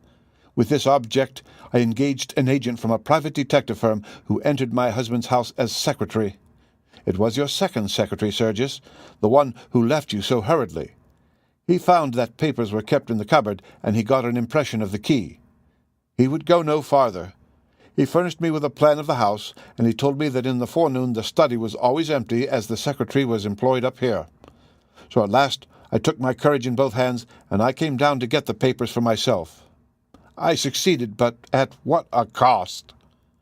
I had just taken the papers and was locking the cupboard when the young man seized me. I had seen him already that morning. He had met me in the road, and I had asked him to tell me where Professor Coram lived, not knowing that he was in his employ. Exactly, said Holmes. The secretary came back and told his employer of the woman he had met. Then, in his last breath, he tried to send a message that it was the she whom he had just discussed with him. You must let me speak, said the woman, in an imperative voice, and her face contracted as if in pain. When he had fallen, I rushed from the room, chose the wrong door, and found myself in my husband's room. He spoke of giving me up. I showed him that if he did so, his life was in my hands. If he gave me to the law, I would give him to the Brotherhood. It was not that I wished to live for my own sake, but it was that I desired to accomplish my purpose. He knew that I would do what I did, that his own fate was involved in mine. For that reason, for no other, he shielded me. He thrust me into that dark hiding place, a relic of old days known only to himself. He took his meals in his own room, and so was able to give me part of his food. It was agreed that when the police left the house, I should slip away by night and come back no more. But in some way you have read our plans. She tore from the bosom of her dress a small packet. These are my last words, said she. Here is the packet which will save Alexis. I confide it to your honor and to your love of justice. Take it. You will deliver it at the Russian embassy. Now I have done my duty and— Stop her! Cried Holmes. He had bounded across the room and had wrenched a small vial from her hand. Too late, she said, sinking back on the bed. Too late. I took the poison before I left my hiding place. My head swims. I am going. I charge you, sir, to remember the packet. A simple case, and yet in some ways an instructive one, Holmes remarked as we travelled back to town. It hinged from the outset upon the pince-nez. But for the fortunate chance of the dying man having seized these, I am not sure that we could ever have reached our solution. It was clear to me from the strength of the glasses that the wearer must have been very blind and helpless when deprived of them. When you asked me to believe that she walked along a narrow strip of grass without once making a false step, I remarked, as you may remember, that it was a noteworthy performance. In my mind, I set it down as an impossible performance, save in the unlikely case that she had a second pair of glasses. I was forced, therefore, to seriously consider the hypothesis that she remained within the house. On perceiving the similarity of the two corridors, it became clear that she might very easily have made such a mistake, and in that case it was evident that she must have entered the professor's room.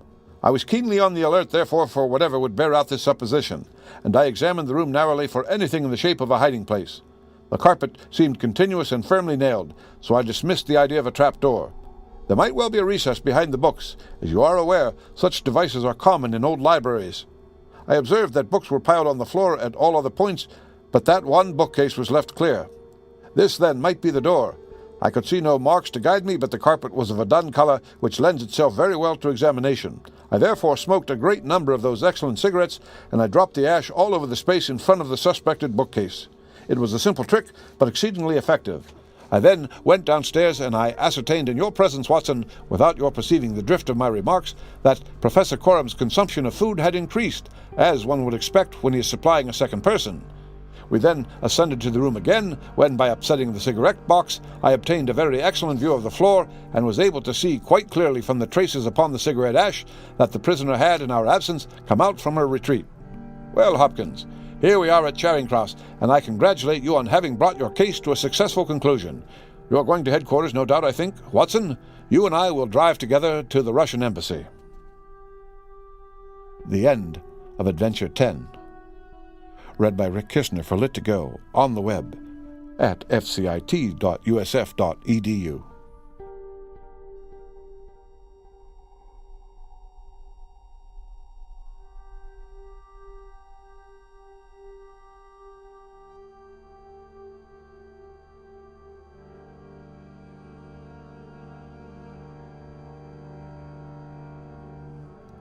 The Return of Sherlock Holmes by Sir Arthur Conan Doyle. 11. The Adventure of the Missing Three-Quarter. Editorial note. Within this adventure, there will be references to hieroglyphic writing which are presented as illustrations in the original volume. The listener may view reproductions of these illustrations by referring to the text version of this story found on the same website. We were fairly accustomed to receive weird telegrams at Baker Street, but I have a particular recollection of one which reached us on a gloomy February morning some 7 or 8 years ago and gave Mr. Sherlock Holmes a puzzled quarter of an hour. It was addressed to him and ran thus: "Please await me. Terrible misfortune. Right wing 3/4 missing. Indispensable tomorrow. Overton." "Strand postmark and dispatched 10:36, said Holmes, reading it over and over. Mr. Overton was evidently considerably excited when he sent it, and somewhat incoherent in consequence. Well, he will be here, I dare say, by the time I have looked through the Times, and then we shall know all about it. Even the most insignificant problem would be welcome in these stagnant days." Things had indeed been very slow with us, and I had learned to dread such periods of inaction, for I knew by experience that my companion's brain was so abnormally active that it was dangerous to leave it without material upon which to work. For years I had gradually weaned him from that drug mania which had threatened once to check his remarkable career. Now I knew that under ordinary conditions he no longer craved for this artificial stimulus, but I was well aware that the fiend was not dead but sleeping, and I have known that the sleep was a light one, and the waking near, when, in periods of idleness, I have seen the drawn look upon Holmes's ascetic face and the brooding of his deep-set and inscrutable eyes. Therefore, I blessed this Mr. Overton, whoever he might be, since he had come with his enigmatic message to break that dangerous calm which brought more peril to my friend than all the storms of his tempestuous life.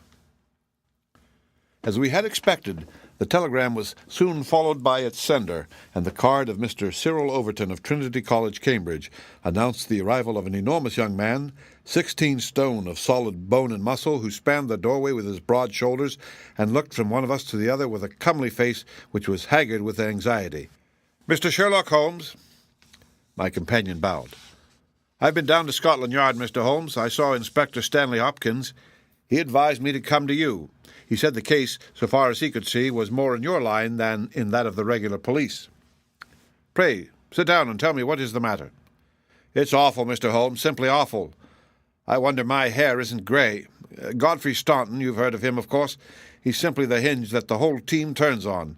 I'd rather spare 2 from the pack and have Godfrey for my three-quarter line. Whether it's passing or tackling or dribbling, there's no one to touch him, and then he's got the head and can hold us all together. What am I to do? That's what I ask you, Mr. Holmes. There's Morehouse, first reserve, but he is trained as a half, and he always edges right in onto the scrum instead of keeping out on the touch line.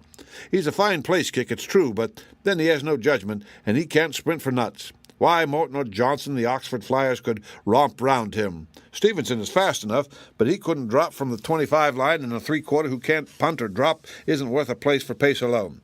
No, Mr. Holmes, we are done unless you can help me to find Godfrey Staunton.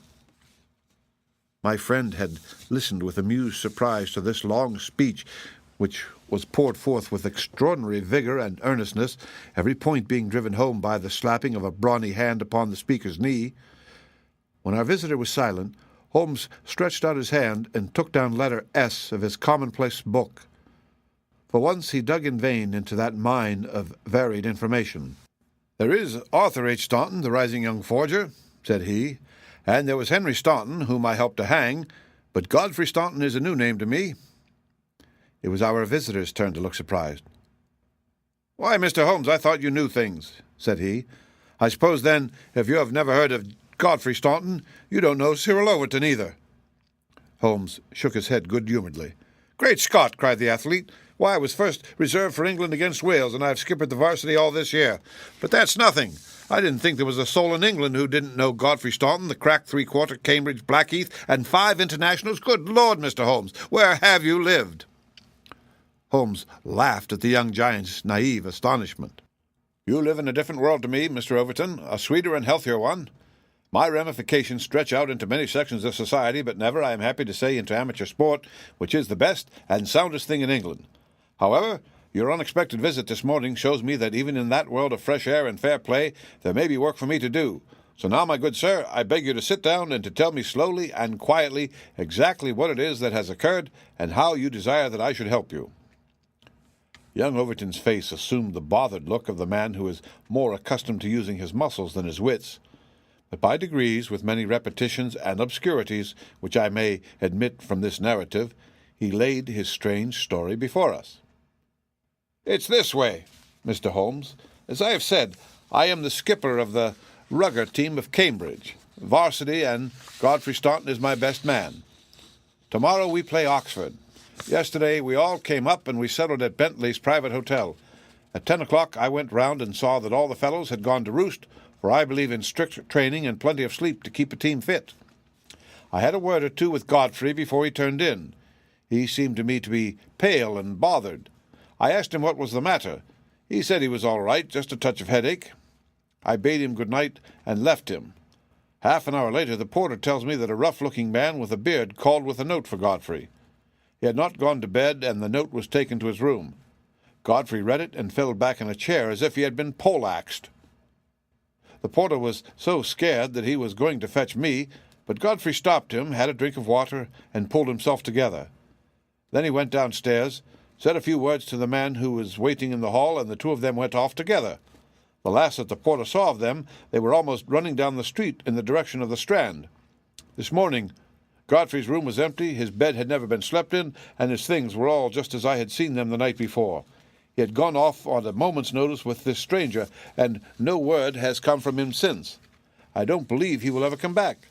He was a sportsman, was Godfrey, down to his marrow, and he wouldn't have stopped his training and let in his skipper if it were not for some cause that was too strong for him. No, I feel as if he were gone for good, and that we should never see him again." Sherlock Holmes listened with the deepest attention to this singular narrative. "What did you do?" he asked. "I wired to Cambridge to learn if anything had been heard of him there. I've had an answer. No one has seen him." "Could he have gone back to Cambridge?" "Yes, there is a late train, 11:15. But so far as you can ascertain, he did not take it." "No, he has not been seen." "What did you do next?" "I wired to Lord Mount James." "Why to Lord Mount James?" "Godfrey is an orphan, and Lord Mount James is his nearest relative, his uncle, I believe." "Indeed. This throws new light upon the matter. Lord Mount James is one of the richest men in England." "So I've heard Godfrey say." "And your friend was closely related?" Yes, he was his heir, and the old boy is nearly 80, cram full of gout, too. They say he could chalk his billiard cue with his knuckles. He never allowed Godfrey a shilling in his life, for he is an absolute miser, but it will all come to him right enough. Have you heard from Lord Mount James? No. What motive could your friend have in going to Lord Mount James? Well, something was worrying him the night before, and if it was to do with money, it is possible that he would make for his nearest relative who had so much of it, though, from all I have heard, he would not have much chance of getting it. Godfrey was not fond of the old man. He would not go if he could help it. Well, we can soon determine that. If your friend was going to his relative, Lord Mount James, you have then to explain the visit of this rough-looking fellow at so late an hour and the agitation that was caused by his coming. Cyril Overton pressed his hands to his head. I can make nothing of it, said he. Well, I have a clear day, and I shall be happy to look into the matter, said Holmes. I should strongly recommend you to make your preparations for your match without reference to this young gentleman. It must, as you say, have been an overpowering necessity which tore him away in such a fashion, and the same necessity is likely to hold him away. Let us step round together to this hotel and see if the porter can throw any fresh light upon the matter. Sherlock Holmes was a past master in the art of putting a humble witness at his ease, and very soon, in the privacy of Godfrey Staunton's abandoned room, he had extracted all that the porter had to tell. The visitor of the night before was not a gentleman, neither was he a working man. He was simply what the porter described as a medium-looking chap, a man of 50, beard grizzled, pale face, quietly dressed. He seemed himself to be agitated. The porter had observed his hand trembling when he held out the note. Godfrey Staunton had crammed the note into his pocket. Staunton had not shaken hands with the man in the hall. They had exchanged a few sentences, of which the porter had only distinguished the one word, time. Then they had hurried off in the manner described.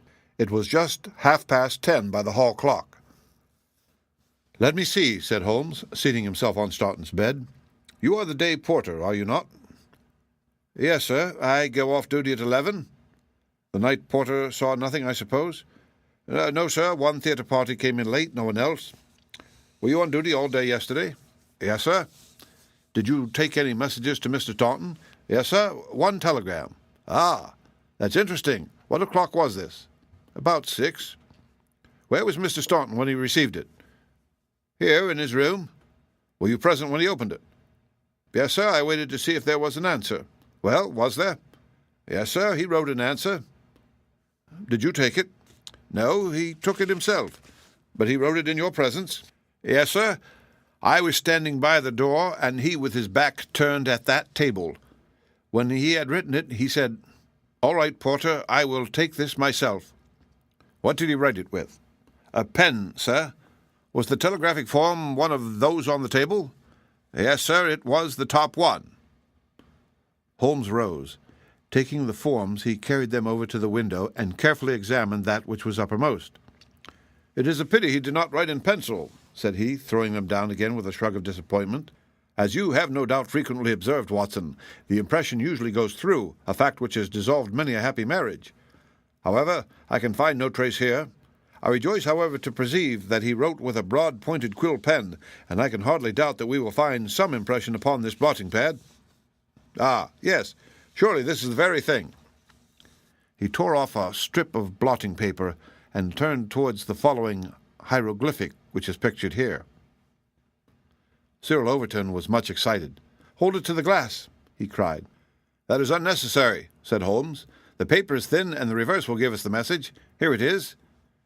He turned it over, and we read what was visible on the reverse. So that is the tail end of the telegram which Godfrey Staunton dispatched within a few hours of his disappearance.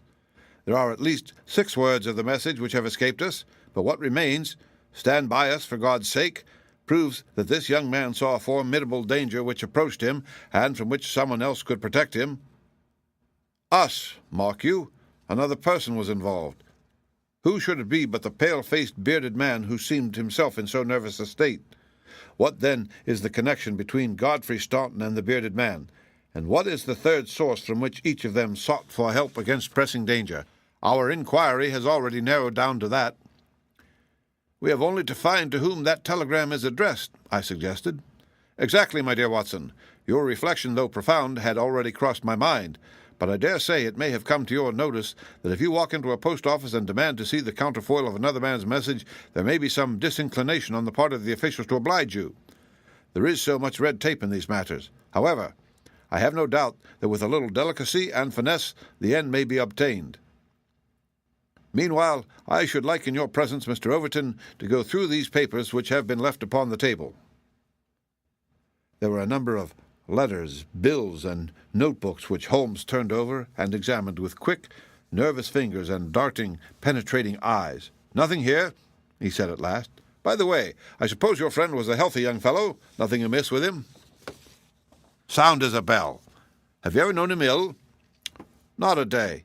He has been laid up with a hack, and once he slipped his kneecap, but that was nothing." "Perhaps he was not as strong as you suppose. I should think he might have had some secret trouble. With your assent, I will put one or two of these papers in my pocket in case they should bear upon our future inquiry." "One moment! One moment!" cried a querulous voice, and we looked up to find a queer little old man jerking and twitching in the doorway. He was dressed in rusty black, with a very broad-brimmed top hat and a loose white necktie, the whole effect being that of a very rustic parson or of an undertaker's mute. Yet, in spite of his shabby and even absurd appearance, his voice had a sharp crackle, and his manner a quick intensity which commanded attention. "Who are you, sir, and by what right do you touch this gentleman's papers?" he asked. "I am a private detective, and I am endeavoring to explain his disappearance." "Oh, you are you? And who instructed you, eh?" "This gentleman, Mr. Staunton's friend, was referred to me by Scotland Yard." "Who are you, sir?" "I am Cyril Overton." "Then it is you who sent me a telegram. My name is Lord Mount James. I came round as quickly as the Bayswater bus would bring me. So you have instructed a detective?" "Yes, sir." "And are you prepared to meet the cost?" "I have no doubt, sir, that my friend Godfrey, when we find him, will be prepared to do that." "But if he is never found, eh? Answer me that." "In that case, no doubt his family—" "Nothing of the sort, sir," screamed the little man. "Don't look to me for a penny, not a penny. You understand that, Mr. Detective? I am all the family that this young man has got, and I tell you that I am not responsible. If he has any expectations, it is due to the fact that I have never wasted money, and I do not propose to begin to do so now. As to those papers with which you are making so free, I may tell you that in case there should be anything of any value among them, you will be held strictly to account for what you do with them." "Very good, sir," said Sherlock Holmes. "May I ask in the meanwhile whether you have yourself any theory to account for this young man's disappearance?" "No, sir, I have not.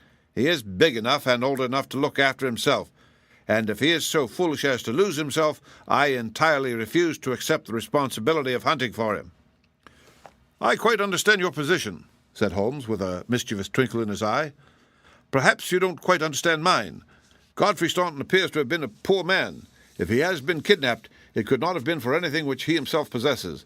The fame of your wealth has gone abroad, Lord Mount James, and it is entirely possible that a gang of thieves have secured your nephew in order to gain from him some information as to your house, your habits, and your treasure."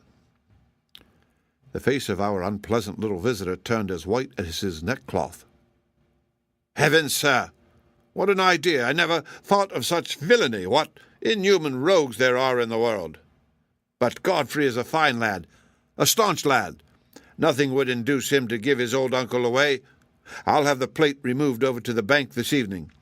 In the meantime, spare no pains, Mr. Detective. I beg you to leave no stone unturned to bring him safely back. As to money, well, so far as a fiver or even a tenner goes, you can always look to me." Even in his chastened frame of mind, the noble miser could give us no information which could help us, for he knew little of the private life of his nephew. Our only clue lay in the truncated telegram, and with a copy of this in his hand, Holmes set forth to find a second link for his chain. We had shaken off Lord Mount James, and Overton had gone to consult with the other members of his team over the misfortune which had befallen them. There was a telegraph office at a short distance from the hotel. We halted outside it. "It's worth trying, Watson," said Holmes. "Of course, with a warrant we could demand to see the counterfoils, but we have not reached that stage yet. I don't suppose they remember faces in so busy a place. Let us venture it." "I'm sorry to trouble you," said he in his blandest manner to the young woman behind the grating. "There is some small mistake about a telegram I sent yesterday. I have had no answer, and I very much fear that I must have omitted to put my name at the end. Could you tell me if this was so?" The young woman turned over a sheaf of counterfoils. "What o'clock was it?" she asked. "A little after 6. Whom was it to?" Holmes put his finger to his lips and glanced at me.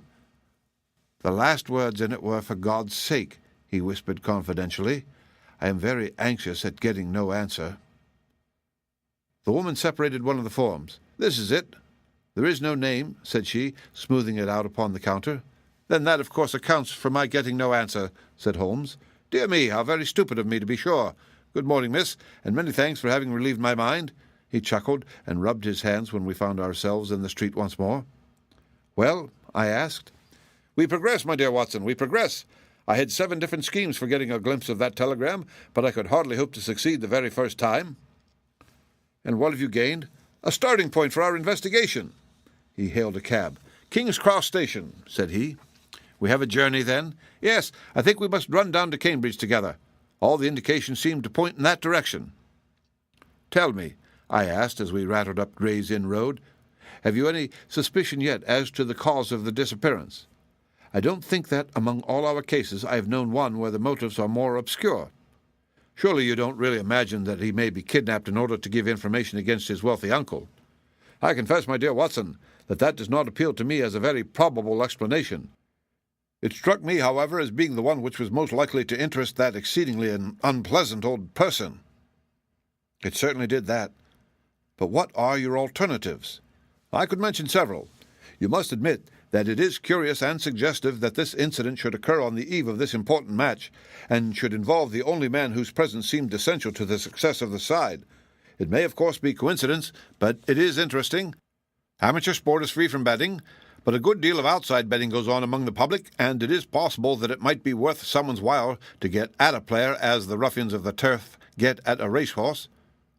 There is one explanation. A second very obvious one is that this young man really is the heir of a great property, however modest his means may at present time be, and it is not impossible that a plot to hold him for a ransom might be concocted."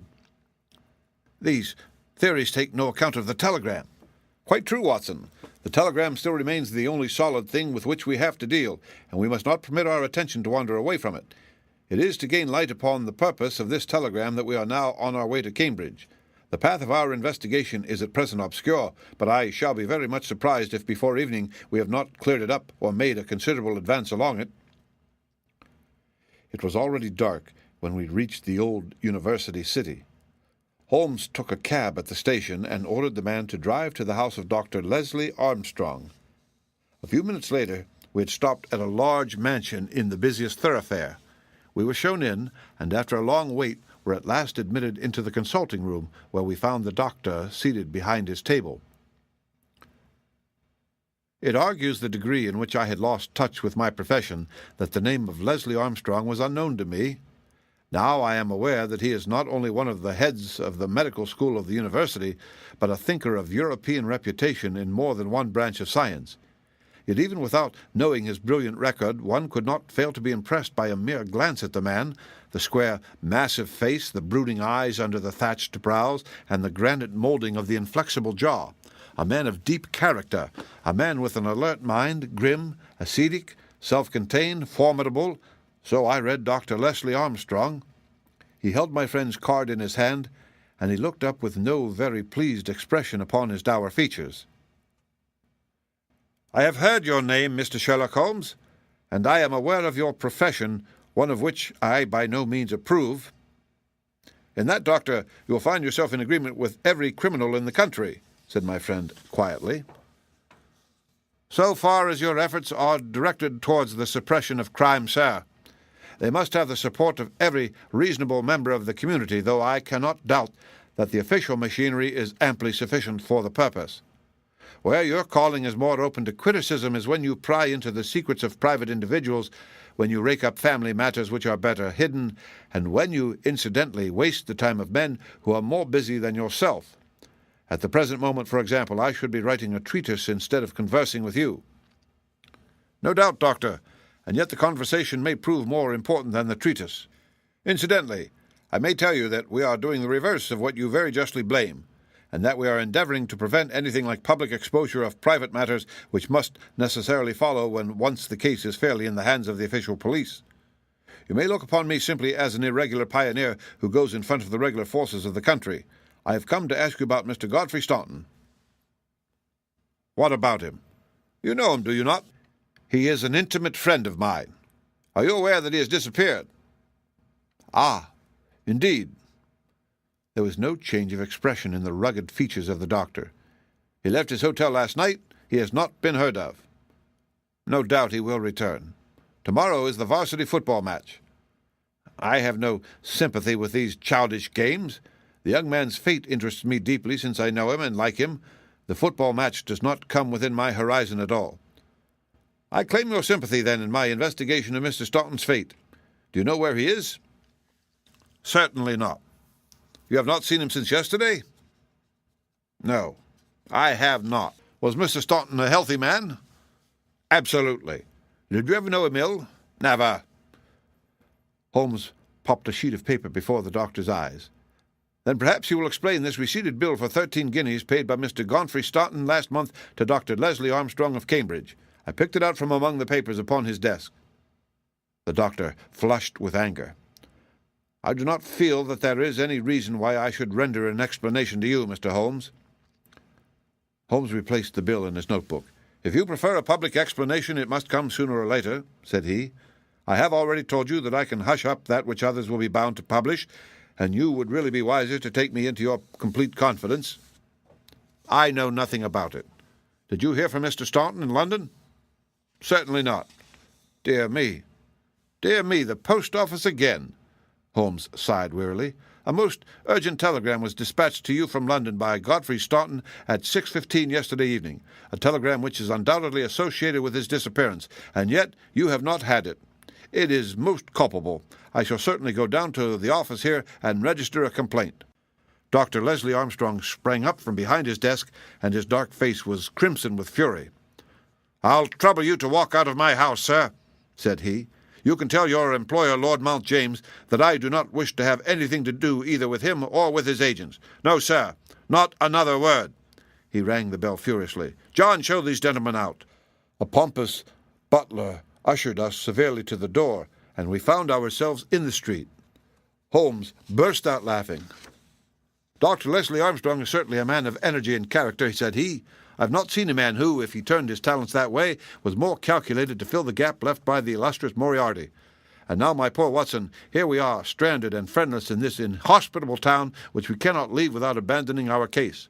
This little inn just opposite Armstrong's house is singularly adapted to our needs. If you would engage a front room and purchase the necessaries for the night, I may have time to make a few inquiries." These few inquiries proved, however, to be a more lengthy proceeding than Holmes had imagined, for he did not return to the inn until nearly 9 o'clock. He was pale and dejected, stained with dust, and exhausted with hunger and fatigue. A cold supper was ready upon the table, and when his needs were satisfied and his pipe alight, he was ready to take that half-comic and wholly philosophic view which was natural to him when his affairs were going awry. The sound of carriage wheels caused him to rise and glance out of the window. A brougham and a pair of greys under the glare of a gas lamp stood before the doctor's door. "It's been out 3 hours," said Holmes. "Started at 6:30, and here it is back again. That gives a radius of 10 or 12 miles, and he does it once or sometimes twice a day." No unusual thing for a doctor in practice. But Armstrong is not really a doctor in practice. He is a lecturer and a consultant, but he does not care for general practice, which distracts him from his literary work. Why, then, does he make these long journeys, which must be exceedingly irksome to him, and who is it that he visits?" "His coachman? My dear Watson, can you doubt that it was to him that I first applied? I do not know whether it came from his own innate depravity or from the promptings of his master, but he was rude enough to set a dog at me. Neither dog nor man liked the look of my stick, however, and the matter fell through. Relations were strained after that, and further inquiries out of the question. All that I have learned I got from a friendly native in the yard of our own inn. It was he who told me of the doctor's habits and of his daily journey. At that instant, to give point to his words, the carriage came round to the door." "Could you not follow it?" Excellent, Watson. You are scintillating this evening. The idea did cross my mind. There is, as you may have observed, a bicycle shop next to our inn. Into this I rushed, engaged a bicycle, and was able to get started before the carriage was quite out of sight. I rapidly overtook it, and then, keeping at a discreet distance of 100 yards or so, I followed its lights until we were clear of the town. We had got well out on the country road when a somewhat mortifying incident occurred. The carriage stopped, the doctor alighted, walked swiftly back to where I had also halted, and told me in an excellent sardonic fashion that he feared the road was narrow, and that he hoped his carriage did not impede the passage of my bicycle. Nothing could have been more admirable than his way of putting it. I at once rode past the carriage, and, keeping to the main road, I went on for a few miles, and then halted in a convenient place to see if the carriage passed. There was no sign of it, however, and so it became evident that it had turned down one of several side roads which I had observed. I rode back, but again saw nothing of the carriage, and now, as you perceive, it has returned after me. Of course, I had at the outset no particular reason to connect these journeys with the disappearance of Godfrey Staunton, and was only inclined to investigate them on the general grounds that everything which concerns Dr. Armstrong is at present of interest to us. But now that I find he keeps so keen a lookout upon anyone who may follow him on these excursions, the affair appears more important, and I shall not be satisfied until I have made the matter clear. We can follow him tomorrow. Can we? It is not so easy as you seem to think. You are not familiar with Cambridgeshire scenery, are you? It does not lend itself to concealment. All this country that I passed over tonight is as flat and clean as the palm of your hand, and the man we are following is no fool, as he very clearly showed tonight. I have wired to Overton to let us know any fresh London developments at this address, and in the meantime we can only concentrate our attention upon Dr. Armstrong, whose name the obliging young lady at the office allowed me to read upon the counterfoil of Staunton's urgent message. He knows where the young man is, to that I'll swear, and if he knows, then it must be our own fault if we cannot manage to know also. At present it must be admitted that the odd trick is in his possession, and as you are aware, Watson, it is not my habit to leave the game in that condition. And yet, the next day brought us no answer to the solution of the mystery. A note was handed in after breakfast, which Holmes passed across to me with a smile. "Sir," it ran, "I can assure you that you are wasting your time in dogging my movements. I have, as you discovered last night, a window at the back of my brougham, and if you desire a 20-mile ride which will lead you to the spot from which you started, you have only to follow me. Meanwhile, I can inform you that no spying upon me can in any way help Mr. Godfrey Staunton, and I am convinced that the best service you can do to that gentleman is to return at once to London and to report to your employer that you are unable to trace him. Your time in Cambridge will certainly be wasted. Yours faithfully, Leslie Armstrong." "An outspoken, honest antagonist is the doctor," said Holmes. "Well, well, he excites my curiosity, and I must really know more before I leave him." "His carriage is at his door now," said I. "There he is, stepping into it. I saw him glance up at our window as he did so. Suppose I try my luck upon the bicycle." "No, no, my dear Watson. With all respect for your natural acumen, I do not think that you are quite a match for the worthy doctor. I think that possibly I can attain our end by some independent explorations of my own. I am afraid that I must leave you to your own devices, as the appearance of two inquiring strangers upon a sleepy countryside might excite more gossip than I care for. No doubt you will find some sights to amuse you in this venerable city, and I hope to bring back a more favourable report to you before evening." Once more, however, my friend was destined to be disappointed. He came back at night weary and unsuccessful. "I have had a blank day, Watson. Having got the doctor's general direction, I spent the day in visiting all the villages upon that side of Cambridge and comparing notes with publicans and other local news agencies. I have covered some ground. Chesterton, Histon, Waterbeach, and Oakington have each been explored and have each proved disappointing. The daily appearance of a brougham and pair could hardly have been overlooked in such sleepy hollows. The doctor has scored once more. Is there a telegram for me?" "Yes, I opened it. Here it is.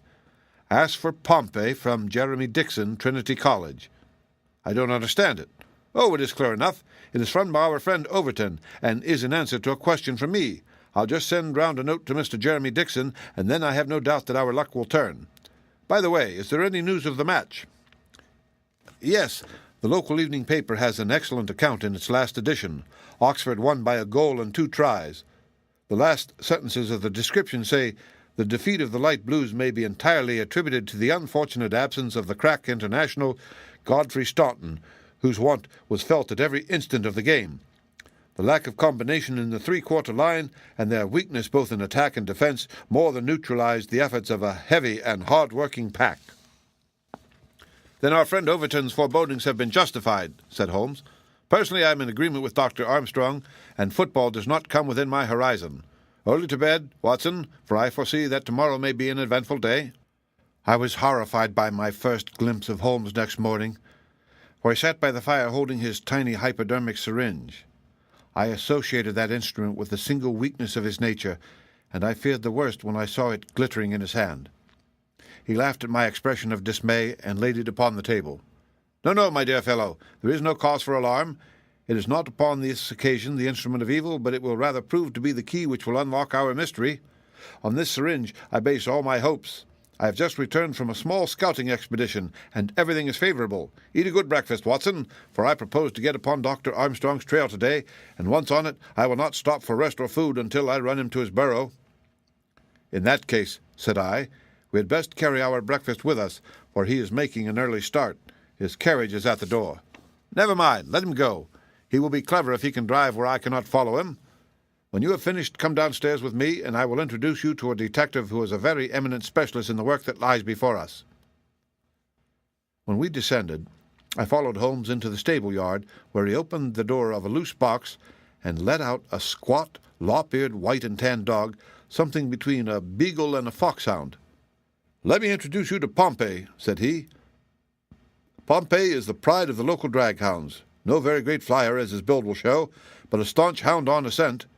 Well, Pompey, you may not be fast, but I expect you will be too fast for a couple of middle-aged London gentlemen, so I will take the liberty of fastening this leather leash to your collar. Now, boy, come along and show what you can do." He led him across to the doctor's door. The dog sniffed round for an instant, and then, with a shrill whine of excitement, started off down the street, tugging at his leash in his efforts to go faster. In half an hour we were clear of the town and hastening down a country road. "What have you done, Holmes?" I asked. "A threadbare and venerable device, but useful upon occasion. I walked into the doctor's yard this morning and shot my syringe full of aniseed over the hind wheel. A draghound will follow aniseed from here to John O'Goat's, and our friend Armstrong would have to drive through the cam before he would shake Pompey off his trail. Oh, the cunning rascal! This is how he gave me the slip the other night." The dog had suddenly turned out of the main road into a grass-grown lane. Half a mile further this opened into another broad road, and the trail turned hard to the right in the direction of the town, which we had just quitted. The road took a sweep to the south of the town and continued in the opposite direction to that in which we had started. "This detour has been entirely for our benefit, then?" said Holmes. "No wonder that my inquiries among those villages led to nothing. The doctor has certainly played the game for all it's worth, and one would like to know the reason for such elaborate deception. This should be the village of Trumpington to the right of us, and by Jove, here is the brougham coming round the corner. Quick, Watson, quick, or we're done." He sprang through a gate into a field, dragging the reluctant Pompey after him. We had hardly got under the shelter of the hedge when the carriage rattled past. I caught a glimpse of Dr. Armstrong within, his shoulders bowed, his head sunk on his hands, the very image of distress. I could tell by my companion's graver face that he also had seen. "I fear there is some dark ending to our quest," said he. "It cannot be long before we know it. Come, Pompey. Ah, it is the cottage in this field." There could be no doubt that we had reached the end of our journey. Pompey ran about and whined eagerly outside the gate where the marks of the brougham's wheels were still to be seen. A footpath led across to the lonely cottage. Holmes tied the dog to the hedge, and we hastened onwards. My friend knocked at the little rustic door, and knocked again without response. And yet the cottage was not deserted, for a low sound came to our ears, a kind of drone of misery and despair which was indescribably melancholy. Holmes paused, irresolute, and then he glanced back at the road which we had just traversed. A brougham was coming down it, and there could be no mistaking those grey horses. "By Jove, the doctor is coming back," cried Holmes. "That settles it. We are bound to see what it means before he comes." He opened the door, and we stepped into the hall. The droning sound swelled louder upon our ears until it became one long, deep wail of distress. It came from upstairs. Holmes darted up, and I followed him. He pushed open a half-closed door, and we both stood appalled at the sight before us. A woman, young and beautiful, was lying dead upon the bed. Her calm, pale face, with dim, wide-opened blue eyes, looked upward from amid a great tangle of golden hair. At the foot of the bed, half sitting, half kneeling, his face buried in the clothes, was a young man whose frame was racked by his sobs. So absorbed was he by his bitter grief that he never looked up until Holmes' hand was on his shoulder. "Are you Mr. Godfrey Staunton?" "Yes, yes, I am. But you are too late. She is dead." The man was so dazed that he could not be made to understand that we were anything but doctors who had been sent to his assistance. Holmes was endeavoring to utter a few words of consolation and to explain the alarm which had been caused to his friends by his sudden disappearance, when there was a step upon the stairs, and there was the heavy, stern, questioning face of Dr. Armstrong at the door. "So, gentlemen," said he, "you have attained your end, and have certainly chosen a particularly delicate moment for your intrusion. I would not brawl in the presence of death, but I can assure you that if I were a younger man, your monstrous conduct would not pass with impunity." "Excuse me, Dr. Armstrong. I think we are a little at cross purposes," said my friend with dignity. "If you could step downstairs with us, we may each be able to give some light to the other upon this miserable affair." A minute later, the grim doctor and ourselves were in the sitting-room below. "Well, sir," said he, "I wish you to understand in the first place that I am not employed by Lord Mount James, and that my sympathies in this matter are entirely against that nobleman. When a man is lost, it is my duty to ascertain his fate, but having done so, the matter ends so far as I am concerned, and so long as there is nothing criminal, I am much more anxious to hush up private scandals than to give them publicity. If, as I imagine, there is no breach of the law in this matter, you can absolutely depend upon my discretion and my cooperation in keeping the facts out of the papers." Dr. Armstrong took a quick step forward and wrung Holmes by the hand. "You are a good fellow," said he. "I had misjudged you. I thank heaven that my compunction at leaving poor Staunton all alone in this plight caused me to turn my carriage back and so to make your acquaintance. Knowing as much as you do, the situation is very easily explained. A year ago, Godfrey Staunton lodged in London for a time and became passionately attached to his landlady's daughter, whom he married. She was as good as she was beautiful, and as intelligent as she was good. No man need be ashamed of such a wife. But Godfrey was the heir to this crabbed old nobleman, and it was quite certain that the news of his marriage would have been the end of his inheritance. I knew the lad well, and I loved him for his many excellent qualities. I did all I could to help him to keep things straight. We did our very best to keep the thing from everyone, for when once such a whisper gets about, it is not long before everyone has heard it. Thanks to this lonely cottage and his own discretion, Godfrey has up to now succeeded. Their secret was known to no one, save to me, and to one excellent servant who has at present gone for assistance to Trumpington. But at last there came a terrible blow in the shape of dangerous illness to his wife. It was consumption of the most virulent kind. The poor boy was half crazed with grief, and yet he had to go to London to play this match, for he could not get out of it without explanations which would expose his secret. I tried to cheer him up by a wire, and he sent me one in reply imploring me to do all I could. This was the telegram which you appear in some inexplicable way to have seen. I did not tell him how urgent the danger was, for I knew that he could do no good here, but I sent the truth to the girl's father, and he very injudiciously communicated it to Godfrey. The result was that he came straight away in a state bordering on frenzy, and has remained in the same state, kneeling at the end of her bed until this morning's death put an end to her suffering. That is all, Mr. Holmes, and I am sure that I can rely upon your discretion and that of your friend." Holmes grasped the doctor's hand. "Come, Watson," said he, and we passed away from that house of grief and into the pale sunlight of the winter day. The end. Read by Rick Kistner for Lit2Go on the web at fcit.usf.edu.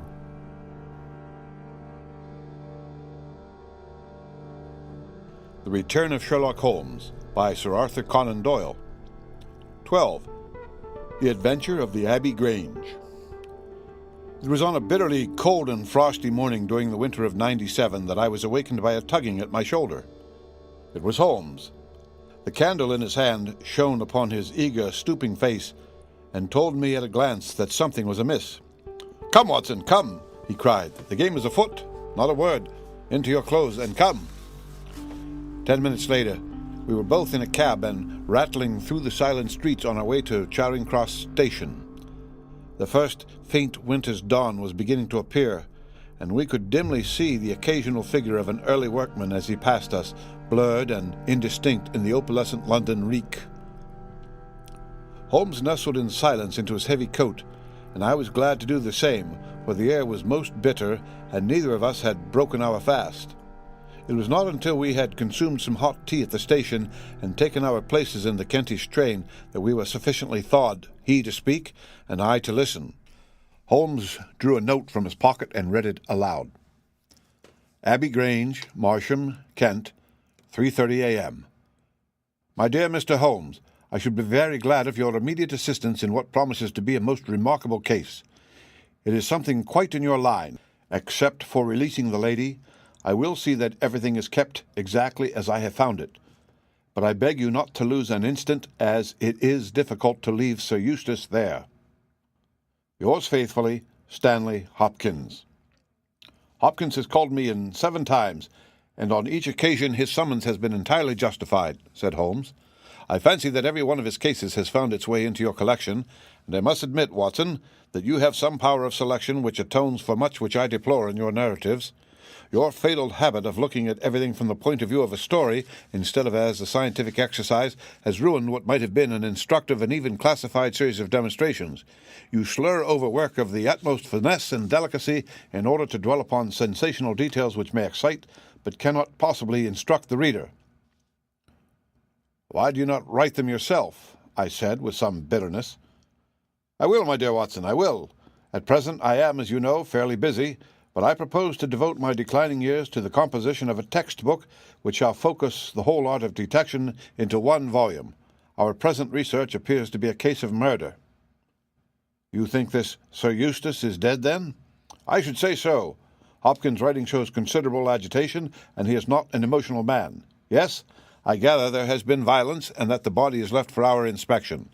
A mere suicide would not have caused him to send for me. As to the release of the lady, it would appear that she has been locked in her room during this tragedy.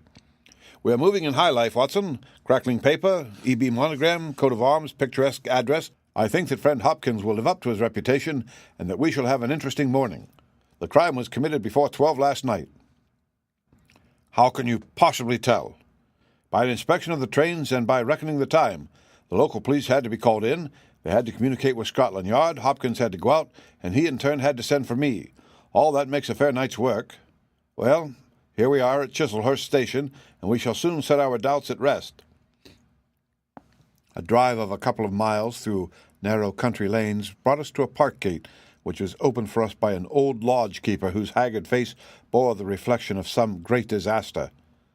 The avenue ran through a noble park between lines of ancient elms and ended in a low, widespread house, pillared in front after the fashion of Palladio. The central part was evidently of a great age and shrouded in ivy, but the large windows showed that modern changes had been carried out, and one wing of the house appeared to be entirely new. The youthful figure and alert, eager face of Inspector Stanley Hopkins confronted us in the open doorway. "I'm very glad you have come, Mr. Holmes, and you too, Dr. Watson. But indeed, if I had my time over again, I should not have troubled you, for since the lady has come to herself, she has given so clear an account of the affair that there is not much left for us to do. You remember that Lewisham gang of burglars?" "What, the 3 Randalls?" "Exactly. The father and 2 sons. It's their work, I have not a doubt of it. They did a job at Sydenham a fortnight ago, and were seen and described. Rather cool to do another so soon and so near, but it is they beyond all doubt. It's a hanging matter this time." "Sir Eustace is dead, then?" "Yes. His head was knocked in with his own poker." "Sir Eustace Brackenstall, the driver tells me." "Exactly. One of the richest men in Kent.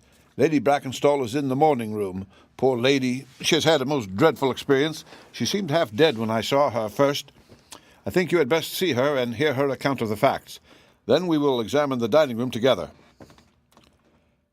Lady Brackenstall was no ordinary person. Seldom have I seen so graceful a figure, so womanly a presence, and so beautiful a face. She was a blonde, golden-haired, blue-eyed, and would no doubt have had the perfect complexion which goes with such colouring had not her recent experience left her drawn and haggard.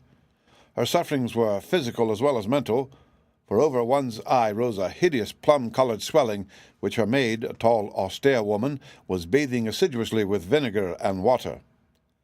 The lady lay back exhausted upon a couch, but her quick, observant gaze as we entered the room and the alert expression of her beautiful features showed that neither her wits nor her courage had been shaken by her terrible experience. She was enveloped in a loose dressing-gown of blue and silver, but a black, sequin-covered dinner dress was hung upon the couch beside her. "I have told you all that has happened, Mr. Hopkins," she said wearily. "Could you not repeat it for me?"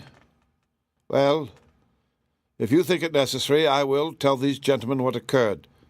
Have they been in the dining-room yet?" "I thought that they had better hear your ladyship's story first."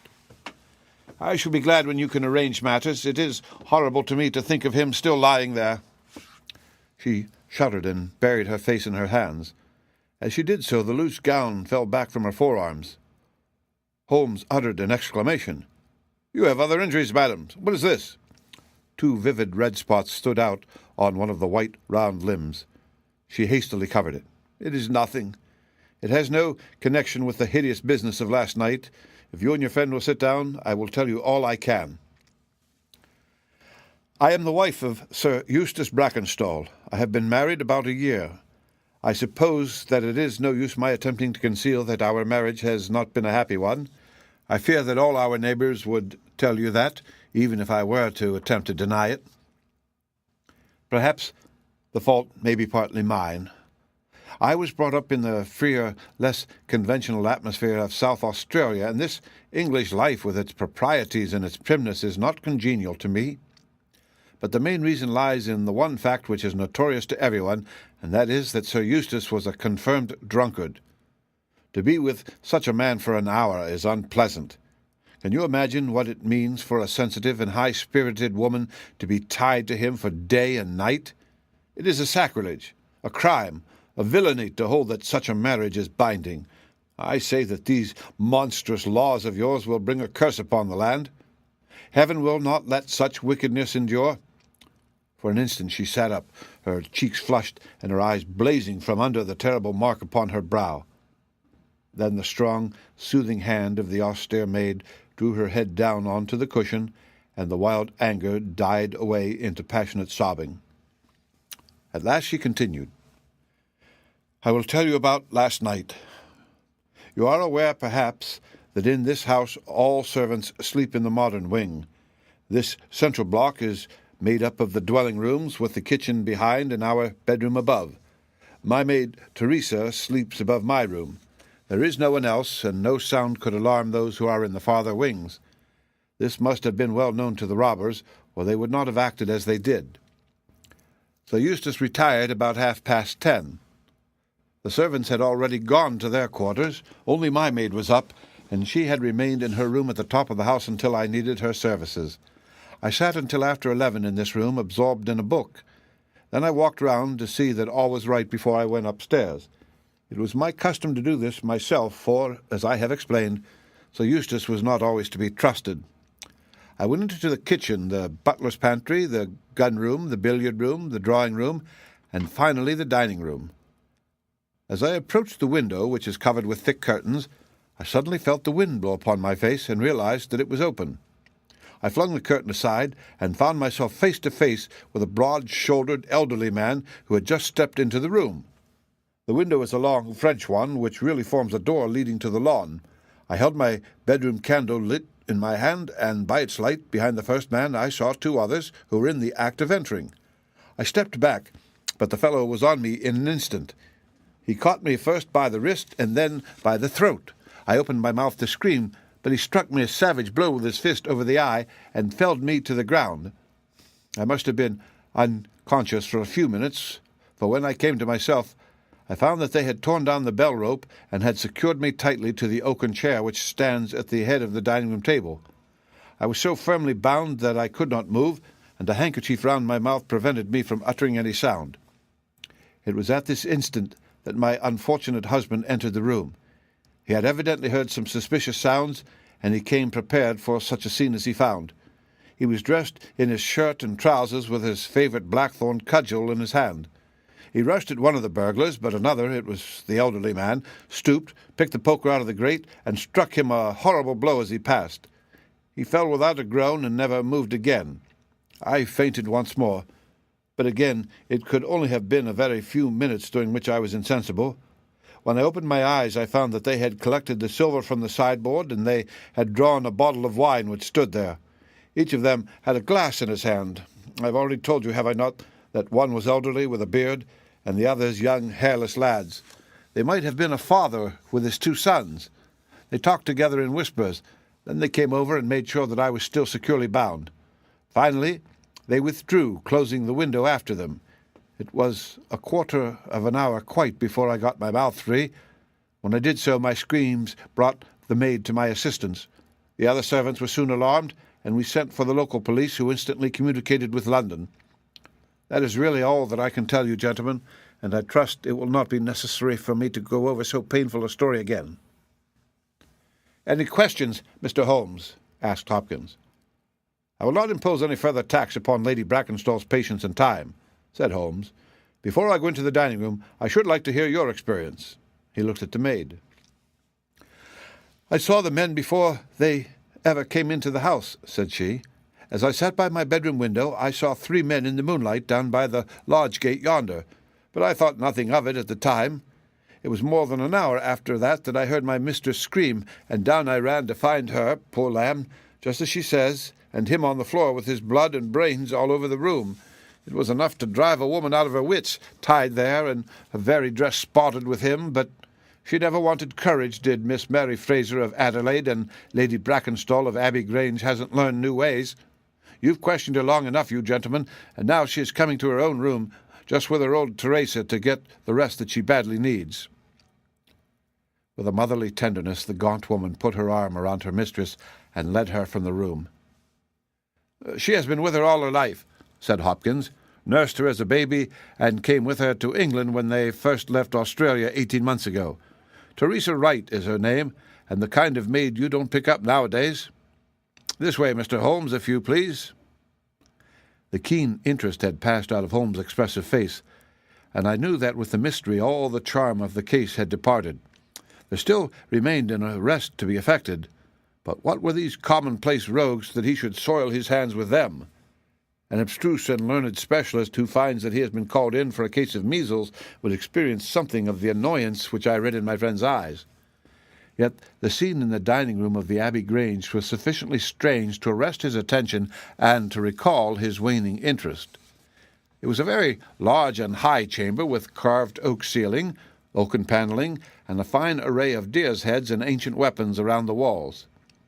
At the farther end from the door was the high French window of which we had heard. 3 smaller windows on the right-hand side filled the apartment with cold winter sunshine. On the left was a large, deep fireplace with a massive, overhanging oak mantelpiece. Beside the fireplace was a heavy oaken chair with arms and crossbars at the bottom.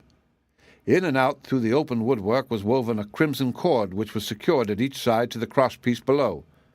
In releasing the lady, the cord had been slipped off her, but the knots with which it had been secured still remained. These details only struck our attention afterwards, for our thoughts were entirely absorbed by the terrible object which lay upon the tiger-skin hearthrug in front of the fire. It was the body of a tall, well-made man, about 40 years of age. He lay upon his back, his face upturned, with his white teeth grinning through his short black beard. His 2 clenched hands were raised above his head, and a heavy blackthorn stick lay between them. His dark, handsome, aquiline features were convulsed into a spasm of vindictive hatred which had set his dead face in a terribly fiendish expression. He had evidently been in his bed when the alarm had broken out, for he wore a foppish embroidered nightshirt, and his bare feet projected from his trousers. His head was horribly injured, and the whole room bore witness to the savage ferocity of the blow which had struck him down.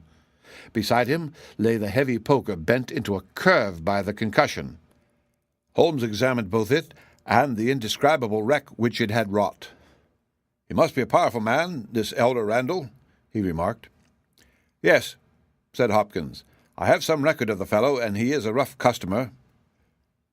"You should have no difficulty in getting him." "Not the slightest.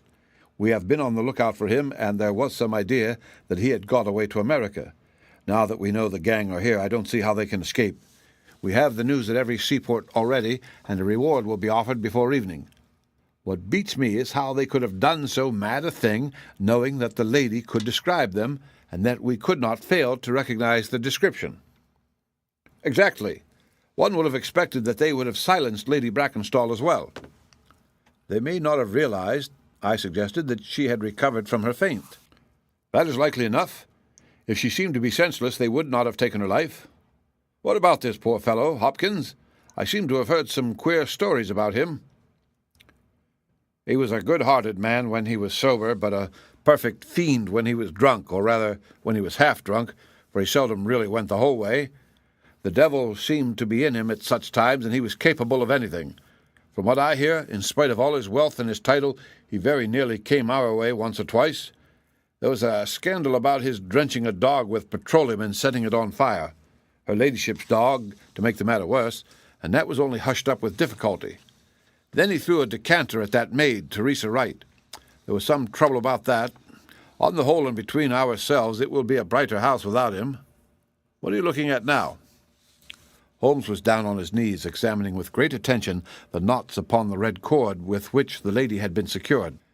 Then he carefully scrutinized the broken and frayed end where it had snapped off when the burglar had dragged it down. "When this was pulled down, the bell in the kitchen must have rung loudly," he remarked. "No one could hear it. The kitchen stands right at the back of the house."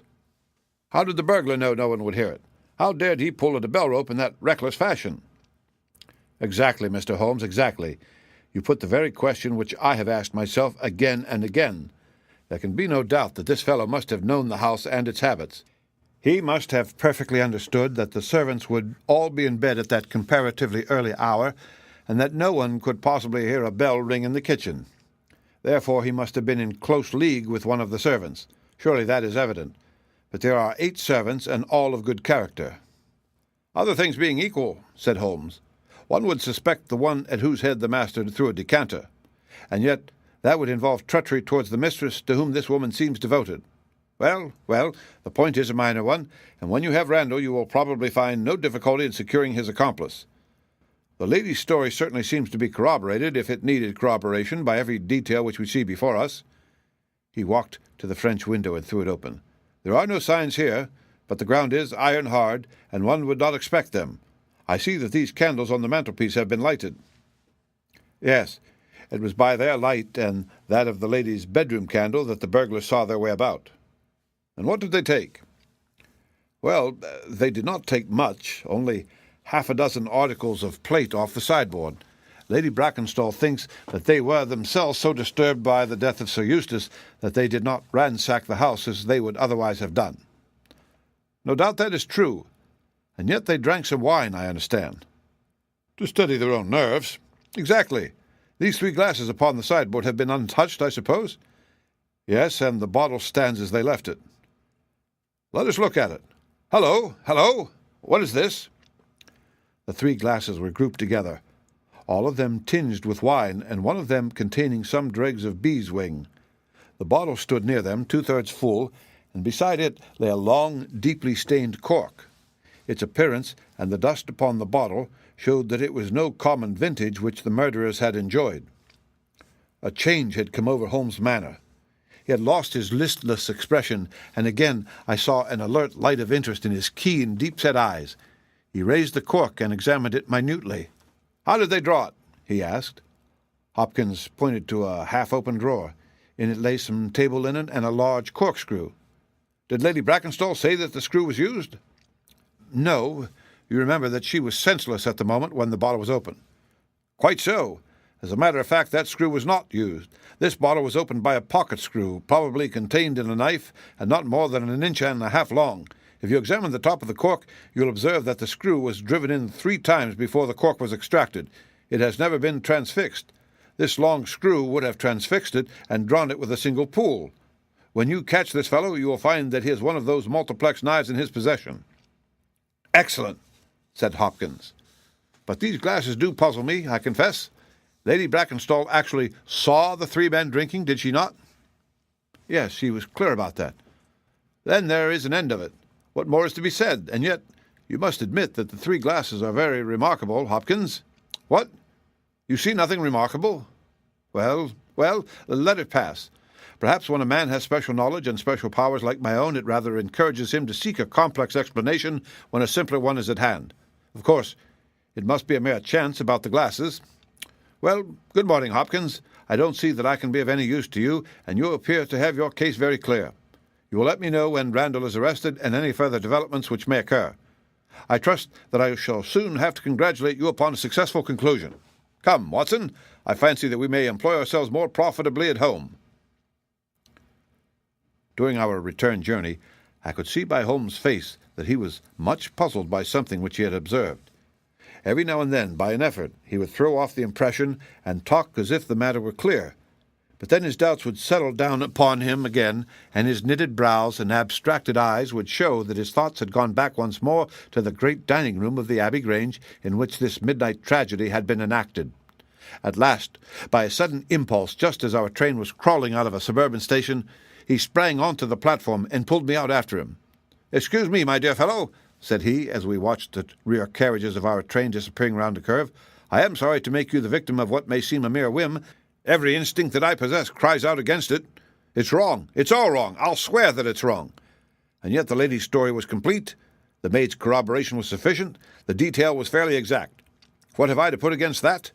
3 wine-glasses, that is all. But if I had not taken things for granted, if I had examined everything with care, which I would have shown had we approached the case de novo, and had no cut-and-dried story to warp my mind, would I not then have found something more definite to go upon? Of course I should. Sit down on this bench, Watson, until a train for Chislehurst arrives, and allow me to lay the evidence before you, imploring you in the first instance to dismiss from your mind the idea that anything which the maid or her mistress may have said must necessarily be true. The lady's charming personality must not be permitted to warp our judgment. Surely there are details in her story which, if we looked at in cold blood, would excite our suspicion. These burglars made a considerable haul at Sydenham a fortnight ago. Some account of them and of their appearance was in the papers, and would naturally occur to anyone who wished to invent a story in which imaginary robbers should play a part. As a matter of fact, burglars who have done a good stroke of business are, as a rule, only too glad to enjoy the proceeds in peace and quiet without embarking on another perilous undertaking. Again, it is unusual for burglars to operate at so early an hour. It is unusual for burglars to strike a lady to prevent her screaming, since one would imagine that was the one sure way to make her scream. It is unusual for them to commit murder when their numbers are sufficient to overpower one man. It is unusual for them to be content with a limited plunder when there is much more within their reach. And finally, I should say that it was very unusual for such men to leave a bottle half empty. How do all these unusuals strike you, Watson? Their cumulative effect is certainly considerable, and yet each of them is quite possible in itself. The most unusual thing of all, as it seems to me, is that the lady should be tied to the chair. Well, I'm not so clear about that, Watson, for it is evident that they must either kill her or else secure her in such a way that she could not give immediate notice of their escape. But at any rate, I have shown, have I not, that there is a certain element of improbability about the lady's story. And now, on the top of this comes the incident of the wine-glasses. What about the wine-glasses? Can you see them in your mind's eye? I see them clearly. We are told that 3 men drank from them. Does that strike you as likely? Oh, why not? There was wine in each glass. Exactly. But there was beeswing only in one glass. You must have noticed that fact. What does that suggest to your mind? The last glass filled would be most likely to contain beeswing. Not at all. The bottle was full of it, and it is inconceivable that the first 2 glasses were clear and the third heavily charged with it. There are 2 possible explanations, and only 2. One is that after the second glass was filled, the bottle was violently agitated, and so the third glass received the beeswing. That does not appear probable. No, I am sure that I am right. What, then, do you suppose? That only 2 glasses were used, and that the dregs of both were poured into a third glass so as to give the false impression that 3 people had been there. In that way, all the beeswing would be in the last glass, would it not? Yes, I am convinced that this is so. But if I have hit upon the true explanation of this one small phenomenon, then in an instant the case rises from the commonplace to the exceedingly remarkable, for it can only mean that Lady Brackenstall and her maid have deliberately lied to us, that not one word of their story is to be believed, that they have some very strong reason for covering the real criminal, and that we must construct our case for ourselves without any help from them. That is the mission which now lies before us, and here, Watson, is the Chislehurst train." The household of the Abbey Grange were much surprised at our return, but Sherlock Holmes, finding that Stanley Hopkins had gone off to report to headquarters, took possession of the dining room, locked the door upon the inside, and devoted himself for 2 hours to one of those minute and laborious investigations which formed the solid basis on which his brilliant edifices of deduction were reared. Seated in a corner like an interested student who observes the demonstration of his professor, I followed every step of that remarkable research. The window, the curtains, the carpet, the chair, the rope, each in turn was minutely examined and duly pondered. The body of the unfortunate baronet had been removed, but all else remained as we had seen it in the morning. Then, to my astonishment, Holmes climbed up onto the massive mantelpiece. Far above his head hung the few inches of red cord which were still attached to the wire. For a long time he gazed upward at it, and then, in an attempt to get nearer to it, he rested his knee upon a wooden bracket on the wall. This brought his hand within a few inches of the broken end of the rope, but it was not this so much as the bracket itself which seemed to engage his attention. Finally he sprang down with an ejaculation of satisfaction. "It's all right, Watson," said he. "We have got our case, one of the most remarkable in our collection. But, dear me, how slow-witted I have been, and how nearly I have committed the blunder of my lifetime. Now I think that with a few missing links my chain is almost complete." "You have got your men?" "Man, Watson, man. Only one, but a very formidable person, strong as a lion, witness the blow that bent that poker, 6'3" in height, active as a squirrel, dexterous with his fingers, finally, remarkably quick-witted, for this whole ingenious story is of his concoction. Yes, Watson, we have come upon the handiwork of a very remarkable individual, and yet in that bell rope he has given us a clue which should not have left us a doubt." "Where was the clue?" "Well, if you were to pull down a bell rope, Watson, where would you expect it to break? Surely at the spot where it is attached to the wire. Why should it break 3 inches from the top, as this one has done?" "Because it is frayed there?" "Exactly. This end, which we can examine, is frayed. He was cunning enough to do that with his knife. But the other end is not frayed. You could not observe that from here, but if you were on the mantelpiece, you would see that it is clean cut off without any mark of fraying whatever. You can reconstruct what occurred. The man needed the rope. He would not tear it down for fear of giving the alarm by ringing the bell.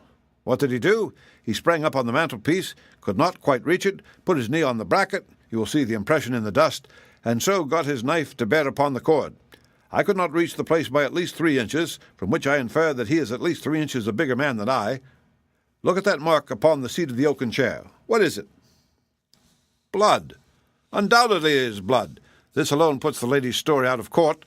If she were seated on the chair when the crime was done, how comes that mark? No. She was placed in the chair after the death of her husband. I'll wager that the black dress shows a corresponding mark to this. We have not yet met our Waterloo, Watson, but this is our Marengo, for it begins in defeat and ends in victory. I should like now to have a few words with the nurse Teresa. We must be wary for a while if we are to get the information which we want." She was an interesting person, this stern Australian nurse. Taciturn, suspicious, ungracious.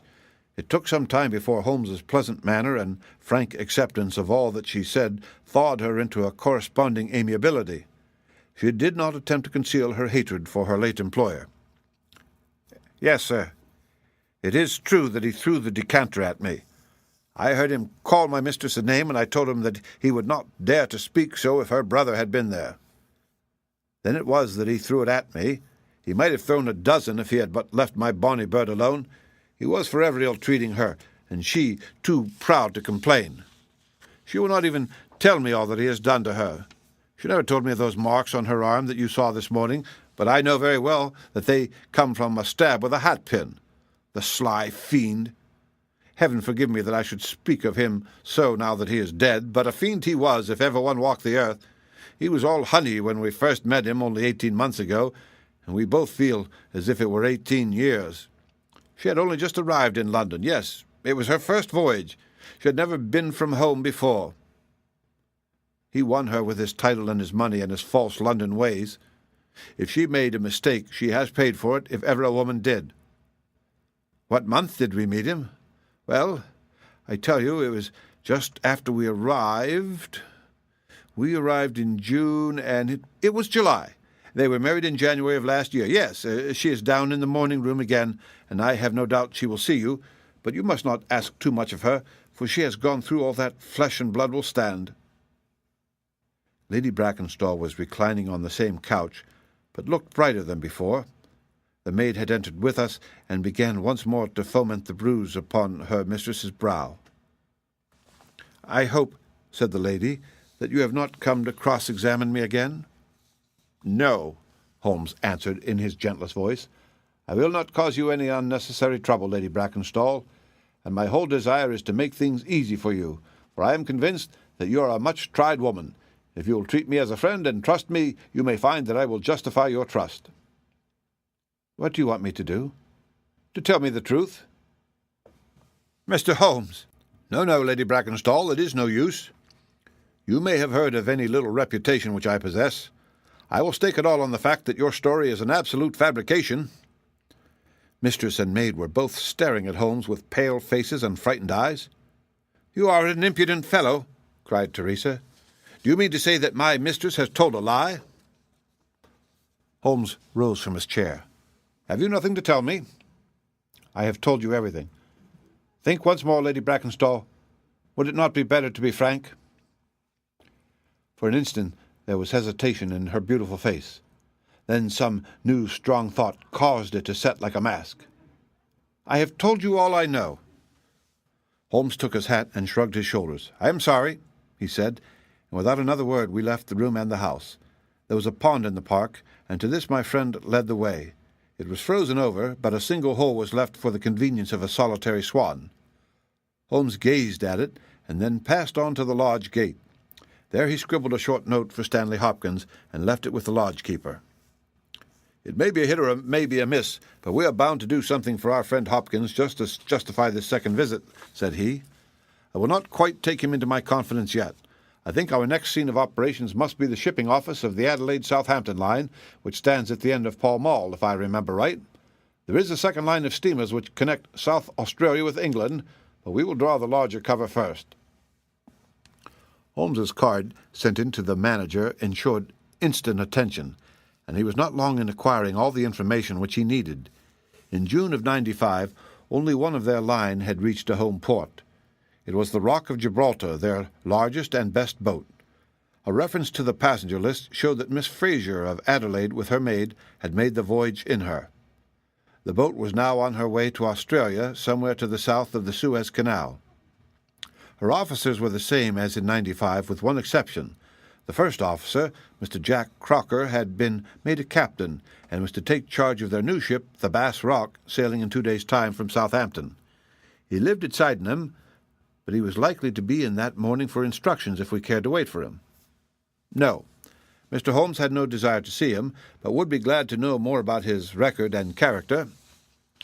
His record was magnificent. There was not an officer in the fleet to touch him. As to his character, he was reliable on duty, but a wild, desperate fellow off the deck of his ship, hot-headed, excitable, but loyal, honest, and kind-hearted.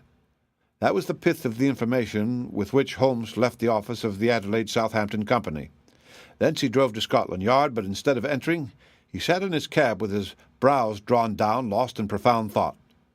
Finally he drove round to the Charing Cross telegraph office, sent off a message, and then at last we made for Baker Street once more. "No, I couldn't do it, Watson," said he as we re-entered our room. "Once that warrant was made out, nothing on earth would save him.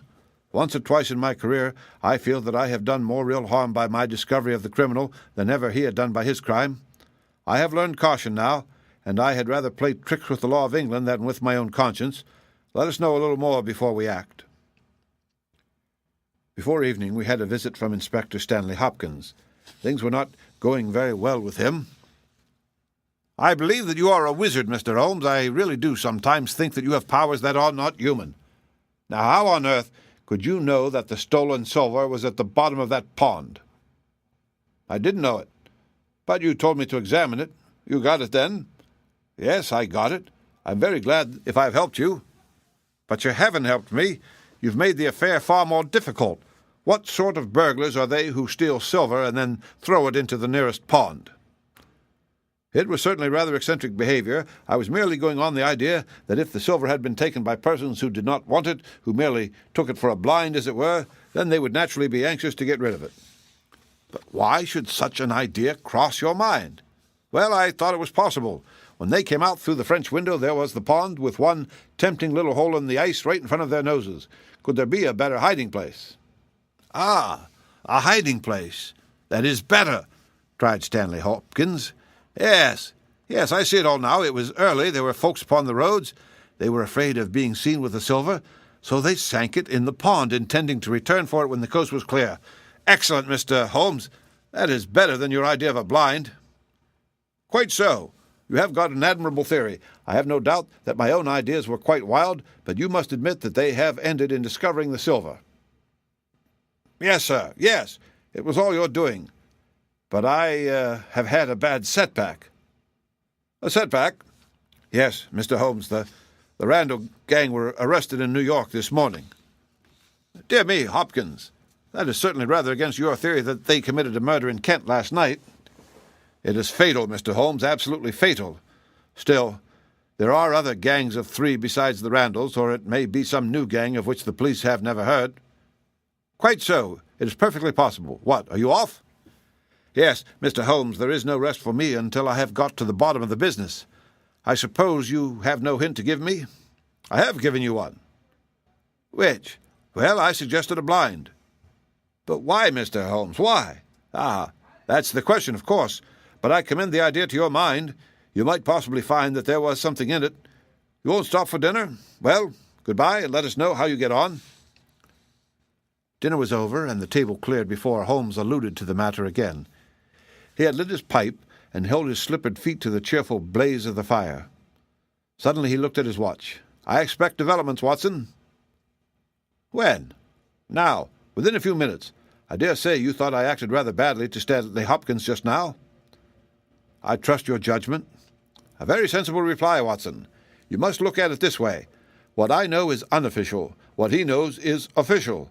I have the right to private judgment, but he has none. He must disclose all, or he is a traitor to his service. In a doubtful case, I would not put him in so painful a position, and so I reserve my information until my own mind is clear upon the matter." "But when will that be?" "The time has come. You will now be present at the last scene of a remarkable little drama." There was a sound upon the stairs, and our door was opened to admit as fine a specimen of manhood as ever passed through it. It was a very tall young man, golden-mustached, blue-eyed, with a skin which had been burned by tropical suns, and a springy step which showed that the huge frame was as active as it was strong. He closed the door behind him, and then he stood with clenched hands and heaving breast, choking down some overmastering emotion. "Sit down, Captain Crocker. You got my telegram?" Our visitor sank into an armchair and looked from one to the other of us with questioning eyes. "I got your telegram, and I came at the hour you said. I heard that you had been down to the office. There was no getting away from you. Let's hear the worst. What are you going to do with me? Arrest me? Speak out, man. You can't sit there and play with me like a cat with a mouse." "Give him a cigar," said Holmes. "Bite on that, Captain Crocker, and don't let your nerves run away with you. I should not sit here smoking with you if I thought you were a common criminal, you know. You may be sure of that. Be frank with me, and we may do some good. Play tricks with me, and I'll crush you." "What do you wish me to do?" "To give me a true account of all that happened at the Abbey Grange last night. A true account, mind you, with nothing added and nothing taken off. I know so much already that if you go 1 inch off the straight, I'll blow this police whistle from my window, and the affair goes out of my hands forever." The sailor thought for a little. Then he struck his leg with his great sunburned hand. "I'll chance it," he cried. "I believe you are a man of your word and a white man, and I'll tell you the whole story. But one thing I will say first. So far as I am concerned, I regret nothing, and I fear nothing, and I would do it all again and be proud of the job. Curse the beast, if he had as many lives as a cat, he would owe them all to me." but it's the lady, Mary Fraser, for never will I call her by that accursed name. When I think of getting her into trouble, I, who would give my life just to bring one smile to her dear face, it's that turns my soul into water. And yet, what less could I do? I'll tell you my story, gentlemen, and then I'll ask you as a man to man, what less could I do? I must go back a bit. You seem to know everything, so I expect that you know that I met her when she was a passenger, and I was first officer of the Rock of Gibraltar. From the first day I met her, she was the only woman to me. Every day of that voyage I loved her more, and many a time since have I kneeled down in the darkness of the night watch and kissed the deck of that ship because I knew her dear feet had trod it. She was never engaged to me. She treated me as fairly as ever a woman treated a man. I have no complaint to make. It was all love on my side and all good comradeship and friendship on hers. When we parted, she was a free woman, but I could never again be a free man. Next time I came back from sea, I heard of her marriage. Well, why shouldn't she marry whom she liked? Title and money, who could carry them better than she? She was born for all that is beautiful and dainty. I didn't grieve over her marriage. I was not such a selfish hound as that. I just rejoiced that good luck had come her way and that she had not thrown herself away on a penniless sailor. That's how I loved Mary Fraser. Well, I never thought to see her again, but last voyage I was promoted and the new boat had not yet launched, so I had to wait for a couple of months with my people at Sydenham. One day, out in a country lane, I met Teresa Wright, her old maid. She told me about her, about him, about everything. I tell you, gentlemen, it nearly drove me mad. This drunken hound, that he should dare to raise his hand to her whose boots he was not worthy to lick. I met Teresa again. Then I met Mary herself, and met her again. Then she would meet me no more. But the other day I had a notice that I was to start on my voyage within a week, and I determined that I would see her once before I left. Teresa was always my friend, for she loved Mary and hated this villain almost as much as I did. From her I learned the ways of the house. Mary used to sit up reading in her own little room downstairs. I crept round there last night and scratched at the window. At first she would not open to me, but in her heart I know that now she loves me, and she could not leave me in the frosty night. She whispered to me to come round to the big front window, and I found it open before me so as to let me into the dining-room. Again I heard from her own lips things that made my blood boil, and again I cursed this brute who mishandled the woman that I loved. Well, gentlemen, I was standing with her just inside the window, in all innocence, as heaven is my judge, when he rushed like a madman into the room, called her the vilest name that a man could use to a woman, and welted her across the face with the stick he had in his hand. I had sprung for the poker, and it was a fair fight between us. You see here on my arm where his first blow fell. Then it was my turn, and I went through him as if he had been a rotten pumpkin. Do you think I was sorry? Not I. It was his life or mine, but far more than that it was his life or hers, for how could I leave her in the power of this madman? That was how I killed him. Was I wrong? Well, then, what would either of you gentlemen have done if you had been in my position? She had screamed when he struck her, and that brought old Teresa down from the room above. There was a bottle of wine on the sideboard, and I opened it and poured a little between Mary's lips, for she was half dead with the shock. Then I took a drop myself. Teresa was as cool as ice, and it was her plot as much as mine. We must make it appear that burglars had done the thing. Teresa kept on repeating our story to her mistress, while I swarmed up and cut the rope of the bell. Then I lashed her in her chair and frayed out the end of the rope to make it look natural, else they would wonder how in the world a burglar could have got up there to cut it. Then I gathered up a few plates and pots of silver to carry out the idea of a robbery, and there I left them with orders to give the alarm when I had a quarter of an hour's start. I dropped the silver into the pond and made off for Sydenham, feeling that for once in my life I had done a real good night's work. And that's the truth, and the whole truth, Mr. Holmes, if it costs me my neck. Holmes smoked for some time in silence. Then he crossed the room and shook our visitor by the hand. "That's what I think," said he. "I know that every word is true, for you have hardly said a word which I did not know. No one but an acrobat or a sailor could have got up to that bell rope from the bracket, and no one but a sailor could have made the knots with which the cord was fastened to the chair. Only once had this lady been brought into contact with sailors, and that was on her voyage, and it was someone of her own class of life, since she was trying hard to shield him, and so showing that she loved him. You see how easy it was for me to lay my hands upon you when once I had started upon the right trail? I thought the police never could have seen through our dodge. And the police haven't, nor will they, to the best of my belief. Now look here, Captain Crocker, this is a very serious matter, though I am willing to admit that you acted under the most extreme provocation to which any man could be subjected. I am not sure that in defence of your own life your action will not be pronounced legitimate. However, that is for a British jury to decide. Meanwhile, I have so much sympathy for you that if you choose to disappear in the next 24 hours, I will promise you that no one will hinder you. And then it will all come out? Certainly it will come out. The sailor flushed with anger. What sort of proposal is that to make to a man? I know enough of law to understand that Mary would be had as an accomplice. Do you think I would leave her to face the music while I slunk away? No, sir. Let them do their worst to me, but for heaven's sake, Mr. Holmes, find some way of keeping my poor Mary out of the courts. Holmes for a second time held out his hand to the sailor. I was only testing you, and you ring true every time. Well, it is a great responsibility that I take upon myself, but I have given Hopkins an excellent hint, and if he can't avail himself of it, I can do no more. See here, Captain Crocker, we'll do this in due form of law. You are the prisoner. Watson, you are a British jury, and I never met a man who was more eminently fit to represent one. I am the judge. Now, gentlemen of the jury, you have heard the evidence. Do you find the prisoner guilty or not guilty? Not guilty, my lord, said I. Vox populi, vox Dei. You are acquitted, Captain Crocker. So long as the law does not find some other victim, you are safe from me. Come back to this lady in a year, and may her future and yours justify us in the judgment which we have pronounced this night. The end. Read by Rick Kistner for Lit2Go on the web at fcit.usf.edu.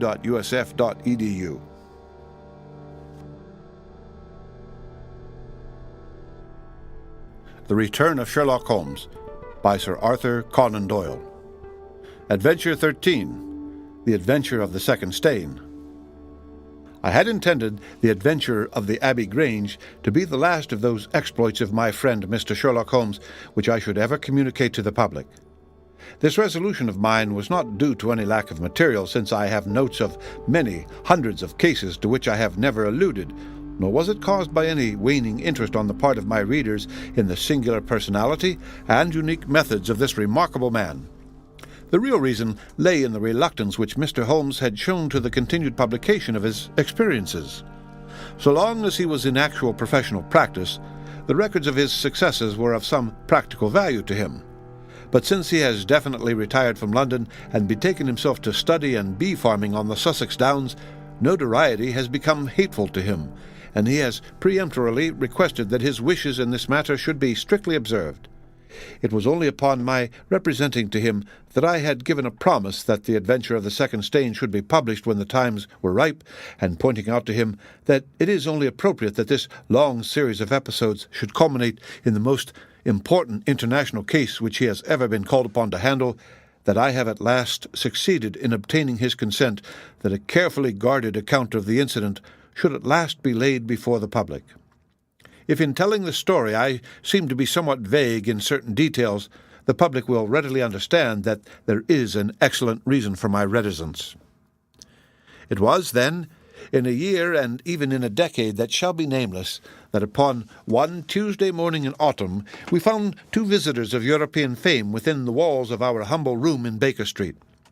The one, austere, high-nosed, eagle-eyed, and dominant, was none other than the illustrious Lord Bellinger, twice Premier of Britain. The other, dark, clear-cut, and elegant, hardly yet of middle age, and endowed with every beauty of body and of mind, was the Right Honourable Trelawney Hope, Secretary for European Affairs, and the most rising statesman in the country. They sat side by side upon our paper-littered settee, and it was easy to see from their worn and anxious faces that it was business of the most pressing importance which had brought them. The Premier's thin, blue-veined hands were clasped tightly over the ivory head of his umbrella, and his gaunt, ascetic face looked gloomily from Holmes to me. The European Secretary pulled nervously at his moustache and fidgeted with the seals of his watch-chain. When I discovered my loss, Mr. Holmes, which was at 8 o'clock this morning, I at once informed the Prime Minister. It was at his suggestion that we have both come to you. Have you informed the police?"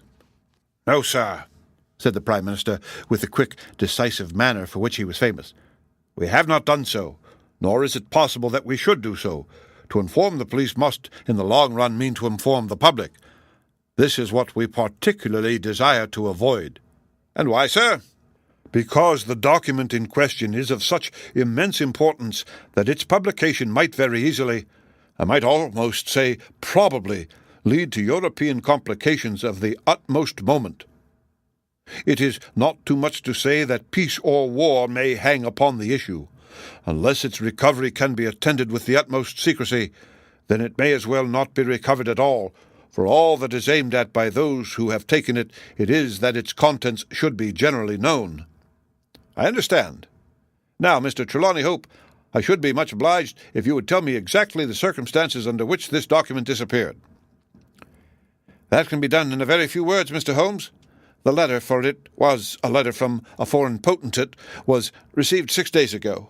It was of such importance that I have never left it in my safe, but I have taken it across each evening to my house in Whitehall Terrace and kept it in my bedroom in a locked dispatch box. It was there last night, of that I am certain. I actually opened the box while I was dressing for dinner and saw the document inside. This morning it was gone. The dispatch box had stood beside the glass upon my dressing table all night. I am a light sleeper, and so is my wife. We are both prepared to swear that no one could have entered the room during the night, and yet I repeat that the paper is gone." "What time did you dine?" 7:30. "How long was it before you went to bed?" "My wife had gone to the theatre. I waited up for her. It was 11:30 before we went to our room." "Then, for 4 hours the dispatch box had lain unguarded?" "No one is permitted ever to enter that room, save the housemaid in the morning and my valet or my wife's maid during the rest of the day. They are both trusty servants who have been with us for some time.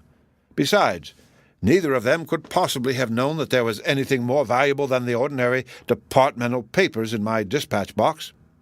Who did know of the existence of that letter?" "No one in the house."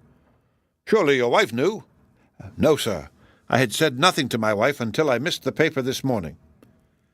The Premier nodded approvingly. "I have long known, sir, how high is your sense of public duty.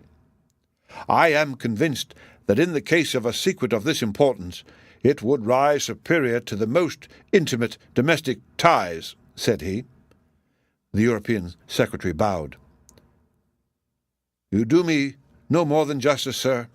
Until this morning I have never breathed one word to my wife upon this matter." "Could she have guessed?" "No, Mr. Holmes, she could not have guessed, nor could anyone have guessed." "Have you lost any documents before?" "No, sir." "Who is there in England who did know of the existence of this letter?" "Each member of the Cabinet was informed of it yesterday, but the pledge of secrecy which attends every Cabinet meeting was increased by the solemn warning which was given by the Prime Minister. Good heavens! To think that within a few hours I should myself have lost it!" His handsome face was distorted with a spasm of despair, and his hands tore at his hair. For a moment we caught a glimpse of the natural man, impulsive, ardent, keenly sensitive. The next, the aristocratic mask was replaced, and the gentle voice had returned. "Besides, the members of the Cabinet, there are 2 or possibly 3 departmental officials who know of the letter. No one else in England, Mr. Holmes, I assure you." "But abroad?" "I believe that no one abroad has seen it save the man who wrote it. I am well convinced that his ministers, that the usual official channels have not been employed." Holmes considered for some little time. "Now, sir, I must ask you more particularly what this document is, and why its disappearance should have such monstrous consequences." The 2 statesmen exchanged a quick glance, and the Premier's shaggy eyebrows gathered in a frown. "Mr. Holmes, the envelope is a long, thin one of pale blue colour. There is a seal of red wax, stamped with a crouching lion. It is addressed in large, bold handwriting to—" "I fear, sir," that, interesting and indeed essential as these details are, my inquiries must go more to the root of things. What was the letter? That is a state secret of the utmost importance, and I fear that I cannot tell you, nor do I see that it is necessary. If, by the aid of the powers which you are said to possess, you can find such an envelope as I described with its enclosure, you will have deserved well of your country, and earned any reward which it lies in our power to bestow. Sherlock Holmes rose with a smile. You are two of the most busy men in the country, said he, and in my own small way I have also a good many calls upon me. I regret exceedingly that I cannot help you in this matter, and any continuation of this interview would be a waste of time. The Premier sprang to his feet with that quick, fierce gleam of his deep-set eyes before which a cabinet has cowered. I am not accustomed, sir, he began, but mastered his anger and resumed his seat. For a minute or more we all sat in silence. Then the old statesman shrugged his shoulders. We must accept your terms, Mr. Holmes. No doubt you are right, and it is unreasonable for us to expect you to act unless we give you our entire confidence. I agree with you, sir, said the younger statesman. Then I will tell you, relying entirely upon your honour and that of your colleague, Dr. Watson. I may appeal to your patriotism also, for I could not imagine a greater misfortune for the country than that this affair should come out. You may safely trust us. The letter, then, is from a certain foreign potentate who has been ruffled by some recent colonial developments of this country. It has been written hurriedly and upon his own responsibility entirely. Inquiries have shown that his ministers know nothing of the matter. At the same time, it is couched in so unfortunate a manner, and certain phrases in it are of so provocative a character, that its publication would undoubtedly lead to a most dangerous state of feeling in this country. There would be such a ferment, sir, that I do not hesitate to say that within a week of the publication of that letter this country would be involved in a great war. Holmes wrote a name upon a slip of paper and handed it to the Premier. Exactly. It was he. And it is this letter which may well mean the expenditure of 1,000 millions and the lives of 100,000 men, which has become lost in this unaccountable fashion. Have you informed the sender? Yes, sir. A cipher telegraph has been dispatched. Perhaps he desires the publication of the letter.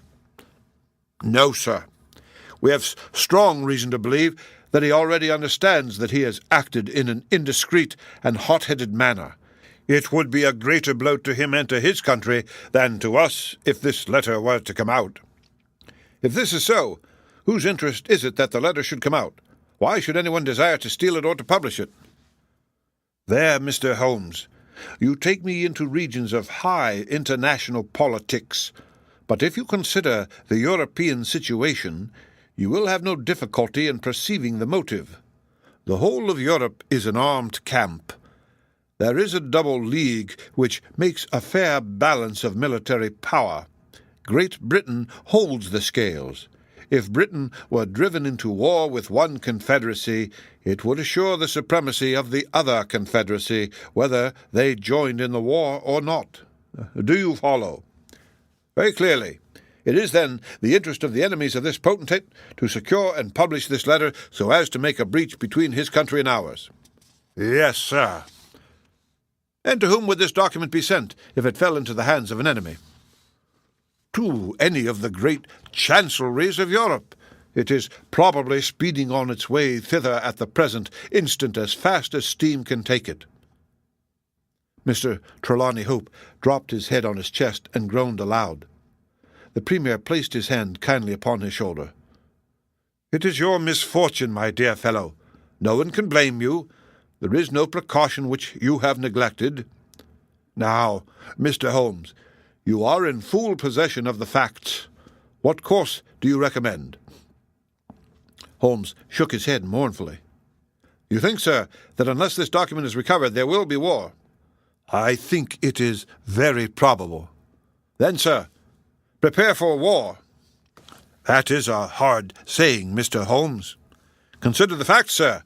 It is inconceivable that it was taken after 11:30 at night, since I understand that Mr. Hope and his wife were both in the same room from that hour until the loss was found out. It was taken then yesterday evening between 7:30 and 11:30, probably near the earlier hour, since whoever took it evidently knew that it was there and would naturally secure it as early as possible. Now, sir, if a document of this importance was taken at that hour, where can it be now? No one has any reason to retain it. It has been passed rapidly on to those who need it. What chance have we now to overtake or even to trace it? It is beyond our reach. The Prime Minister rose from the settee. What you say is perfectly logical, Mr. Holmes. I feel that the matter is indeed out of our hands. Let us presume, for argument's sake, that the document was taken by the maid or by the valet. They are both old and tried servants. I understand you to say that your room is on the second floor, that there is no entrance from without, and that from within no one could go up unobserved. It must then be somebody in the house who has taken it. To whom would the thief take it? To one of several international spies and secret agents whose names are tolerably familiar to me. There are 3 who may be said to be at the heads of their profession. I will begin my research by going round and finding if each of them is at his post. If one is missing, especially if he has disappeared since last night, we will have some indication as to where the document has gone. Why should he be missing? Asked the European Secretary. He would take the letter to an embassy in London, as likely as not. I fancy not. These agents work independently, and their relations with the embassies are often strained. The Prime Minister nodded his acquiescence. I believe you are right, Mr. Holmes. He would take so valuable a prize to headquarters with his own hands. I think that your course of action is an excellent one. Meanwhile, Hope, we cannot neglect all our other duties on account of this one misfortune. Should there be any fresh developments during the day, we shall communicate with you, and you will no doubt let us know the results of your own inquiries. The 2 statesmen bowed and walked gravely from the room. When our illustrious visitors had departed, Holmes lit his pipe in silence, and sat for some time lost in the deepest thought. I had opened the morning paper, and was immersed in a sensational crime which had occurred in London the night before, when my friend gave an exclamation, sprang to his feet, and laid his pipe down upon the mantelpiece. Yes, said he, there is no better way of approaching it. The situation is desperate, but not hopeless. Even now, if we could be sure which of them has taken it, it is just possible that it has not yet passed out of his hands. After all, it is a question of money with these fellows, and I have the British Treasury behind me. If it's on the market, I'll buy it, if it means another penny on the income tax. It is conceivable that the fellow might hold it back to see what bids come from this side before he tries his luck on the other. There are only those 3 capable of playing so bold a game. They are Oberstein, Le Rothier, and Eduardo Lucas. I will see each of them. I glanced at my morning paper. Is that Eduardo Lucas of Godolphin Street? Yes. You will not see him. Why not? He was murdered in his house last night. My friend has so often astonished me in the course of our adventures that it was with a sense of exultation that I realized how completely I had astonished him. He stared in amazement and then snatched the paper from my hands. This was the paragraph which I had been engaged in reading when he rose from his chair. Murder in Westminster. A crime of mysterious character was committed last night at 16 Godolphin Street, one of the old-fashioned and secluded rows of 18th-century houses which lie between the river and the Abbey, almost in the shadow of the great tower of the Houses of Parliament. This small but select mansion has been inhabited for some years by Mr. Eduardo Lucas, well known in society circles both on account of his charming personality and because he has the well-deserved reputation of being one of the best amateur tenors in the country. Mr. Lucas is an unmarried man, 34 years of age, and his establishment consists of Mrs. Pringle, an elderly housekeeper, and of Mitten, his valet. The former retires early and sleeps at the top of the house. The valet was out for the evening visiting a friend at Hammersmith. From 10 o'clock onwards, Mr. Lucas had the house to himself. What occurred during that time has not yet transpired. But at 11:45, Police Constable Barrett, passing along Godolphin Street, observed that the door of number 16 was ajar. He knocked, but received no answer. Perceiving a light in the front room, he advanced into the passage and again knocked, but without reply. He then pushed open the door and entered. The room was in a state of wild disorder, the furniture being all swept to one side, and one chair lying on its back in the centre. Besides this chair, and still grasping one of its legs, lay the unfortunate tenant of the house. He had been stabbed to the heart, and must have died instantly. The knife with which the crime has been committed was a curved Indian dagger plucked down from a trophy of ornamental arms which adorned one of the walls. Robbery does not appear to have been the motive of the crime, for there had been no attempt to remove the valuable contents of the room. Mr. Eduardo Lucas was so well known and popular that his violent and mysterious fate will arouse painful interest and intense sympathy in a wide circle of friends. "Well, Watson, what do you make of this?" asked Holmes after a long pause. "It is an amazing coincidence." "A coincidence? Here is one of the three men whom we had named as possible actors in this drama, and he meets a violent death during the very hours when we know that the drama was being enacted. The odds are enormous against its being coincidence. No figures could express them. No, my dear Watson, the two events are connected, must be connected. It is for us to find the connection." "But now the official police must know all." "Not at all.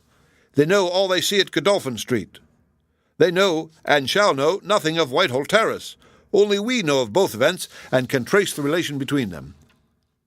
There is one obvious point which would in any case have turned my suspicions against Lucas. Godolphin Street, Westminster, is only a few minutes' walk from Whitehall Terrace. The other secret agents whom I have named live in the extreme West End. It was easier, therefore, for Lucas than for the others to establish a connection or receive a message from the European Secretary's household. A small thing, and yet, where events are compressed into a few hours, it may prove essential. Hello! What have we here?" Mrs. Hudson had appeared with a lady's card upon her salver. Holmes glanced at it, raised his eyebrows, and handed it over to me. "Ask Lady Hilda Trelawney Hope if she will be kind enough to step up," said he. A moment later, our modest apartment, already so distinguished that morning, was further honoured by the entrance of the most lovely woman in London.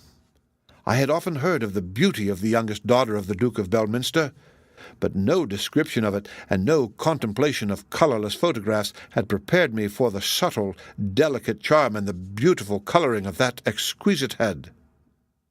And yet, as we saw it that autumn morning, it was not its beauty which would be the first thing to impress the observer. The cheek was lovely, but it was paled with emotion. The eyes were bright, but it was the brightness of fever. The sensitive mouth was tight and drawn in an effort after self-command.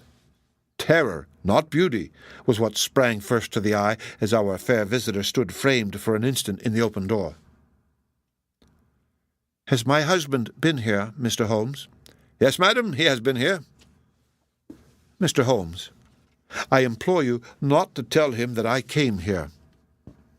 Holmes bowed coldly and motioned the lady to a chair. "Your ladyship places me in a very delicate position. I beg that you will sit down and tell me what you desire, but I fear that I cannot make any unconditional promise." She swept across the room and seated herself with her back to the window. It was a queenly presence, tall, graceful, and intensely womanly. "Mr. Holmes," she said, and her white-gloved hands clasped and unclasped as she spoke, "I will speak frankly to you in the hope that it may induce you to speak frankly in return. There is complete confidence between my husband and me on all matters save one. That one is politics. On this, his lips are sealed. He tells me nothing. Now, I am aware that there was a most deplorable occurrence in our house last night. I know that a paper has disappeared, but because the matter is political, my husband refuses to take me into his complete confidence. Now, it is essential, I say, that I should thoroughly understand it. You are the only other person, save only these politicians, who knows the true facts. I beg you, then, Mr. Holmes, to tell me exactly what has happened and what it will lead to. Tell me all, Mr. Holmes. Let no regard for your client's interests keep you silent, for I assure you that his interests, if he would only see it, would be best served by taking me into his complete confidence. What was this paper which was stolen?" "Madam, what you ask me is really impossible." She groaned, and sank her face in her hands. "You must see that this is so, madam. If your husband thinks fit to keep you in the dark over this matter, is it for me, who has only learned the true facts under the pledge of professional secrecy, to tell what he has withheld? It is not fair to ask it. It is him whom you must ask." "I have asked him. I come to you as a last resource. But without your telling me anything definite, Mr. Holmes, you may do a great service if you would enlighten me on one point." "What is it, madam?" "Is my husband's political career likely to suffer through this incident?" "Well, madam, unless it is set right, it may certainly have a very unfortunate effect." "Ah!" She drew in her breath sharply, as one whose doubts are resolved. "One more question, Mr. Holmes. From an expression which my husband dropped in the first shock of this disaster, I understood that terrible public consequences might arise from the loss of this document." "If he said so, I certainly cannot deny it." "Of what nature are they?" "Nay, madam, there again you ask me more than I can possibly answer." "Then I will take up no more of your time. I cannot blame you, Mr. Holmes, for having refused to speak more freely, and you on your side will not, I am sure, think the worse of me because I desire, even against his will, to share my husband's anxieties. Once more, I beg that you will say nothing of my visit." She looked back at us from the door, and I had a last impression of that beautiful, haunted face, the startled eyes, and the drawn mouth. Then she was gone. "Now, Watson, the fair sex is your department," said Holmes with a smile when the dwindling frou-frou of skirts had ended in the slam of the front door. "What was the fair lady's game? What did she really want?" "Surely her own statement is clear and her anxiety very natural." "Think of her appearance, Watson, her manner, her suppressed excitement, her restlessness, her tenacity in asking questions. Remember that she comes of a caste who do not lightly show emotion." "She was certainly much moved." "Remember also the curious earnestness with which she assured us that it was best for her husband that she should know all. What does she mean by that? And you must have observed, Watson, how she maneuvered to have the light at her back. She did not wish us to read her expression." "Yes, she chose the one chair in the room. And yet the motives of women are so inscrutable. You remember that woman at Margate, whom I suspected for the same reason. No powder on her nose that proved to be the correct solution. How can you build on such a quicksand? The most trivial action may mean volumes, or the most extraordinary conduct may depend upon a hairpin or curling tongs. Good morning, Watson. You are off?" "Yes, I while away the morning at Godolphin Street with our friends of the regular establishment. With Eduardo Lucas lies the solution of our problem, though I must admit that I have not an inkling as to what form it may take. It is a capital mistake to theorize in advance of the facts. Do you stay on guard, my good Watson, and receive any fresh visitors. I'll join you at lunch if I am able." All that day and the next, Holmes was in a mood which his friends would call taciturn, and others morose. He ran out and ran in, smoked incessantly, played snatches on his violin, sank into reveries, devoured sandwiches at irregular hours, and hardly answered the casual question which I put to him. It was evident to me that things were not going well with him or his quest. He would say nothing of the case, and it was from the papers that I learned the particulars of the inquest, and the arrest with the subsequent release of John Mitten, the valet of the deceased. The coroner's jury brought in the obvious willful murder, but the parties remained as unknown as ever. No motive was suggested. The room was full of articles of value, but none had been taken. The dead man's papers had not been tampered with. They were carefully examined and showed that he was a keen student of international politics, an indefatigable gossip, a remarkable linguist, and an untiring letter-writer. He had been on intimate terms with the leading politicians of several countries, but nothing sensational was discovered among the documents which filled his drawers. As to his relations with women, they appeared to have been promiscuous but superficial. He had many acquaintances among them, but few friends, and no one whom he loved. His habits were regular, his conduct inoffensive. His death was an absolute mystery, and likely to remain so. As to the arrest of John Mitten, the valet, it was a counsel of despair as an alternative to absolute inaction. But no case could be sustained against him. He had visited friends in Hammersmith that night. The alibi was complete. It is true that he started home at an hour which should have brought him to Westminster before the time when the crime was discovered, But his own explanation that he had walked part of the way seemed probable enough in view of the fineness of the night. He had actually arrived at 12 o'clock, and appeared to be overwhelmed by the unexpected tragedy. He had always been on good terms with his master. Several of the dead man's possessions, notably a small case of razors, had been found in the valet's boxes, but he explained that they had been presents from the deceased, and the housekeeper was able to corroborate the story. Mitten had been in Lucas's employment for 3 years. It was noticeable that Lucas did not take Mitten on the continent with him. Sometimes he visited Paris for 3 months on end, but Mitten was left in charge of the Godolphin Street house. As to the housekeeper, she had heard nothing on the night of the crime. If our master had a visitor, he had himself admitted him. So for 3 mornings the mystery remained, so far as I could follow it in the papers.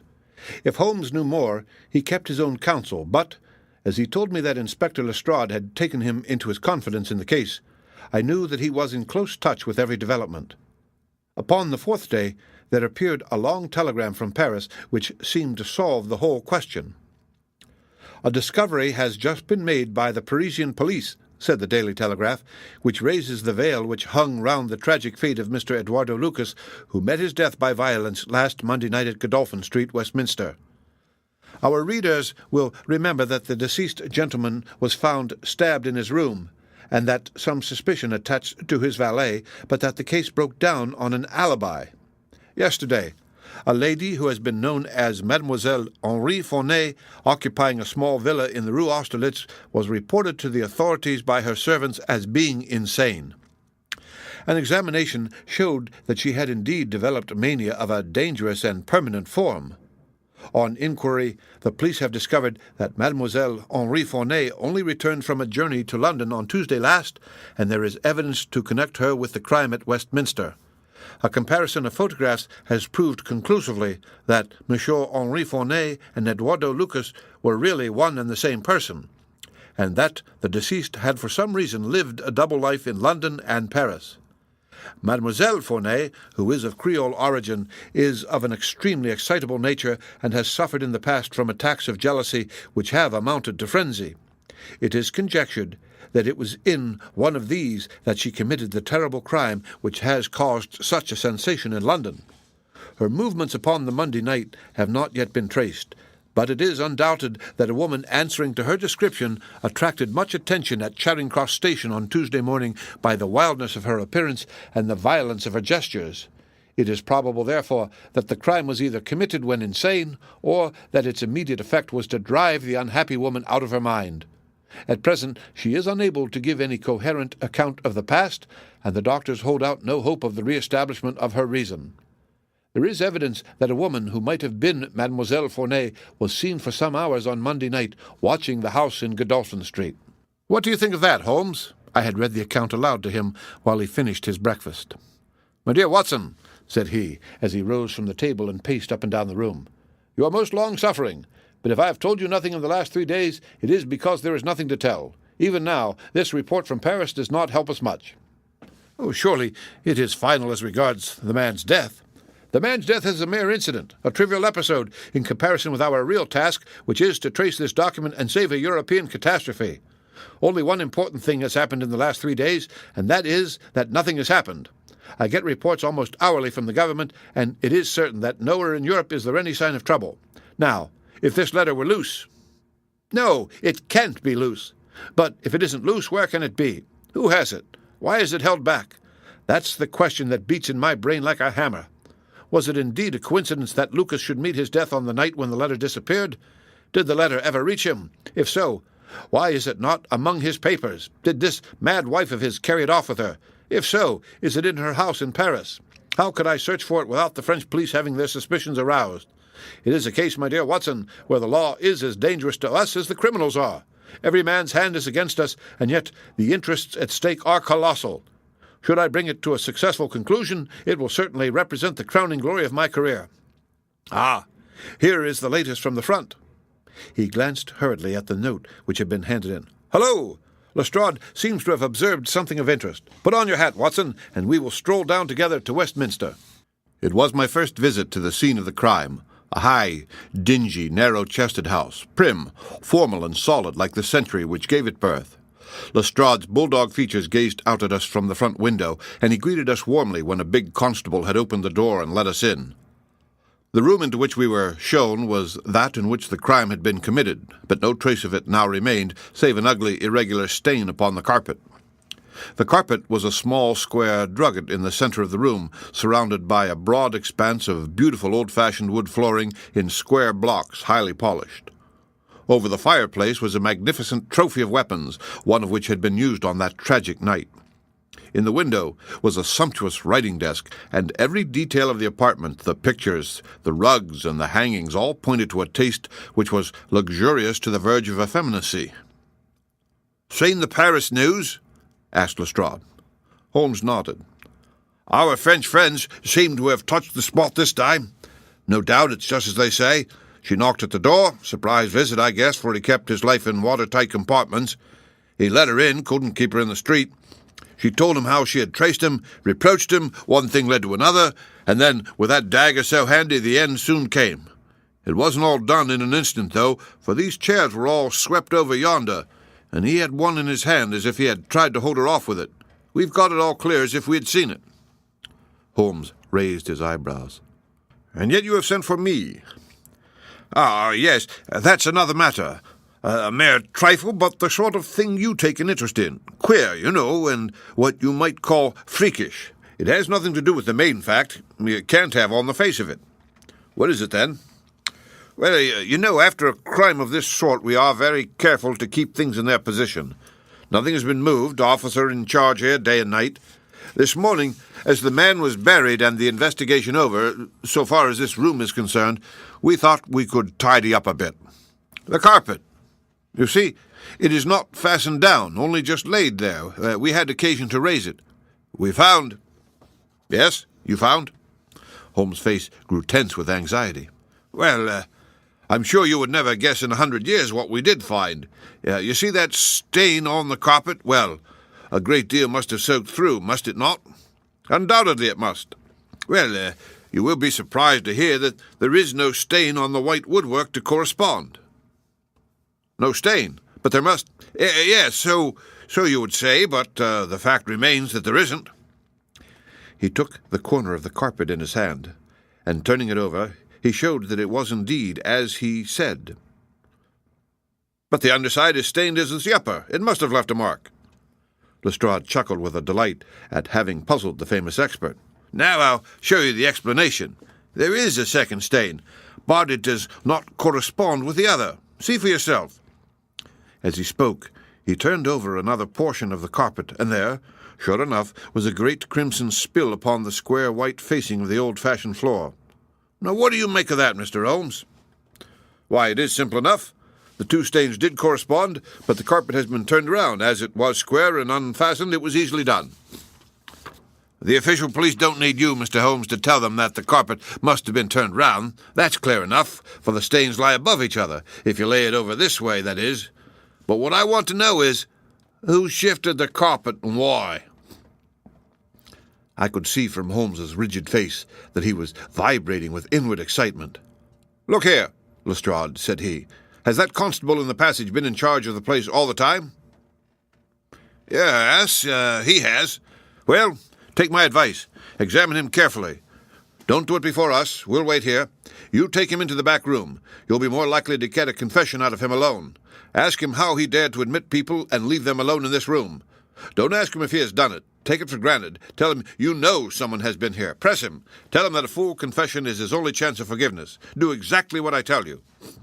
"By George, if he knows, I'll have it out of him," cried Lestrade.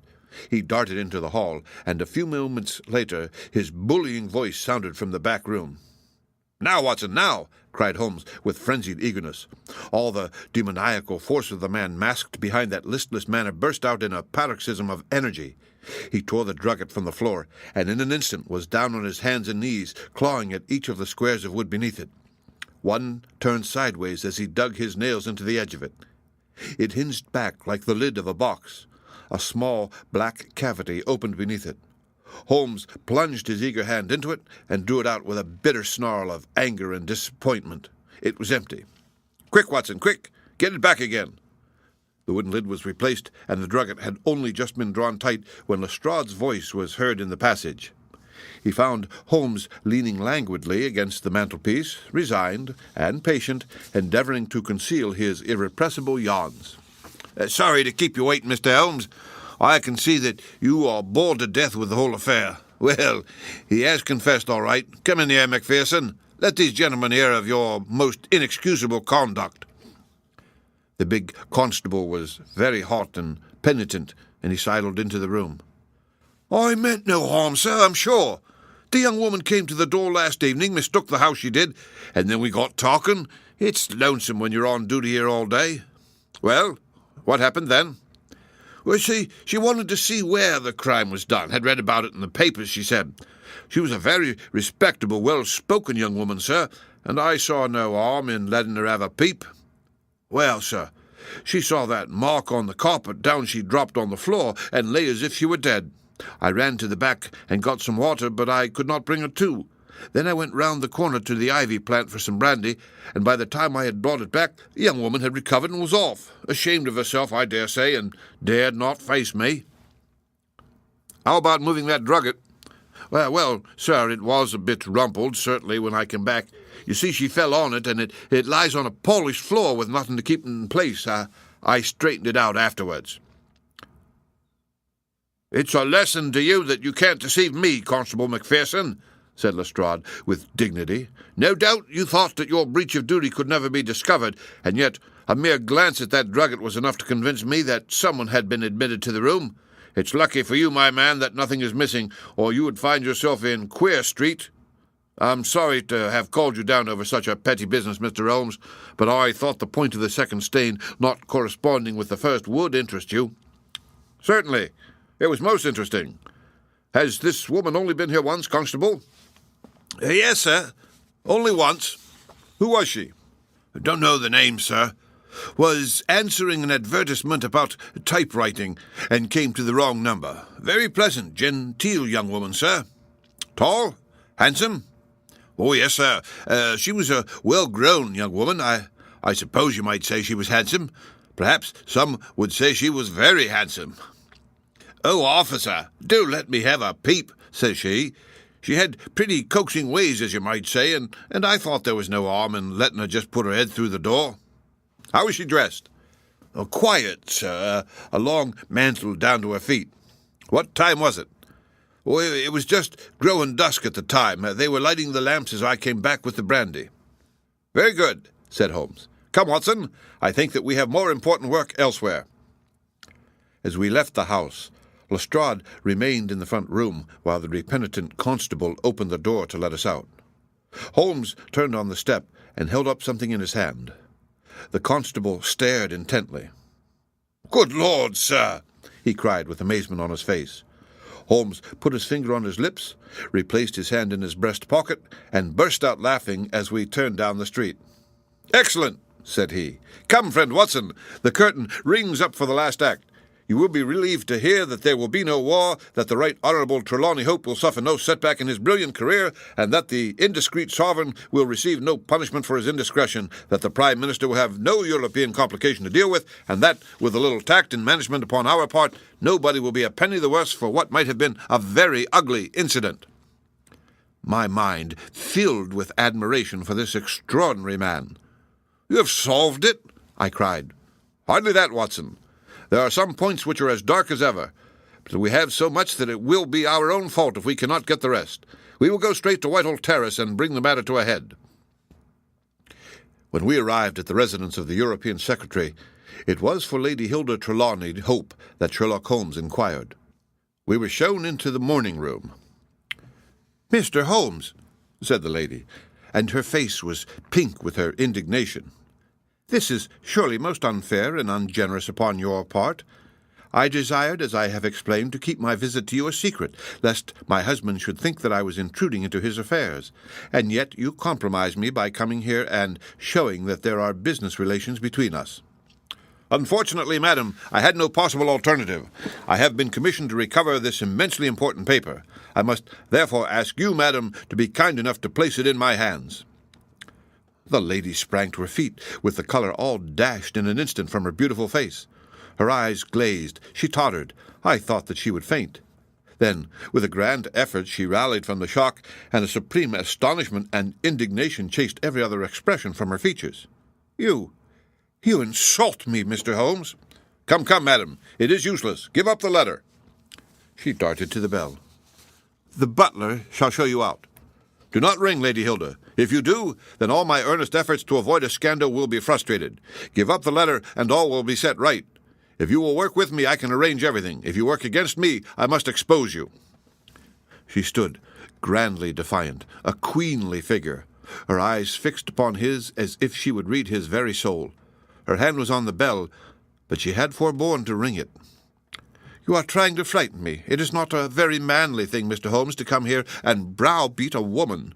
You say that you know something. What is it that you know? Pray sit down, madam. You will hurt yourself there if you fall. I will not speak until you sit down. Thank you. I give you 5 minutes, Mr. Holmes. 1 is enough, Lady Hilda. I know of your visit to Eduardo Lucas, of your giving him this document, of your ingenious return to the room last night, and of the manner in which you took the letter from the hiding-place under the carpet. She stared at him with an ashen face and gulped twice before she could speak. You are mad, Mr. Holmes. You are mad, she cried at last. He drew a small piece of cardboard from his pocket. It was the face of a woman cut out of a portrait. I have carried this because I thought it might be useful, said he. The policeman has recognized it. She gave a gasp, and her head dropped back in the chair. Come, Lady Hilda, you have the letter. The matter may still be adjusted. I have no desire to bring trouble to you. My duty ends when I have returned the lost letter to your husband. Take my advice and be frank with me. It is your only chance. Her courage was admirable. Even now she would not own defeat. I tell you, Mr. Holmes, that you are under some absurd illusion. Holmes rose from his chair. I am sorry for you, Lady Hilda. I have done my best for you. I can see that it is all in vain.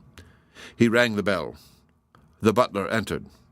Is Mr. Trelawney Hope at home? He will be home, sir, at 1:15. Holmes glanced at his watch. Still 1/4 hour, said he. Very good. I shall wait.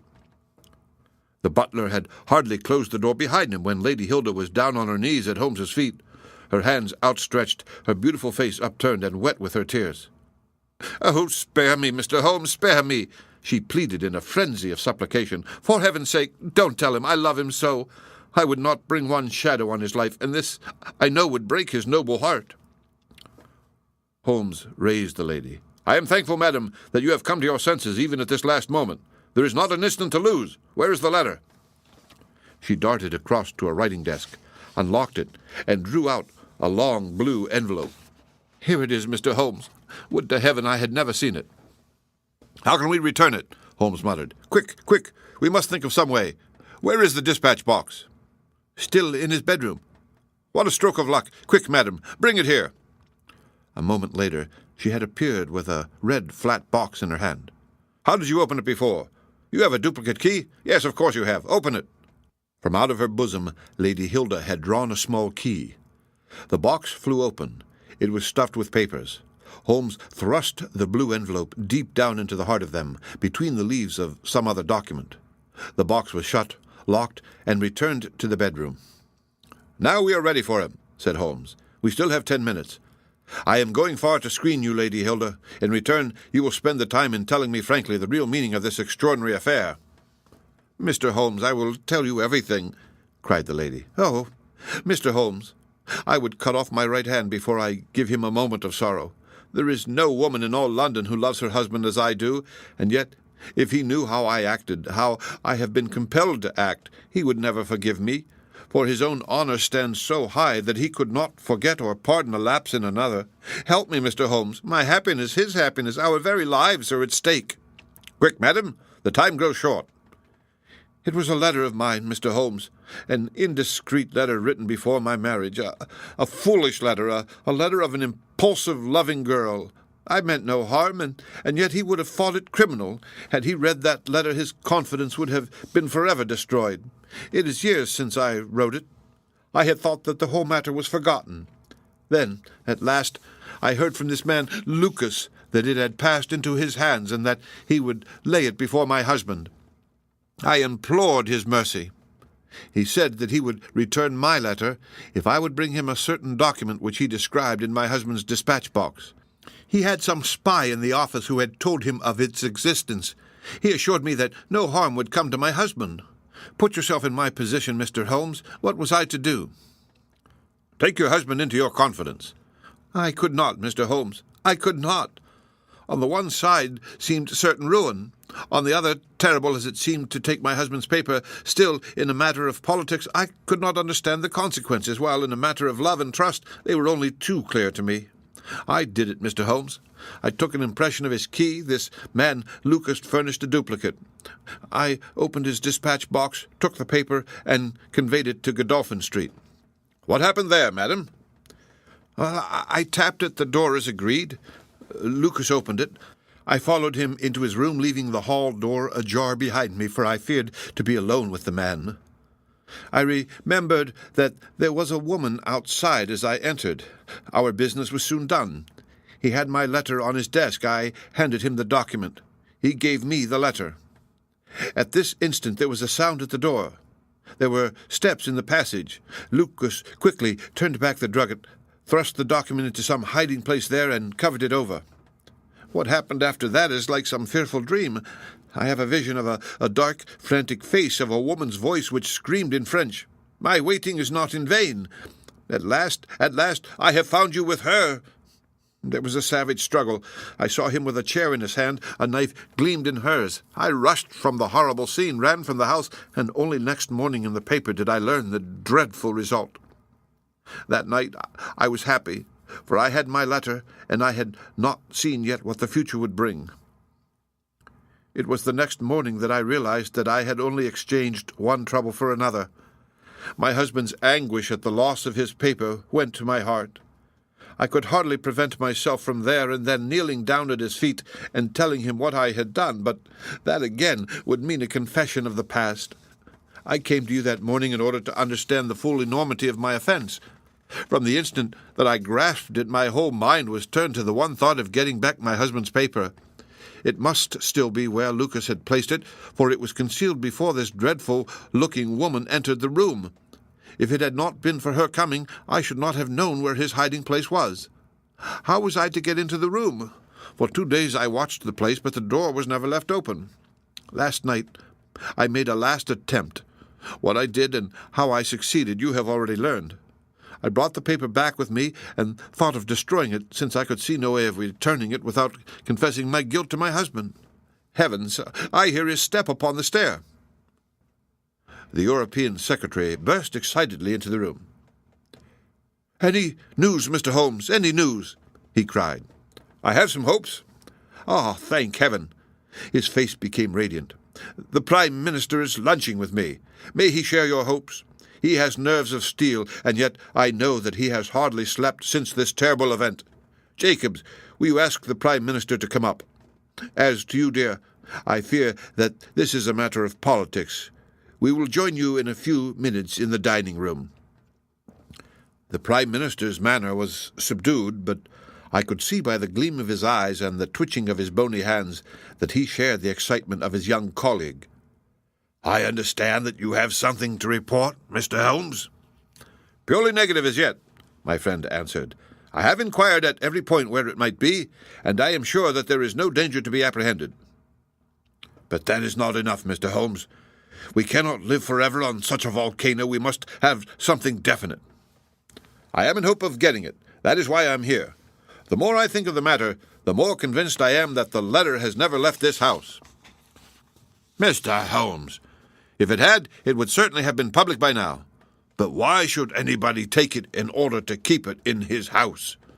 "I'm not convinced that anybody did take it." "Then how could it leave the dispatch box?" "I'm not convinced that it ever did leave the dispatch box." "Mr. Holmes, this joking is very ill-timed. You have my assurance that it left the box." "Have you examined the box since Tuesday morning?"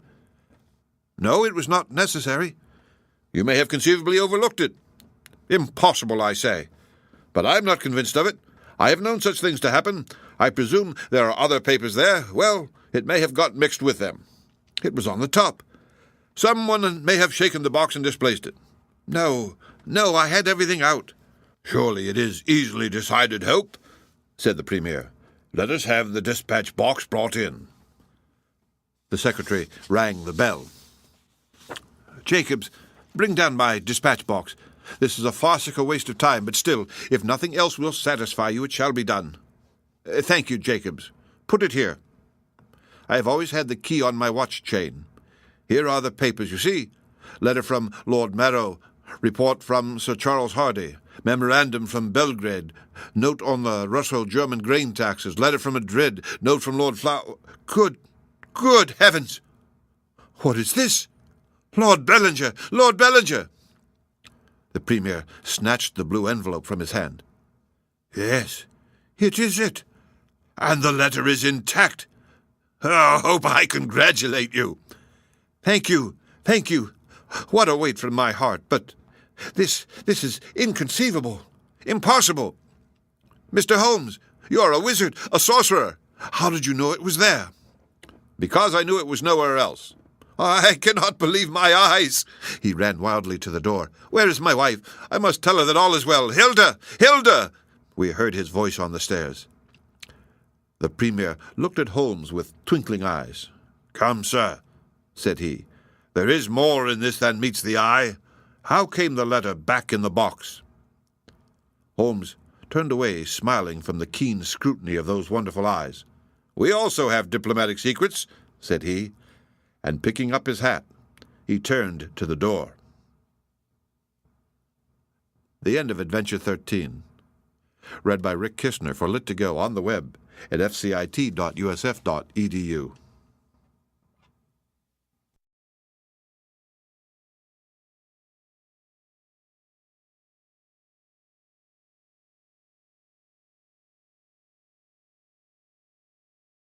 Every story leaves a trace, some in history, others in the shadows. If this one made you think, question, or shiver just a little, you're in the right place. This is Truth Meets Fiction. Until next time, stay curious, stay sharp, and don't believe everything you're told.